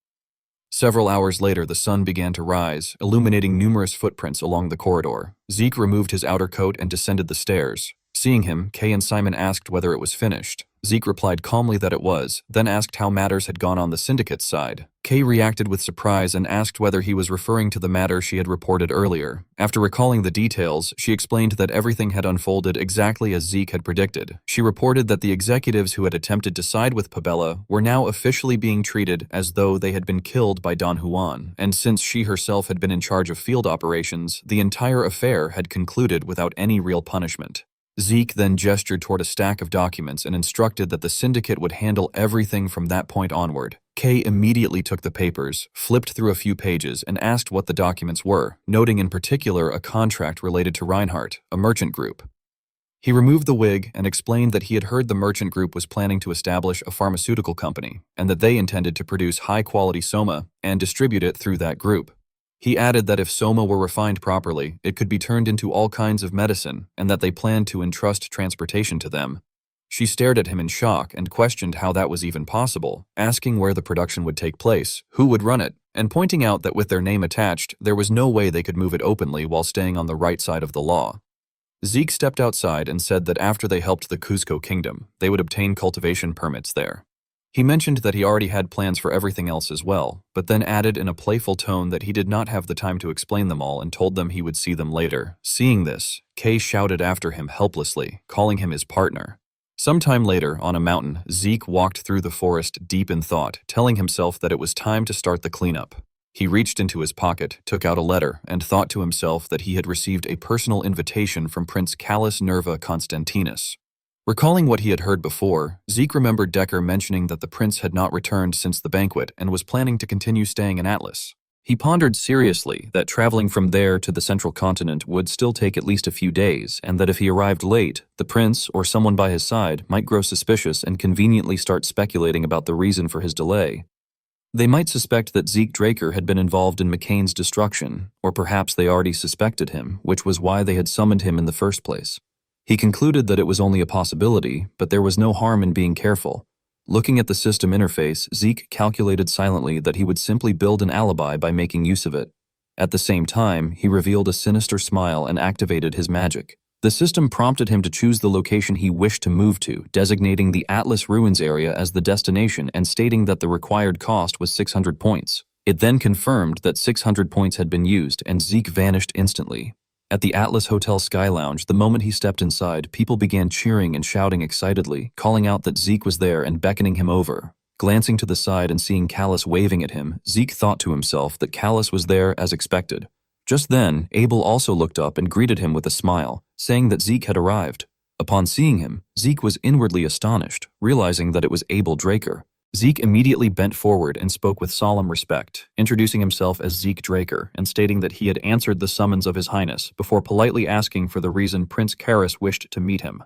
Callus replied in a relaxed manner that he had summoned Zeke because there was a matter of great importance, though he trailed off before explaining further. He then draped an arm over Zeke's shoulder, held up a bottle of liquor, and cheerfully declared that this was the reason. Recalling the sight of Zeke downing a glass of alcohol, Callus explained in a playful tone that William and Abel were skilled individuals but weak when it came to drinking, whereas Zeke knew how to drink properly, and that was precisely why he had been called over. After hearing this, Zeke turned his face away helplessly, remarking that it seemed that impression had firmly stuck. Glancing at William and Abel, he thought to himself that, in essence, the three of them, Prince Karras, Abel, and William Zimmons, were together, and that he could roughly guess what they had been discussing. Noticing the sharp look in Abel's eyes, Zeke further reflected that Abel also seemed to want to say something to him in private. Callus eagerly pushed a glass of liquor towards Zeke and urged him not to be shy and to drink together. Zeke responded reluctantly that he would do so if Callus insisted. After that, the two of them clinked their glasses and loudly toasted to having a good time, calling for another round. Not long afterward, Callus became so drunk that he staggered and had to be supported as he was taken away. On Zeke's side, the system issued a notification indicating that alcohol had been detected and that the effective immunity to all poisons had neutralized the detected toxin. Looking at the two of them, Zeke felt inwardly apologetic, thinking that he felt uncomfortable because he was the only one who remained perfectly fine. At that moment, Abel approached and apologized, saying that he had heard Zeke was isolating himself for training and that he had not intended to disturb him. Zeke replied calmly that it was no problem, adding that he was frustrated anyway because there had been no progress. Seeing this, Abel picked up a bottle of liquor and, with relief, suggested that Zeke sit beside him so they could drink together. As Zeke looked at the surface of the glass reflecting his own face, he thought to himself that Abel was deliberately creating an atmosphere like this, something that rarely happened. With the mood now strangely subdued, Zeke surmised that, judging by the way things were unfolding, Abel was certainly about to tell him something important. Abel suddenly called out to Zeke, addressing him by name. Zeke responded with mild confusion, indicating that he was listening. Abel then asked what Zeke thought about the Draker family. The question caught Zeke slightly off guard. Abel continued, calmly yet ominously stating that one day he planned to completely annihilate the Draker family, his expression filled with undisguised killing intent as he spoke. Zeke sprang to his feet in shock, but Abel remained unperturbed. Abel remarked that Zeke carried the same scent as himself, the stench of blood, battle, death, and victory, likening it to the image of someone crossing snow-covered mountains while leaving the weak behind. Abel asserted that these were qualities a Dragonslayer possessed from birth, claiming that Zeke embodied all of them, bearing the unmistakable aura of a predator. As one predator to another, Abel said he believed Zeke would understand what he meant. Upon hearing this, Zeke frowned and cursed inwardly, irritated that Abel was once again obsessing over bloodlines. Watching Abel drain his glass of wine, Zeke wondered aloud whether Abel's alliance with the Empire was part of his plan to destroy the Draker family. Abel forcefully set his glass down and stated that many people called Atlas the greatest city on the continent, but he firmly disagreed. He asserted that to truly be great, one could not remain confined to a single city. One had to grow stronger and broader in influence. Gesturing with his hand, Abel used the Roman Empire as an example, explaining that Rome never ceased its expansion, north, south, and even into the eastern continent, until roads, culture, and resources all flowed back to Rome. Clenching his fist, he declared with conviction that only then would the world become a better place, a united utopia. Zeke replied thoughtfully that such words sounded like those of an emperor. As his mind drifted to the figure of Cain, he reflected on the name Cain Zimiz Constantinus, realizing that the middle name, Zimiz, belonged to Abel's maternal family, one that supported him. After piecing everything together, Zeke arrived at a single conclusion. Abel, the Zimiz family, and the Empire were all deeply connected. After a brief silence, Abel spoke again, addressing Zeke as his brother. He attempted to persuade him by expressing his belief that exceptional talent deserved proper recognition. Abel claimed that for Zeke, he could offer the most precious treasure he would one day possess and urged him to join his cause. Zeke did not respond immediately. Instead, he silently clenched his fist and finally questioned whether Abel intended to make him his right-hand man. After that, Zeke calmly bent forward and stated that he felt honored by the offer, but that he had already made his choice and therefore could not accept it. Once he finished speaking, he swiftly turned around and left. Abel pressed him again, asking whether he would not regret this decision, to which Zeke answered firmly that he would not. After stepping outside, Zeke immediately clenched his teeth, seething inwardly as he angrily thought that Abel truly believed he would become a murderer like him. A short while later, William pushed the door open and walked in. He looked around in confusion and asked why Abel was alone and where Zeke had gone. Hearing this, Abel's expression darkened. Burning with rage, he declared that his beloved younger brother had chosen a different path, and that in that case, he believed he should trample that budding shoot much earlier. He added that he had already given Zeke his final chance. William's face stiffened upon hearing this. Time passed quickly. Outside the office of the head of Valhalla Academy, Zeke stood with his hands on his hips, lost in thought. He reflected that he was currently 17 years old and a second-year student at Valhalla, but that this did not mean he intended to stay until the 5th year. He considered submitting an application for early graduation, reasoning that after obtaining the title of knight, he wished to devote himself to his family as soon as possible. However, he also acknowledged that as a student it was difficult to act openly, and that this situation caused him considerable pain. For that reason, he resolved to humbly request the approval of the respected head of the academy. Thinking this far, Zeke clenched his fist with satisfaction, convinced that this would allow him to secure an early graduation interview and that it was time to set things in motion. Suddenly, someone's voice rang out, casually greeting him and asking whether he had also come to see the head of the academy. Upon seeing who it was, Zeke exclaimed in surprise that it was Diego, and then hesitated upon noticing another person beside him. He studied the unfamiliar figure with curiosity, thinking that he did not recall ever seeing this person before and wondering who he might be. At that moment, Aster let out a weary yawn. When they entered the office, Flaubert calmly remarked that it was good to see everyone present, Zeke, Diego, and Aster, and then noted that it had been almost a week already, hadn't it, Aster? Hearing this, Zeke was stunned into silence. In his mind, he exclaimed in disbelief, wondering if this Aster was truly Aster Aladoff, the Illusion's Knight, one of the 5-star knights from before his regression. He was shocked that there had been absolutely no known information about such a figure, and never imagined that he would encounter a legend like that here. Aster weakly apologized to the head of the academy, explaining that his insomnia had become so severe that he could barely attend classes. Observing this, Zeke inwardly questioned whether Aster's condition was really that serious. Diego leaned in close and casually suggested that he could play a lullaby to help, claiming it was extremely effective. Aster frowned, rubbing his head as he apologized, but stated that his head was throbbing and asked Diego to be quiet. Zeke stared at Aster, recalling that in his previous life, Aster had sided with the Empire. Narrowing his eyes, he carefully considered that perhaps this time he could bring Aster over to his own side, just as he had done with Diego.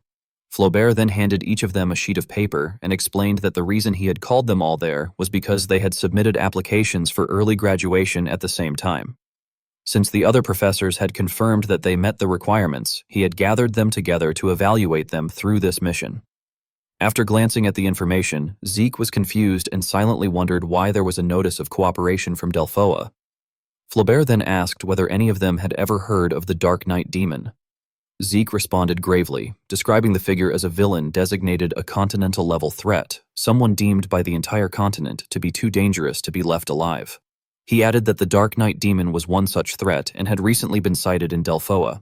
The head of the academy further explained that their mission was to assist the Knights of Delphoa in hunting down the Dark Knight demon. Flaubert then manifested an illustrative image and elaborated that those criminals awakened their aura solely for the purpose of killing, and that their fighting style fundamentally differed from that of knights. Because of this, Delphoa had specifically requested the dispatch of Violet Knights. Extending his hand, Flaubert emphasized that this would be a difficult mission, and stated that if anyone wished to withdraw, they should speak up now. Diego quickly raised a question, asking how many rounds this examination would have. Flaubert replied with amusement that there would be 3 rounds, and that this mission was the first.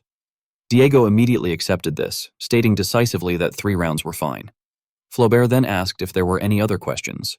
When no one responded, he smiled brightly and declared that he would assume everyone was participating. He instructed them to prepare thoroughly and report back once they were ready to move out. After the meeting ended, Astor walked across the lawn while complaining about his headache. Suddenly, someone stepped forward and called out Astor Aladoff's name. Astor turned around with a puzzled expression. Zeke approached him with concern and gently asked whether he needed anything to help with his insomnia. Astor reacted in shock, blurting out in disbelief that it was insomnia medicine. Zeke rummaged through his pocket with confidence and replied that it was, adding that he happened to have a really good one on him. Astor hesitated for a moment before awkwardly waving his hand away, saying that he appreciated the offer but was fine, explaining that he had already tried all the so-called good ones and that none of them had worked. Zeke enthusiastically held out the pouch and urged him to try it first, proposing that if he liked it, he could sign a contract with him and Zeke would continue supplying it. Astor replied warily that it would not work anyway. However, the moment he accidentally inhaled the scent drifting out from the pouch, his body jerked backward in sudden bliss and he collapsed onto the ground, instantly falling into a deep sleep and kicking up a cloud of dust. Several hours later, Astor woke up with his eyes shining brightly and excitedly, reported that he had used it all. Taking the paper from him, Zeke asked suspiciously whether he was really signing right away, pointing out that it was essentially a master-servant contract and asking if he had actually read it. Astor answered enthusiastically that as long as he could sleep well, he did not care at all. Hearing that, Zeke could only respond with an awkward smile, remarking that if that was the case, then so be it. Leaning back in satisfaction, Zeke silently thought that it was fortunate the system shop existed, noting how absurdly convenient it was. Recalling the system interface he had observed earlier, he reflected that with points, rare relics could be obtained with ease. He thought about how what he had given Astor was a powerful sleeping drug called Sandman's Sleep Dust, and concluded that with this, Astor would remain on his side even after graduation. He also worried that none of the 5-star knights seemed quite right in the head, though at least Reyna appeared normal. In the distance, Astor was completely immersed in joy, cheering loudly as he exclaimed that everything felt incredibly clear and wondered if this was Valhalla. Stroking his chin, Zeke pondered that something still felt lacking and wondered whether he should test Astor's skills while he was at it. He then called out to Astor. Astor responded quickly, first in confusion and then immediately correcting himself, acknowledging Zeke as his master. Zeke drew his sword and suggested that they see what Astor could do before the mission. A short while later, Astor planted the butt of his spear into the ground. With practiced ease, he lifted it and spun it through the air before thrusting it forward with sharp precision. Watching this, Zeke frowned slightly and thought that Astor's entire presence changed the moment he held a spear. He then seriously told him to come at him with full force and that he could use aura. Hearing this, Astor replied decisively that he would not hold back. In an instant, he gripped his spear and charged forward. Their weapons collided violently, sending sparks flying in every direction. Zeke observed carefully, thinking that a spear had a wide reaction range, and noting that Astor was blocking his sword remarkably well. He wondered if Astor focused more on defense than offense, and then decided to use Phantom Step. With a light smile, Zeke kicked off the ground and vanished from Astor's attack range, silently reappearing behind him with the intent to strike from the rear. Astor sensed it and froze in shock for a brief moment. At the same time, Zeke swung his sword downward toward Astor's back. In response, Astor subtly twisted the spear, quickly splitting it into 2 parts. With one hand, he knocked Zeke's sword aside, while with the other, he thrust forward decisively. Zeke was utterly astonished. Seizing the momentum, Aster pressed the attack relentlessly, swinging his spear without mercy. Zeke hurriedly drove the tip of his sword into the ground and used it as a pivot, flipping himself upside down to evade the strike.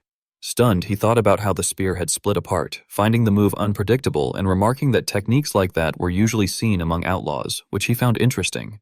With clear excitement, Zeke drew a dagger and swiftly threw it toward Aster. Aster reacted instantly, recalling the spear and swinging it up to knock the dagger away. At that moment, Zeke landed firmly on the ground and launched himself forward with a powerful kick. Aster hurriedly set the spear horizontally and twisted it back together into a single weapon. Seeing this, Zeke grew suspicious and noted internally that it was happening again. He then stabbed his sword straight into the ground and dragged it forward, tearing through the earth as he charged, thinking that this attack would not be blocked that way. Sensing the terrifying power radiating from Zeke, Aster pursed his lips in slight unease. Still, he lowered his spear, poured all his mana into it, and swung it forward to meet the attack head-on. The two strikes collided with such force that it felt as though the air itself might be torn apart. Moments later, Aster grabbed his trembling arm and complained in frustration, asking whether Zeke was some kind of monster. He then rubbed his head and lamented that he had been recognized as a certified genius by everyone's standards, questioning how Zeke could have defeated him so easily. Zeke replied calmly that living while being called a genius dulled the edge of one's spear. With a cruel smile, he added that Aster was still far from being good enough, and that he would train him thoroughly until the mission. Hearing this, Aster's face darkened in despair as he confessed that he had a very bad feeling about it. When they returned to the mansion, Decker respectfully announced that young Master Zeke had arrived, causing Zeke to call out in surprise upon seeing him. Decker then solemnly informed him that he had a guest. A short while later, Galleon walked down the hallway with wide eyes, marveling at how extravagant even Zeke's mansion was. Zeke raised a hand in greeting and remarked that it had been a long time since they last met, explaining that he had summoned Galleon because he wanted him to take a look at something. Galleon reacted in shock, asking if Zeke meant him and wondering whether something had happened to the black sword, noting that it had been forged using a magic furnace and should not have even been scratched. At that moment, Zeke recalled inwardly that Galleon must have become quite famous by now, thanks to the magic furnace he had created and that Zeke had used in his previous life. He reasoned that Galleon was likely producing excellent weapons much earlier than expected, and decided that he should soon make him his exclusive craftsman before someone else claimed him. Shaking his head, Zeke clarified aloud that there was no problem with Bahamut and that the real issue lay elsewhere. Immediately afterward, he manifested the armor, allowing it to cloak his body. Zeke explained in bewilderment that he had obtained something like this. Upon seeing it, Galleon stood frozen in shock, his mouth hanging open.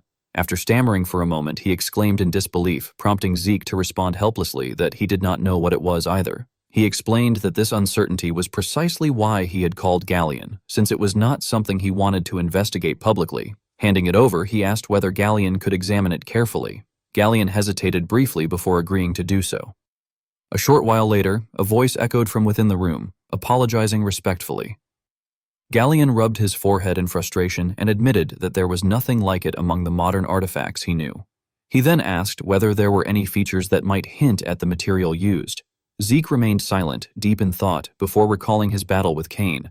After some contemplation, he stated that the armor had deflected an aura blade. Hearing this, Galleon sprang to his feet in shock, exclaiming that such a feat was only possible with a single metal in the entire world. As images of the armor and the metal formed in his mind, he gravely identified it as the so-called Metal of the Gods, orichalcum. Still stunned, Galleon murmured that it was unbelievable, recalling that he had once glimpsed orichalcum while he was still alive. Zeke immediately questioned whether it was truly such a precious metal. Galleon replied with solemn intensity that precious was not enough to describe it, explaining that orichalcum was said to be the most perfect substance ever created by the gods. He continued seriously, stating that its mana conductivity far surpassed that of any other metal, allowing far more magical arrays to be engraved upon it. Zeke responded thoughtfully, acknowledging this, before asking how many large-scale magic circles could be carved into ordinary metal armor. Galleon answered cautiously that Zeke could not even engrave large-scale magic circles onto ordinary metal in the first place. Stroking his chin, Zeke admitted that he knew it was no ordinary item, but he had never imagined it was that extraordinary. He then asked whether the armor could be transformed into another form. At this, Galleon raised both hands in shock, declaring that altering orichalcum was absolutely impossible. He analyzed the armor carefully, explaining that although it was a god-made metal and technically workable, the problem was that the armor was already perfect. If they tampered with it carelessly and damaged the magical arrays, the armor might become unusable. He then added that, of course, his master might be capable of doing it. Hearing this, Zeke asked in surprise whether he meant Master Golrin. Looking at the dusk-lit scenery beyond the window, Galleon calmly confirmed that Gulrin would indeed be able to change its form without disrupting its functions. Zeke then asked where Gulrin was currently located. Galleon replied casually that, as usual, he should be in Himonas. Zeke's eyes widened in astonishment, prompting Galleon to continue gently, noting that Zeke might not know where Himonas was, and explaining that it was located far to the north. Immediately afterward, Zeke calmly continued by stating that the territory in question was under the control of the Northern Grand Duke. Upon hearing this, Galleon was shocked and exclaimed in disbelief, wondering how Zeke could possibly know such a thing, given that people from the Central Continent rarely had any knowledge of the Northern Grand Duke. Clenching his fist, he hesitated before awkwardly claiming that it was merely a coincidence. At that moment, the image of someone surfaced in Zeke's mind, and he resolutely remarked that he had only just learned of it himself. Rising to his feet, he gently expressed his gratitude to Galleon for everything and added that if Galleon wished to study the metal further, he was free to examine it while staying there. Hearing this, Galleon grew suspicious and let out a confused reaction before stammering his thanks respectfully. Soon after, Zeke left in silence. Left behind, Galleon remained bewildered, silently questioning why Zeke had suddenly taken such an interest. As Zeke walked away, he made a quiet, firm resolution to himself, thinking that there was still time regarding Himonas, that there was no need to rush, and that he should first focus on what truly mattered. He concluded inwardly that this was what he needed to do, at the Reinhardt Trading Company. Inside one of its rooms, Cliff spoke thoughtfully, stating that there should be no issue producing the medical supplies Zeke had mentioned. After a moment of consideration, he added that, at least on the Central Continent, it would be difficult to build a factory capable of processing soma. Zeke reflected briefly and replied that he was already aware of this, noting that if rumors spread about the princess supporting soma processing, her reputation would be severely damaged. He then asked curiously what would happen if the ingredients were already processed. Cliff answered calmly that in such a case the product would be classified as medicine, and as long as it passed safety inspections by the Mage Tower, there would be no problem. Hearing this, Zeke decisively stated that the matter was settled, declaring that they would build the factory on the southern continent, while Reinhardt would handle importing and distributing the products. Suddenly, Melissa interrupted, apologizing as she explained that the trading company lacked sufficient resources to construct a large factory overseas. She added that they were already struggling to establish even a single factory to produce red blossom fever medicine, and therefore suggested that they might need to consider an alternative construction plan. Zeke responded that such measures were unnecessary, stating that they would build the factory themselves and that Melissa only needed to secure the Mage Tower's approval for distribution. At this, Melissa widened her eyes in shock and questioned whether that was truly possible, cautiously asking whether the Draker family was involved. Zeke replied indifferently that the matter had nothing to do with any family and that all expenses would be covered by his personal funds. He then casually pushed an envelope forward and shifted the conversation, asking whether she could read the documents inside, as that was the main topic of the day. Melissa opened the envelope, and upon seeing its contents, she was horrified, gasping that the Empire had joined forces with the Scorpion clan to conduct live experiments using synthetic poison. Zeke frowned and remarked that if red blossom fever was an artificially created magical disease, then this could very well be clinical testing carried out by the Empire in Alencia. Hearing this, Melissa trembled with anger, admitting that she had suspected something but never imagined they would do such a thing to their own people. Zeke remained silent in response. After a moment, he spoke frankly to the princess, explaining that the reason he was sharing this information was because, for the time being, they needed to keep the Empire's crimes secret. Melissa could not believe what she was hearing. She stood up abruptly, slammed the table, and demanded to know what Zeke meant, insisting that they should expose the Empire's crimes as soon as possible so that they would never be able to commit such acts again. Zeke gently tried to reassure her, telling the princess that he understood her feelings, but that the evidence they currently possessed was far too weak to be used as a diplomatic weapon. Nevertheless, Melissa's face remained clouded with irritation. Propping himself up as he stood, Zeke proceeded to analyze the situation, explaining that the Empire had cleverly shifted responsibility onto the Scorpion clan. He pointed out that they were a prominent group of black mages, which meant that human experimentation conducted under their name would not cause widespread upheaval. Zeke then put forward a grave hypothesis, stating that the Empire could simply deny any involvement, issue a formal statement of regret, and consider the matter settled. He emphasized that, above all, it would be far more advantageous for them to keep this information hidden for the time being. Clenching her fists, Melissa pressed him for clarification, asking what he truly meant. In a serious tone, Zeke explained that the Empire was unaware that they knew about this affair, and that since experiments had been carried out on such a massive scale, There must be more direct evidence linking the Empire itself hidden somewhere. Melissa spoke in shock, asking if he was suggesting that they should seize that evidence as well in order to corner the Empire. Zeke answered firmly that this was exactly his intention, adding that the reason he had shown her this information first was so that they could properly prepare themselves. Still bewildered, Melissa asked what he meant by preparing themselves. After some consideration, Zeke explained that if the red blossom fever had been tested in the Alencia conflict zone, there was a strong possibility that other synthetic poisons were being tested there as well. Therefore, he concluded that they needed to develop antidotes for those poisons in advance. Melissa was stunned as she reflected inwardly that if those weapons were deployed in the conflict zone, the Alencian forces would be fighting without realizing they were being poisoned. Swallowing hard, she reasoned that if they prepared the antidotes beforehand, they could prevent heavy losses and strike the Empire from behind. She then made a firm decision, acknowledging to herself that she understood the situation and that her choice was not wrong. Looking at Zeke's resolute expression, she silently concluded that bringing Lord Zeke into the trading company had been the right decision after all. Finally, Zeke spoke calmly, informing her that he would not be able to attend meetings for a while, as his schedule in Valhalla was already extremely tight. Melissa responded with visible relief, saying that if there were an opportunity, she would like to invite him to Alencia someday. Hearing that name, he softly remarked that Alencia was a place known for its beautiful mountains and lakes. Surprised by his familiarity, she asked whether he had been there before. Zeke gave a faint smile and replied that he had only heard of it, adding that when he eventually visited, he wanted her to show him all the beautiful places there. Moved by his words, Melissa gently placed a hand over her chest and assured him that she would gladly do so, wishing him a safe journey. After that, she and Cliff respectfully saw him off. Meanwhile, Aster lay sprawled on the ground in exhaustion. Diego fell backward as well, panting heavily, complaining that he might die before the mission even began. Zeke casually hoisted his sword onto his shoulder and told him not to complain, remarking that if Diego still had the energy to grumble, he should swing his sword one more time instead. Enraged, Diego shouted back angrily, calling Zeke a devil and insisting that Draker blood was real, before charging forward with his sword in a fierce attack. As Zeke parried the blow, he curled his lips slightly, thinking to himself that, to be honest, they only became motivated once their pride was wounded. As time passed, Zeke quietly reflected that after training under him for a week, Aster and Diego had gradually begun to influence each other. He noted that Diego in particular had changed. Unlike his former joking self, he had become far more obedient after several training sessions together. While they were in the middle of training, someone suddenly approached and commented that all of them had worked hard. Diego turned around in surprise, letting out a confused reaction. Upon seeing that it was Andre, he immediately brightened and cheerfully greeted him, calling him Professor. Zeke, however, looked at the newcomer with suspicion and asked why Professor Andre had come all the way there. Andre calmly replied that he had something he wished to convey to the three of them. Curious, Zeke asked what exactly it was that needed to be conveyed.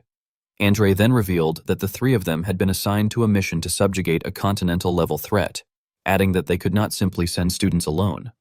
As he spoke, his expression darkened slightly. Then, with firm resolve, Andre declared that he would be going with them. At that moment, the train sped along the rails as it cut through the forest.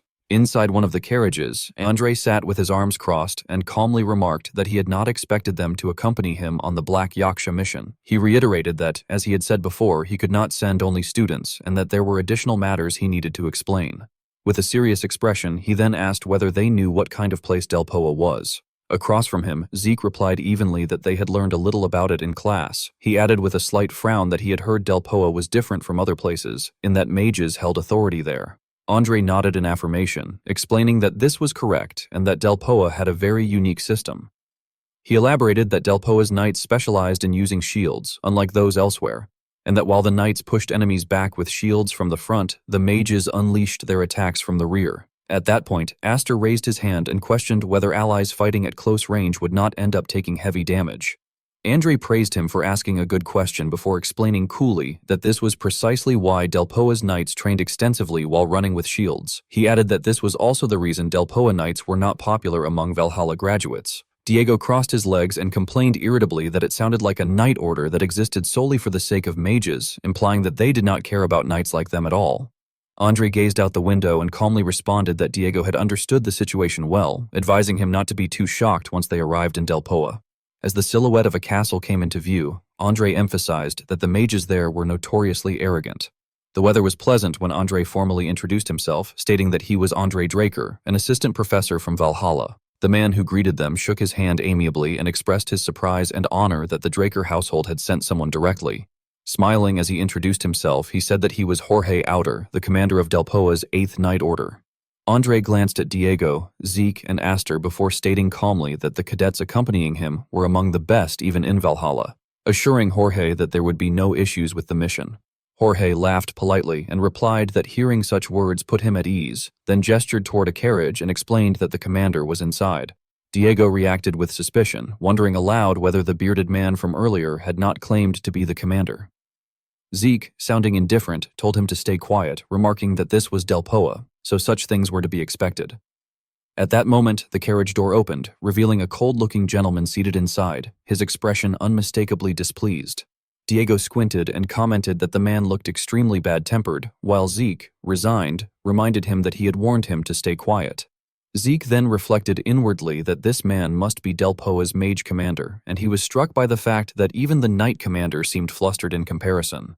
On the other side, Jorge whispered something to the man, then hesitated before awkwardly explaining that the commander intended to travel separately and that they would need to take a different carriage.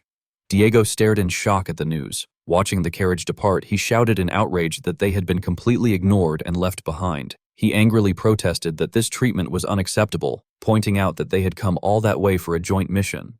Before he could finish, Zeke kicked him sharply in the knee, causing him to cry out in pain. Collapsing to the ground and clutching his leg, Diego cursed Zeke, then turned his frustration toward Andre, demanding to know why the professor was not saying anything either. After a brief silence, Andre replied calmly that after graduation, cadets would frequently face situations like this in nightly life. Recalling the image of the man in the carriage, he advised them to remember well everything they experienced from that moment on. When night fell, a sigh echoed through the room as Zeke lay staring blankly upward and muttered that they truly were different.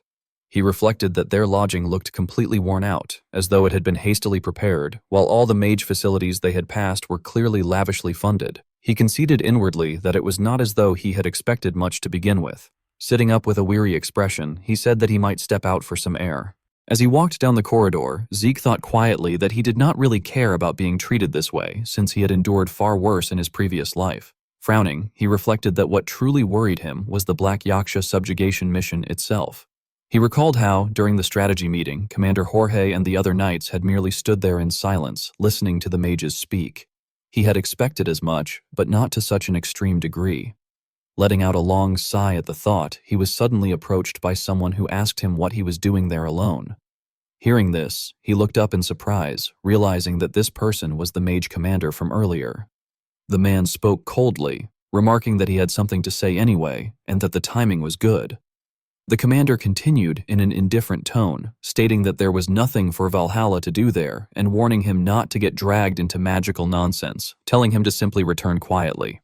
Zeke felt irritated and thought to himself that if that was the case, he wondered why cooperation had even been requested in the first place, adding internally that he could not exactly punch the man either.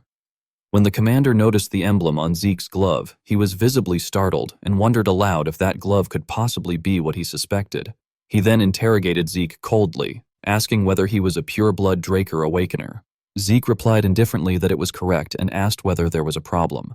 The commander frowned in anger and rebuked him for daring to act so insolently. Gritting his teeth, the commander added that it would be better for him not to take off that glove there.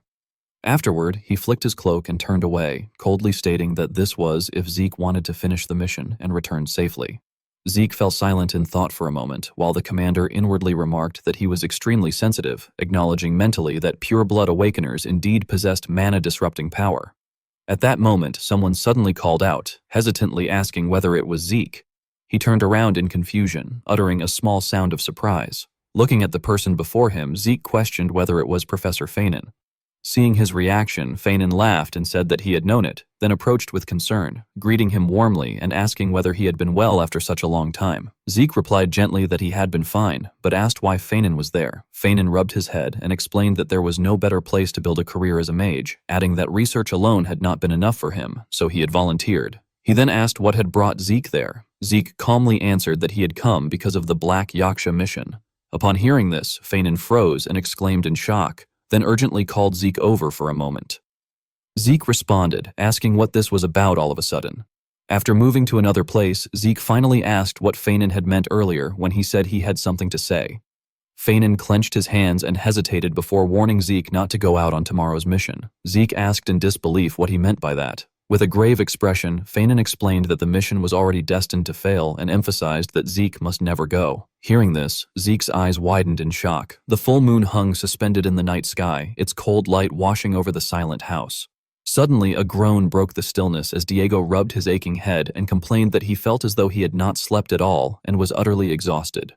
Zeke, sitting beside him, noticed this but remained silent. Recalling Fanon's expression from earlier, Zeke grew pensive and wondered to himself that Professor Feynman had said it would be difficult to tell him anything more. He questioned what it truly meant for the mission to be destined to fail, reasoning that there were only two possibilities he could think of. Either the higher-ups of the subjugation force were corrupt, or they had made some kind of deal with the target itself. Resting his elbows on his knees, he continued to reflect that even though Del Poa was a place where mages abused their power, it should not be so rotten that military corruption ran rampant. He then stood up abruptly, concluding that if corruption did exist, collusion with the target seemed far more likely, and therefore he should assume the second case. At an open clearing on the mountain's summit, the commander stood with his arms crossed and calmly instructed squads 1 through 3 to advance along the mountain's side. Pointing as he continued issuing orders, he added that squads 4 through 6 would advance from the front and asked Jorge if there were any objections. Jorge replied gently that there were none. As the commander moved on to address the remaining units, someone suddenly interrupted by saying that they had a question. Zeke frowned seriously and asked what they were supposed to do. The commander, angered by this, shouted that Zeke must not have heard him yesterday when he had been told to stay put, even after everything had been explained. Before he could finish, Zeke cut in coldly, stating that he was a blue knight, while Diego and Aster were purple knights. Fixing the commander with a sharp gaze, Zeke added that since such a force had been sent for cooperation, he had merely been asking whether they were being left unused. The commander stared back in shock and asked if Zeke truly was a blue knight. Those around them erupted into murmurs of disbelief, remarking that at such a young age he was already a blue knight, and that there were even 2 purple knights present, commenting that Valhalla truly was different. Gritting his teeth, the commander angrily ordered Jorge to assign them a scouting mission. Jorge, flustered, responded that he understood. At that moment, Andre stepped forward and asked Zeke why he had done that so suddenly, remarking that Zeke would not provoke the commander without reason. Rubbing his wrist, Zeke replied thoughtfully that there was something suspicious about the mission. Andre, puzzled, asked what he meant. Zeke then stated that he suspected collusion between the subjugation force and the Black Yaksha. As soon as he said this, Andre's expression tightened. Andre calmly acknowledged that he understood and remarked that if Zeke said so, he must have his reasons. He then waved his hand and announced that from that moment on, they would carry out a scouting mission to the Black Yaksha camp, ordering everyone to prepare. Casting a sideways glance, he added that the vanguard and unit command would be entrusted to Zeke Draker. Zeke silently accepted this decision. As time passed and night fell, rustling sounds echoed through the forest. A group of people moved deeper along a narrow path, led by a man holding a torch to light the way. Suddenly the man frowned and cautiously ordered the group to halt. Lowering his voice, he warned that there were trolls nearby and that they would pass quietly, urging everyone to be careful not to make any noise, as being noticed would lead to serious trouble. Suddenly, a sword was hurled at tremendous speed from the opposite side. He widened his eyes in shock, and in the next instant, upon seeing the blade deeply embedded in his thigh, he collapsed heavily to the ground, screaming in agony. Hearing the commotion, the monster lumbered toward him, letting out a low, guttural roar, causing him to freeze as he looked up in horror. Immediately afterward, the monsters began raining down heavy punches. Seeing this, the others panicked and fled in terror, shouting desperately for someone to save them. At that moment, 2 figures leapt into the air from the distance. Aster and Diego rushed forward at once and struck down all the monsters in a swift assault. As the creatures fell one by one onto the ground, the man clutched his shoulder and whimpered in sheer terror. Zeke landed nearby and calmly asked whether they were members of the Black Yaksha patrol. He then lifted his gaze coldly and stated that, if that was the case, they should tell him where the Black Yaksha were located. A short while later, the 3 of them hid in cover, staring intently at the distant fortress. Aster frowned with concern and remarked that the fortress was constructed from solid natural stone and did not appear easy to breach. Zeke glanced at Jorge and gently asked where the Mage Corps was, adding that it seemed difficult for their small group alone to handle the situation.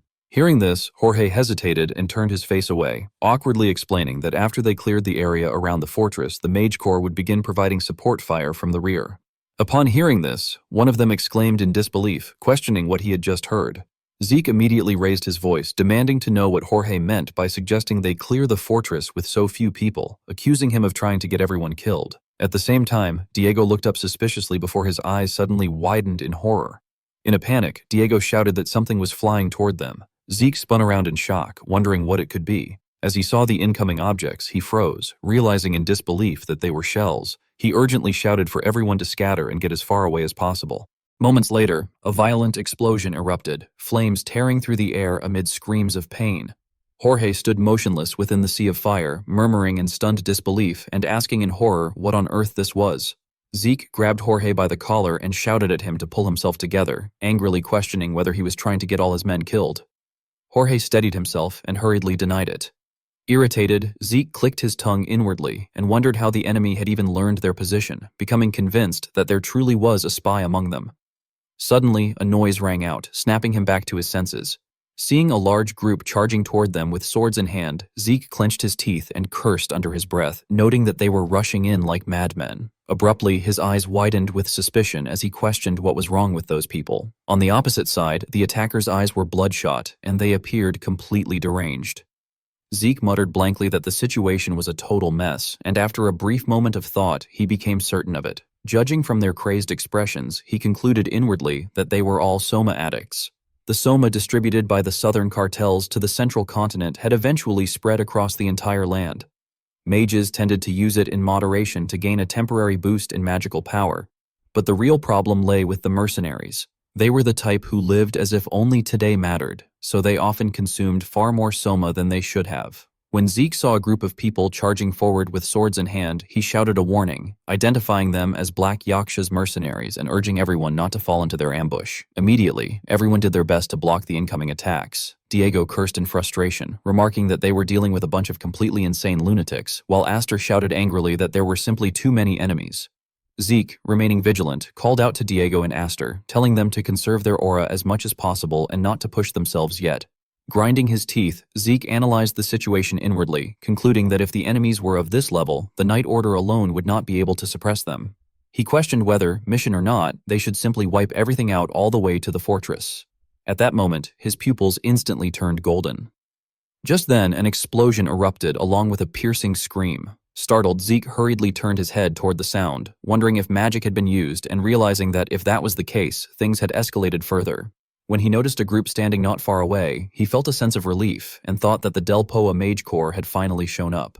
On the other side, the blonde-haired commander furrowed his brow tightly and amplified his magic even further. Upon seeing this, the frenzied attackers scattered and fled in all directions, while someone shouted joyfully that the Mage Corps had arrived and ordered everyone to fall back. Zeke glanced over coldly, thinking that although he disliked how late they had arrived, their power was undeniably impressive, and that if they pushed forward with this momentum, the battle could be turned around. Suddenly, someone stepped forward and ordered them to stop.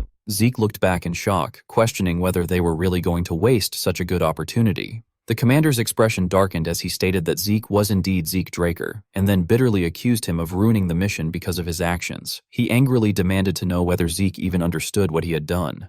Hearing this, Zeke felt so enraged that he nearly questioned reality itself. Clenching his teeth, he cursed inwardly, unable to comprehend what kind of nonsense the commander was spouting.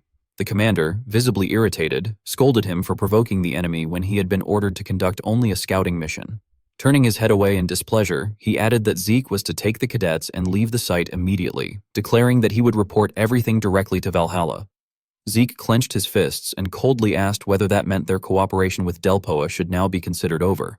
The commander froze and stammered in disbelief, asking what Zeke had just said. Frowning, Zeke warned him that since they were no longer operating under an assigned role, they had no obligation to follow Delpoa's commands any longer, and that from that point on, they would carry out the mission on their own. Enraged, the commander shouted that this was Delpoa's territory and demanded to know who Zeke thought he was to act independently. At that moment, Andre calmly cut in, stating that the Black Yaksha were registered as enemies of the entire continent, which meant that he and Zeke, as official knights of the Draker household, were authorized to act independently under the principle of mission first, report later. Hearing this, the commander clicked his tongue in open irritation.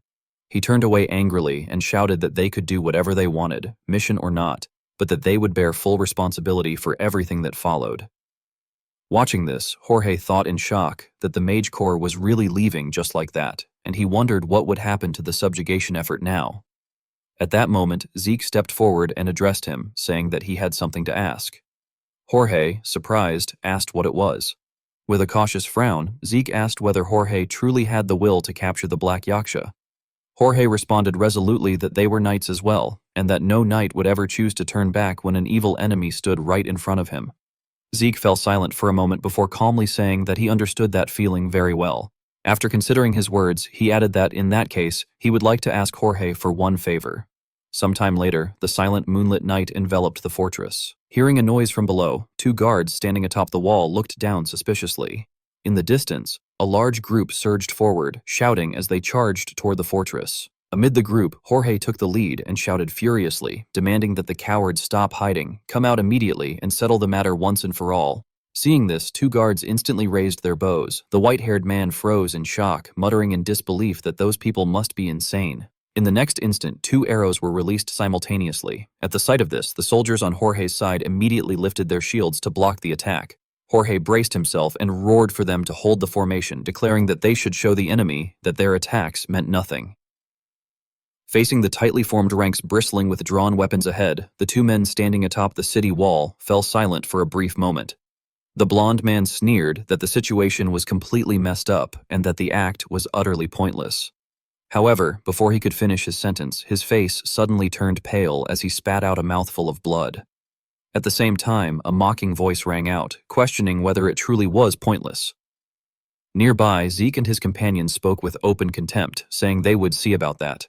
Suddenly, a sharp sound echoed out with a piercing creak. Hearing it, Zeke shot a glance to the side. He noticed someone urgently spurring a horse forward and wondered to himself what was wrong with that person, questioning why anyone would ride out on horseback in such a situation. A dreadful realization struck him, and his pupils instantly turned golden. Fixing his gaze on the man's face, Zeke silently concluded that it was exactly as he had expected, as the man matched the description of the Black Yaksha perfectly. Stepping onto the edge of the wall, Zeke announced that he would chase that man down. He instructed the professor to cause chaos inside, open the main gate, and fire a signal flare.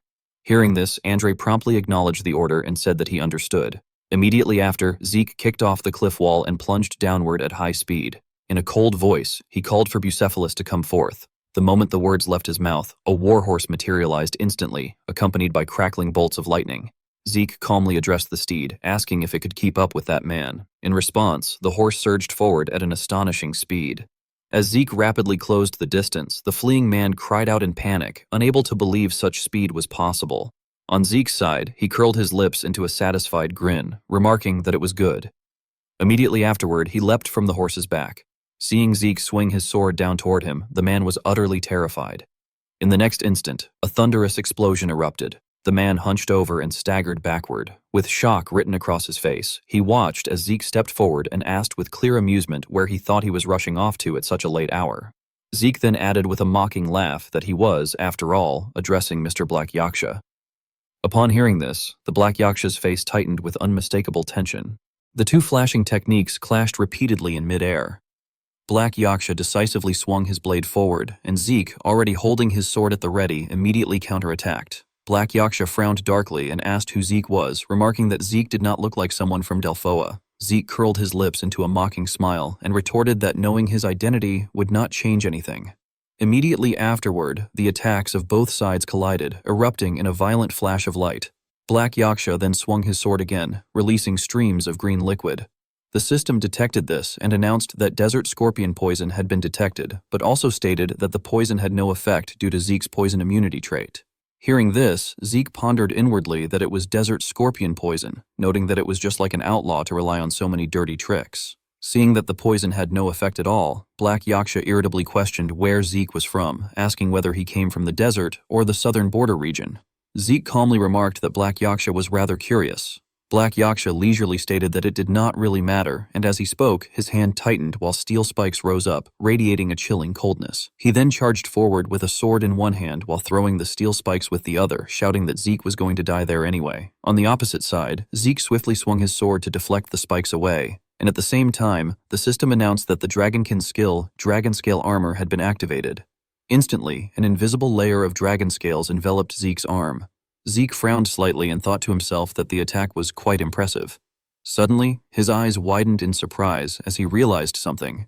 Seeing Black Yaksha's sword begin to glow, Zeke exclaimed in astonishment that it was an aura blade, then angrily reflected that Black Yaksha had been hiding his true strength all along. At that moment, Black Yaksha rushed forward at full speed and casually declared that he would finish it, shouting for Zeke to die as he slashed horizontally across Zeke's chest. At that critical moment, Zeke spoke coldly, stating that from Black Yaksha's swordsmanship, it was clear that he was from the Empire's intelligence bureau. Upon hearing this, Black Yaksha froze in shock and blurted out how Zeke could possibly know that. Before he could say more, blue lightning surged around his body, and the explosive power caused his facial muscles to contort. He collapsed to his knees and screamed in agony. From behind him, Zeke walked forward calmly with his sword and said that now it was his turn. Placing the flat of the blade across Black Yaksha's chest, he coldly stated that he wanted to ask something, specifically why an Intelligence Bureau agent was causing trouble in Delphoa. Black Yaksha cast a panicked glance aside and thought desperately that he had to kill himself somehow. He immediately bit down on his own tongue. A large amount of green liquid was poured into his mouth, causing him to be utterly stunned. Zeke's indifferent voice followed, stating that it was useless. The system then announced that a healing potion had been used. Zeke continued pouring the green liquid down Black Yaksha's throat and remarked calmly that he knew very well how ruthless Imperial intelligence agents were. He raised an eyebrow with a cold, provocative expression and stated that if Black Yaksha told him something satisfying, he would allow him to die afterward. Hearing this, Black Yaksha became so furious that his face twisted. After a while, he sat on the ground, breathing heavily. Zeke held a dagger and asked coldly whether he felt like talking now. Black Yaksha closed his eyes in resignation and asked what Zeke wanted to know. Zeke answered firmly that he wanted Black Yaksha's identity and an explanation of what he had been doing there. Hesitating, Black Yaksha confessed that he was an agent from the Empire's Intelligence Bureau, Section 13. Zeke reacted in surprise, remarking that he had thought the Bureau only went up to Section 12, and commenting that there was indeed a section specifically for people like Black Yaksha. Hearing this, Black Yaksha was deeply shaken and asked how Zeke knew about Section 12. Zeke crouched down in front of him, holding the dagger threateningly, and stated that he was the one asking the questions, demanding again to know what Black Yaksha had been doing there. Sweat poured down Black Yaksha's face as he stammered that he had been conducting experiments on a stimulant. Upon hearing this, Zeke asked in astonishment whether he meant the mercenaries and whether they were not merely soma addicts. Black Yaksha replied somberly that it was true the stimulant had been made from soma. Under the full moon hanging high in the silent night sky, Zeke continued to question why Black Yaksha had created that stimulant. Black Yaksha answered decisively that it was to create warriors who felt no pain or fear. Zeke narrowed his eyes slightly and reflected grimly that this was yet another form of human experimentation by the Empire, which had been waging a war of attrition with Delphoa while observing the test subjects' combat behavior. Looking at Black Yaksha's expression, Zeke angrily concluded that the fact the Black Yaksha faction had held their fortress for 3 years and absorbed bandits and mercenaries to expand their forces was all possible because the Empire had been backing them. He cursed inwardly, wondering what those damned Imperial bastards were doing all across the continent. After that, Zeke spoke up and asked whether Black Yaksha knew that if things continued this way, the Empire would kill him first. Black Yaksha calmly replied that he did know, adding that he had answered everything and therefore wanted Zeke to kill him now. Zeke then suggested that there might be a way for him to live and asked what he would do if such a way existed. Black Yaksha responded anxiously that even so, there was no way to escape the Imperial Intelligence Bureau. Zeke abruptly cut him off by asking what would happen if the Draker family were to protect him. Hearing this, Black Yaksha immediately widened his eyes in shock and fear, wondering what Zeke meant by mentioning the Drakers. Zeke then raised his hand and cast magic that enveloped Black Yaksha's body. As Black Yaksha looked at the energy flowing from his own body, he froze in disbelief and asked whether Zeke was a pure-blood awakened Draker. Zeke calmly confirmed that this was indeed the case. Black Yaksha fell into a dazed contemplation, admitting that of course he did not want to die in a place like that either. After doing dirty work for so long, he felt that his sense of patriotism had almost disappeared, and he realized that even if he returned alive, he would be killed to silence him. For that reason, he concluded that becoming a witness under the Draker family's protection was the better choice. He then quietly asked whether Zeke could guarantee him a complete change of identity. Zeke responded frankly that there was an even better option, adding that he would also introduce him to a new job. Upon hearing this, Black Yaksha's face filled with extreme fear. With sharp eyes, Zeke decisively stated that for someone who came from the Imperial Intelligence Bureau, there were plenty of places that could make use of him. Sometime later, a shadow rushed through the forest like the wind.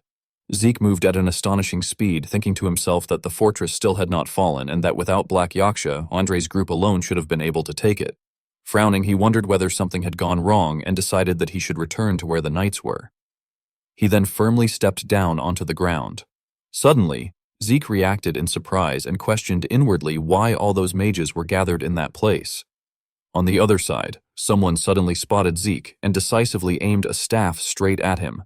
Seeing this, Zeke widened his eyes in astonishment and frowned in irritation, questioning what they were doing and why they were aiming at allies. At that moment, someone stepped forward and coldly interrupted, calling out Zeke Draker by name. The blonde commander's face darkened as he accused Zeke, saying that because of him, the Black Yaksha they had almost secured had escaped. He then angrily shouted that due to this serious failure, Zeke would be taken to the barracks immediately to be judged. Hearing this, Zeke's face darkened as he let out a breath, while inwardly raging that that bastard was causing trouble again. Zeke stood there, grinding his teeth as he sternly demanded to know what the other man meant, questioning whether he was being accused of letting the Dark Knight demon escape because of his own mistake. Seeing this, the blonde-haired commander arrogantly spoke up in criticism, asserting that it was obviously Zeke's fault because his plan had been immature, and declaring that if it had not been for him, the Dark Knight demon would never have gotten away. Hearing this, Zeke irritably cut him off and retorted that he wondered whether the commander had truly confirmed that the Dark Knight demon was no longer inside the fortress. He pointed out that, regardless of everything, the defenses there were still intact. Upon hearing that, the man hastily shouted for Zeke to shut his mouth, insisting that he had already checked and that someone had rushed out of the fortress. Zeke frowned and coldly questioned whether that person could simply have been a messenger sent to call for reinforcements, and asked how the commander could be so certain that the one who escaped was the Dark Knight demon. The blonde-haired commander, driven into a rage by this, ground his teeth and let out a low growl. Seeing his reaction, Zeke became firmly convinced inwardly that the truth was already clear. He concluded to himself that the bastard had informed the Dark Knight demon and ordered him to escape. Staring fixedly at his opponent, Zeke silently reflected that the man had committed betrayal for 3 whole years, colluding with the enemy, and that although he might not have realized his actions had aided the Empire's experiments, he was, in the end, nothing but trash. At that moment, the blonde-haired commander darkened his expression and declared that it was enough, ordering Zeke to follow him. Turning around to leave, he threatened loudly that he would report all of Zeke's crimes to their superiors. Seeing this, Zeke let out a sigh and thought to himself that the man could do whatever he pleased. In the quiet darkness of the night, Zeke and the others slowly advanced toward the towering stone gate, where flickering firelight cast long shadows on the ground and filled the atmosphere with gloom. Suddenly, Zeke stiffened and looked up in surprise, sensing that those people were there. Seeing them approach, the other party was momentarily taken aback as well. Zeke called out in disbelief, recognizing Jorge, while Jorge, his face smeared with grime, spoke in shock as he recognized Zeke as well. Zeke then turned toward the blonde-haired commander and angrily questioned what had happened and why those people were being detained.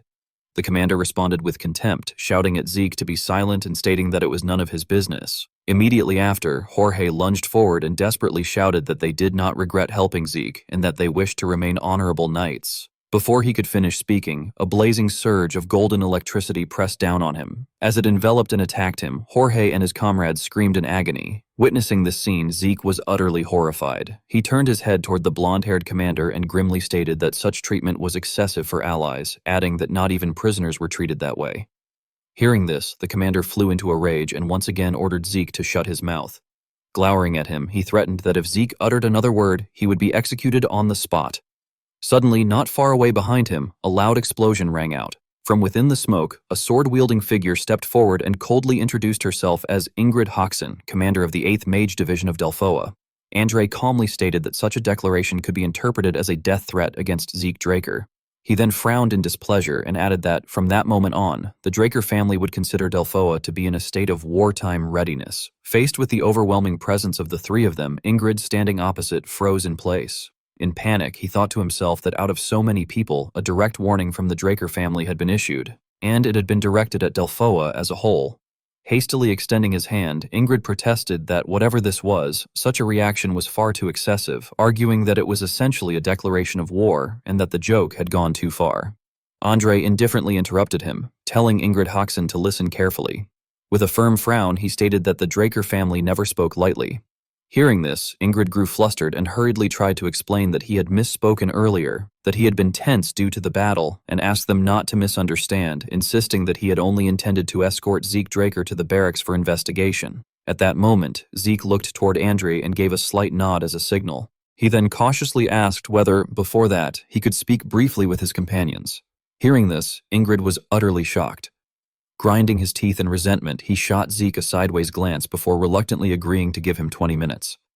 A short while later, Zeke, Diego, Aster, and Andre gathered in silence inside a room. Zeke immediately spread out his palm, releasing a surge of red energy that spread throughout the air. Watching it gradually fade, he thought to himself that all magical devices in the vicinity should now have been deactivated. After that, Andre spoke up in confusion, asking whether there was something Zeke wanted to say. Zeke answered decisively that he had already captured the Dark Knight demon. Upon hearing this, Andre's eyes widened in astonishment. The full moon peeked through the clouds, its cold light pouring in through the window. Only then did Andre curiously ask whether Zeke meant that he had confronted the Dark Knight demon alone. Zeke replied with firm certainty that he had lured the Dark Knight demon into letting his guard down and subdued him before the battle could continue. Andre was struck with fear as he thought to himself that Zeke had managed to capture a continental-level threat on his own, something that even veteran knights would struggle to accomplish, and that this result was exactly what he had expected from him. Zeke then continued his analysis, explaining that based on the interrogation, the individual appeared to be closely connected to Commander Ingrid, to the point where the situation could become extremely complicated. Curious, Andre asked what Zeke's plan was now. Stepping forward, Zeke replied in a low voice that it would be best to let Delphoa handle Delphoa's own affairs. However, he added coldly that for the time being, he would do whatever he could. Elsewhere, two silver-armored knights stood guard with spears before a massive stone gate. Inside, Zeke sat silently beneath a window as cold blue light poured down over his body. He carefully thought that the time had finally come. At that moment, a sound echoed from the stone door. Fanon opened it and awkwardly peeked inside, calling Zeke's name. Seeing this, Zeke addressed him seriously, expressing his gratitude for his arrival. Fanon stepped forward and asked in confusion what had actually happened there. Sitting quietly, Zeke replied gloomily that this situation seemed to be the result of ignoring Fanon's earlier warnings. Hearing that, Fanon covered his face and lamented in despair. Zeke fell into silent contemplation, thinking that Fanon already knew about Commander Ingrid's corruption. Judging from Fanon's reaction, he further deduced that it was not only Fanon, but that most high-ranking mage officers likely knew as well.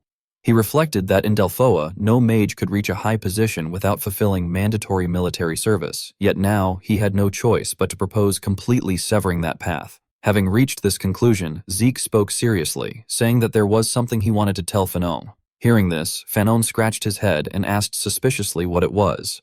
Zeke then asked heavily whether Fanon knew anything about the Empire's Awakening Agent experiment. After that, the atmosphere grew visibly tense. Zeke thought to himself that he had already told Professor Fanon everything he knew about the Dark Knight demon, and that Fanon now had to consider two choices, either to expose the corruption he was aware of, or to turn a blind eye for the sake of his own safety. Interlacing his fingers, Zeke carefully began to speak again, saying that there was something he wished to ask. Seeing Fanon's bewildered expression, Zeke decisively proposed whether Fanon would stand by his side and help expose this corruption. In the silent darkness of the night, Ingrid and the group of mages were moving before they paused briefly. At that moment, someone called out to Commander Ingrid. Hearing this, he clasped his hands behind his back and turned around suspiciously. After observing the expressions of the group opposite him, Ingrid asked how it had gone. The other person replied calmly that Professor Paynon had rejected Zeke Draker's proposal. Ingrid then asked coldly whether that was true. He smiled smugly and thought that, as expected, one's own position mattered more than principles, and that persuasion like that would never work. Afterward, he turned to look toward the fortress wall and gently said that they should begin, explaining that they would launch a few loud attacks and then withdraw, merely making it look convincing. The mage behind him raised his staff and firmly replied in agreement. At the same time, 2 others also raised their staffs and focused their energy, while another man ordered everyone to prepare to attack and to fire. As soon as he finished speaking, a terrifying surge of magic shot forward, attacking the fortress wall directly. Observing the scene, Ingrid silently calculated that they would make Jorge take the blame for the lack of results. He suddenly frowned and thought that something felt strange. Looking at the chaotic scene ahead, Ingrid quietly wondered why they had not counterattacked yet, thinking that normally they should at least pretend to fight back and questioning what they were trying to do. At that moment, the fortress gate suddenly opened slightly, and Ingrid was shocked, thinking that opening the gate had not been part of the plan. Shortly afterward, someone stepped out from inside, which made him even more alarmed. He stammered in shock, demanding to know why that person was there. Hearing this, Zeke asked in a low voice what was wrong with Commander Ingrid. He placed his hands on his hips and mockingly asked whether Ingrid had seen something he should not have seen. As soon as he finished speaking, Diego, Aster, Fano, and Andre appeared one after another behind Zeke. Several hours earlier, Zeke had held out a scroll with a magic circle drawn on it and calmly stated that he had used a magic scroll that blocked eavesdropping, explaining that now no one could hear their conversation. He then glanced aside hesitantly before asking Fanon directly whether he had been serious about cooperating, addressing him as Professor Paynon. Fanon remained silent for a moment before firmly confirming that he was, explaining that he could not ignore the awakening drug experiments. Hearing this, Zeke cautiously remarked that if Fanon did this, his career in Delphoa would likely be over. Fanon calmly responded that it was fine, and declared firmly that rather than building a shameful career, he would rather give it up. Zeke expressed his gratitude and thanked the professor, then said that they should move quickly because they needed to strike that commander hard. Returning to the present, Ingrid's group and Zeke's group stood face to face. Ingrid angrily shouted at Paynon, calling him a useless fool and asking how he dared to betray them while questioning whether he thought he could get away with it.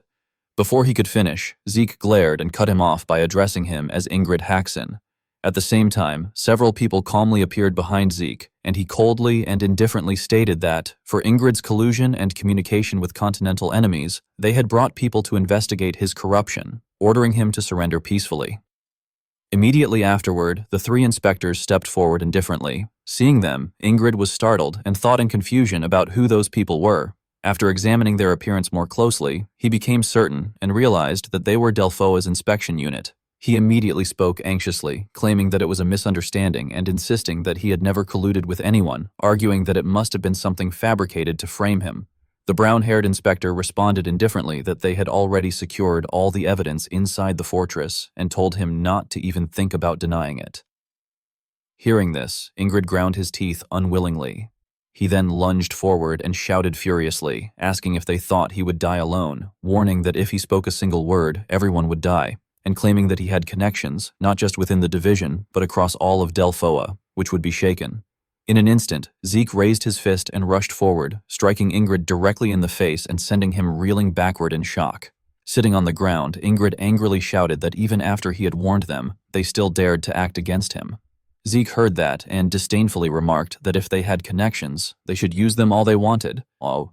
Seeing this, the other person immediately became stunned. Zeke then coldly added that he was a direct blood Draker and a pure blood awakener, as well as the sole successor of Duke Draker, the former Black Knight. Locking his gaze on the opponent, he warned in a low, threatening tone that it might be fun to make a bet and suggested they see who had more connections.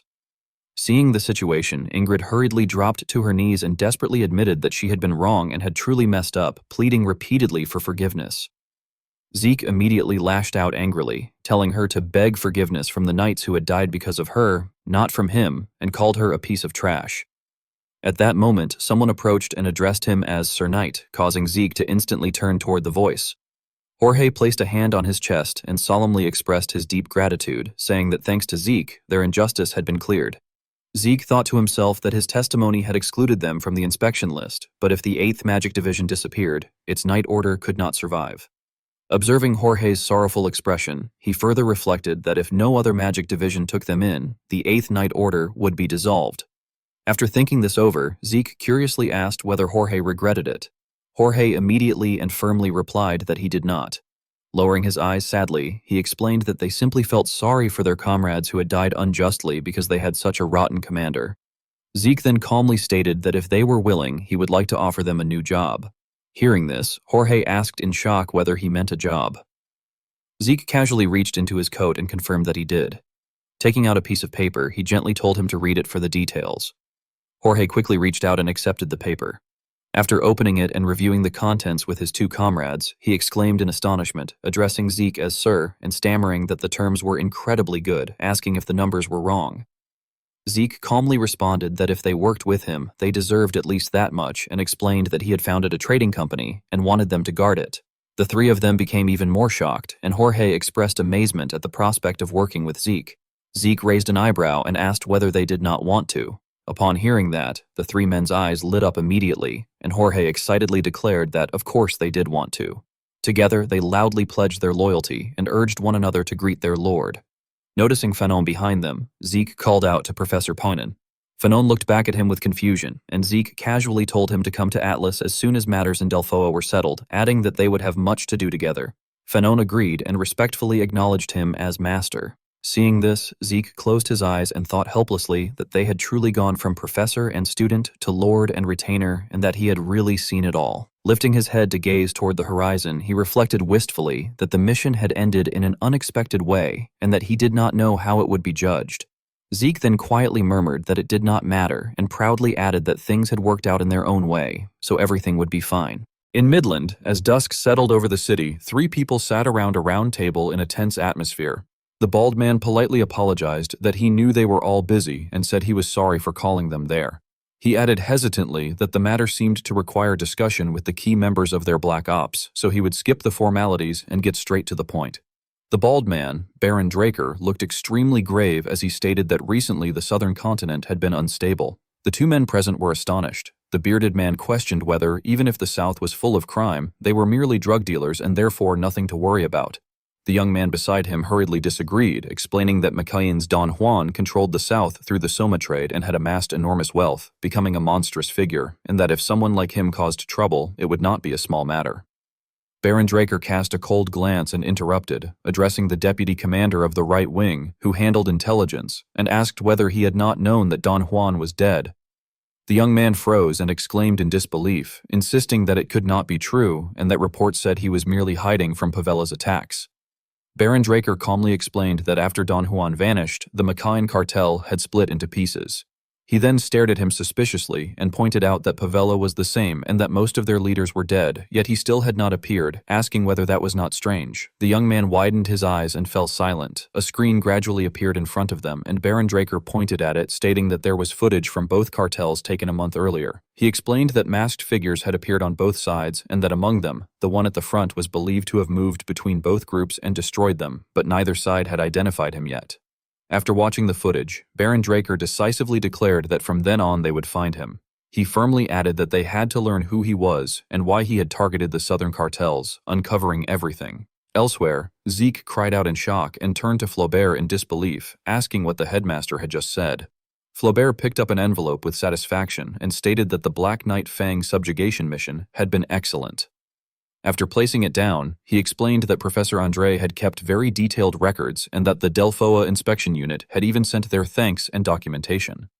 Hearing this, Zeke stared blankly in surprise, thinking that he had believed the mission would not be rated highly since on the battlefield following orders was usually the correct course of action, yet it had received praise instead. At that moment, Flaubert interrupted his thoughts, remarking that there was one unfortunate point, namely that it was regrettable Black Knight Fang had died during transport. Zeke responded with an awkward laugh, while inwardly reflecting that he had reported him as dead first and then planned to give him a new identity and bring him to the central continent. He thought that the Empire's human experiment data found in the South, along with Black Knight Fang as a witness to the stimulant tests, were powerful cards to pressure the Empire, and his expression grew grave. Flaubert then addressed him, saying that considering the talent he had shown on that mission, the faculty had proposed a different kind of exam. Zeke curiously asked what it was, and Flaubert replied bluntly that it was monster hunting. Zeke repeated the words in surprise and inwardly questioned whether that was too easy for a special graduation test. Flaubert calmly explained that it was not a simple hunt but an unsolved case, and that he would have to solve it alone. Zeke frowned thoughtfully and reflected that magical beasts, unlike monsters, did not belong to a fixed species, which made it difficult to determine their habits or traits. He considered that many were strong and intelligent, making subjugation difficult, and that this incident had most likely been caused by a highly intelligent beast. He then asked where it had happened, and Flaubert immediately replied that it was in the Duchy of Troy. He added with his hands behind his back that, as Zeke knew, that was where the Draker family's main house was located, and that if it had not been subdued even there, it was no ordinary beast. He concluded that if Zeke passed that test, all other exams would be waived, and that this alone would fulfill his graduation requirement. Zeke placed his hand over his chest and solemnly vowed on his honor as a knight that he would resolve the matter as soon as possible. He firmly added that he would not disappoint him.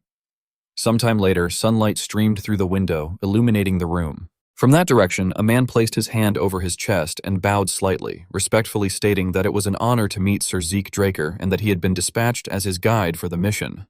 He introduced himself as Felix Valencia. Zeke responded indifferently that it was good to meet him, then narrowed his eyes in suspicion, thinking that Felix Valencia was a name he had never heard in either his past life or this one, and that there was something else strange as well.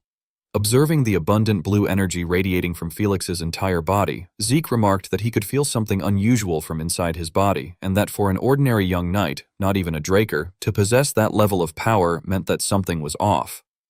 Curious, he asked whether Felix was from the Duchy of Troy.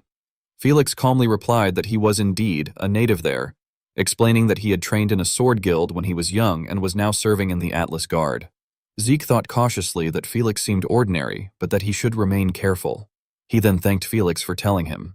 Turning decisively, he said that they should depart for the Duchy of Troy. Seeing this, Felix followed him with a serious expression. A short while later, at the Duchy of Troy, someone enthusiastically welcomed Sir Zeke, saying that they had heard he would be coming. The man shook Zeke's hand excitedly and expressed that it was a great honor for a pure-blood awakened one to visit a place like that. Zeke politely responded that the honor was his to be able to help them. He then calmly asked whether the situation could be explained right away. Upon hearing this, the man lowered his head slightly and recalled that it had started a few weeks earlier. He explained that at first, livestock had begun disappearing little by little, and over time, people who went into the mountains had stopped coming back. He added that first children had vanished, then women, and then adult men, and that it had seemed to target larger prey as time passed. Hearing this, Zeke asked whether there was a site where traces remained. The man immediately gestured toward the land ahead and told him to follow, explaining that starting from the farm where the livestock had disappeared, the main site was along the path toward that mountain. Looking closely at the fence, Zeke thought that for blood to be scattered like that while the fence remained strangely intact was unusual, and he decided that they should examine the area. His eyes suddenly gleamed, and he was momentarily startled by what he saw. Observing the footprints on the ground, he reflected that they were large and heavy enough to leave deep impressions, and capable of easily jumping a fence like that. He concluded that this was not the pattern of a normal magical beast. Clenching his teeth slightly, Zeke frowned and muttered that it seemed the mission would not be easy. Night had fallen, and Zeke sat quietly by the fire in deep thought while Felix curled up in a blanket and drifted off to sleep. Watching him, Zeke thought that Felix must have been very tired, since he had been investigating late into the night. He reflected that they had followed the beast's traces up the mountain path and soon reached a deep forest untouched by humans, where the clue they found had been a shriveled corpse like a mummy with no wounds at all. Lowering his head slightly, he considered that a beast capable of absorbing bodily fluids without leaving traces, if it was the one he was thinking of, would mean that the footprints in the village had not been its. Suddenly realizing something, Zeke's eyes widened. As he stood up, Felix stirred sleepily and began to ask what Sir Zeke had just... But Zeke immediately stated that it was 2 kilometers west. He told Felix to wait there for now and that he would return before sunrise. With that, Zeke leapt forward and dashed away. Felix, only then coming to his senses, let out a faint, confused sound. Frowning as he moved, Zeke thought that if there had been a loud noise there, it must have been that beast, and that it had been around that area. At that moment, the muscular figure of a man came into his view.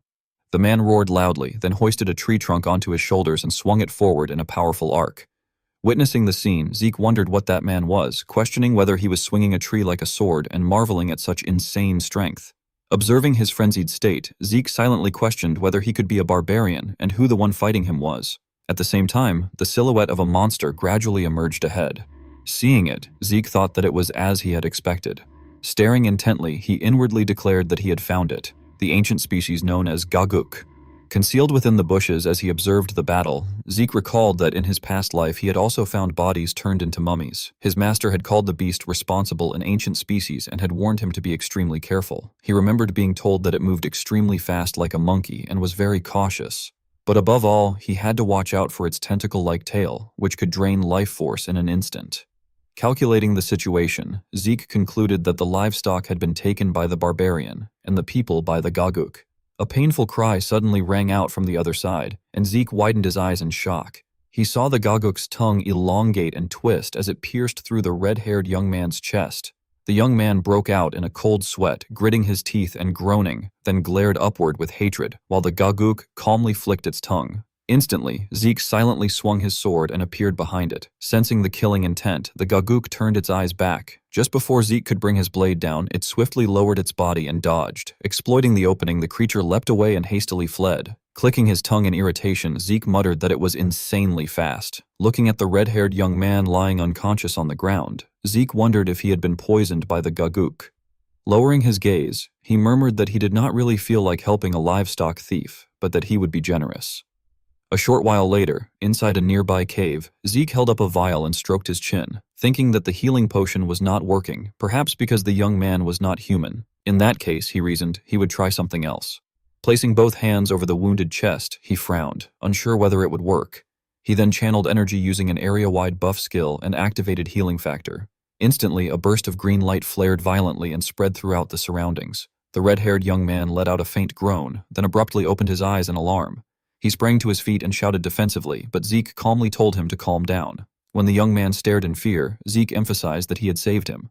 Realizing this, the red-haired youth stammered his thanks, and Zeke thought to himself that it was fortunate he knew the barbarian language. After conversing for some time, Zeke gradually understood that the young man's name was King Fist. Despite being only 16, he was already stronger than the village warriors. As a rite of passage suited for him, he had been tasked with hunting the Gaguk, the strongest beast in barbarian territory. However, since the Gaguk was extremely difficult to hunt, he had chased it all the way into the Duchy of Troy. Back in the present, King Fist hesitantly admitted that he had hunted too hard and thought he would fail. Zeke immediately asked whether he needed help with the hunt. Startled, King Fist asked if he was serious. Zeke merely curled the corner of his lips slightly and confidently told him to just trust him. When they returned to the previous spot, Felix stammered as he asked whether that person was not a barbarian. Zeke casually confirmed that he was, adding that they would work together only until they caught the beast.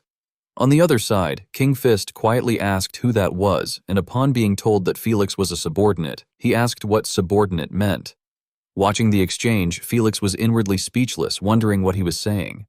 Meanwhile, Zeke glanced at Felix and thought that when Felix had first seen the barbarian, he had frozen instead of drawing his sword, and that faking such a reaction would require serious training. Narrowing his eyes, he reflected that aside from the aura he gave off, Felix seemed like an ordinary guide and questioned whether he was being too suspicious. Suddenly, King Fist spoke solemnly, addressing Brother Zeke and mentioning a smell. Puzzled, Zeke asked what smell he meant. King Fist replied gravely that it was the smell of that guy from earlier. Hearing this, Zeke's expression turned serious as he asked where it was. Zeke Draker and King Fist stood before the gate of a vast cave. Zeke frowned and remarked that it was a cave after all. After looking around, he began calculating in his mind, recalling that his master had said the Gaguk liked dark, damp places, and noting that the sun was just about to rise, so the chances of it being there were high. He then turned to King Fist and asked whether he had a way to catch it. King Fist confidently clenched his fists, gesturing in the air as if to demonstrate his ability. Zeke, left speechless, commented that it was no wonder he had kept missing it until now.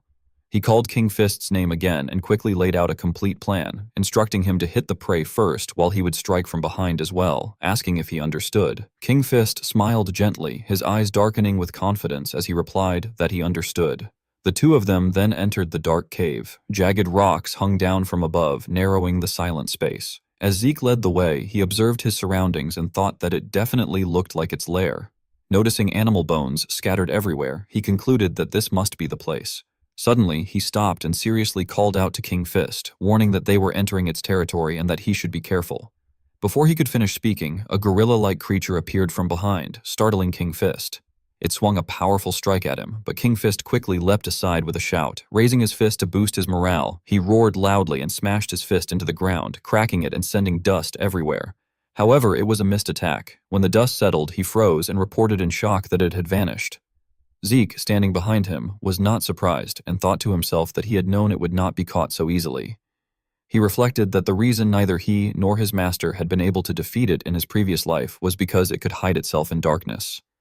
In an instant, the Gaguk disappeared as if dissolving into the mist.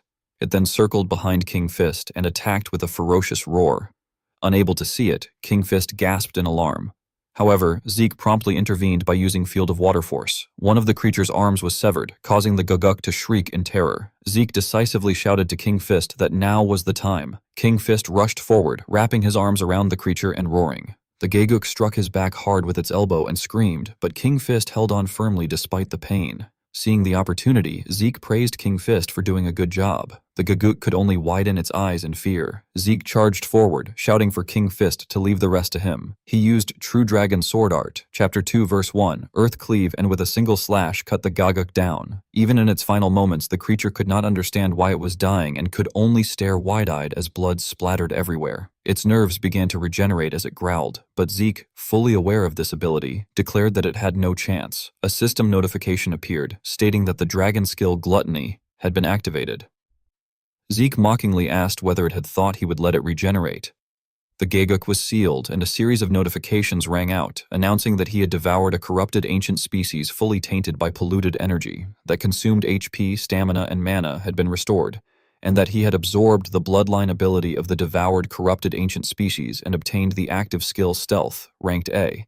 Observing the result with satisfaction, Zeke commented that a stealth skill was a nice drop. He then glanced at the severed arm lying nearby and called out to King Fist. When King Fist looked over, Zeke tossed the arm to him and told him to take it. Seeing King Fist's confusion, Zeke held up one finger he had cut from the Gaguk and explained that it was proof of the hunt, and that for the same reason, one finger was his. Overjoyed, King Fist rushed forward, hugged him tightly, and tearfully thanked Brother Zeke. Zeke laughed awkwardly in response. King Fist then left, carrying the Gaguk's arm, and waved goodbye, telling Brother Zeke to visit their village next time for sure. Zeke cheerfully agreed and asked which tribe he was from. King Fist proudly replied that he was from the super-strong Rock tribe. This answer shocked Zeke, who muttered in surprise and quickly realized that it was the largest tribe among the barbarians. While Zeke was still stunned, King Fist called out to him again, smiling and urging him not to forget to visit their village. Zeke smiled and waved back, assuring him that he would definitely visit next time.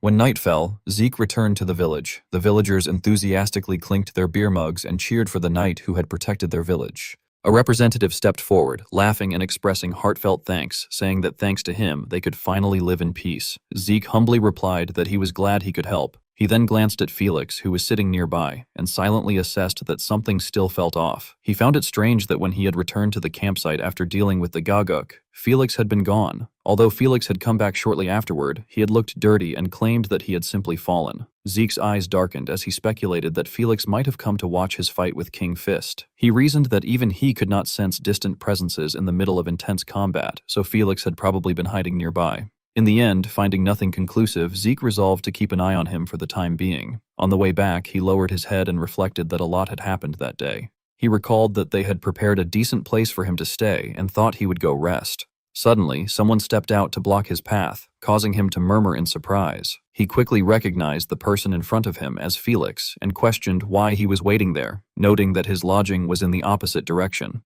Felix hesitantly responded before lowering his head and respectfully requesting that Sir Zeke accept him as his squire. Zeke was bewildered and asked what he meant by a squire. Felix then grasped the hilt of his sword and asked him to look at something first. With a determined expression, he drew his sword and assumed a stance, beginning to execute a series of precise movements with intense focus. After observing for a while, Zeke was deeply astonished and tensely realized that there was no doubt about it. He recognized with certainty that the swordsmanship Felix was performing was none other than the Holy Kingdom's Paladin heritage swordsmanship. Felix finished his demonstration in the darkness by delivering a decisive sword strike. After stopping, he let out a relieved sigh and explained that that was as far as he could go and addressed Zeke as Sir Zeke. Hearing this, Zeke Draker seriously questioned him, asking how Felix knew the Paladin inherited swordsmanship when he had clearly said that he had only completed the Swordsman Guild course. Felix seemed somewhat startled by the question and explained that Paladins had extremely limited contact with the outside world even within the Holy Kingdom. He added that those who belonged to the Holy Knight Order were called paladins, and that the swordsmanship was a secret art passed down only among them, so very few people should be able to use it in such a way. After pausing briefly, Felix avoided Zeke Draker's gaze and hesitantly admitted that, for some reason, he had felt that Sir Zeke would recognize that swordsmanship. He then put a hand into his pocket, raised his head, and stated that there was no longer any point in hiding it from Sir Zeke. Felix then took out an item and handed it towards Zeke Draker, asking him to take a look at it as well. Zeke Draker raised his eyebrows in slight confusion and exclaimed that it was something he immediately recognized as the emblem of a formal paladin. Felix confirmed this by explaining that his grandfather had been a paladin. However, his expression darkened as he continued, saying that in the past his grandfather had been caught in internal power struggles within the Holy Kingdom, had been framed, and had eventually been excommunicated. This revelation was somewhat beyond Zeke Draker's expectations, and he reacted in surprise, asking what had happened while inwardly feeling that the situation was becoming complicated. Felix continued his story, explaining that his grandfather had risked his life fighting internal enemies in order to expose the corruption within the kingdom, but he had not been able to avoid the accusations that were turned against him. Felix added that not only had his grandfather been excommunicated, but he had also been on the verge of being executed in disgrace. However, with the help of his comrades, he had barely managed to escape the Holy Kingdom, after which he had lived while hiding his identity in the Duchy of Troy. At this point, Felix seemed somewhat troubled. After sheathing his sword, he hesitated before continuing, explaining that as time passed, before his grandfather died, the old man had told him everything that had happened and had passed that swordsmanship down to him. Only then did Zeke Draker suddenly seem to understand. He repeated the words, "passed down," in surprise and wondered aloud whether that meant something else as well. He then asked Felix whether his grandfather had tried to pass down aura to him before he died. Felix looked confused and asked what aura inheritance was. In response, Zeke Draker took Felix's hand and instructed him to hold it out. Although Felix did not understand what was happening, he quickly complied, responding with some confusion before agreeing. Zeke Draker then grasped his hand and began to sense his energy. Lowering his head slightly, he muttered to himself that, as expected, Felix's aura conductivity was high compared to his skill level, and that even his aura circuits were properly opened. Seeing the look on Zeke's face, Felix grew worried and asked whether something was wrong. However, Zeke Draker reassured him that it was actually the opposite and told Felix that he should be grateful to his late grandfather. Felix froze upon hearing this and asked what Zeke meant by that. Zeke Draker then explained tensely that Felix's grandfather had most likely been an arch-paladin, which simply meant that he had been at the level of a Black Knight. Hearing this, Felix became even more incredulous and stammered in disbelief as he asked whether that was really true. Zeke Draker stated seriously once again that the paladins of the Holy Kingdom possessed a unique technique that had been passed down since the Empire era. His gaze darkened as he explained that the technique was called aura inheritance. He then began to elaborate that it was a method that allowed aura to reach mastery much faster. He further added that Felix's grandfather had not stopped at that, but had also opened Felix's circuits and increased his body's aura conductivity. Felix was completely shocked by what Zeke Draker had said, and he exclaimed in confusion that it could not be true, and that he had no idea. Suddenly, Zeke Draker's tone turned low as he called Felix's name and asked whether he wanted to become his retainer in order to clear his grandfather's injustice. Felix lowered his head and hesitated slightly as he murmured that, of course, that was one of the reasons. However, he also admitted that after secretly watching Sir Zeke fight during the last mission, he had genuinely come to want to serve by his side. Placing a hand over his chest, Felix sincerely assured him that if Zeke allowed it, he would not regret it. Zeke Draker frowned slightly as he looked at Felix and cautiously thought to himself that if Felix were merely a normal spy, he could keep him close and discover who his enemies were, but if not, then it meant he had gained a retainer with great potential. After a brief moment, Zeke Draker let out a sigh and accepted, warning that following him would not be easy. He added that they would return to Atlas the next day and told Felix to make his preparations. Felix became extremely excited upon hearing this, his face flushing red as he stammered his thanks and declared that he would give Zeke his full loyalty. The next morning, inside a grand building, an enthusiastic laugh rang out as the headmaster welcomed Zeke Draker warmly. The headmaster took out Zeke's report and praised it, saying that the contents were truly impressive. As he read through it with satisfaction, he remarked that Zeke had healed an injured barbarian and then worked together with him to capture a demonic beast. The headmaster excitedly expressed that keeping a talent like Zeke in Valhalla felt like a loss for the entire continent. In response to such praise, Zeke Draker simply replied calmly that he had only been lucky. This modest answer pleased the headmaster even more, and he laughed, commenting on Zeke's humility before telling him to take something. When Zeke looked at the scroll placed on the table, he was greatly startled and exclaimed in shock. The headmaster quickly explained that it was a temporary graduation certificate. He clarified that the term had not yet ended, so Zeke could not graduate immediately, but with that certificate there should be no inconvenience in whatever he wished to do. Zeke Draker expressed great gratitude for such understanding and thanked the headmaster sincerely. The headmaster then asked whether Zeke had decided on his path after graduation and wondered if he would ultimately return to the Draker side. Zeke immediately affirmed that he would, explaining that he first wanted to gain experience as a knight of the family. Hearing this, the headmaster smiled with satisfaction and praised him, saying that he looked forward to Zeke's future growth. At that moment, a knock suddenly sounded from outside the door. The headmaster frowned and asked who it was. The door opened, and a voice politely excused itself as a professor entered and delivered a message stating that an order had come from Four Seasons Castle requesting Zeke to enter. Upon hearing this, the headmaster relaxed slightly and remarked that it seemed the head of the household already knew about Zeke's graduation, adding that he truly was quick with everything. Zeke Draker promptly said his farewell, stating that he would take his leave. The headmaster cheerfully told him that it was fine and asked him to visit often. A short while later, as they walked along the hallway, Zeke Draker curiously asked the professor whether he knew the specific reason for the request to enter. The professor, walking ahead, answered honestly that he did not know much either and suggested that perhaps it was simply to congratulate Zeke on graduating. Zeke smiled faintly at that possibility and remarked that congratulations from the head of the household were difficult to imagine considering how he usually was. The professor replied casually that graduating from Valhalla in just 2 years was a remarkable achievement, so that might indeed be the reason. He then mentioned that he had seen Zeke's friends before Zeke had come to the headmaster's office. Zeke asked in surprise what he meant by his friends. The professor explained that they had looked quite miserable and asked what had happened to them. Zeke quickly realized the reason and said that they had apparently spent the entire time doing snow removal work with the Northern Border Guard, adding jokingly that people said snow could be more frightening than monsters, so it made sense. At that moment, the professor suddenly stopped walking. He stepped aside and told Zeke to go in. Zeke politely thanked him and then pushed the door open as he entered the room. Arthur Draker spoke first in a calm voice, remarking that Zeke had arrived.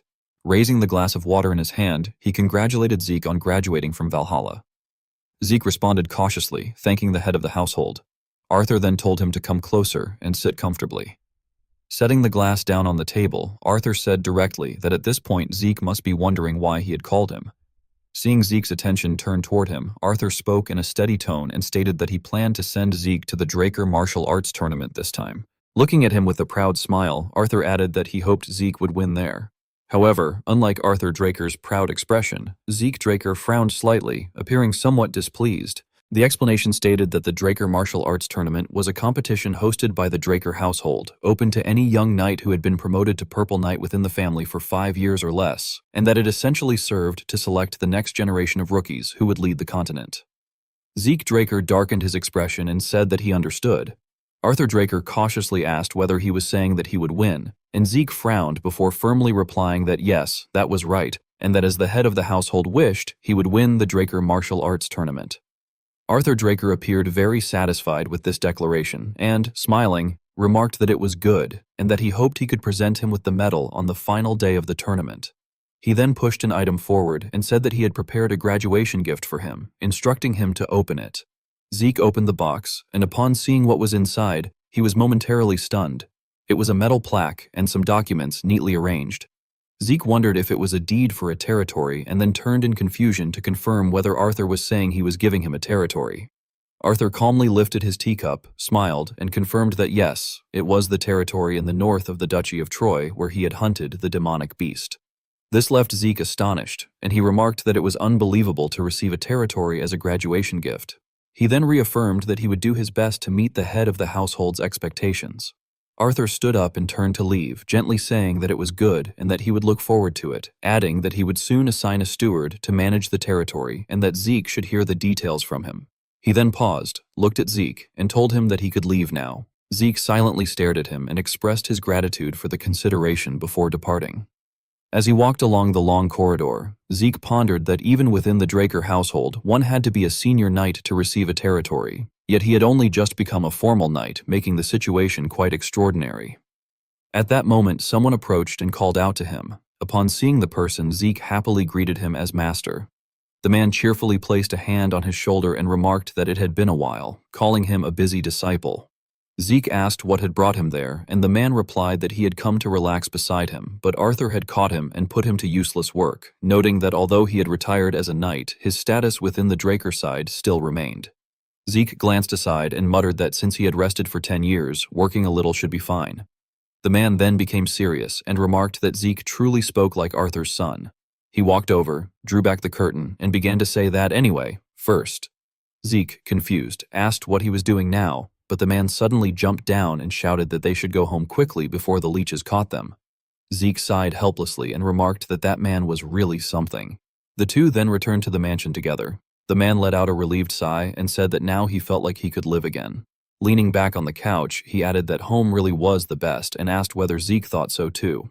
Zeke entered and replied that it was his house though. The man retorted that he was stingy and said that what belonged to the disciple also belonged to the master. Smiling, he then asked why Arthur had called him, suggesting that it probably was not just to congratulate him on graduating. Zeke replied that he had received a graduation gift. The man expressed some surprise and asked what he had been given, wondering if it was a sword or armor. Zeke calmly answered that he had received a territory. The man initially remarked that a territory was good, but then suddenly froze, sprang to his feet and exclaimed in shock, asking what he had received.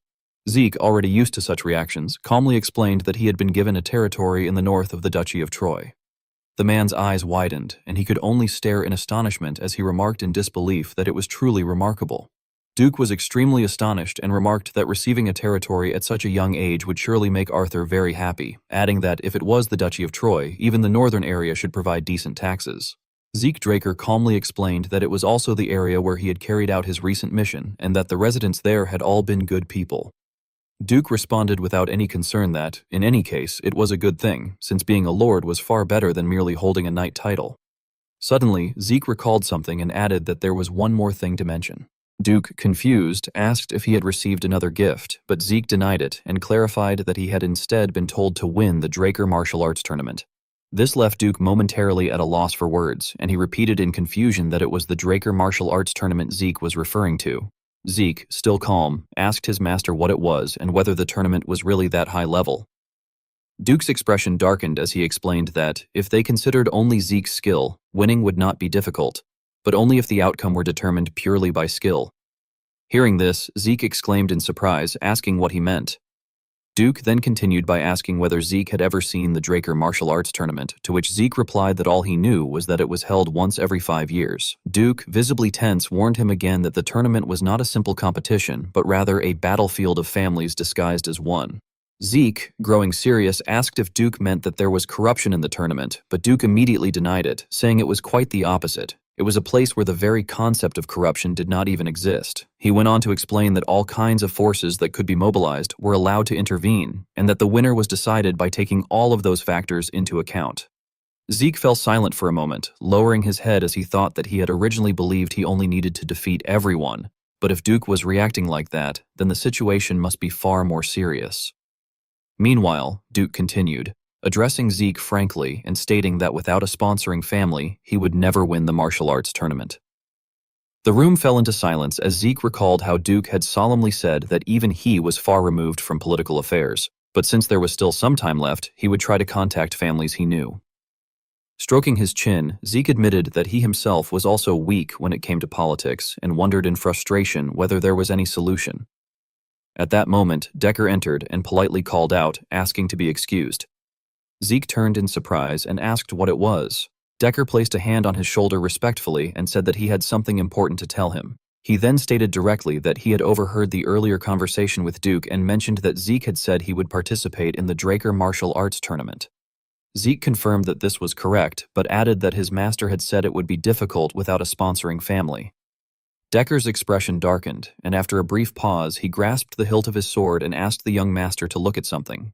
Drawing his sword, he revealed a stream of magic enveloping the blade. This shocked Zeke, who stammered in realization that Decker had been a blue knight. Decker calmly sheathed his sword again and remarked that he knew Zeke had already noticed it long ago. Caught off guard, Zeke could only scratch his head awkwardly, while inwardly thinking that Decker was indeed quick to notice things. Decker then raised his head and spoke gravely, explaining that he had once been a knight belonging to the Draker household, and further revealed that he had been the guard knight who protected Zeke's mother. Zeke looked up in shock and exclaimed about his mother, while Decker continued, asking whether Zeke knew why no one within the Draker household ever spoke about the madam. Zeke, confused, asked for the reason, and Decker answered seriously that it was because of the family she had come from, the House of Agamemnon.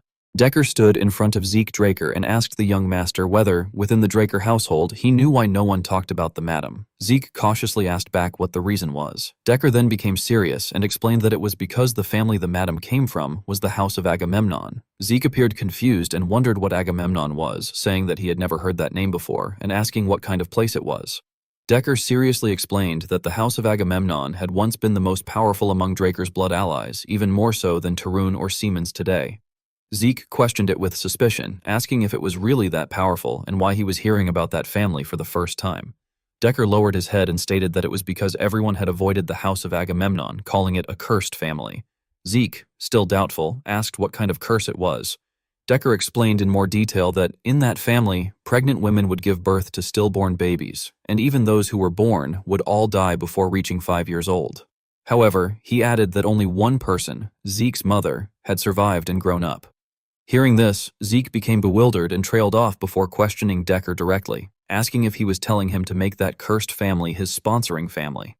Decker nodded and affirmed that it had once been the strongest power in the central region, and that Zeke, as the only heir of that family, had the qualification. Zeke responded cautiously that he would consider it. Decker calmly replied that he understood and thanked him for listening. Suddenly, Decker called out to him again, addressing him as young master. Zeke responded with a puzzled hum. Decker frowned seriously and expressed that even though Zeke had known he was a Blue Knight, he was grateful that Zeke had trusted him without doubt. Hearing this, Zeke simply smiled and said that it was nothing.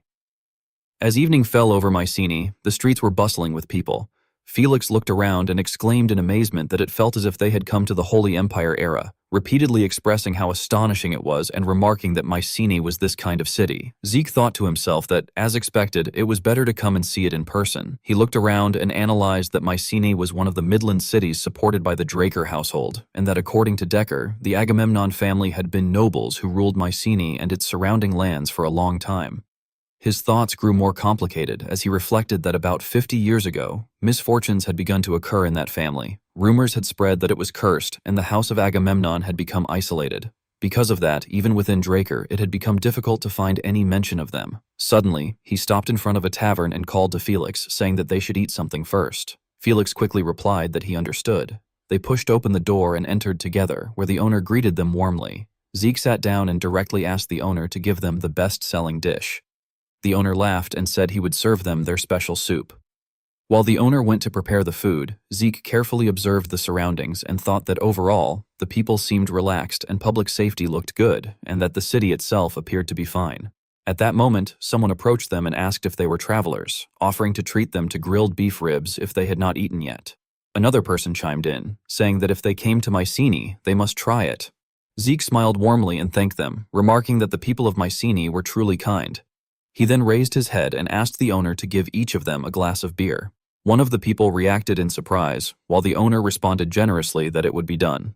A red-haired person remarked that there was no need to go that far, but Zeke casually laughed and said that he would show his sincerity in his own way. He then calmly asked whether they had all lived there for a long time. One of them answered openly that they were natives of Mycenae and told him to ask anything he wanted.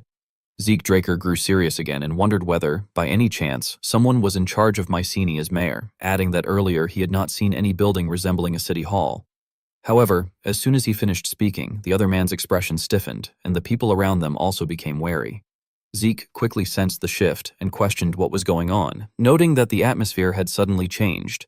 The red-haired man hurriedly excused himself, stammering that he had been too nosy and telling Zeke to forget the beer and just enjoy his time there. Zeke became concerned and reflected that as soon as he had mentioned the Agamemnon family, their reactions had turned cold, wondering if they hated even hearing about it because it was considered cursed. He then stood up and instructed Felix to rest while he looked around, to which Felix promptly replied that he understood. After a while, Zeke approached another bar counter. The bartender hesitated upon seeing him and bluntly remarked that it was not a place for a kid, asking what he was doing there. Zeke calmly sat down, let out a sigh, and responded that he wondered if the man could still say that after seeing what he had, as he presented a VIP card in a threatening manner. The bartender's expression immediately changed, and he hurriedly apologized, explaining that he had not recognized such an important person. Zeke dismissed it and stated that he wanted to meet the branch manager. The bartender quickly agreed and said he would guide him right away, inviting him inside. As Zeke followed, he silently thought that since Kay had given him the card, it must be something well recognized within the syndicate, and that he would be able to make good use of it in the future. Zeke then walked quietly along a dark corridor when a man rushed toward him from the opposite direction and dropped to his knees, apologizing profusely for having been rude without realizing an important person had arrived. Zeke calmly asked if he knew who he was. The man bowed his head and admitted that he did not know in detail, but had been told that Zeke was someone they must never offend. Zeke proceeded to ask how long the man had been in Mycenae. The man carefully replied that it had been about 20 years. Hearing this, Zeke expressed slight surprise, remarking that it had been quite a long time, and then concluded that the man must know the situation of Mycenae well. The man hesitated briefly, but admitted that Mycenae had an active underground market for stolen goods and began to suggest that if Zeke was interested. However, Zeke cut him off and firmly stated that he was not interested in stolen goods. He then seriously asked whether the man knew who owned Mycenae. The man's eyes widened in shock, and his arm began to tremble as he stammered, asking if Zeke was truly asking because he did not know. At that point, Zeke directly clarified that he meant the Agamemnon family. Sweat began to drip down the man's face, revealing his fear. Seeing this, Zeke sighed in frustration and wondered what kind of rumors had spread to make everyone so afraid. He then calmly pointed out that in Mycenae, even mentioning that family's name seemed to be taboo and asked if there was a reason. The man, trembling with fear, replied that the family was cursed. Zeke remained composed and said that he already knew, mentioning that he had heard it was a curse where children died after being born. Before he could finish, however, the man interrupted, insisting that that was not all. This shocked Zeke, who asked what kind of curse it really was. The man, now panicking, shouted that anyone who went to that family's castle would die. Zeke was left stunned and speechless, unable to respond. Zeke Draker stood with a grave expression and questioned what the man was saying, asking if it meant that anyone who went to the Agamemnon family's castle would die. The man kneeling opposite him, clearly panicked, confirmed with hesitation that it was true, adding that even mentioning that name too often was dangerous. These words caused Zeke Draker to fall into deep thought, as he remarked that it seemed something was going on, reasoning that the more people believed in it, the stronger the curse would become, and thus the likelihood of such a curse truly existing would increase. After a moment, he continued his inquiry, asking whether anyone had actually died after going to that castle. The man hesitated slightly before confirming again that it was indeed the case. He then began to recount that decades ago, it had become widely known that all visitors died from the curse, and as a result, even now, the people of Mycenae avoided going near the castle. At that point, Zeke Draker gave a faint smile, saying that he now understood. His face then turned serious as he concluded that the curse was something the Agamemnon side had intentionally spread as a rumor. As night began to fall and flocks of birds returned to their nests, Felix looked at the vast castle before them and hesitantly asked his master if he was truly going to investigate that place, adding that it felt very creepy and ominous and suggesting that perhaps they should turn back. Suddenly, Zeke Draker moved his lips before placing his hands on his hips and loudly announcing toward the eerie castle that he, a pure-blood awakened of the Draker household and the youngest blue-ranked formal knight on the continent, Zeke Draker, had come to the Agamemnon family. As soon as he finished speaking, the gate opened, leaving Felix startled and confused as he let out a shocked cry. A woman from inside stepped forward and cautiously asked, after coughing, whether he had said Sir Zeke Draker. Zeke confidently confirmed that it was him and stated that he wished to meet the head of the Agamemnon family. The woman then approached and, in a chilling tone accompanied by eerie laughter, welcomed them and invited them to come inside, gesturing toward the open door with a terrifying smile. Inside, the castle was extremely dark, with only faint light filtering in from the windows along the corridor. As he walked, Zeke Draker looked around and silently assessed that the castle was very old, appearing to be at least 1,000 years in age. Suddenly, Felix stopped as if he had noticed something, uttering a confused sound. In the next moment, his face turned pale as he called out to his master in alarm. Pointing ahead, he urged him to look, then screamed in fear that they were ghosts, and not just one. At that moment, Zeke Draker struck him lightly on the back of the head, causing Felix to groan, and sternly told him to be quiet. Zeke then glanced to the side, directing his gaze toward a man seated at the center of a table. In his mind, he wondered whether the old man sitting in the middle was the head. Despite his thoughts, he calmly stepped forward and greeted the elders of the Agamemnon family, addressing them as the rulers of Mycenae. With great confidence, he then stated that as a direct bloodline of the Agamemnon family, he asked for their support. Suddenly, the elderly man slammed the table and stood up from his seat, lifting his head to look above. Seeing this, Zeke Draker speculated that there seemed to be a painting above. He then turned to Felix and ordered him to shine the lamp on that wall. Though confused, Felix obediently agreed and raised the lamp in his hand toward the wall. As the oil paintings gradually came into view, he was utterly shocked and exclaimed in disbelief, questioning what kind of painting it was. Zeke Draker turned his gaze in that direction and silently thought that there were two paintings the head was looking at. He observed that one showed many people coughing blood and dying, while the other depicted bodies being thrown near a lake, abandoned without mercy. At that moment, the man stepped closer and said that it was the family's symbol. Suddenly, he shouted angrily that the family's symbol was gone, cursed, and that there was no right to inherit. He added that everything in that place was cursed and that everyone died. Zeke Draker calmly asked whether it meant that since the symbol was gone, there was no right to inherit. Behind him, Felix seemed stunned and, filled with confusion, wondered how Zeke had interpreted those words that way.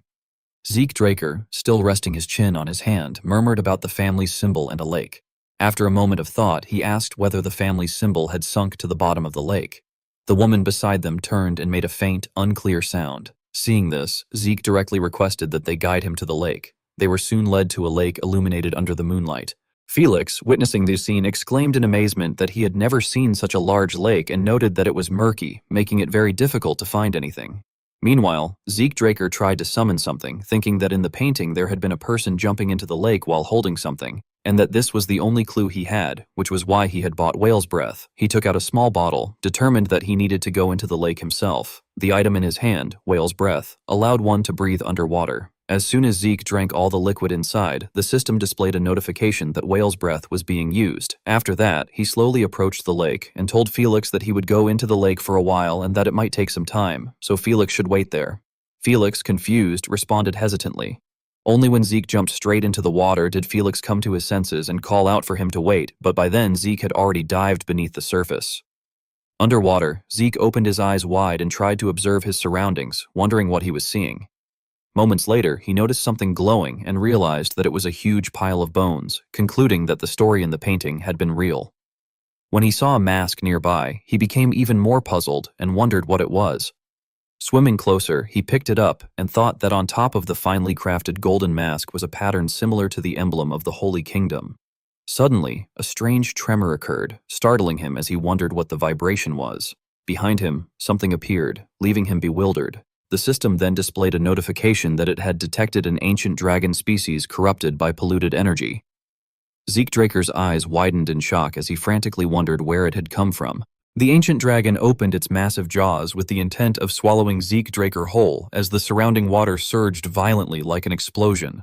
Zeke struggled greatly before managing to escape, groaning in pain, and inwardly exclaimed in shock that it was an ancient dragon species that had appeared all of a sudden. He became extremely flustered, hesitating for a moment before resolving that there was no other choice if things continued like this. He then summoned the elemental sword and used water force armor to counterattack. With a powerful wave sword strike, he split through the surging currents and struck the ancient dragon directly, causing it to stagger. The creature raised its head and screamed in agony, while even Zeke was pushed back slightly by the intense water pressure, groaning as he endured it. Internally, he assessed the situation, noting that the water pressure was incredible and that continuing to fight under such conditions would put him at a severe disadvantage. Suddenly, his expression froze as he realized something, recalling that he had another option. Acting immediately, he transformed into Hersian, and a suit of armor materialized around his body. Tightening his grip on his weapon with determination, he declared inwardly that he would proceed. Having regained his momentum, he prepared to attack once more, activating Dragonslayer art, True Dragon Sword Form, Chapter 8, Section 1. He then unleashed a dragon-scale slash that struck the ancient dragon's body directly, causing it to growl in pain as its vision darkened. At that moment, the system displayed a message stating that he had drawn fear from the ancient dragon species corrupted by polluted energy, and that the unique authority Dragon Domination had been activated, asking whether he wished to subjugate the target. Reading this, Zeke was taken aback and questioned in surprise whether this one could also be subdued. After a brief moment of consideration, he decided that it was better than doing nothing and chose to subjugate it. Chains shot outward and wrapped around the ancient dragon, and shortly after, the system confirmed that he had successfully subdued it. A radiant light then began to shine from the creature's face, causing Zeke to feel confused as he wondered what was happening. Soon, a large golden sphere of energy expanded, filling the underwater space, and the system explained that the demonic energy that had corrupted the ancient dragon was being purified, restoring its former divinity. Small glowing particles began to appear beneath the water, and the ancient dragon transformed into a completely different form. Zeke quickly noticed the change, observing that it had previously looked like a monster, but now, freed from demonic energy, it appeared quite sacred. The creature made a soft sound, and the system asked whether he wished to give a name to the subdued dragon. Zeke thought for a moment, recalling that the minimap had identified the lake as Nawel and decided to name it accordingly. The system acknowledged this, stating that he had obtained the spirit beast Nawel. The creature seemed pleased with its new name and let out a satisfied cry. The system then added that the spirit beast Nahuel could only be summoned where there was water. After reviewing the detailed information, Zeke expressed mild surprise as he read that Nahuel was a spirit beast possessing sacred water energy with the unique ability to control water, and that it had been corrupted by demonic energy just before evolving into a divine beast. It also noted that it could evolve into a divine beast if certain conditions were met. This revelation excited Zeke, as he realized that it had the potential to evolve into a divine beast, though he admitted to himself that he did not yet know the conditions and would figure them out later. Nahuel let out another sound and looked towards Zeke expectantly. In response, Zeke acknowledged it and told Nahuel to take care of him from now on. At the same time, above the water's surface, Felix waited anxiously, letting out a sigh as he wondered if Zeke was all right, since it had been quite a while and the lake water had already become murky. Suddenly, two massive wings emerged from the water, startling him. A burst of water followed, knocking him backward in shock. A voice then called out that he had been kept waiting. Seeing this, Felix was bewildered and addressed Zeke as his master, stammering as he asked what the creature was. Zeke leaped down from Nahuel's head and calmly explained that it was a demonic beast that had been in the lake, and that now that the curse had been lifted, it appeared in this form. Felix, still dazed, responded that he understood. Meanwhile, Zeke lowered his gaze to the mask in his hand and wondered what exactly that artifact was. Felix, who was standing nearby, was also extremely curious, and he remained lost in his own thoughts as he reflected that he had seen it earlier, and that the sun pattern looked very similar to the emblem of the Holy Kingdom.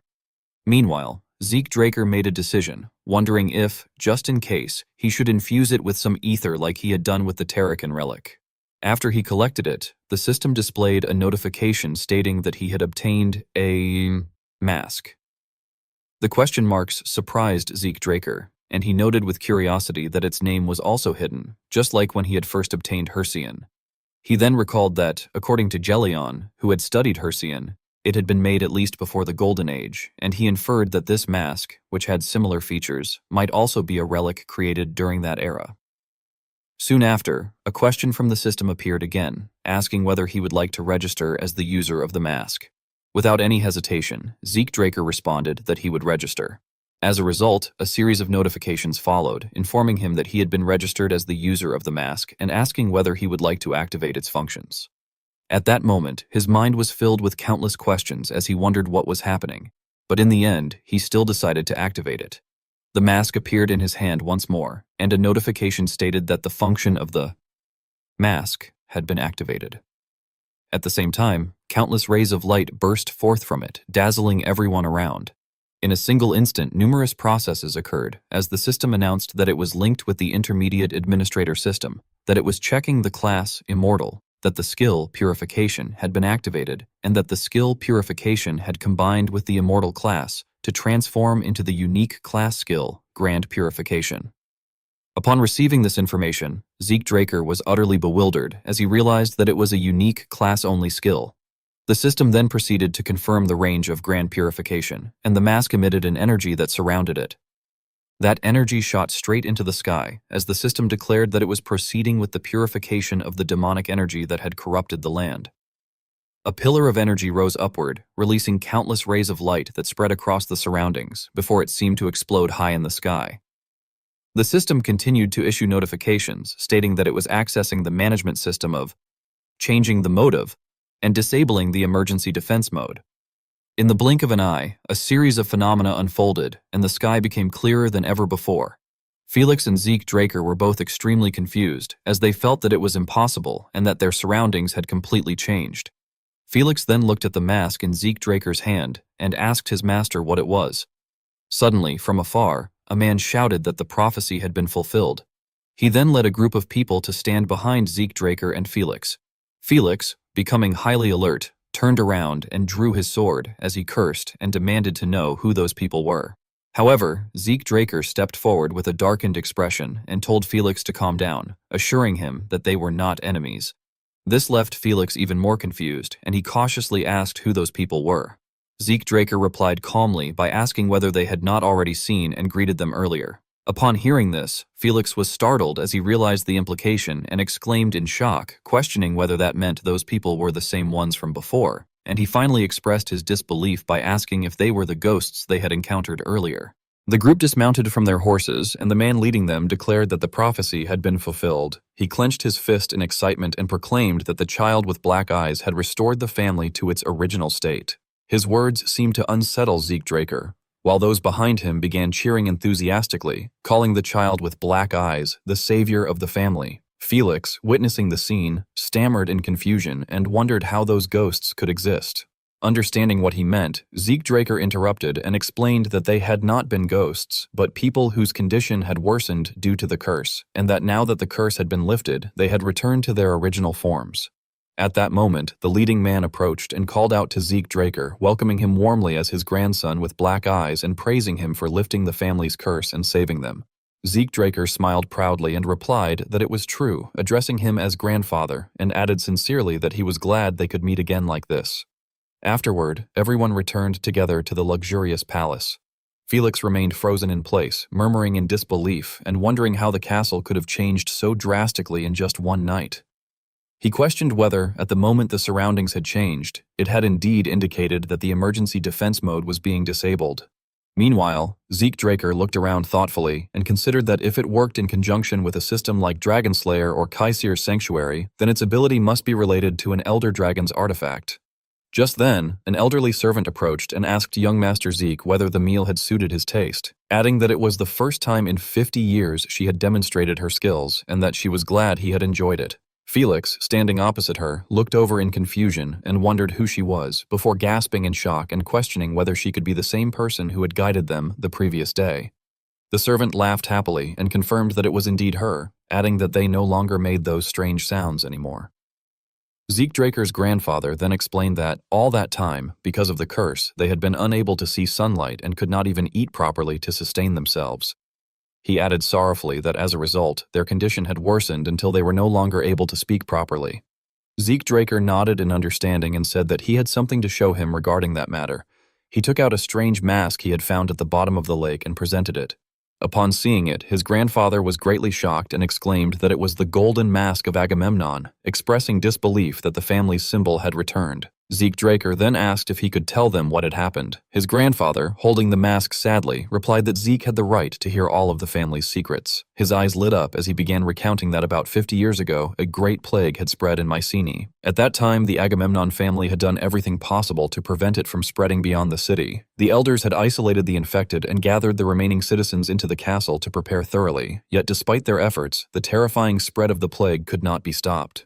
He explained that after suffering from high fever and red spots, most victims would vomit blood and die within 3 days. Hearing this, Zeke Draker shuddered and speculated that the plague might have been scarlet flower disease, noting that although the time to death was somewhat different, the symptoms were very similar. His grandfather then continued, saying that the real problem had begun when the sun went down. He explained in a somber tone that those who had died from the plague rose again and began attacking the living. Zeke Draker lowered his gaze and asked whether that meant they had become zombies. However, his grandfather denied it, explaining that they were different from zombies controlled by dark mages, and added that if the dead bit the living, those victims would also transform and attack others. Zeke Draker realized something and exclaimed that it had spread like a plague.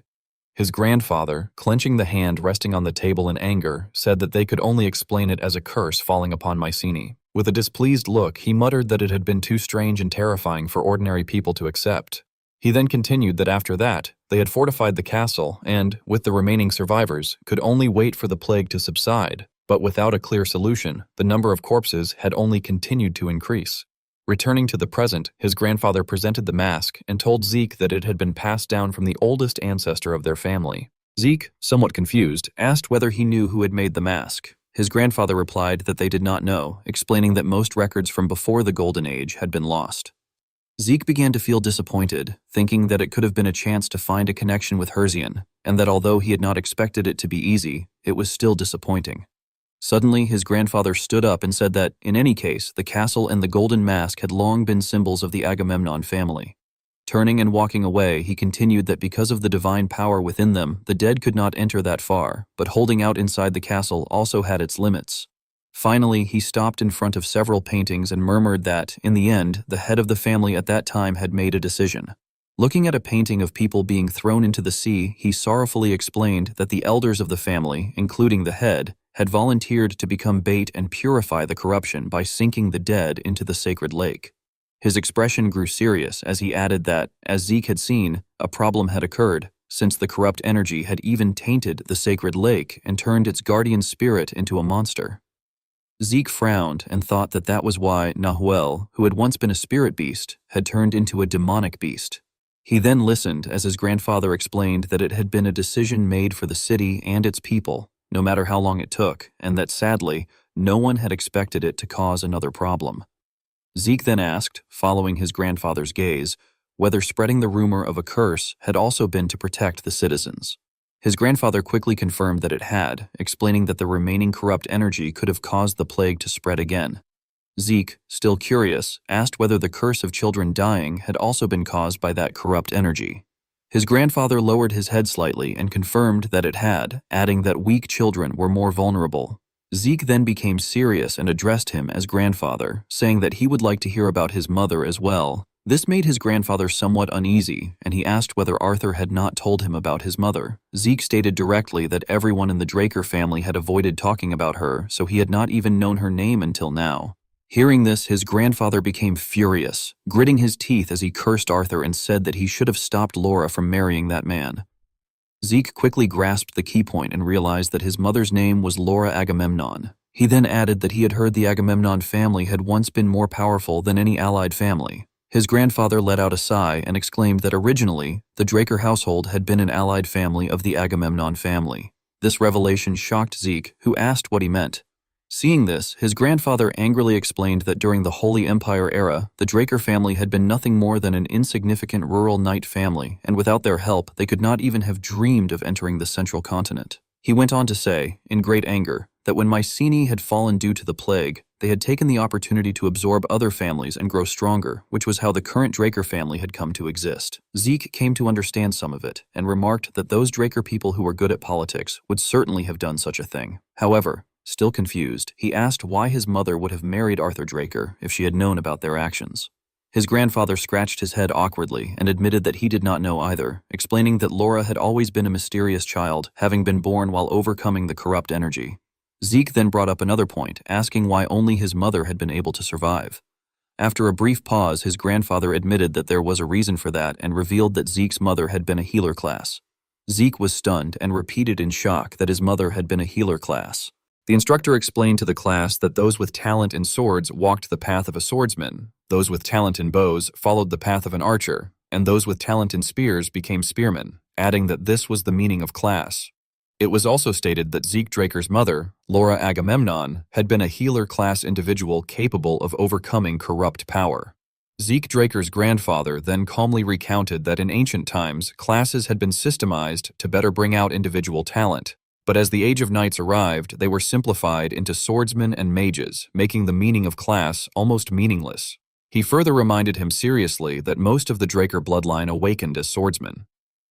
Zeke Draker inwardly felt confused, reflecting that since he had been born into such a family, he had had no choice but to struggle greatly in the past.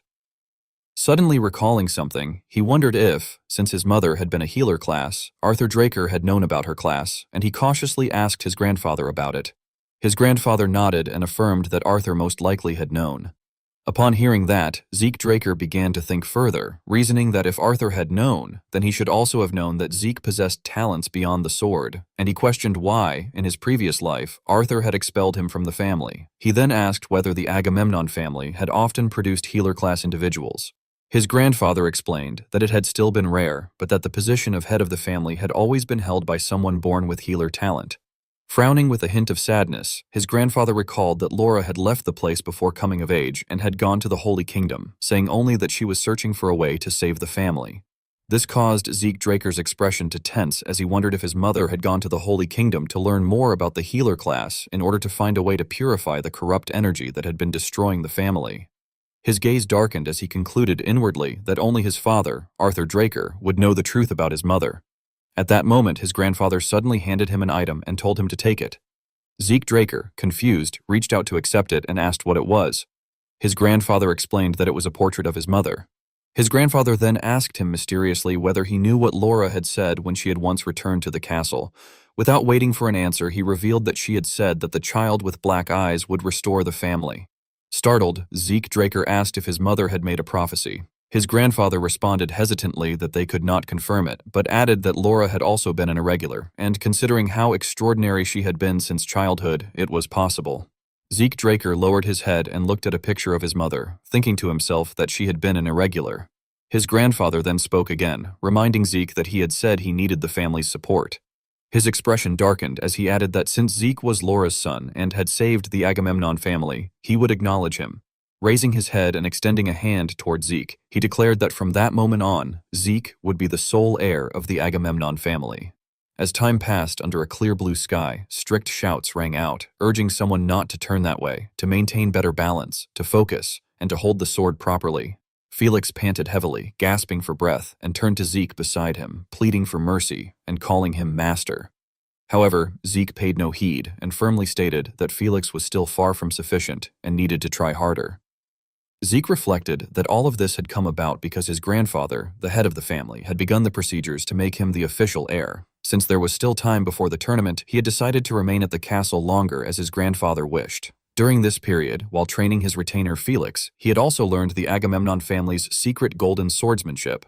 With a serious expression, Zeke considered that the golden swordsmanship utilized both shield and sword together, making it similar to the paladin-inherited swordsmanship and the imperial swordsmanship, and he felt that all three styles seemed to share the same origin. Closing his eyes, he imagined that when he activated Hersion and equipped Bahamut on Golan's shield, it felt extremely stable when using the golden swordsmanship. However, he lamented inwardly that because of those from the Empire, he could not properly use Hersion, and he expressed a desire to meet Golan soon to modify it.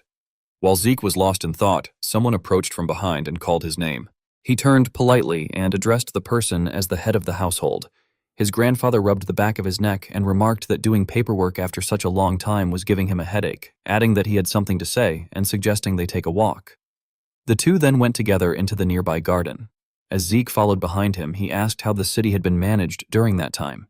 His grandfather answered frankly that he had entrusted it to reliable agents outside the territory, explaining that important decisions had been made within the family and delivered by letter.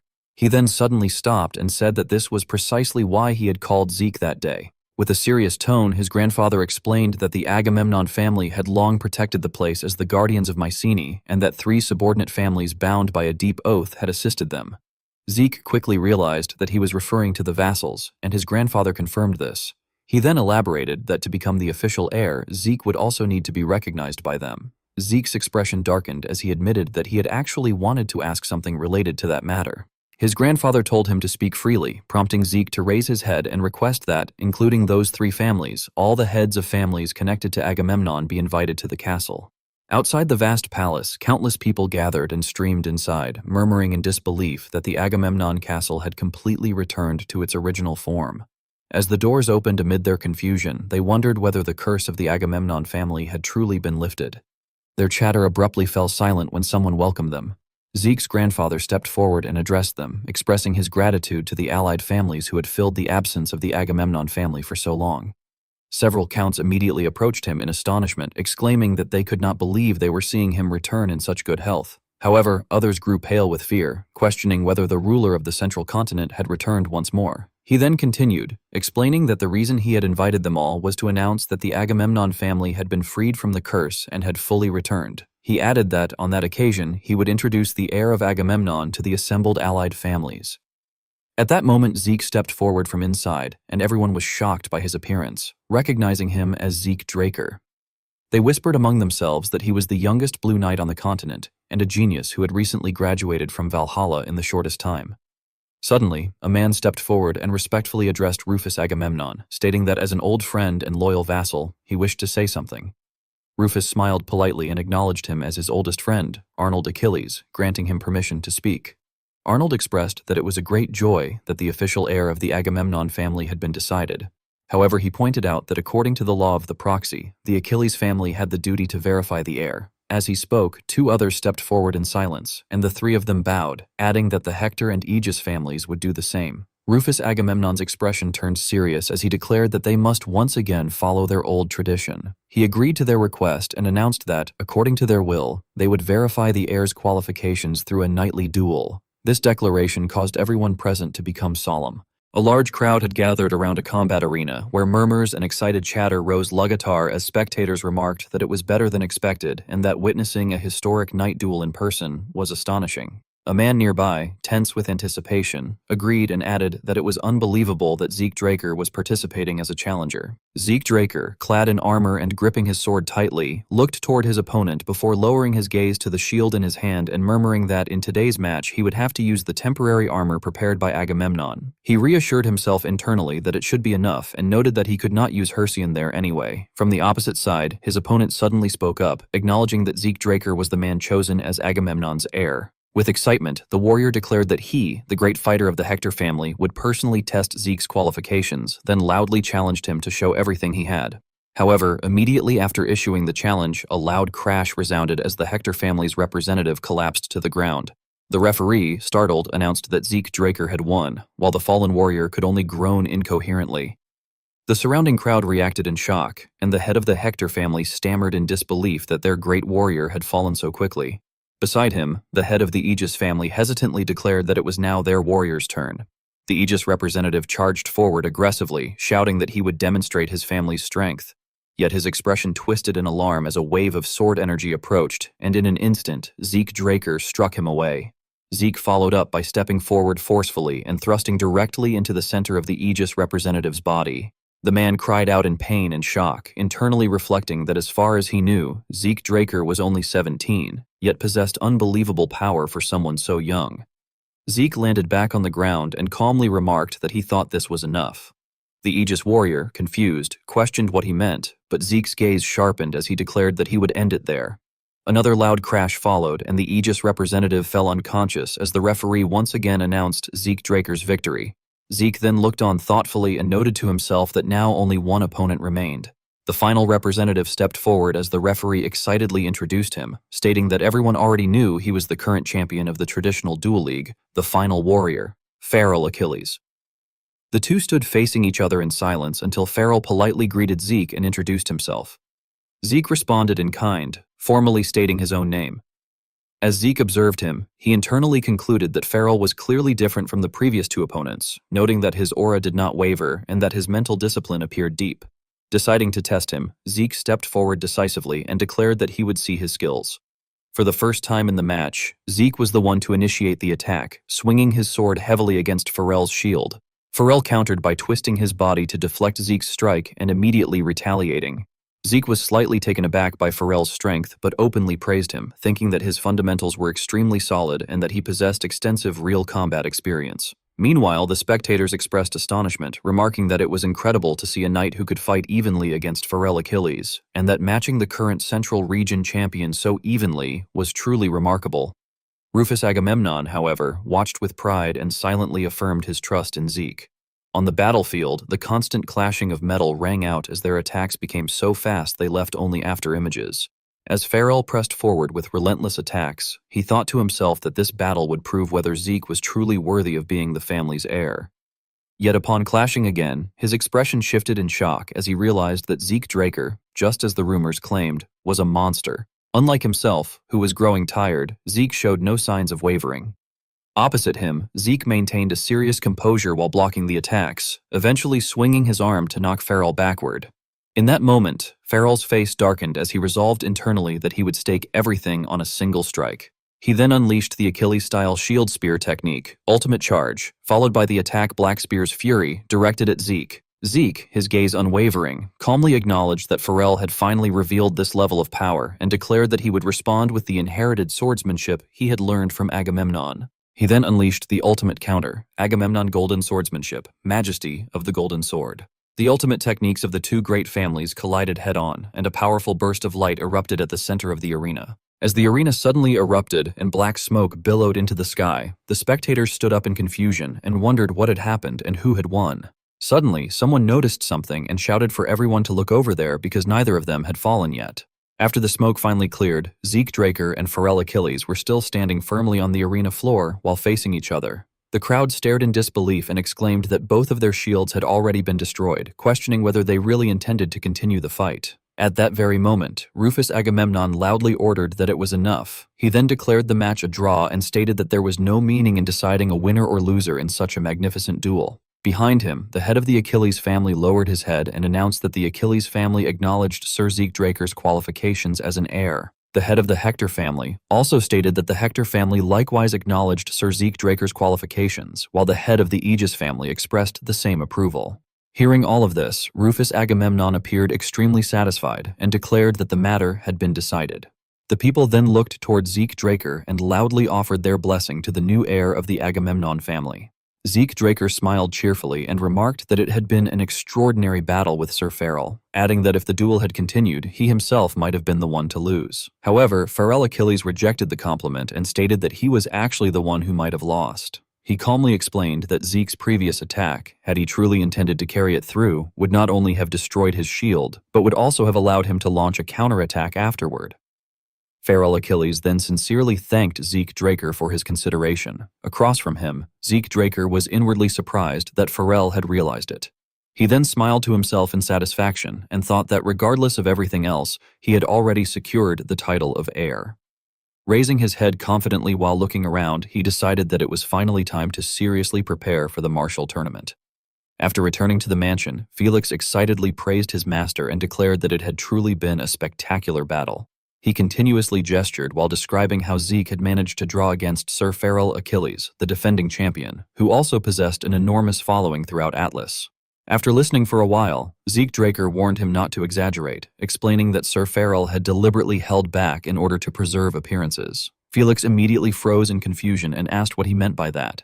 Zeke Draker then clarified that the Achilles family was famous not for swords but for spears, yet Pharrell had fought him using a sword. He questioned what else it could be called if not intentionally going easy on him. Felix remained utterly confused and pointed out that Sir Pharrell always used a sword in every match he participated in. Zeke Draker directly praised Pharrell Achilles by saying that this was precisely what made him such an extraordinary grand warrior, then instructed Felix to observe and learn from him carefully. Just then, a knock sounded from outside the door. The person outside politely asked whether Sir Zeke would allow him to enter. Zeke Draker looked over suspiciously, recognizing the voice, before granting permission for the person to come in. Moments later, Pharrell Achilles entered the room and thanked Zeke Draker while apologizing for disturbing him when he was surely exhausted. Zeke Draker immediately stood up and replied that it was truly an honor for someone of Pharrell's caliber to visit him, then politely invited him to sit down. Pharrell Achilles slowly revealed that he had actually come that day with a request for Sir Zeke. Zeke Draker calmly replied that he should go ahead and say it. With a somewhat sorrowful expression, Pharrell Achilles admitted that compared to Zeke, his own achievements were still far inferior, but he nevertheless asked whether Zeke would permit him to lend his support. Zeke Draker reacted in surprise and asked whether this was about the Draker Martial Tournament. Without hesitation, Pharrell Achilles confirmed that it was. He explained that the tournament was no different from a battlefield, and therefore, if Zeke was willing, he wished to offer whatever assistance he could, no matter how insignificant it might be. Zeke Draker then mentioned that his master, the Duke, had described it using exactly the same terms, and asked whether Pharrell knew the reason why. Pharrell Achilles responded with complete seriousness that, as Zeke probably already knew, the Draker Martial Tournament possessed a terrible reputation because of its unusual rules. He explained that the event's format and regulations changed without warning every single time it was held. Those words left Zeke Draker completely stunned on the spot. Meanwhile, Pharrell Achilles continued by explaining that the ones who determined the tournament's policies were the members of the preparation committee, most of whom were elders from influential families all across central Benja. He revealed that they engaged in fierce large-scale schemes behind the scenes, all in order to manipulate the rules to benefit the candidates they supported. According to him, that was exactly what made the Draker Martial Tournament so extraordinary. Pharrell Achilles gravely warned that, as an example from previous tournaments, there had once been an extremely absurd rule forbidding the use of aura entirely throughout a match. Hearing that, Zeke Draker darkened his expression, lowered his head, and muttered in disbelief that he wondered what kind of tournament would even hold such rules. He reflected that, in his previous life, he had been cast out by his family and therefore had never had the opportunity to learn about such things. As he quietly analyzed the situation, he realized that he now understood why the Duke had said it was nearly impossible to win without the backing of a sponsor family. No matter how talented a person was, if the arena itself was manipulated, then being eliminated during the qualification rounds was unavoidable. Feral Achilles' face darkened as he called out to Sir Zeke. Grabbing both of Zeke's hands in excitement, he earnestly begged for permission to help him prepare for the tournament. Zeke Draker stared at him blankly and wondered why the man had suddenly begun acting this way. Deep inside, he hesitated over whether he should accept the offer, since in his previous life, far too many people had betrayed him using similar approaches, making it impossible for him to trust someone so easily. However, after looking into Feral Achilles' determined eyes, Zeke eventually made up his mind and decided that he should trust him. He then accepted the offer, saying that if Sir Feral was willing to help, he would feel deeply honored. Feral Achilles then bowed his head and reminded him that, with only 1 month remaining before the tournament, there was one thing he absolutely needed to obtain. Curious, Zeke asked what it was, and Feral revealed that what he needed was a broker. Zeke remained confused and repeated the word in surprise, asking if he truly meant a broker. Frowning seriously, Feral explained that they needed to pull an extremely influential noble onto their side. Among all possible choices, the one they specifically needed to secure was Catherine Graham, the matriarch of the Graham family. As time gradually passed, the scene shifted to the region of fan stars. Felix walked behind Zeke while glancing around in amazement, exclaiming that he had never before seen a city with so many different races. He curiously pointed out the dragons, dwarves, and even the avian race, remarking that the sight was completely different from Atlas. Walking silently beside him, Zeke Draker reflected that the rulers of Fanstars, one of the 3 great cities of Midland, were none other than the Graham family. With their absolute control over the central continent's finance and real estate industries, they were more than qualified to serve as brokers. As the doors opened while he was lost in thought, Zeke further reflected that another defining trait of the place was the abundance of extremely interesting people, and that they never conducted business at a loss. At that moment, he noticed 2 individuals conversing with each other inside. Feral Achilles hesitated slightly before apologetically explaining to Sir Zeke that Her Grace the Duchess appeared to be very busy because the debutante festival season was currently underway. Calmly, Zeke observed that obtaining an audience with her would clearly not be easy. He then straightforwardly declared that, in that case, he would personally attempt to negotiate from this point onward.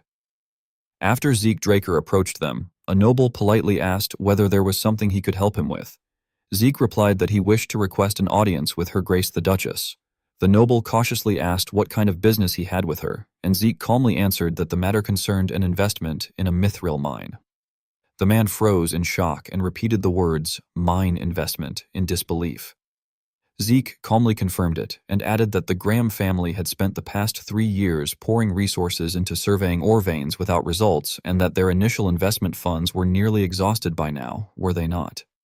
The noble stiffened awkwardly and cleared his throat, admitting that Zeke's information was remarkably detailed. Bowing slightly, he cautiously asked how large an investment Zeke was considering, while also attempting to explain that they were not currently accepting investors. Before he could finish, however, Zeke casually interrupted by asking whether a certain amount would be sufficient. He then calmly declared the amount, 500,000 gold. Hearing that figure, the man standing before Zeke Draker could only stare at him speechlessly in utter shock. Inside the dark room, a voice was heard apologizing to Sir Zeke and saying that he had come all that way, yet had been made to wait. The man then calmly introduced himself once more as Brian Graham. Zeke Draker bluntly asked whether he had confirmed the check. Brian Graham awkwardly answered that of course he had, and that he was deeply grateful for the investment. After clearing his throat, Brian Graham offered to help if Zeke was interested in any other investments, but Zeke coldly declined, explaining that he needed to participate in the upcoming Draker martial arts competition and therefore had no time to worry about other investments at the moment. Upon hearing that, Brian Graham nodded and remarked that the martial arts competition was the dream stage for young and talented knights. He then suggested that, in that case, he believed he could offer something perfectly suited to help with such a matter. Slightly surprised, Zeke asked if that was so, and Brian Graham promised that he would arrange a meeting with his wife, Catherine. Not long afterward, the meeting was arranged. Catherine Graham politely stated that she had heard much about Sir Zeke, including that he was currently the knight most people across the continent had their eyes on. Zeke smiled and modestly replied that she was being too generous, adding that he still had much to learn, and that this was why he wished to participate in the upcoming competition to gain experience. Catherine Graham then asked whether he knew the subject of the competition's first match. Zeke honestly answered that he did not yet know because he did not hear many rumors. Catherine lowered her head with a faint smile and said that she would tell him what she had heard about the subject, but before she could finish, Zeke interrupted her and said that he did not wish to be presumptuous, yet that this was not the information he had come to hear. He directly stated that he wanted Lady Catherine herself to help him. Hearing that, Catherine frowned and let out a sigh before standing up in dissatisfaction and remarking that it was late and that it had been an enjoyable time. However, at that moment, Zeke suddenly proposed that they make a deal. With a darkened expression, he asked whether she would agree to his offer if he could cure her daughter, Lady Angelina's illness. The instant her daughter was mentioned, Catherine Graham's hands curled into fists and trembled uncontrollably. Angelina Graham, Catherine Graham's daughter, had once been considered the future greatest beauty on the continent during her youth. However, after turning 16, the age when she was supposed to make her debut into high society, she never revealed herself. As a result, people began spreading rumors that perhaps she was not as beautiful as expected, or that her face had become hideously disfigured. Catherine Graham sternly rebuked Zeke, saying that he was truly rude. She declared that she did not know where he had heard such strange rumors, but that she could not continue listening to him any further, and she ordered him to leave the castle. Nevertheless, Zeke firmly warned that if Lady Angelina's illness continued to be neglected, it would soon pass the point of no return. This caused Catherine to hesitate, and she remarked that he spoke as though he knew exactly what illness Angelina had. Zeke lowered his head and confidently replied that he certainly did. He then revealed that the affliction tormenting Angelina was not an illness at all, but a curse. Startled, Catherine cried out in shock and repeated the word curse.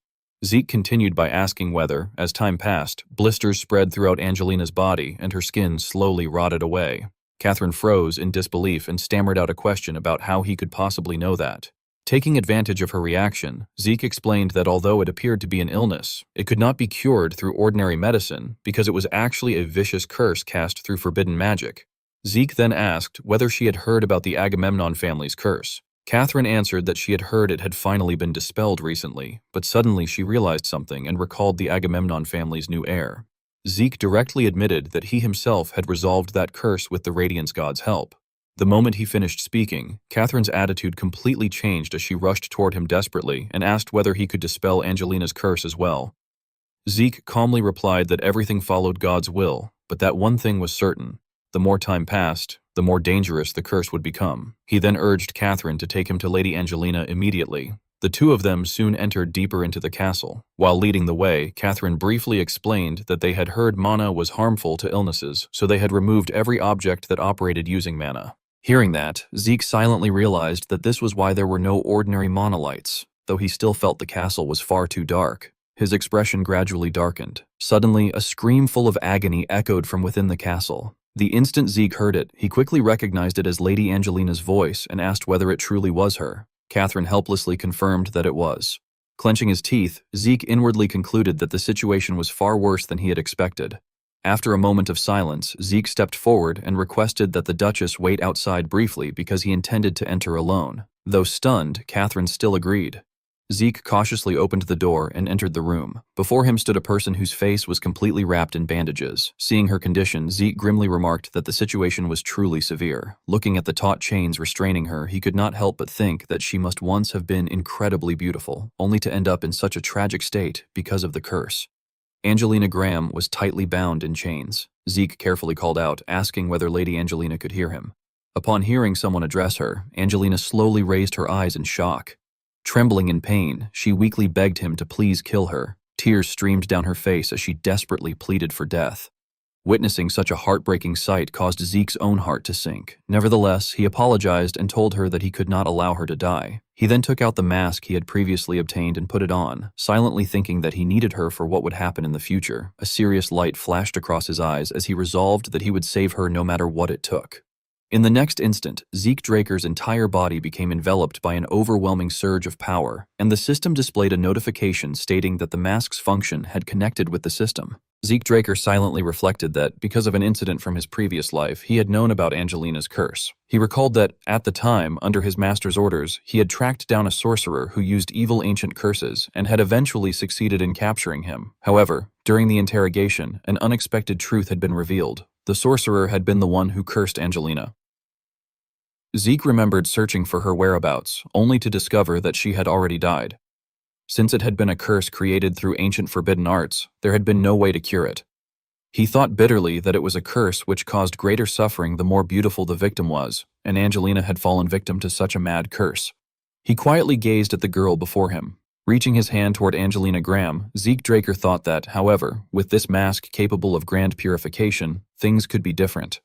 As he placed the mask upon his face, the system immediately displayed a notification stating that the mask's function was linking with the system and that he could use grand purification. A powerful light spread all around them as Zeke Draker firmly believed that there was no curse that could not be undone. Angelina Graham widened her eyes in shock and cried out incoherently in pain as the cloth covering her face slowly peeled away. Outside the room, Catherine Graham frantically pounded on the door while anxiously calling out to Sir Zeke, asking whether he was all right and pleading with him to open the door. Zeke Draker paid no attention to her and instead focused entirely on his task, thinking that only a little more was needed. Angelina Graham screamed continuously in agony while a mass of thick black smoke hovered above her head. Zeke Draker looked at it with faint mockery and remarked internally that it was nothing more than that. Calmly, he decided that in that case, he would respond as well. The system then announced the activation of the Dragon Race skill Gluttony. Outside, Catherine ordered the guards to open the door before rushing inside while desperately shouting Angelina's name. However, the moment she witnessed the scene before her, she froze in shock for quite some time. Catherine Graham stared at the strips of cloth that had been removed and quietly called out to Sir Zeke in disbelief, wondering if it could truly be possible. Zeke Draker merely turned his back coldly without saying anything. After a short silence, he carefully addressed her as Lady Catherine, before smiling warmly and thanking her for waiting. Upon hearing the news, the other two hurried over as well. All of them stared in amazement and asked Sir Zeke whether he had truly lifted Lady Angelina's curse. Zeke Draker smiled and answered that it had all been the will of the sun god. Standing nearby, Catherine Graham softly called out to Sir Zeke before emotionally thanking him, admitting that she did not know how she could ever repay such kindness. Immediately seizing the opportunity, Zeke Draker asked whether she would help him in the tournament. Catherine laughed and replied that truly, if that was all he desired, then in the name of Graham, she would help with anything she could. At that very moment, another voice suddenly greeted everyone from behind. Felix stared blankly and wondered if that person could truly be who he thought it was. A beautiful young woman stepped forward and introduced herself politely, stating that she was Angelina Graham. Feral Achilles blushed deeply and internally exclaimed in awe toward the heavens. Beside him, Felix remained utterly astonished and wondered whether such beauty could really exist in reality. Angelina Graham happily expressed her gratitude to Sir Zeke Draker. Zeke Draker courteously replied that he was glad to see her looking healthy. Feral Achilles was overwhelmed with shock and thought that, to remain calm even before such a beautiful woman, Sir Zeke truly was a knight among knights. Felix also panicked internally and began wondering something about his master before stopping himself midway. Suddenly becoming serious, Zeke Draker asked Angelina whether she had anyone in mind. Slightly embarrassed, Angelina Graham asked what he meant. Zeke quickly clarified that he was referring to someone who might have cursed her. His words left Angelina speechless for a moment. Soon after, she began imagining that perhaps Sir Zeke was angry at the scoundrel who had cursed her, and she admired him even more as the knight who had saved her. Finally, Angelina Graham gently told Sir Zeke that she was fine and that it was already all in the past. Zeke Draker stared in confusion and asked why Angelina Graham would not take revenge. Angelina Graham shyly explained that revenge only created more revenge, and more importantly, she hoped they could have tea together alone. Zeke Draker was left somewhat speechless by her reaction and remarked that she had almost died, yet she was speaking so casually about it. Soon afterward, everyone gathered in the dining hall. Feral Achilles darkened his expression and questioned whether it was true that the preliminary event for the tournament was spear throwing. Catherine Graham calmly asked Sir Feral whether it was strange for spear throwing to have been chosen as the preliminary event. Feral Achilles frowned and replied that it was not strange, but he was surprised because it was unexpectedly normal. Catherine Graham casually raised her teacup and clarified that it was not simple spear throwing. She then seriously explained that unlike normal spear throwing, the distance was extremely long, and according to what she had heard, the target would be placed beyond the mountain. Hearing that, Zeke Draker began thinking to himself that without great strength and accuracy, the spear would not even reach the target. Suddenly, Feral Achilles addressed him and stated that he thought he knew which family had secured the votes first. Zeke Draker turned to him in confusion and asked which family he meant. Feral Achilles answered that it was most likely the Siemens family. Zeke Draker agreed that it was very possible, while inwardly thinking that most people in that family used spears as their main weapon. Zeke Draker laughed and wondered if that brat bastard was entering the tournament as well. He then stood up and asked Sir Pharrell whether those who had known the preliminary event beforehand had started practicing earlier. Pharrell Achilles quickly admitted that of course they had, and that they had probably already finished practicing by now. Zeke Draker suddenly became hurried and declared that they had to hurry as well. This left Pharrell Achilles confused, prompting him to ask what Zeke meant. Zeke Draker confidently explained that now that he also knew the preliminary event, he should practice just like everyone else. The vast mountain landscape stretched wide in every direction as a man stood there and forcefully drove the weapon in his hand downward. In the blink of an eye, the spear shot violently across the open air at tremendous speed toward the wooden target set up in the distance, though it still fell just short of striking it. The two companions standing behind him could not help exclaiming that it had been so close and that, if it had flown just a little farther, it would have hit. One of them added that they believed it was already enough preparation for the preliminaries. As if thinking of something, the man suddenly asked what Sir Pharrell would do in such a situation. The other person seemed somewhat surprised by the question and asked what he meant. Zeke Draker then glanced behind him and suggested that if they modified the spear beforehand and prepared it properly, they might be able to fight under conditions more suitable for the event. After carefully considering the matter, Liam Stone admitted that it was a good idea, but pointed out that the other families would eventually reach the same conclusion.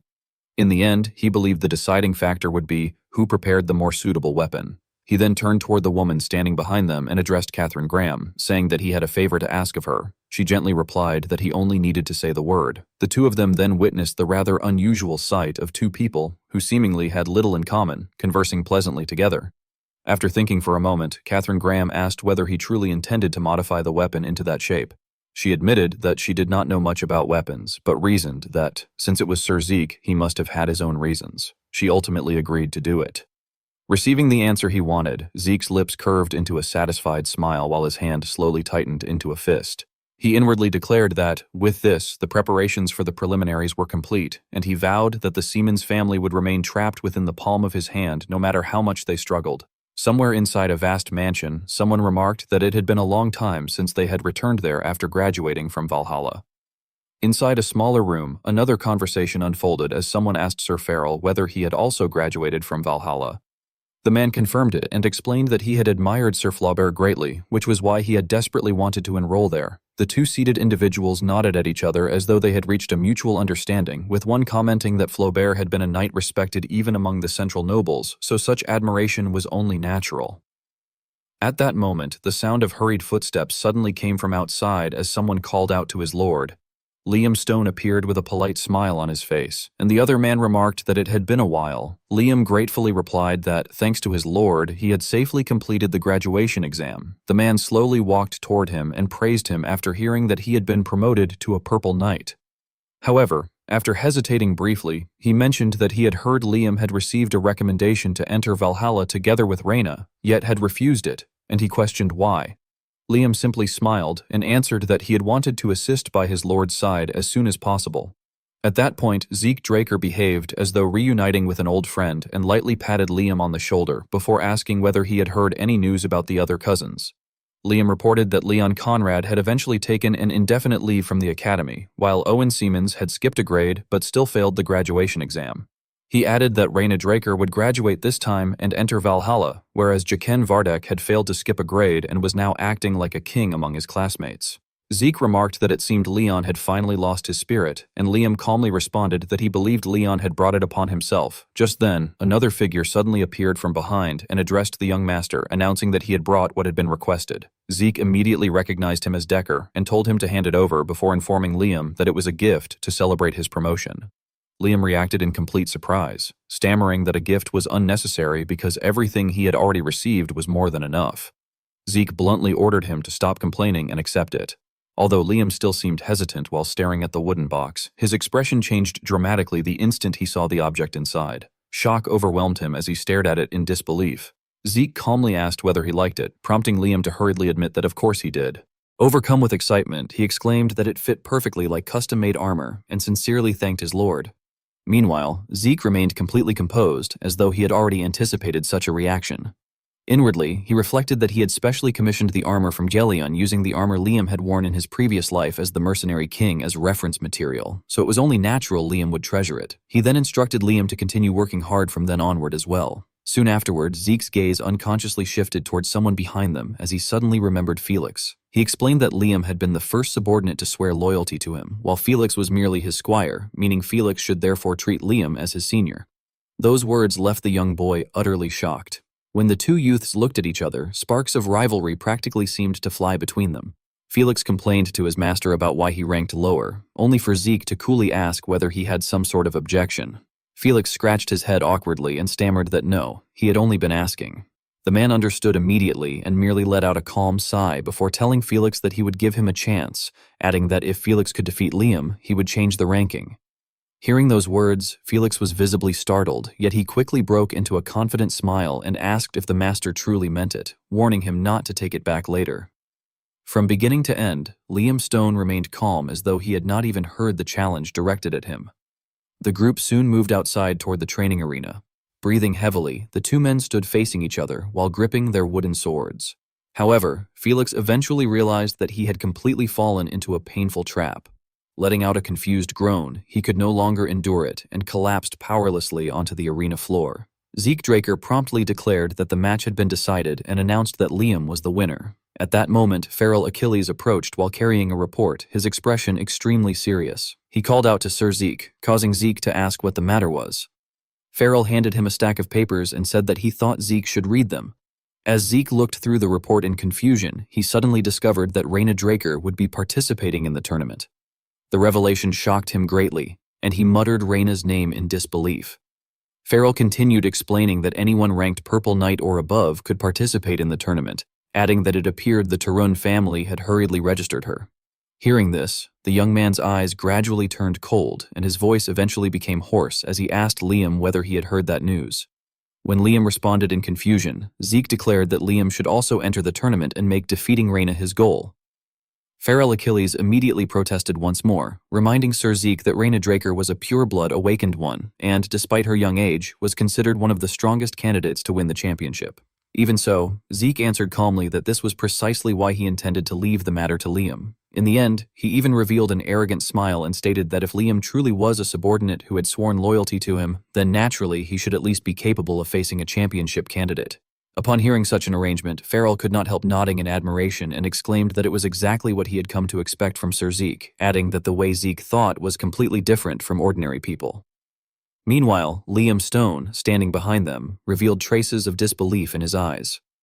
Their conversation continued as Zeke asked Liam whether he understood that he would have to face Raina Draker, ordering him to work even harder from now on. Liam immediately answered respectfully that he understood and promised that he would do his best. Meanwhile, Felix remained lying on the ground with tears streaming down his face as he let out a helpless sigh and wondered bitterly why he had ever agreed to become that man's squire. At the camp area, groups of people were gathered here and there in small clusters scattered throughout the grounds.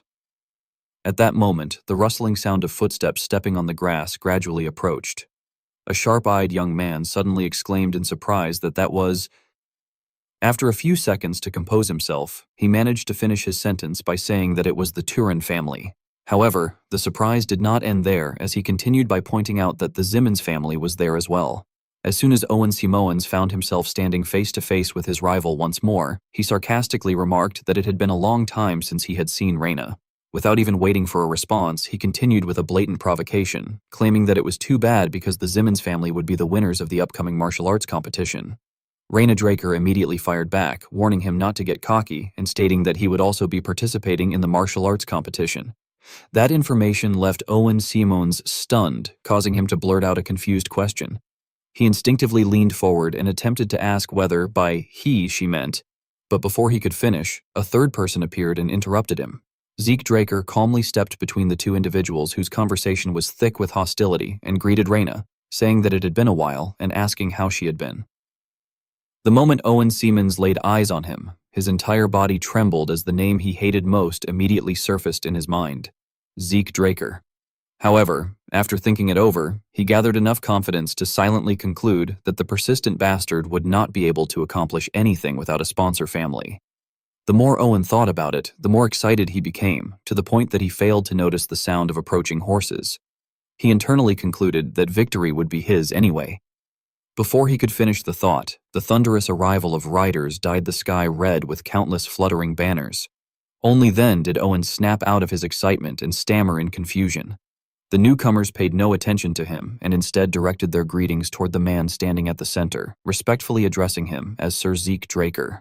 The head of the Achilles family remained seated atop his horse while announcing that, through the order of Sir Zeke Draker, the heir of Agamemnon, the Achilles, Hector, and Aegus families had gathered. He further revealed even more shocking news by stating that Lady Angelina from the Graham family had also sent escort guards. The flood of information struck Owen Simoens so hard that his mind began to spin. He cursed inwardly and wondered what all of this meant, questioning just what Zeke Draker had done. However, all thoughts were abruptly interrupted by a lion-like roar from Gareth Draker commanding everyone's attention.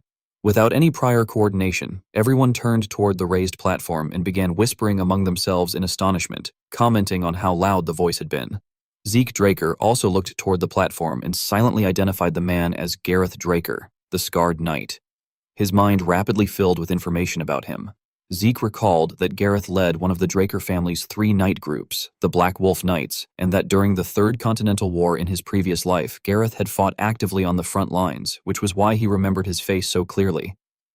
At the same time, Gareth Draker continued speaking, bringing everyone's attention back to the present. He announced that the preliminary round of the Draker martial arts competition would begin immediately. After sweeping his gaze across the crowd, he instructed all participants to take the weapon of their choice and step forward. While Zeke Draker was maintaining his concentration, Felix leaned closer and quietly informed him that it seemed the weapons had been modified for spear throwing. He wanted to draw Zeke's attention to their opponents, explaining that participants would normally just take ordinary spears, but because those spears were wrapped in fabric, the rumors must have been true. Despite this information, Zeke calmly handed the item he was carrying to Felix and simply told him to take it. Although Felix accepted the object, he could not hide his curiosity and asked what it was. Zeke bluntly revealed the harsh truth, explaining that it was the weapon Felix would be using in the competition and admitting that he had secretly signed Felix up as a participant as well. Felix was so shocked by Zeke's arbitrary decision that he completely forgot about hierarchy and loudly protested, demanding to know how Zeke could do such a thing and accusing him of not considering his opinion at all. However, before Felix could finish voicing all of his complaints, his words were abruptly cut off by the arrival of a carriage approaching from nearby. Gareth Draker appeared once again to take charge of the competition. He stated that everyone must be curious about the preliminary event and then directed the participants' attention toward the stone carts in front of them. Calmly explaining the rules, he said that the event was called Pierce It Hard, and that contestants would receive higher marks the more iron plates they could pierce. The surrounding contestants were so shocked that they could barely speak properly. Some stammered that there was no way and questioned whether the event was really Pierce It Hard. Others complained that it was already difficult enough just to put proper power into the spear. Even Felix could not escape the general confusion. He exclaimed to his master that they had thought the event was going to be long-distance throwing. Zeke Draker remained calm and simply told him to look at his spear. Felix froze in confusion and asked what he meant. Nevertheless, he obediently followed Zeke's instruction, only to burst into a string of astonished remarks. He realized that it was not a javelin after all and asked whether Zeke had already known about the preliminary event. Looking to the side, Zeke carefully explained that the Zimmons family did not favor javelins. He pointed out that if that was the case, there was no reason for them to choose spear throwing as the preliminary event. At that moment, Owen Zimmons stepped forward as an announcement declared that he was the first contestant. Before even beginning, he proudly told everyone to watch carefully. Carrying his weapon and shouting at the top of his lungs, he charged forward, proclaiming that this would be the moment he outperformed them all. The tip of his spear effortlessly smashed through layer after layer of solid steel as though the plates were made of mud. When everything finally came to a halt, the result was announced. Owen Zimmons had scored 6 points. Casting a sidelong glance toward Zeke Draker, Owen smugly asked what he thought of that performance. Having been overwhelmed by such a strong opening display, Felix immediately lost confidence and admitted to his master that he was not confident at all. However, Zeke showed complete faith in his companion and casually told him to stop making a fuss. After Felix rushed forward to take his turn, his result proved to be fairly respectable. The judges announced that Felix Valencia had scored 3.5 points. One after another, the contestants challenged the formidable steel wall. Liam Stone was announced to have scored 3 points. Raina Draker also wasted no time and immediately charged forward with her weapon. However, her results still fell short of Owen Zimmons' achievement, and the judges announced that Raina Draker had scored 4 points. Unable to hold back her frustration, Raina clicked her tongue and complained about why she had brought that kind of spear. Even so, she still had enough energy left to pay attention to others. Looking toward the remaining participant who had yet to take action, she remarked that it would soon be his turn and quietly uttered the name Zeke Draker. However, the weapon in his hands left everyone bewildered. The spectators stared at the long blade mounted on a spear shaft and wondered what was going on with him. They whispered among themselves, asking whether that was a sword mounted to a spear pole. Even the most easygoing judge frowned and asked whether he was really planning to use that spear. Zeke immediately replied with absolute certainty that he was. The blade in his hand seemed to gleam more brightly, as though affirming his confidence. Without hesitation, Zeke raised the weapon and declared that he would begin. His gaze sharpened as he invoked dragon-slaying arts, True Dragon's Swordplay, Chapter 8, Verse 3. The space itself seemed to tear apart under the light radiating from Zeke's weapon. That light quickly condensed into a straight line and shot forward, shattering layer after layer of the thick shields before it. Standing nearby, Felix looked on with satisfaction as Owen Zimmons stared ahead with his mouth hanging open. Even Raina Draker could not hide the shock written across her face. Although the judge had not fully recovered from his astonishment, he still remembered his duty and stammered out that the score was 10. Fearing that people had not fully grasped the significance of the result, he then loudly repeated that Zeke Draker had scored 10 points. Despite achieving a perfect score, Zeke was already occupied with another matter. He thought to himself that, as expected, he had passed smoothly. However, his gaze shifted elsewhere as he continued pondering something. It turned out that although his score of 10 was unique, there was someone else whose ability was nearly on the same level as his. Zeke reflected that the person who had acted at the same time as him was unusual. Looking down at that individual's sword, he felt a jolt of surprise. He realized that she had pierced through 8 plates using a sword rather than a spear. At that moment, only a single question remained in Zeke Draker's mind. He wondered who exactly she was. Zeke Draker was still momentarily dazed when he heard an announcement beside him stating that Aaron Sabrina had scored 8 points. He immediately turned his attention in that direction and began analyzing silently, wondering who Aaron Sabrina was, since he had never heard that name before. However, the moment he clearly saw his competitor, a sudden realization flashed through his mind that the person standing before him was someone familiar, Helen Draker. That recognition became even more profound due to their shared bloodline. He identified her as his sister, Helen Draker, the Knight of Steel. Fragmented memories quickly surged into his mind, reminding him that in his previous life, when the White Gold Knight Carly Draker had been killed by the Pirate King in the Southern Sea, the Draker family had fallen into chaos. The family had split into 2 factions before Abel became patriarch, and at the core of one of those factions had been Helen Draker.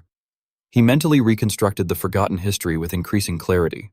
Helen had once opposed Abel's rise, believing that as patriarch he was organizing rebel forces, and she had built a barricade in the Duchy of Troy before engaging in battle.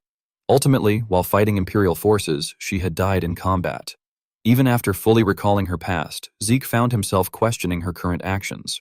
Although she had once been a traditional knight who fought fiercely until her last breath, he could not understand why she was now participating in a martial arts competition. At that moment, he was pulled back to reality when Katherine Graham, seated beside him, praised his insight and stated that she was impressed by his ability to analyze the Zimmons family's tendencies and predict that they would engage in spear-based combat. Zeke, however, refused to take credit and instead said that without her help he would not have prepared a spear in advance, adding that thanks to her, 3 of their members had reached the main round. Katherine Graham responded politely that he was flattering her and then shifted to more concrete information, explaining that the first event of the main round was running. Felix, who had been silently listening, was startled and asked how running could be part of a martial arts competition. Pharrell Achilles then explained to him that the running in question was the Draker family's survival running. He clarified to everyone present that it was not a normal race where participants simply reached the finish line, but a match where competitors could be ambushed or forced into combat at any moment. He further added that without a sponsor family, participants would likely be eliminated in large numbers. As Felix and another listener gradually turned pale upon hearing the explanation, Zeke remained calm, continuing to analyze the situation internally. He understood that the martial arts competition was essentially a microcosm of political power struggles. However, more important to him was determining Helen Draker's true intentions. He reasoned that there was no way she would align herself with Abel or the Zimmons family. Unbeknownst to him, Carly Draker had already approached Helen elsewhere. Helen had stopped what she was doing the moment she heard Carly's voice and turned toward her, After confirming her identity, she politely greeted her as Carly Draker, but Carly immediately told her that she should simply call her sister when they were together. Carly then asked how it had felt for Helen to see Zeke in person. Observing Helen's trembling sword hand, Carly concluded without needing a verbal answer that Helen did want to face him. Carly then reflected on Zeke's performance, admitting that although she might feel some jealousy, she had to acknowledge that his technique, Dragonscale Pierce, had been impressive in the preliminary round. She further assessed that Zeke's version of the technique was noticeably more aggressive, as if he could truly grasp a dragon. Carly then instructed Helen to continue testing Zeke until she could acknowledge him, stating that he would be a major asset to them.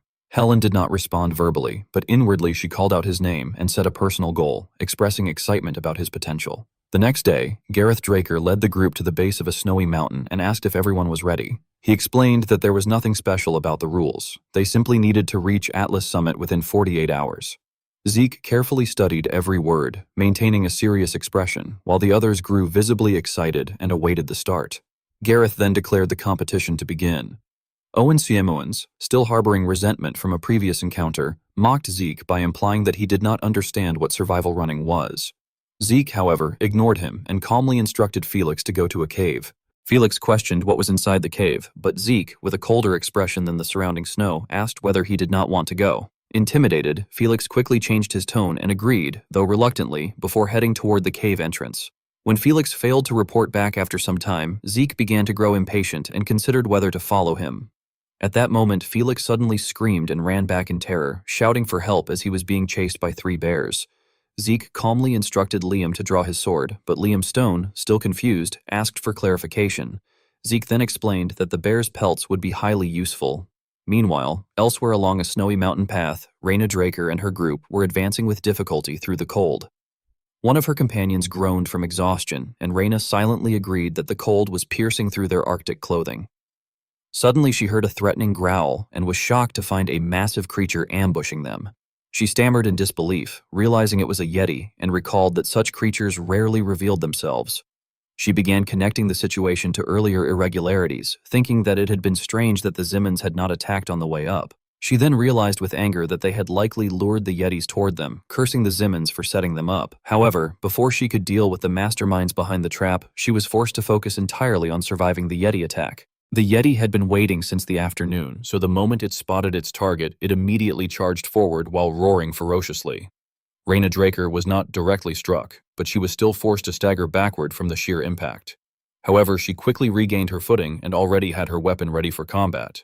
Before the Yeti could launch another attack, Raina used the brief opening to analyze the situation, realizing that at such high altitude and freezing temperatures, even the slightest movement would continuously drain stamina. She also worried about her companions, understanding that even if she could endure it, they could not. What concerned her most, however, was the group of massive Yetis lurking not far away, and the overwhelming numerical disadvantage alone was enough to send a chill down her spine. After a few seconds of calculation, she resolved on a bold decision. She would hold them off alone and ordered everyone else to evacuate immediately. Her attendants, though terrified, hesitantly expressed concern and tried to dissuade her, but she harshly rebuked them, demanding whether they were refusing to obey her command. Her shout silenced everyone, and with time being a precious resource, they reluctantly complied. The 2 attendants then turned and retreated, leaving Raina alone to face the pack of Yetis. The creatures, noticing that their potential prey had suddenly been reduced, roared in frustration. Before they could pursue the fleeing pair, Raina warned them not to move any further and took a combat stance, pointing her sword toward the ground as she prepared for any incoming attack. Inwardly, she had already accepted the possibility of dying there if necessary, believing that it could not be helped if it meant protecting those under the Tarun family's banner. She was ready to prioritize the greater good over her own life. However, just as she was about to strike, a second group suddenly arrived, causing both sides to momentarily freeze in shock. In that brief instant of hesitation, one of the Yetis was violently slammed backward like a projectile by Zeke Draker. The Alpha Yeti stared in stunned disbelief at its fallen companion, unable to comprehend what had just happened. Raina, seeing the strong figure standing before her, began to suspect his identity, and although she did not want to believe it, the name Zeke Draker inevitably surfaced in her mind. At that moment, Felix and another companion finally caught up, calling out to their master. Zeke Draker responded seamlessly, catching the weapon Felix threw to him with a single hand. Without pausing for even a moment, he immediately transitioned into an offensive stance. Channeling his internal strength, Zeke launched the spear forward with the force of a cannon. The Yetis, once again witnessing one of their own being taken down instantly, were left stunned and unable to react. Only after regaining their senses did they let out anguished howls of rage and panic. Ignoring their chaos, Zeke called out to Reina behind him, addressing her by name and asking whether it was true that the Turan family never forgot a favor. Reina quickly assessed the situation and asked him what he wanted in return. Zeke Draker looked up at the sky and the ground, cautiously assessing the situation, and stated that it was nothing serious and did not represent a difficult condition.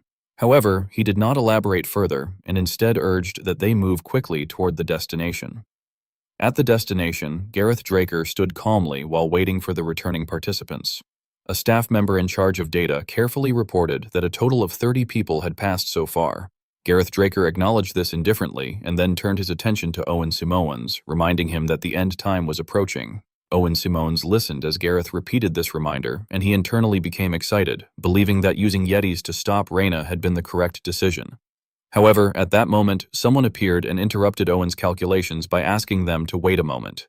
Owen's expression turned pale, and although he was internally confused and questioning how those people had arrived, he was unable to voice his thoughts and was forced to suppress them.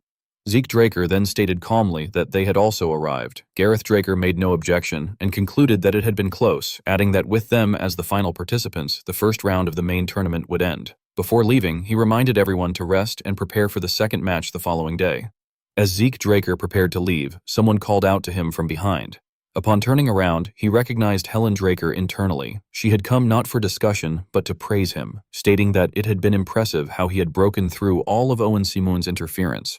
Zeke asked what she meant, but Helen Draker clarified that she had no interest in childish games and then declared directly that she wanted to test his limits and abilities.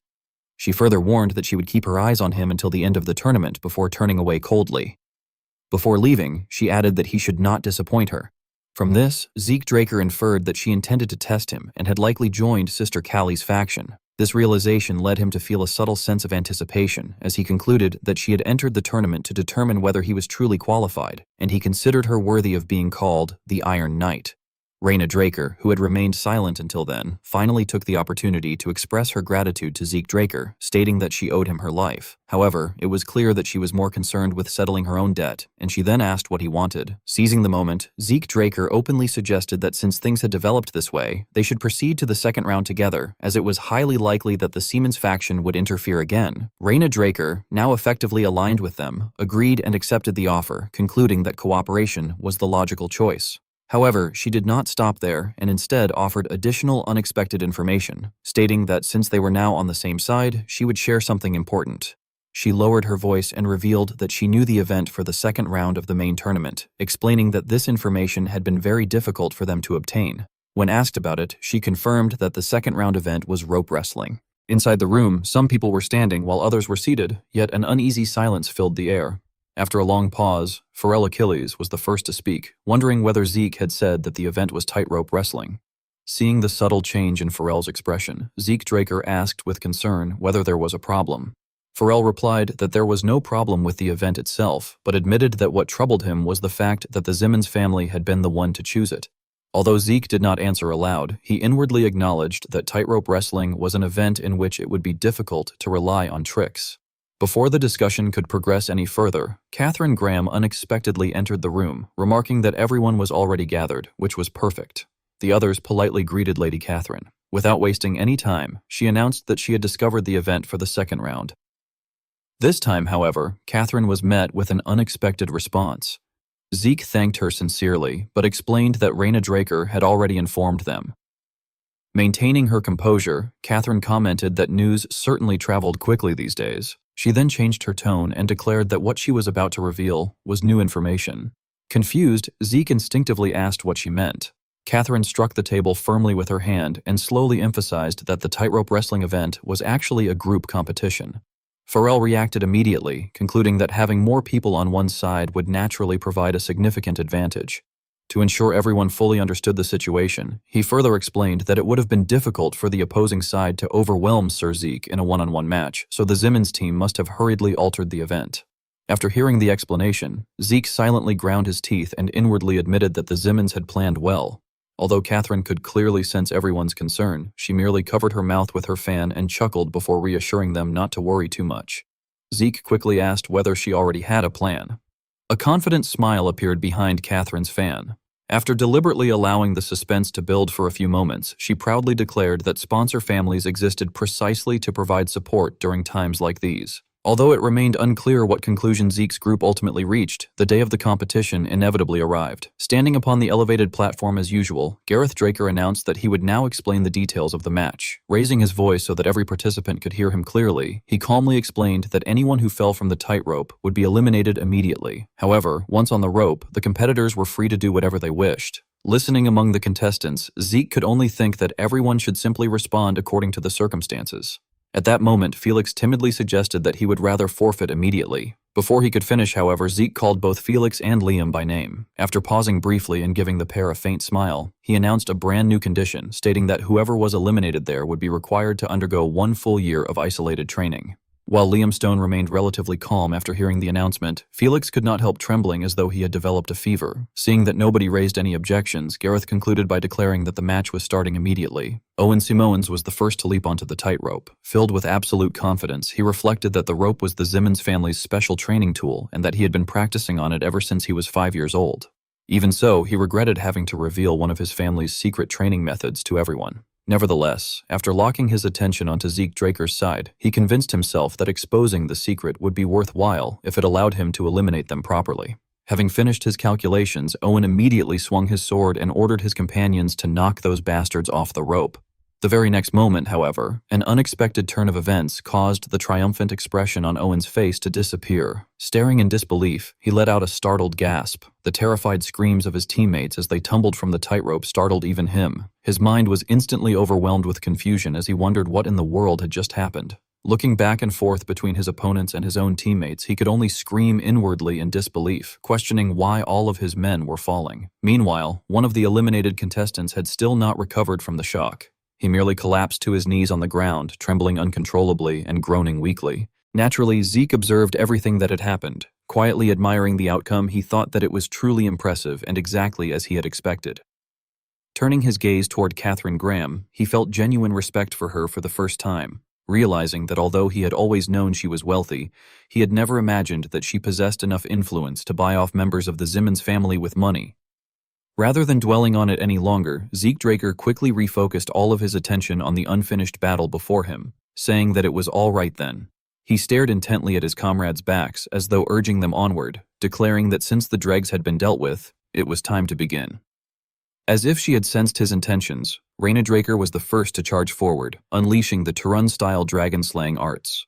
With a single strike, using the charge technique, Ox Skullbreaker, she swept aside a whole group of opponents who cried out in agony as they were knocked out of the fight. Not to be outdone, Liam Stone suddenly crouched down and grabbed hold of the rope, quietly remarking to himself. A moment later, he swung the rope with all his might, causing everyone standing on it to lose their balance as they shouted in panic. Even so, one fortunate opponent somehow managed to remain standing, staring ahead in complete disbelief. Without the slightest hesitation, Liam Stone drove a powerful kick straight into the man's face, making him scream in agony. While his companions were occupied, Zeke Draker was equally busy, rushing from one rope to another as he fought his way through the battlefield.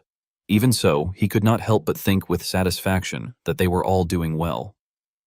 With that thought, he suddenly called out to the stunned leader standing across from him, Owen Simmons. Pointing his sword directly at him, Zeke challenged him to a knight-like one-on-one duel and added that he should not rely on his dregs.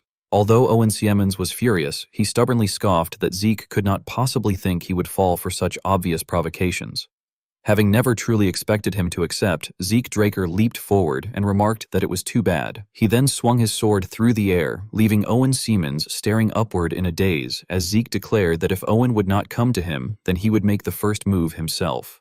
Just as Zeke Draker believed victory was already within his grasp, someone unexpectedly stepped in. Helen Draker suddenly appeared out of nowhere and intercepted his attack. The moment Zeke recognized who had blocked him, he wondered in surprise whether it was really Helen Draker. Even Owen Simmons, the very person she had just saved, was left questioning the situation, thinking that she was not even on their side and wondering what on earth was happening. Since the two siblings possessed nearly identical strength, neither of them managed to gain the upper hand during their exchange. Taking advantage of the brief pause, Zeke Draker questioned Helen, asking whether she was taking the Simmons family's side.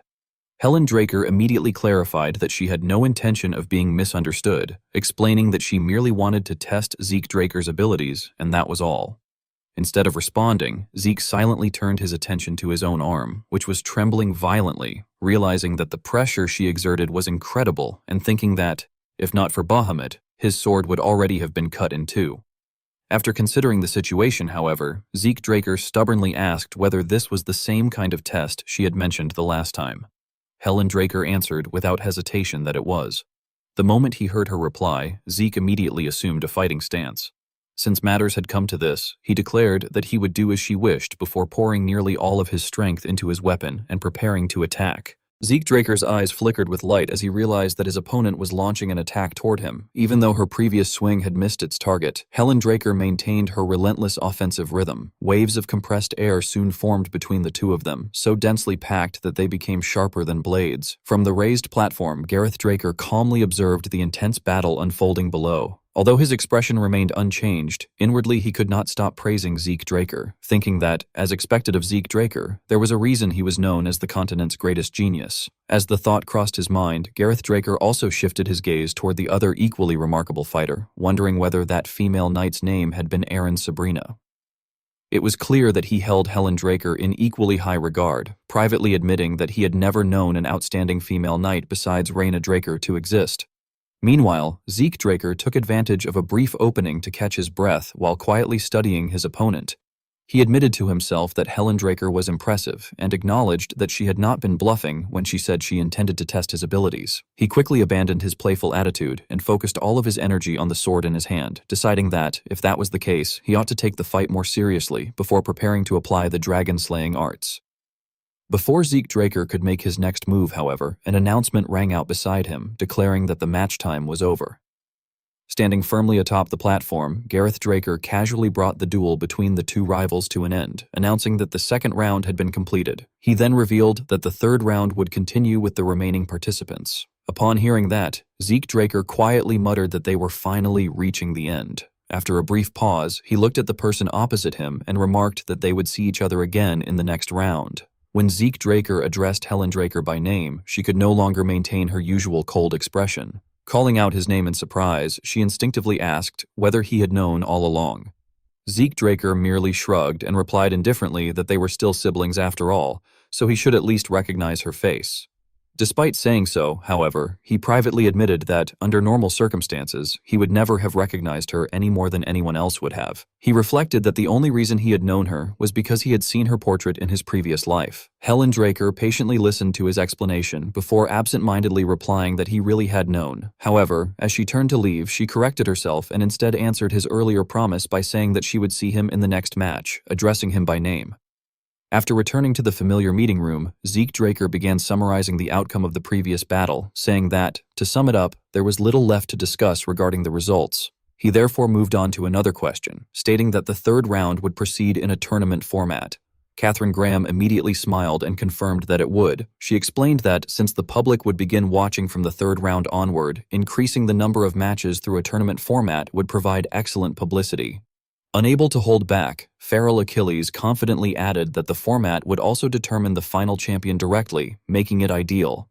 He clearly believed that victory already belonged to Zeke Draker, insisting that no one would be capable of defeating him in a one-on-one fight and asking whether that essentially meant the championship was already his.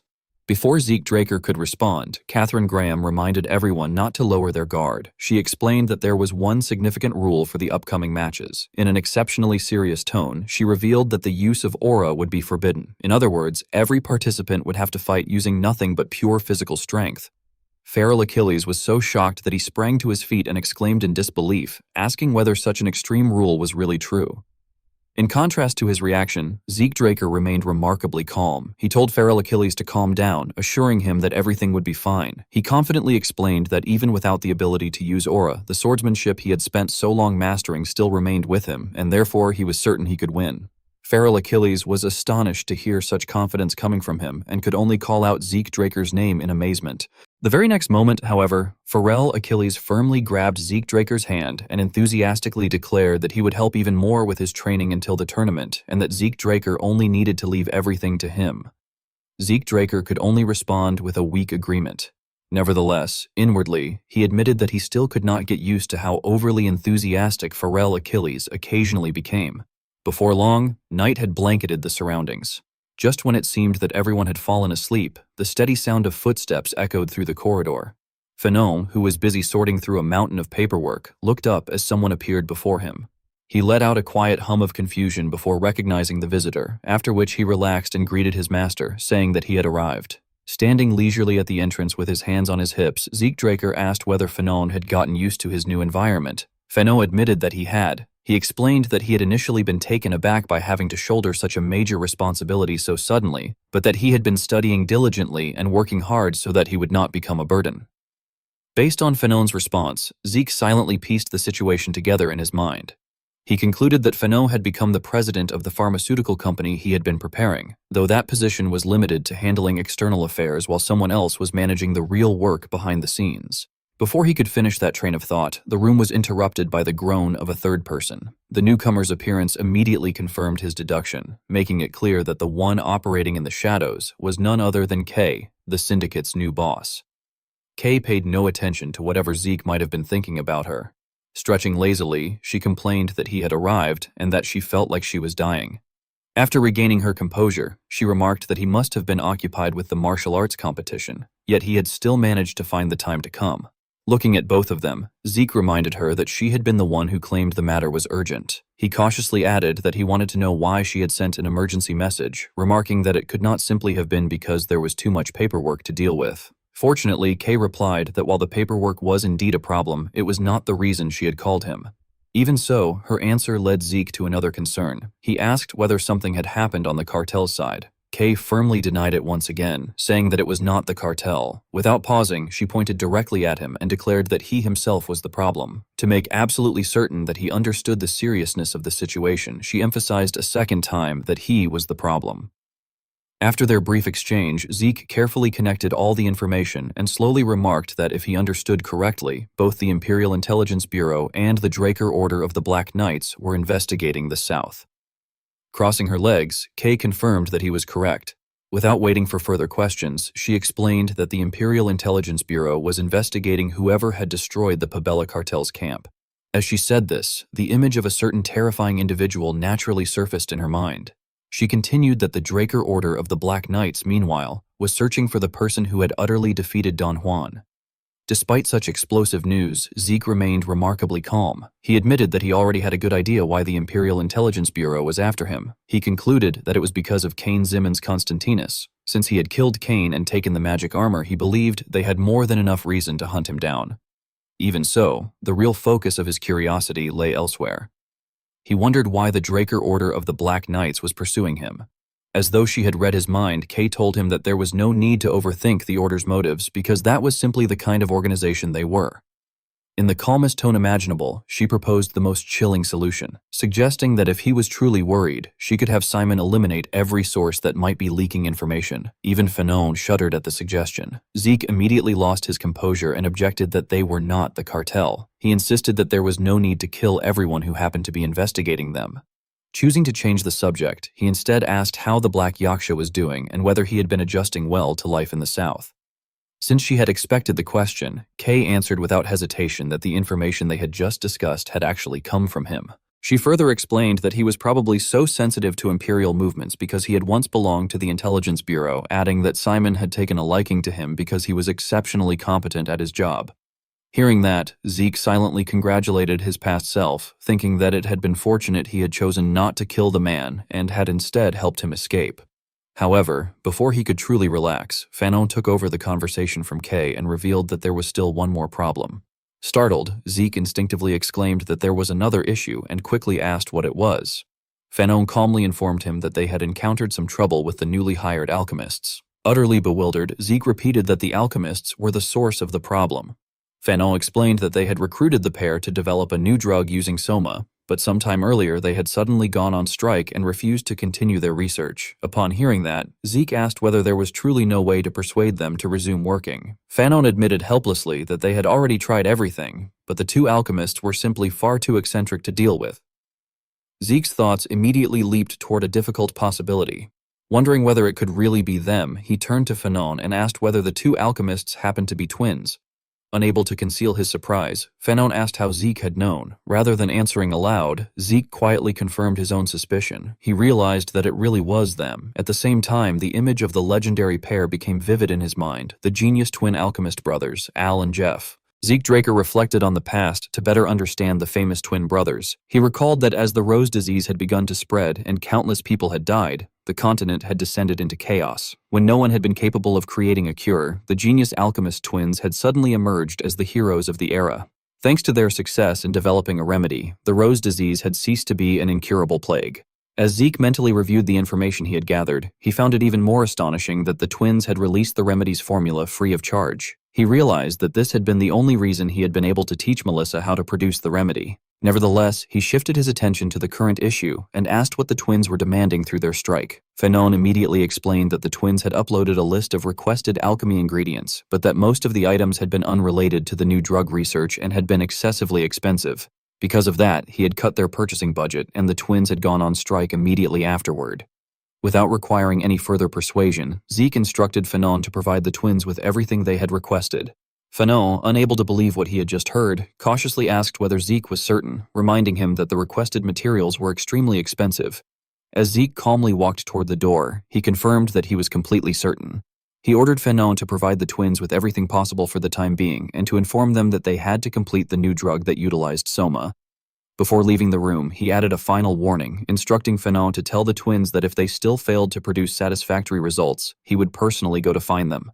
Sensing the chilling pressure emanating from Zeke, Fanon nervously replied that he understood. After settling his official business, Zeke quickly returned to the tournament arena. Standing in his usual position, Gareth Draker swept his gaze across the competitors and asked whether everyone was ready.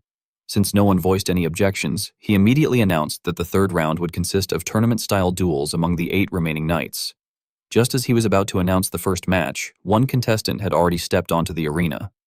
When Gareth officially declared that the opening duel would be between Felix Valencia and Morton Heros, the 2 competitors exchanged fiery glares. Rather than offering words of encouragement, Zeke warned Felix that if he lost, he would be sent into isolated training. Although caught between pressure from both his master and his opponent, Felix gritted his teeth and replied that he understood. Even so, Felix could not shake an uneasy feeling. After carefully observing his opponent once again, he thought that Morton appeared to be a vassal of the Zimmons family. In contrast, Morton Heros was overflowing with confidence. He thought that he had never even heard of Felix Valencia and wondered how someone like him had managed to reach the quarterfinals. Feeling that the introductions had lasted long enough, Gareth declared that the match should begin. Looking down on his opponent, Morton immediately charged forward, intending to finish the fight as quickly as possible. However, his sword sliced through empty air as Felix effortlessly leaned aside without even taking a step. Morton was stunned, wondering how Felix had managed to dodge the attack so casually. Embarrassed by the miss, Morton sarcastically admitted that Felix was not a complete weakling after all. No matter how many slashes Morton launched afterward, none of them managed to touch even the edge of Felix's clothing. After successfully evading several attacks, Felix's confidence rapidly increased. He began to wonder whether he had been nervous for no reason at all, and remarked that Morton was actually quite weak. Morton was caught completely off guard by the sudden reversal and reacted in confusion, unable to comprehend what had just happened. Without giving him any opportunity to recover, Felix instantly closed the distance. He raised his sword in a feint to force Morton into exposing an opening before delivering a powerful kick to his opponent's waist, declaring that he was going to finish the match. The impact sent Morton flying backward, scattering rocks and debris across the arena. Without the slightest hesitation, Gareth announced that Morton Heros had been knocked out of the stadium and declared Felix Valencia the winner of the match. Although Felix had secured a smooth victory, he sheepishly scratched the back of his head and let out a relieved sigh, thanking his luck that he would not have to undergo isolated training after all. Gareth Draker, unwilling to waste any time, announced that the next match was about to begin. Following his call for the second bout, Liam Stone and Raina Draker promptly stepped onto the arena. Liam Stone took the initiative to greet his opponent, wishing Raina Draker good luck before the match began. Gareth Draker then instructed both contestants to get ready. The moment he officially declared the start of the match, the 2 competitors rushed toward each other at lightning speed. Although Raina Draker was a woman, there was nothing delicate about her movements. In fact, Liam Stone gradually found himself at a disadvantage, being forced to retreat continuously under the relentless pressure of her attacks. Refusing to be driven off the platform, he gritted his teeth and twisted his sword into a counterattack. Thanks to his quick reflexes, he successfully intercepted one of Raina Draker's powerful downward strikes. Watching the battle from outside the arena, Zeke Draker silently analyzed the situation. He noted that the contestants had to wield their swords using nothing but pure physical strength, without relying on aura. From his observations, he concluded that Liam possessed a significant reach advantage and remarkable flexibility, allowing him to launch unconventional attacks. Even so, he did not underestimate Reyna, recognizing that she fought by making excellent use of her body's elasticity. Although the battle appeared evenly matched on the surface, Zeke believed he could already perceive the decisive difference. He realized that Reyna was gradually setting up her applied arts with every movement she made. His assessment soon proved correct. Reyna suddenly burst forward with astonishing speed, tearing through the air toward Liam. As Liam sensed the imminent danger, fear appeared in his eyes for the first time. Moments later, a massive cloud of dust engulfed the battlefield, obscuring everyone's vision. Only after the dust slowly settled did the spectators finally see the outcome. Liam Stone had been thrown completely off the stage. Letting out a painful groan, he raised his head, only to find the sharp tip of Reyna Draker's sword pointed directly at him. Seeing that the result had already been decided, Gareth Draker officially declared Reyna Draker the winner. Although his own side had lost one match, Zeke Draker felt that he had gained valuable insight. He silently associated Reyna with the title of the Lightning Knight and admitted to himself that, in the end, a genius was still a genius. Felix Valencia paid little attention to the team's score and instead worried about the punishment awaiting his teammate. He asked his master whether Liam would be sent into isolated training because of his defeat. Before anyone could answer, however, Liam ended up with a painful bump on his head and was given no opportunity to defend himself, as Gareth Draker immediately announced that the third match was about to begin. Gareth introduced the next competitors as Zeke Draker and Owen Zimmons, the two rivals who had been at odds with each other from the very beginning. Despite all of his previous schemes having failed, Owen remained undeterred. He remarked that they had finally met and declared that he would prove brute strength meant nothing when faced with true strategy. Zeke Draker, who had long since dismissed Owen's words as little more than meaningless barking, responded with open sarcasm. He questioned whether Owen's idea of strategy referred to forbidding everyone else from using aura while secretly bringing a magical spear into the match. The accusation caused Owen to turn pale instantly, and he stammered in shock as he demanded to know how Zeke had discovered his secret. Zeke felt no obligation to explain. Instead, he calmly declared that the details no longer mattered because he intended to win regardless. For the first time, he fully revealed his overwhelming confidence before extending a hand toward Owen, challenging him to come at him so that he could utterly ruin him. Zeke Draker slammed the sword in his hand into the ground before confidently declaring that it did not matter because, no matter how hard his opponent tried, he would be the one to win anyway. He even beckoned Owen Simoens over with a provocative gesture, telling him to come and insisting that he would crush him. Hearing those words, Owen Simoens could no longer contain his anger. Through gritted teeth, he cursed Zeke as a bastard and wondered how he dared to provoke him. However, despite his fierce appearance, his thoughts betrayed his unease as he questioned how Zeke had known that he had modified his spear. Since even the tournament officials had failed to notice it, he suspected that Zeke must have used some sort of trick. Seeing Owen frozen in place, Zeke interrupted his train of thought by asking what he was doing and whether he was coming or had finally become such an idiot that he could no longer understand simple words. Unable to endure such relentless mockery, Owen felt the veins on his forehead bulge as he shouted that he had had enough of that damned bastard. He immediately raised his weapon, charged forward, and declared that they would soon see how long Zeke could keep running his mouth. Owen's face was filled with determination as he rushed at full speed, intent on defeating his opponent. Yet regardless of how carefully he had calculated his attack, a simple sidestep from Zeke caused the spear thrust to strike nothing but empty air.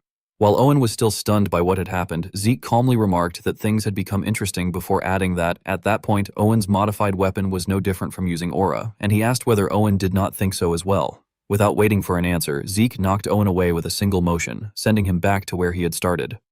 Having barely regained his balance, Owen blurted out in disbelief as he questioned what kind of strength Zeke possessed. However, his distraction immediately cost him dearly as Zeke drove a heavy punch into his face. Groaning in pain, Owen collapsed onto the ground. Zeke not only left him physically battered, but also dealt another blow to his pride by remarking that Owen had truly picked the wrong day. Cracking his knuckles, he reminded Owen that, in front of everyone present, they would show the audience just how pathetic he really was. Growing increasingly excited, Zeke grinned as he asked whether that was not a fair price for someone who had tried to fight with dirty tricks. Only then did Owen fully realize the danger he was facing, and the confidence on his face completely disappeared as he let out a terrified scream. Whatever happened afterward remained unclear, but the end result was that Owen lay unconscious on the ground with foam at the corners of his mouth. The spectators erupted into chants of Zeke's name, repeatedly cheering for him as the victor. Zeke did not even spare a glance at Owen being carried away on a stretcher, casually remarking that Owen had never stood a chance in the first place, so there had been no point in resorting to such dirty tricks. As soon as he finished speaking, Zeke's expression suddenly changed. Curious, he wondered what was going on when he noticed his two teammates sitting together with gloomy expressions. He remarked that he could understand Liam's mood since Liam had barely lost, but he questioned what was wrong with Felix. Felix Valencia forced himself to suppress his frustration before explaining through clenched teeth that his next opponent would be Elin Sabrina. Lowering his head in despair, he wondered how he was supposed to defeat someone who had fought Zeke almost to a standstill. Realizing that Felix was worrying himself unnecessarily once again, Zeke indifferently told him to simply fight and asked why he was so concerned. To further motivate him, he warned that Felix should go all out because if he held back simply because he thought he would lose, he would be sent straight into closed-door training. As expected, the threat instantly restored Felix's fighting spirit.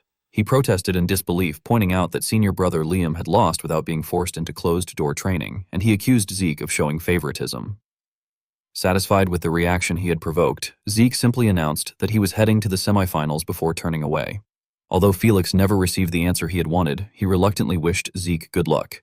Carrying the expectations of his teammates, Zeke calmly strode onto the arena. His opponent had already been waiting for him, and the atmosphere surrounding the stage grew increasingly intense as everyone anticipated the upcoming battle. Unlike the previous time, the crowd's support was overwhelmingly in opposition to Zeke Draker, repeatedly chanting Reina's name and even shouting that she should crush Zeke Draker and finish everything. Ignoring the unfavorable cheers, Zeke focused solely on the opponent standing before him. He asked whether that was their first fight since the cradle evaluation. Gone was the timid girl whom he had once helped. Reina Draker confidently replied that things would be different this time. Raising her sword, she declared that she had prepared thoroughly for that very moment. Zeke responded politely that it was good to hear and said that he would also do his best. However, as soon as he finished speaking, his gaze grew noticeably more serious. Reina had clearly been ready for that battle for a long time and met his eyes without the slightest hesitation. The two charged at each other simultaneously, their weapons colliding with a deafening clang that stirred the surrounding air like a violent whirlwind. As the distance between them closed until they could make out every strand of each other's hair, Zeke found himself wondering why she seemed so different, thinking that her eyes were nothing like they had been during her fight against Liam. As though she had read his thoughts, Reina declared that she had been waiting for the day they could fight again. Swinging her sword with all her strength, she proclaimed that this time she would definitely defeat him.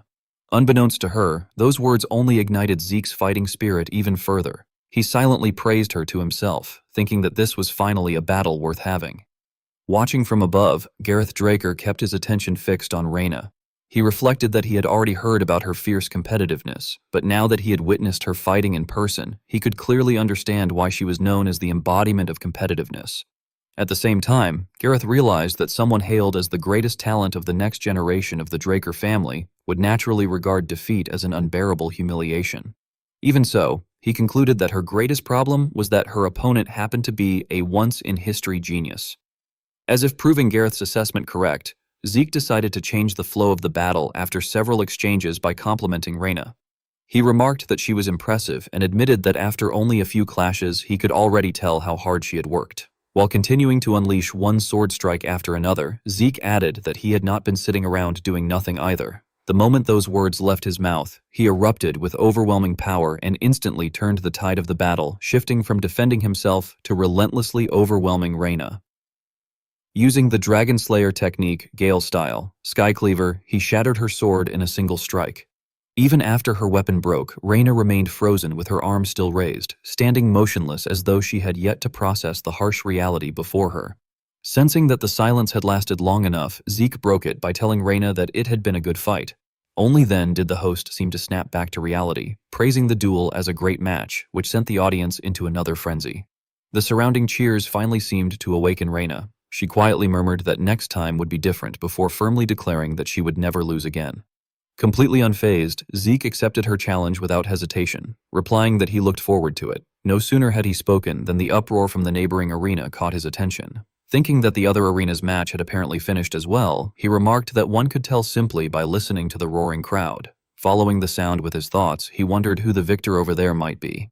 Zeke could practically picture Felix Valencia lying sprawled on the ground after a crushing defeat. Helen Draker's face flashed through his mind, leading him to conclude that the match over there had already been decided. Zeke Draker sat beside the hospital bed and cautiously asked the patient who had just regained consciousness whether he was all right. Felix Valencia, though unable to move his limbs, laughed and apologized to his master, admitting that he had been completely defeated. Zeke did not respond aloud. Instead, he silently mocked the remark to himself, thinking that Felix was being far too modest. Liam, who had watched the match from up close, had already told him everything that had happened. The moment Felix had collapsed onto the arena floor, the announcer had declared Elin Sabrina the winner. Thanks to the commotion that followed, Zeke had easily learned the full story. He had heard that Felix had fought exceptionally well in the semifinals, to the extent that even Helen Draker's sword had reportedly trembled after the battle. At that thought, Zeke unconsciously recalled Helen Draker's face. He remembered how she had immediately corrected everyone by declaring that her name was not Elin Sabrina. She had firmly introduced herself as Helen Draker, a direct descendant of the Draker household, a pure-blood awakened one, and one of the family's Blue Knights. Her declaration had thrown the nobles watching from the viewing platform into an uproar. They had exclaimed in astonishment that she was Helen Draker, the Iron Knight who had wiped out all the outlaws in the central region, and wondered how someone who had never revealed herself publicly had ended up participating in the tournament. Helen had continued by announcing that she intended to fight with all her strength in the final.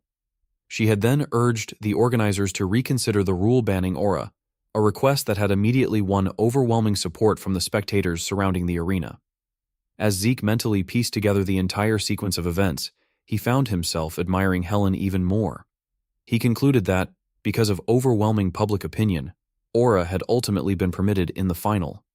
He reflected that he had always thought the Iron Knight was merely a rigid warrior, yet she had unexpectedly demonstrated remarkable political awareness as well. At that moment, Felix suddenly interrupted his thoughts by timidly addressing him. Zeke responded with a quiet hum, prompting him to continue. With tears welling in his eyes, Felix nervously asked whether his master was not really planning to subject him to closed-door training. His desperate plea, combined with the reminder that he had truly fought with everything he had, unexpectedly stirred what little sympathy remained in Zeke. As a result, Zeke decided that he ought to treat Felix a little better from then on. Time quickly passed until the day of the final. Once both competitors had taken their positions, the announcer proclaimed that the tournament final was about to begin. However, Gareth Draker deliberately delayed the start, telling the audience to wait because, as it was the final match, a very special guest had joined them. As he turned toward the approaching figure, he dramatically announced that the person was none other than Arthur Draker, the head of the Draker household. Standing among the crowd, Rufus Agamemnon was anything but pleased. Gritting his teeth, he muttered Arthur Draker's name in frustration, while the person beside him hastily grabbed his arm and pleaded with him to calm down. Arthur Draker paid no attention to the commotion below, and cheerfully announced that he would introduce the finalists. He first presented Zeke Draker as the youngest Blue Knight on the continent before enthusiastically introducing the other finalist as the Iron Knight, Helen Draker.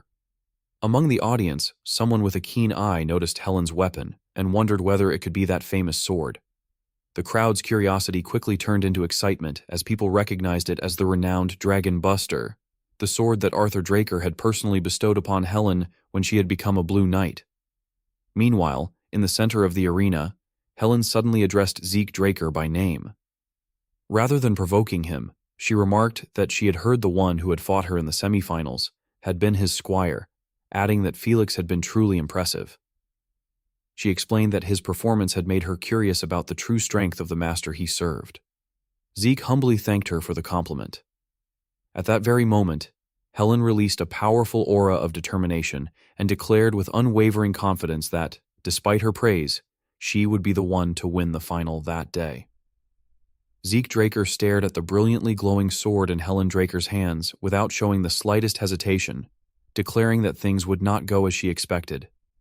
Feeling that the exchange between the two opponents had lasted long enough, Arthur Draker instructed both sides to prepare before officially announcing the start of the match. The instant the command to begin left his lips, Helen Draker vanished from her original position. Zeke Draker had no intention of standing still and waiting for defeat, so he charged forward just as decisively. Their supreme-grade weapons met in midair almost immediately. The first clash revealed no obvious advantage, as neither combatant yielded an inch while struggling to maintain their balance. Watching from the sidelines, Felix Valencia and the others were left speechless by the sheer ferocity of the opening exchange. Even Reina Draker cried out in shock, wondering what kind of impact they had just witnessed. Despite the overwhelming shockwave, she forced her eyes to remain wide open, telling herself that she could not lose focus for even a single moment if she wanted to surpass the person standing before her. By then, the evenly matched opponents had already separated. The moment Zeke Draker's feet touched the ground, he shifted his sword into position. It was obvious that he was preparing one of his signature techniques, the Dragonslayer art, True Dragon Sword Technique, Chapter 3, Verse 2. Once both his stance and blade were perfectly aligned, he unleashed Crescent Slash without the slightest hesitation. Faced with such a wide area attack, Helen Draker had no room to evade and was forced to counter it directly. Without wasting time, she swept out her own sword aura to meet his attack head-on. However, the outcome differed greatly from what she had expected, causing her eyes to widen in confusion.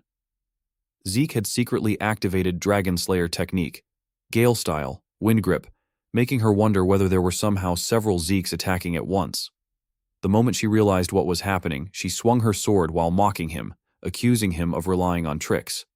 By then, Helen Draker had completely adapted to the rhythm of the battle. However, she suddenly twisted her wrist in a powerful arc, releasing circular waves of force before declaring that such tricks were useless against her. The forcefulness of both her words and actions left many spectators frozen in fear, while those with sharper eyes watched with growing excitement. Among the crowd, Duke remained unusually contemplative. Even so, caught up in the excitement surrounding him, he remarked that the battle was truly causing quite a commotion. As soon as the thought crossed his mind, his gaze fell upon Arthur Draker's back below him.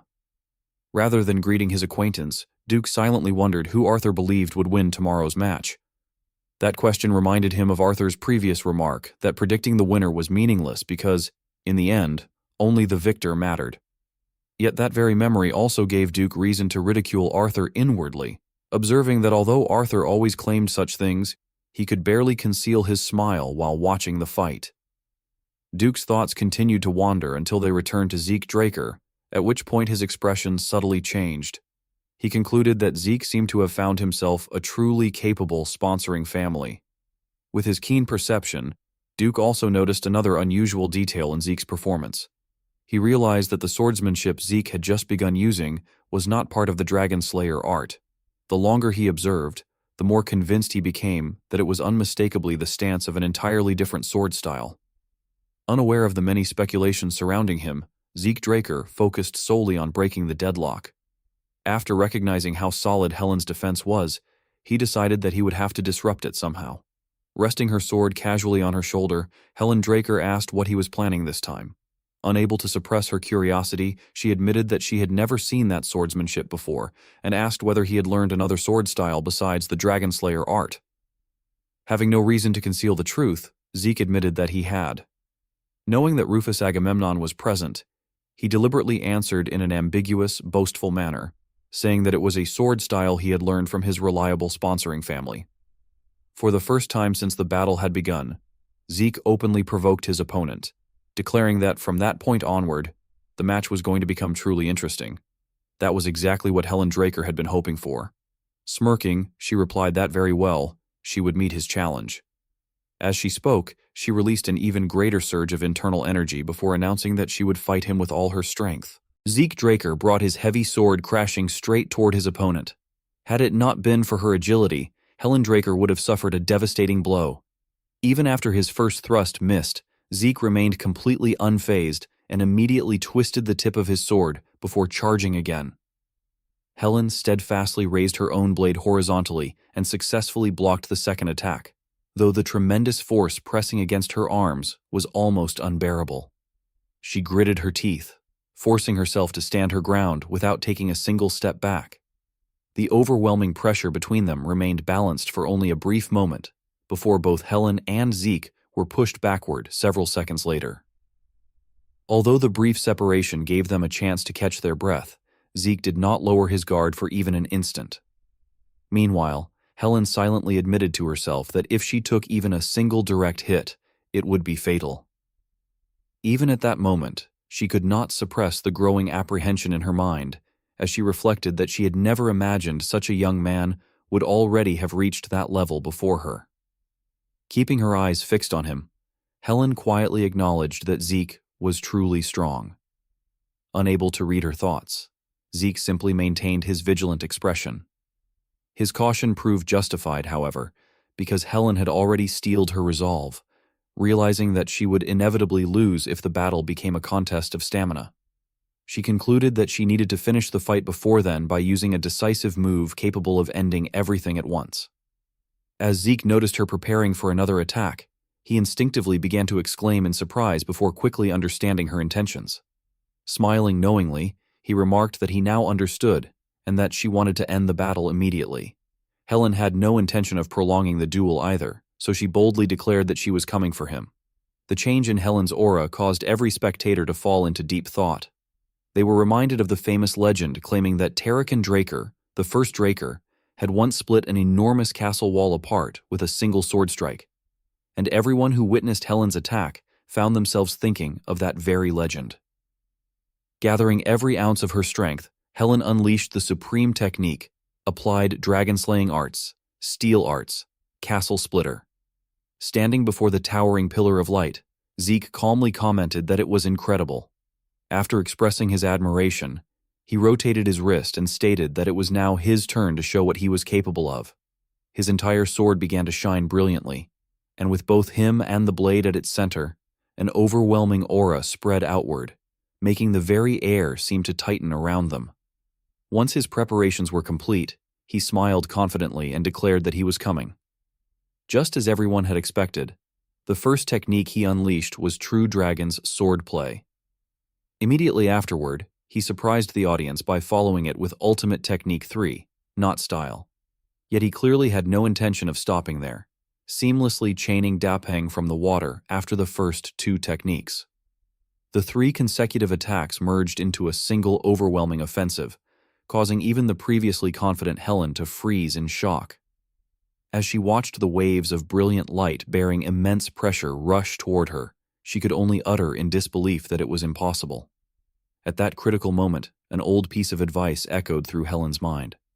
She recalled that Carly Draker had once said Zeke's sword could truly kill a dragon. Seeing his power with her own eyes, she finally understood that Carly had been absolutely right. Even as Zeke's overwhelming killing intent surged toward her, Helen remained motionless because her thoughts were occupied by a single conclusion: that Zeke would become an enormous help to all of them. Just when everyone believed a catastrophic clash was about to occur, Zeke abruptly halted his attack and calmly informed Helen that it was over. Helen could not conceal the astonishment written across her face. That brief hesitation was enough for the battle to end, as a tremendous explosion shook the arena. Its aftershock was so powerful that thick black smoke billowed across the battlefield and lingered for a long time. Every spectator in the stands was left utterly dumbfounded. Brian Graham stared with his mouth hanging open before finally managing to stammer that it was impossible. The announcer recovered almost immediately and loudly proclaimed to the entire arena that Zeke Draker had won and had defeated the Knight of Steel. Helen softly admitted that she had lost to Zeke.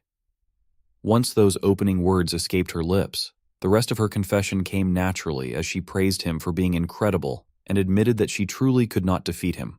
Zeke, who had never once looked down on his opponent, modestly replied that he had merely been lucky.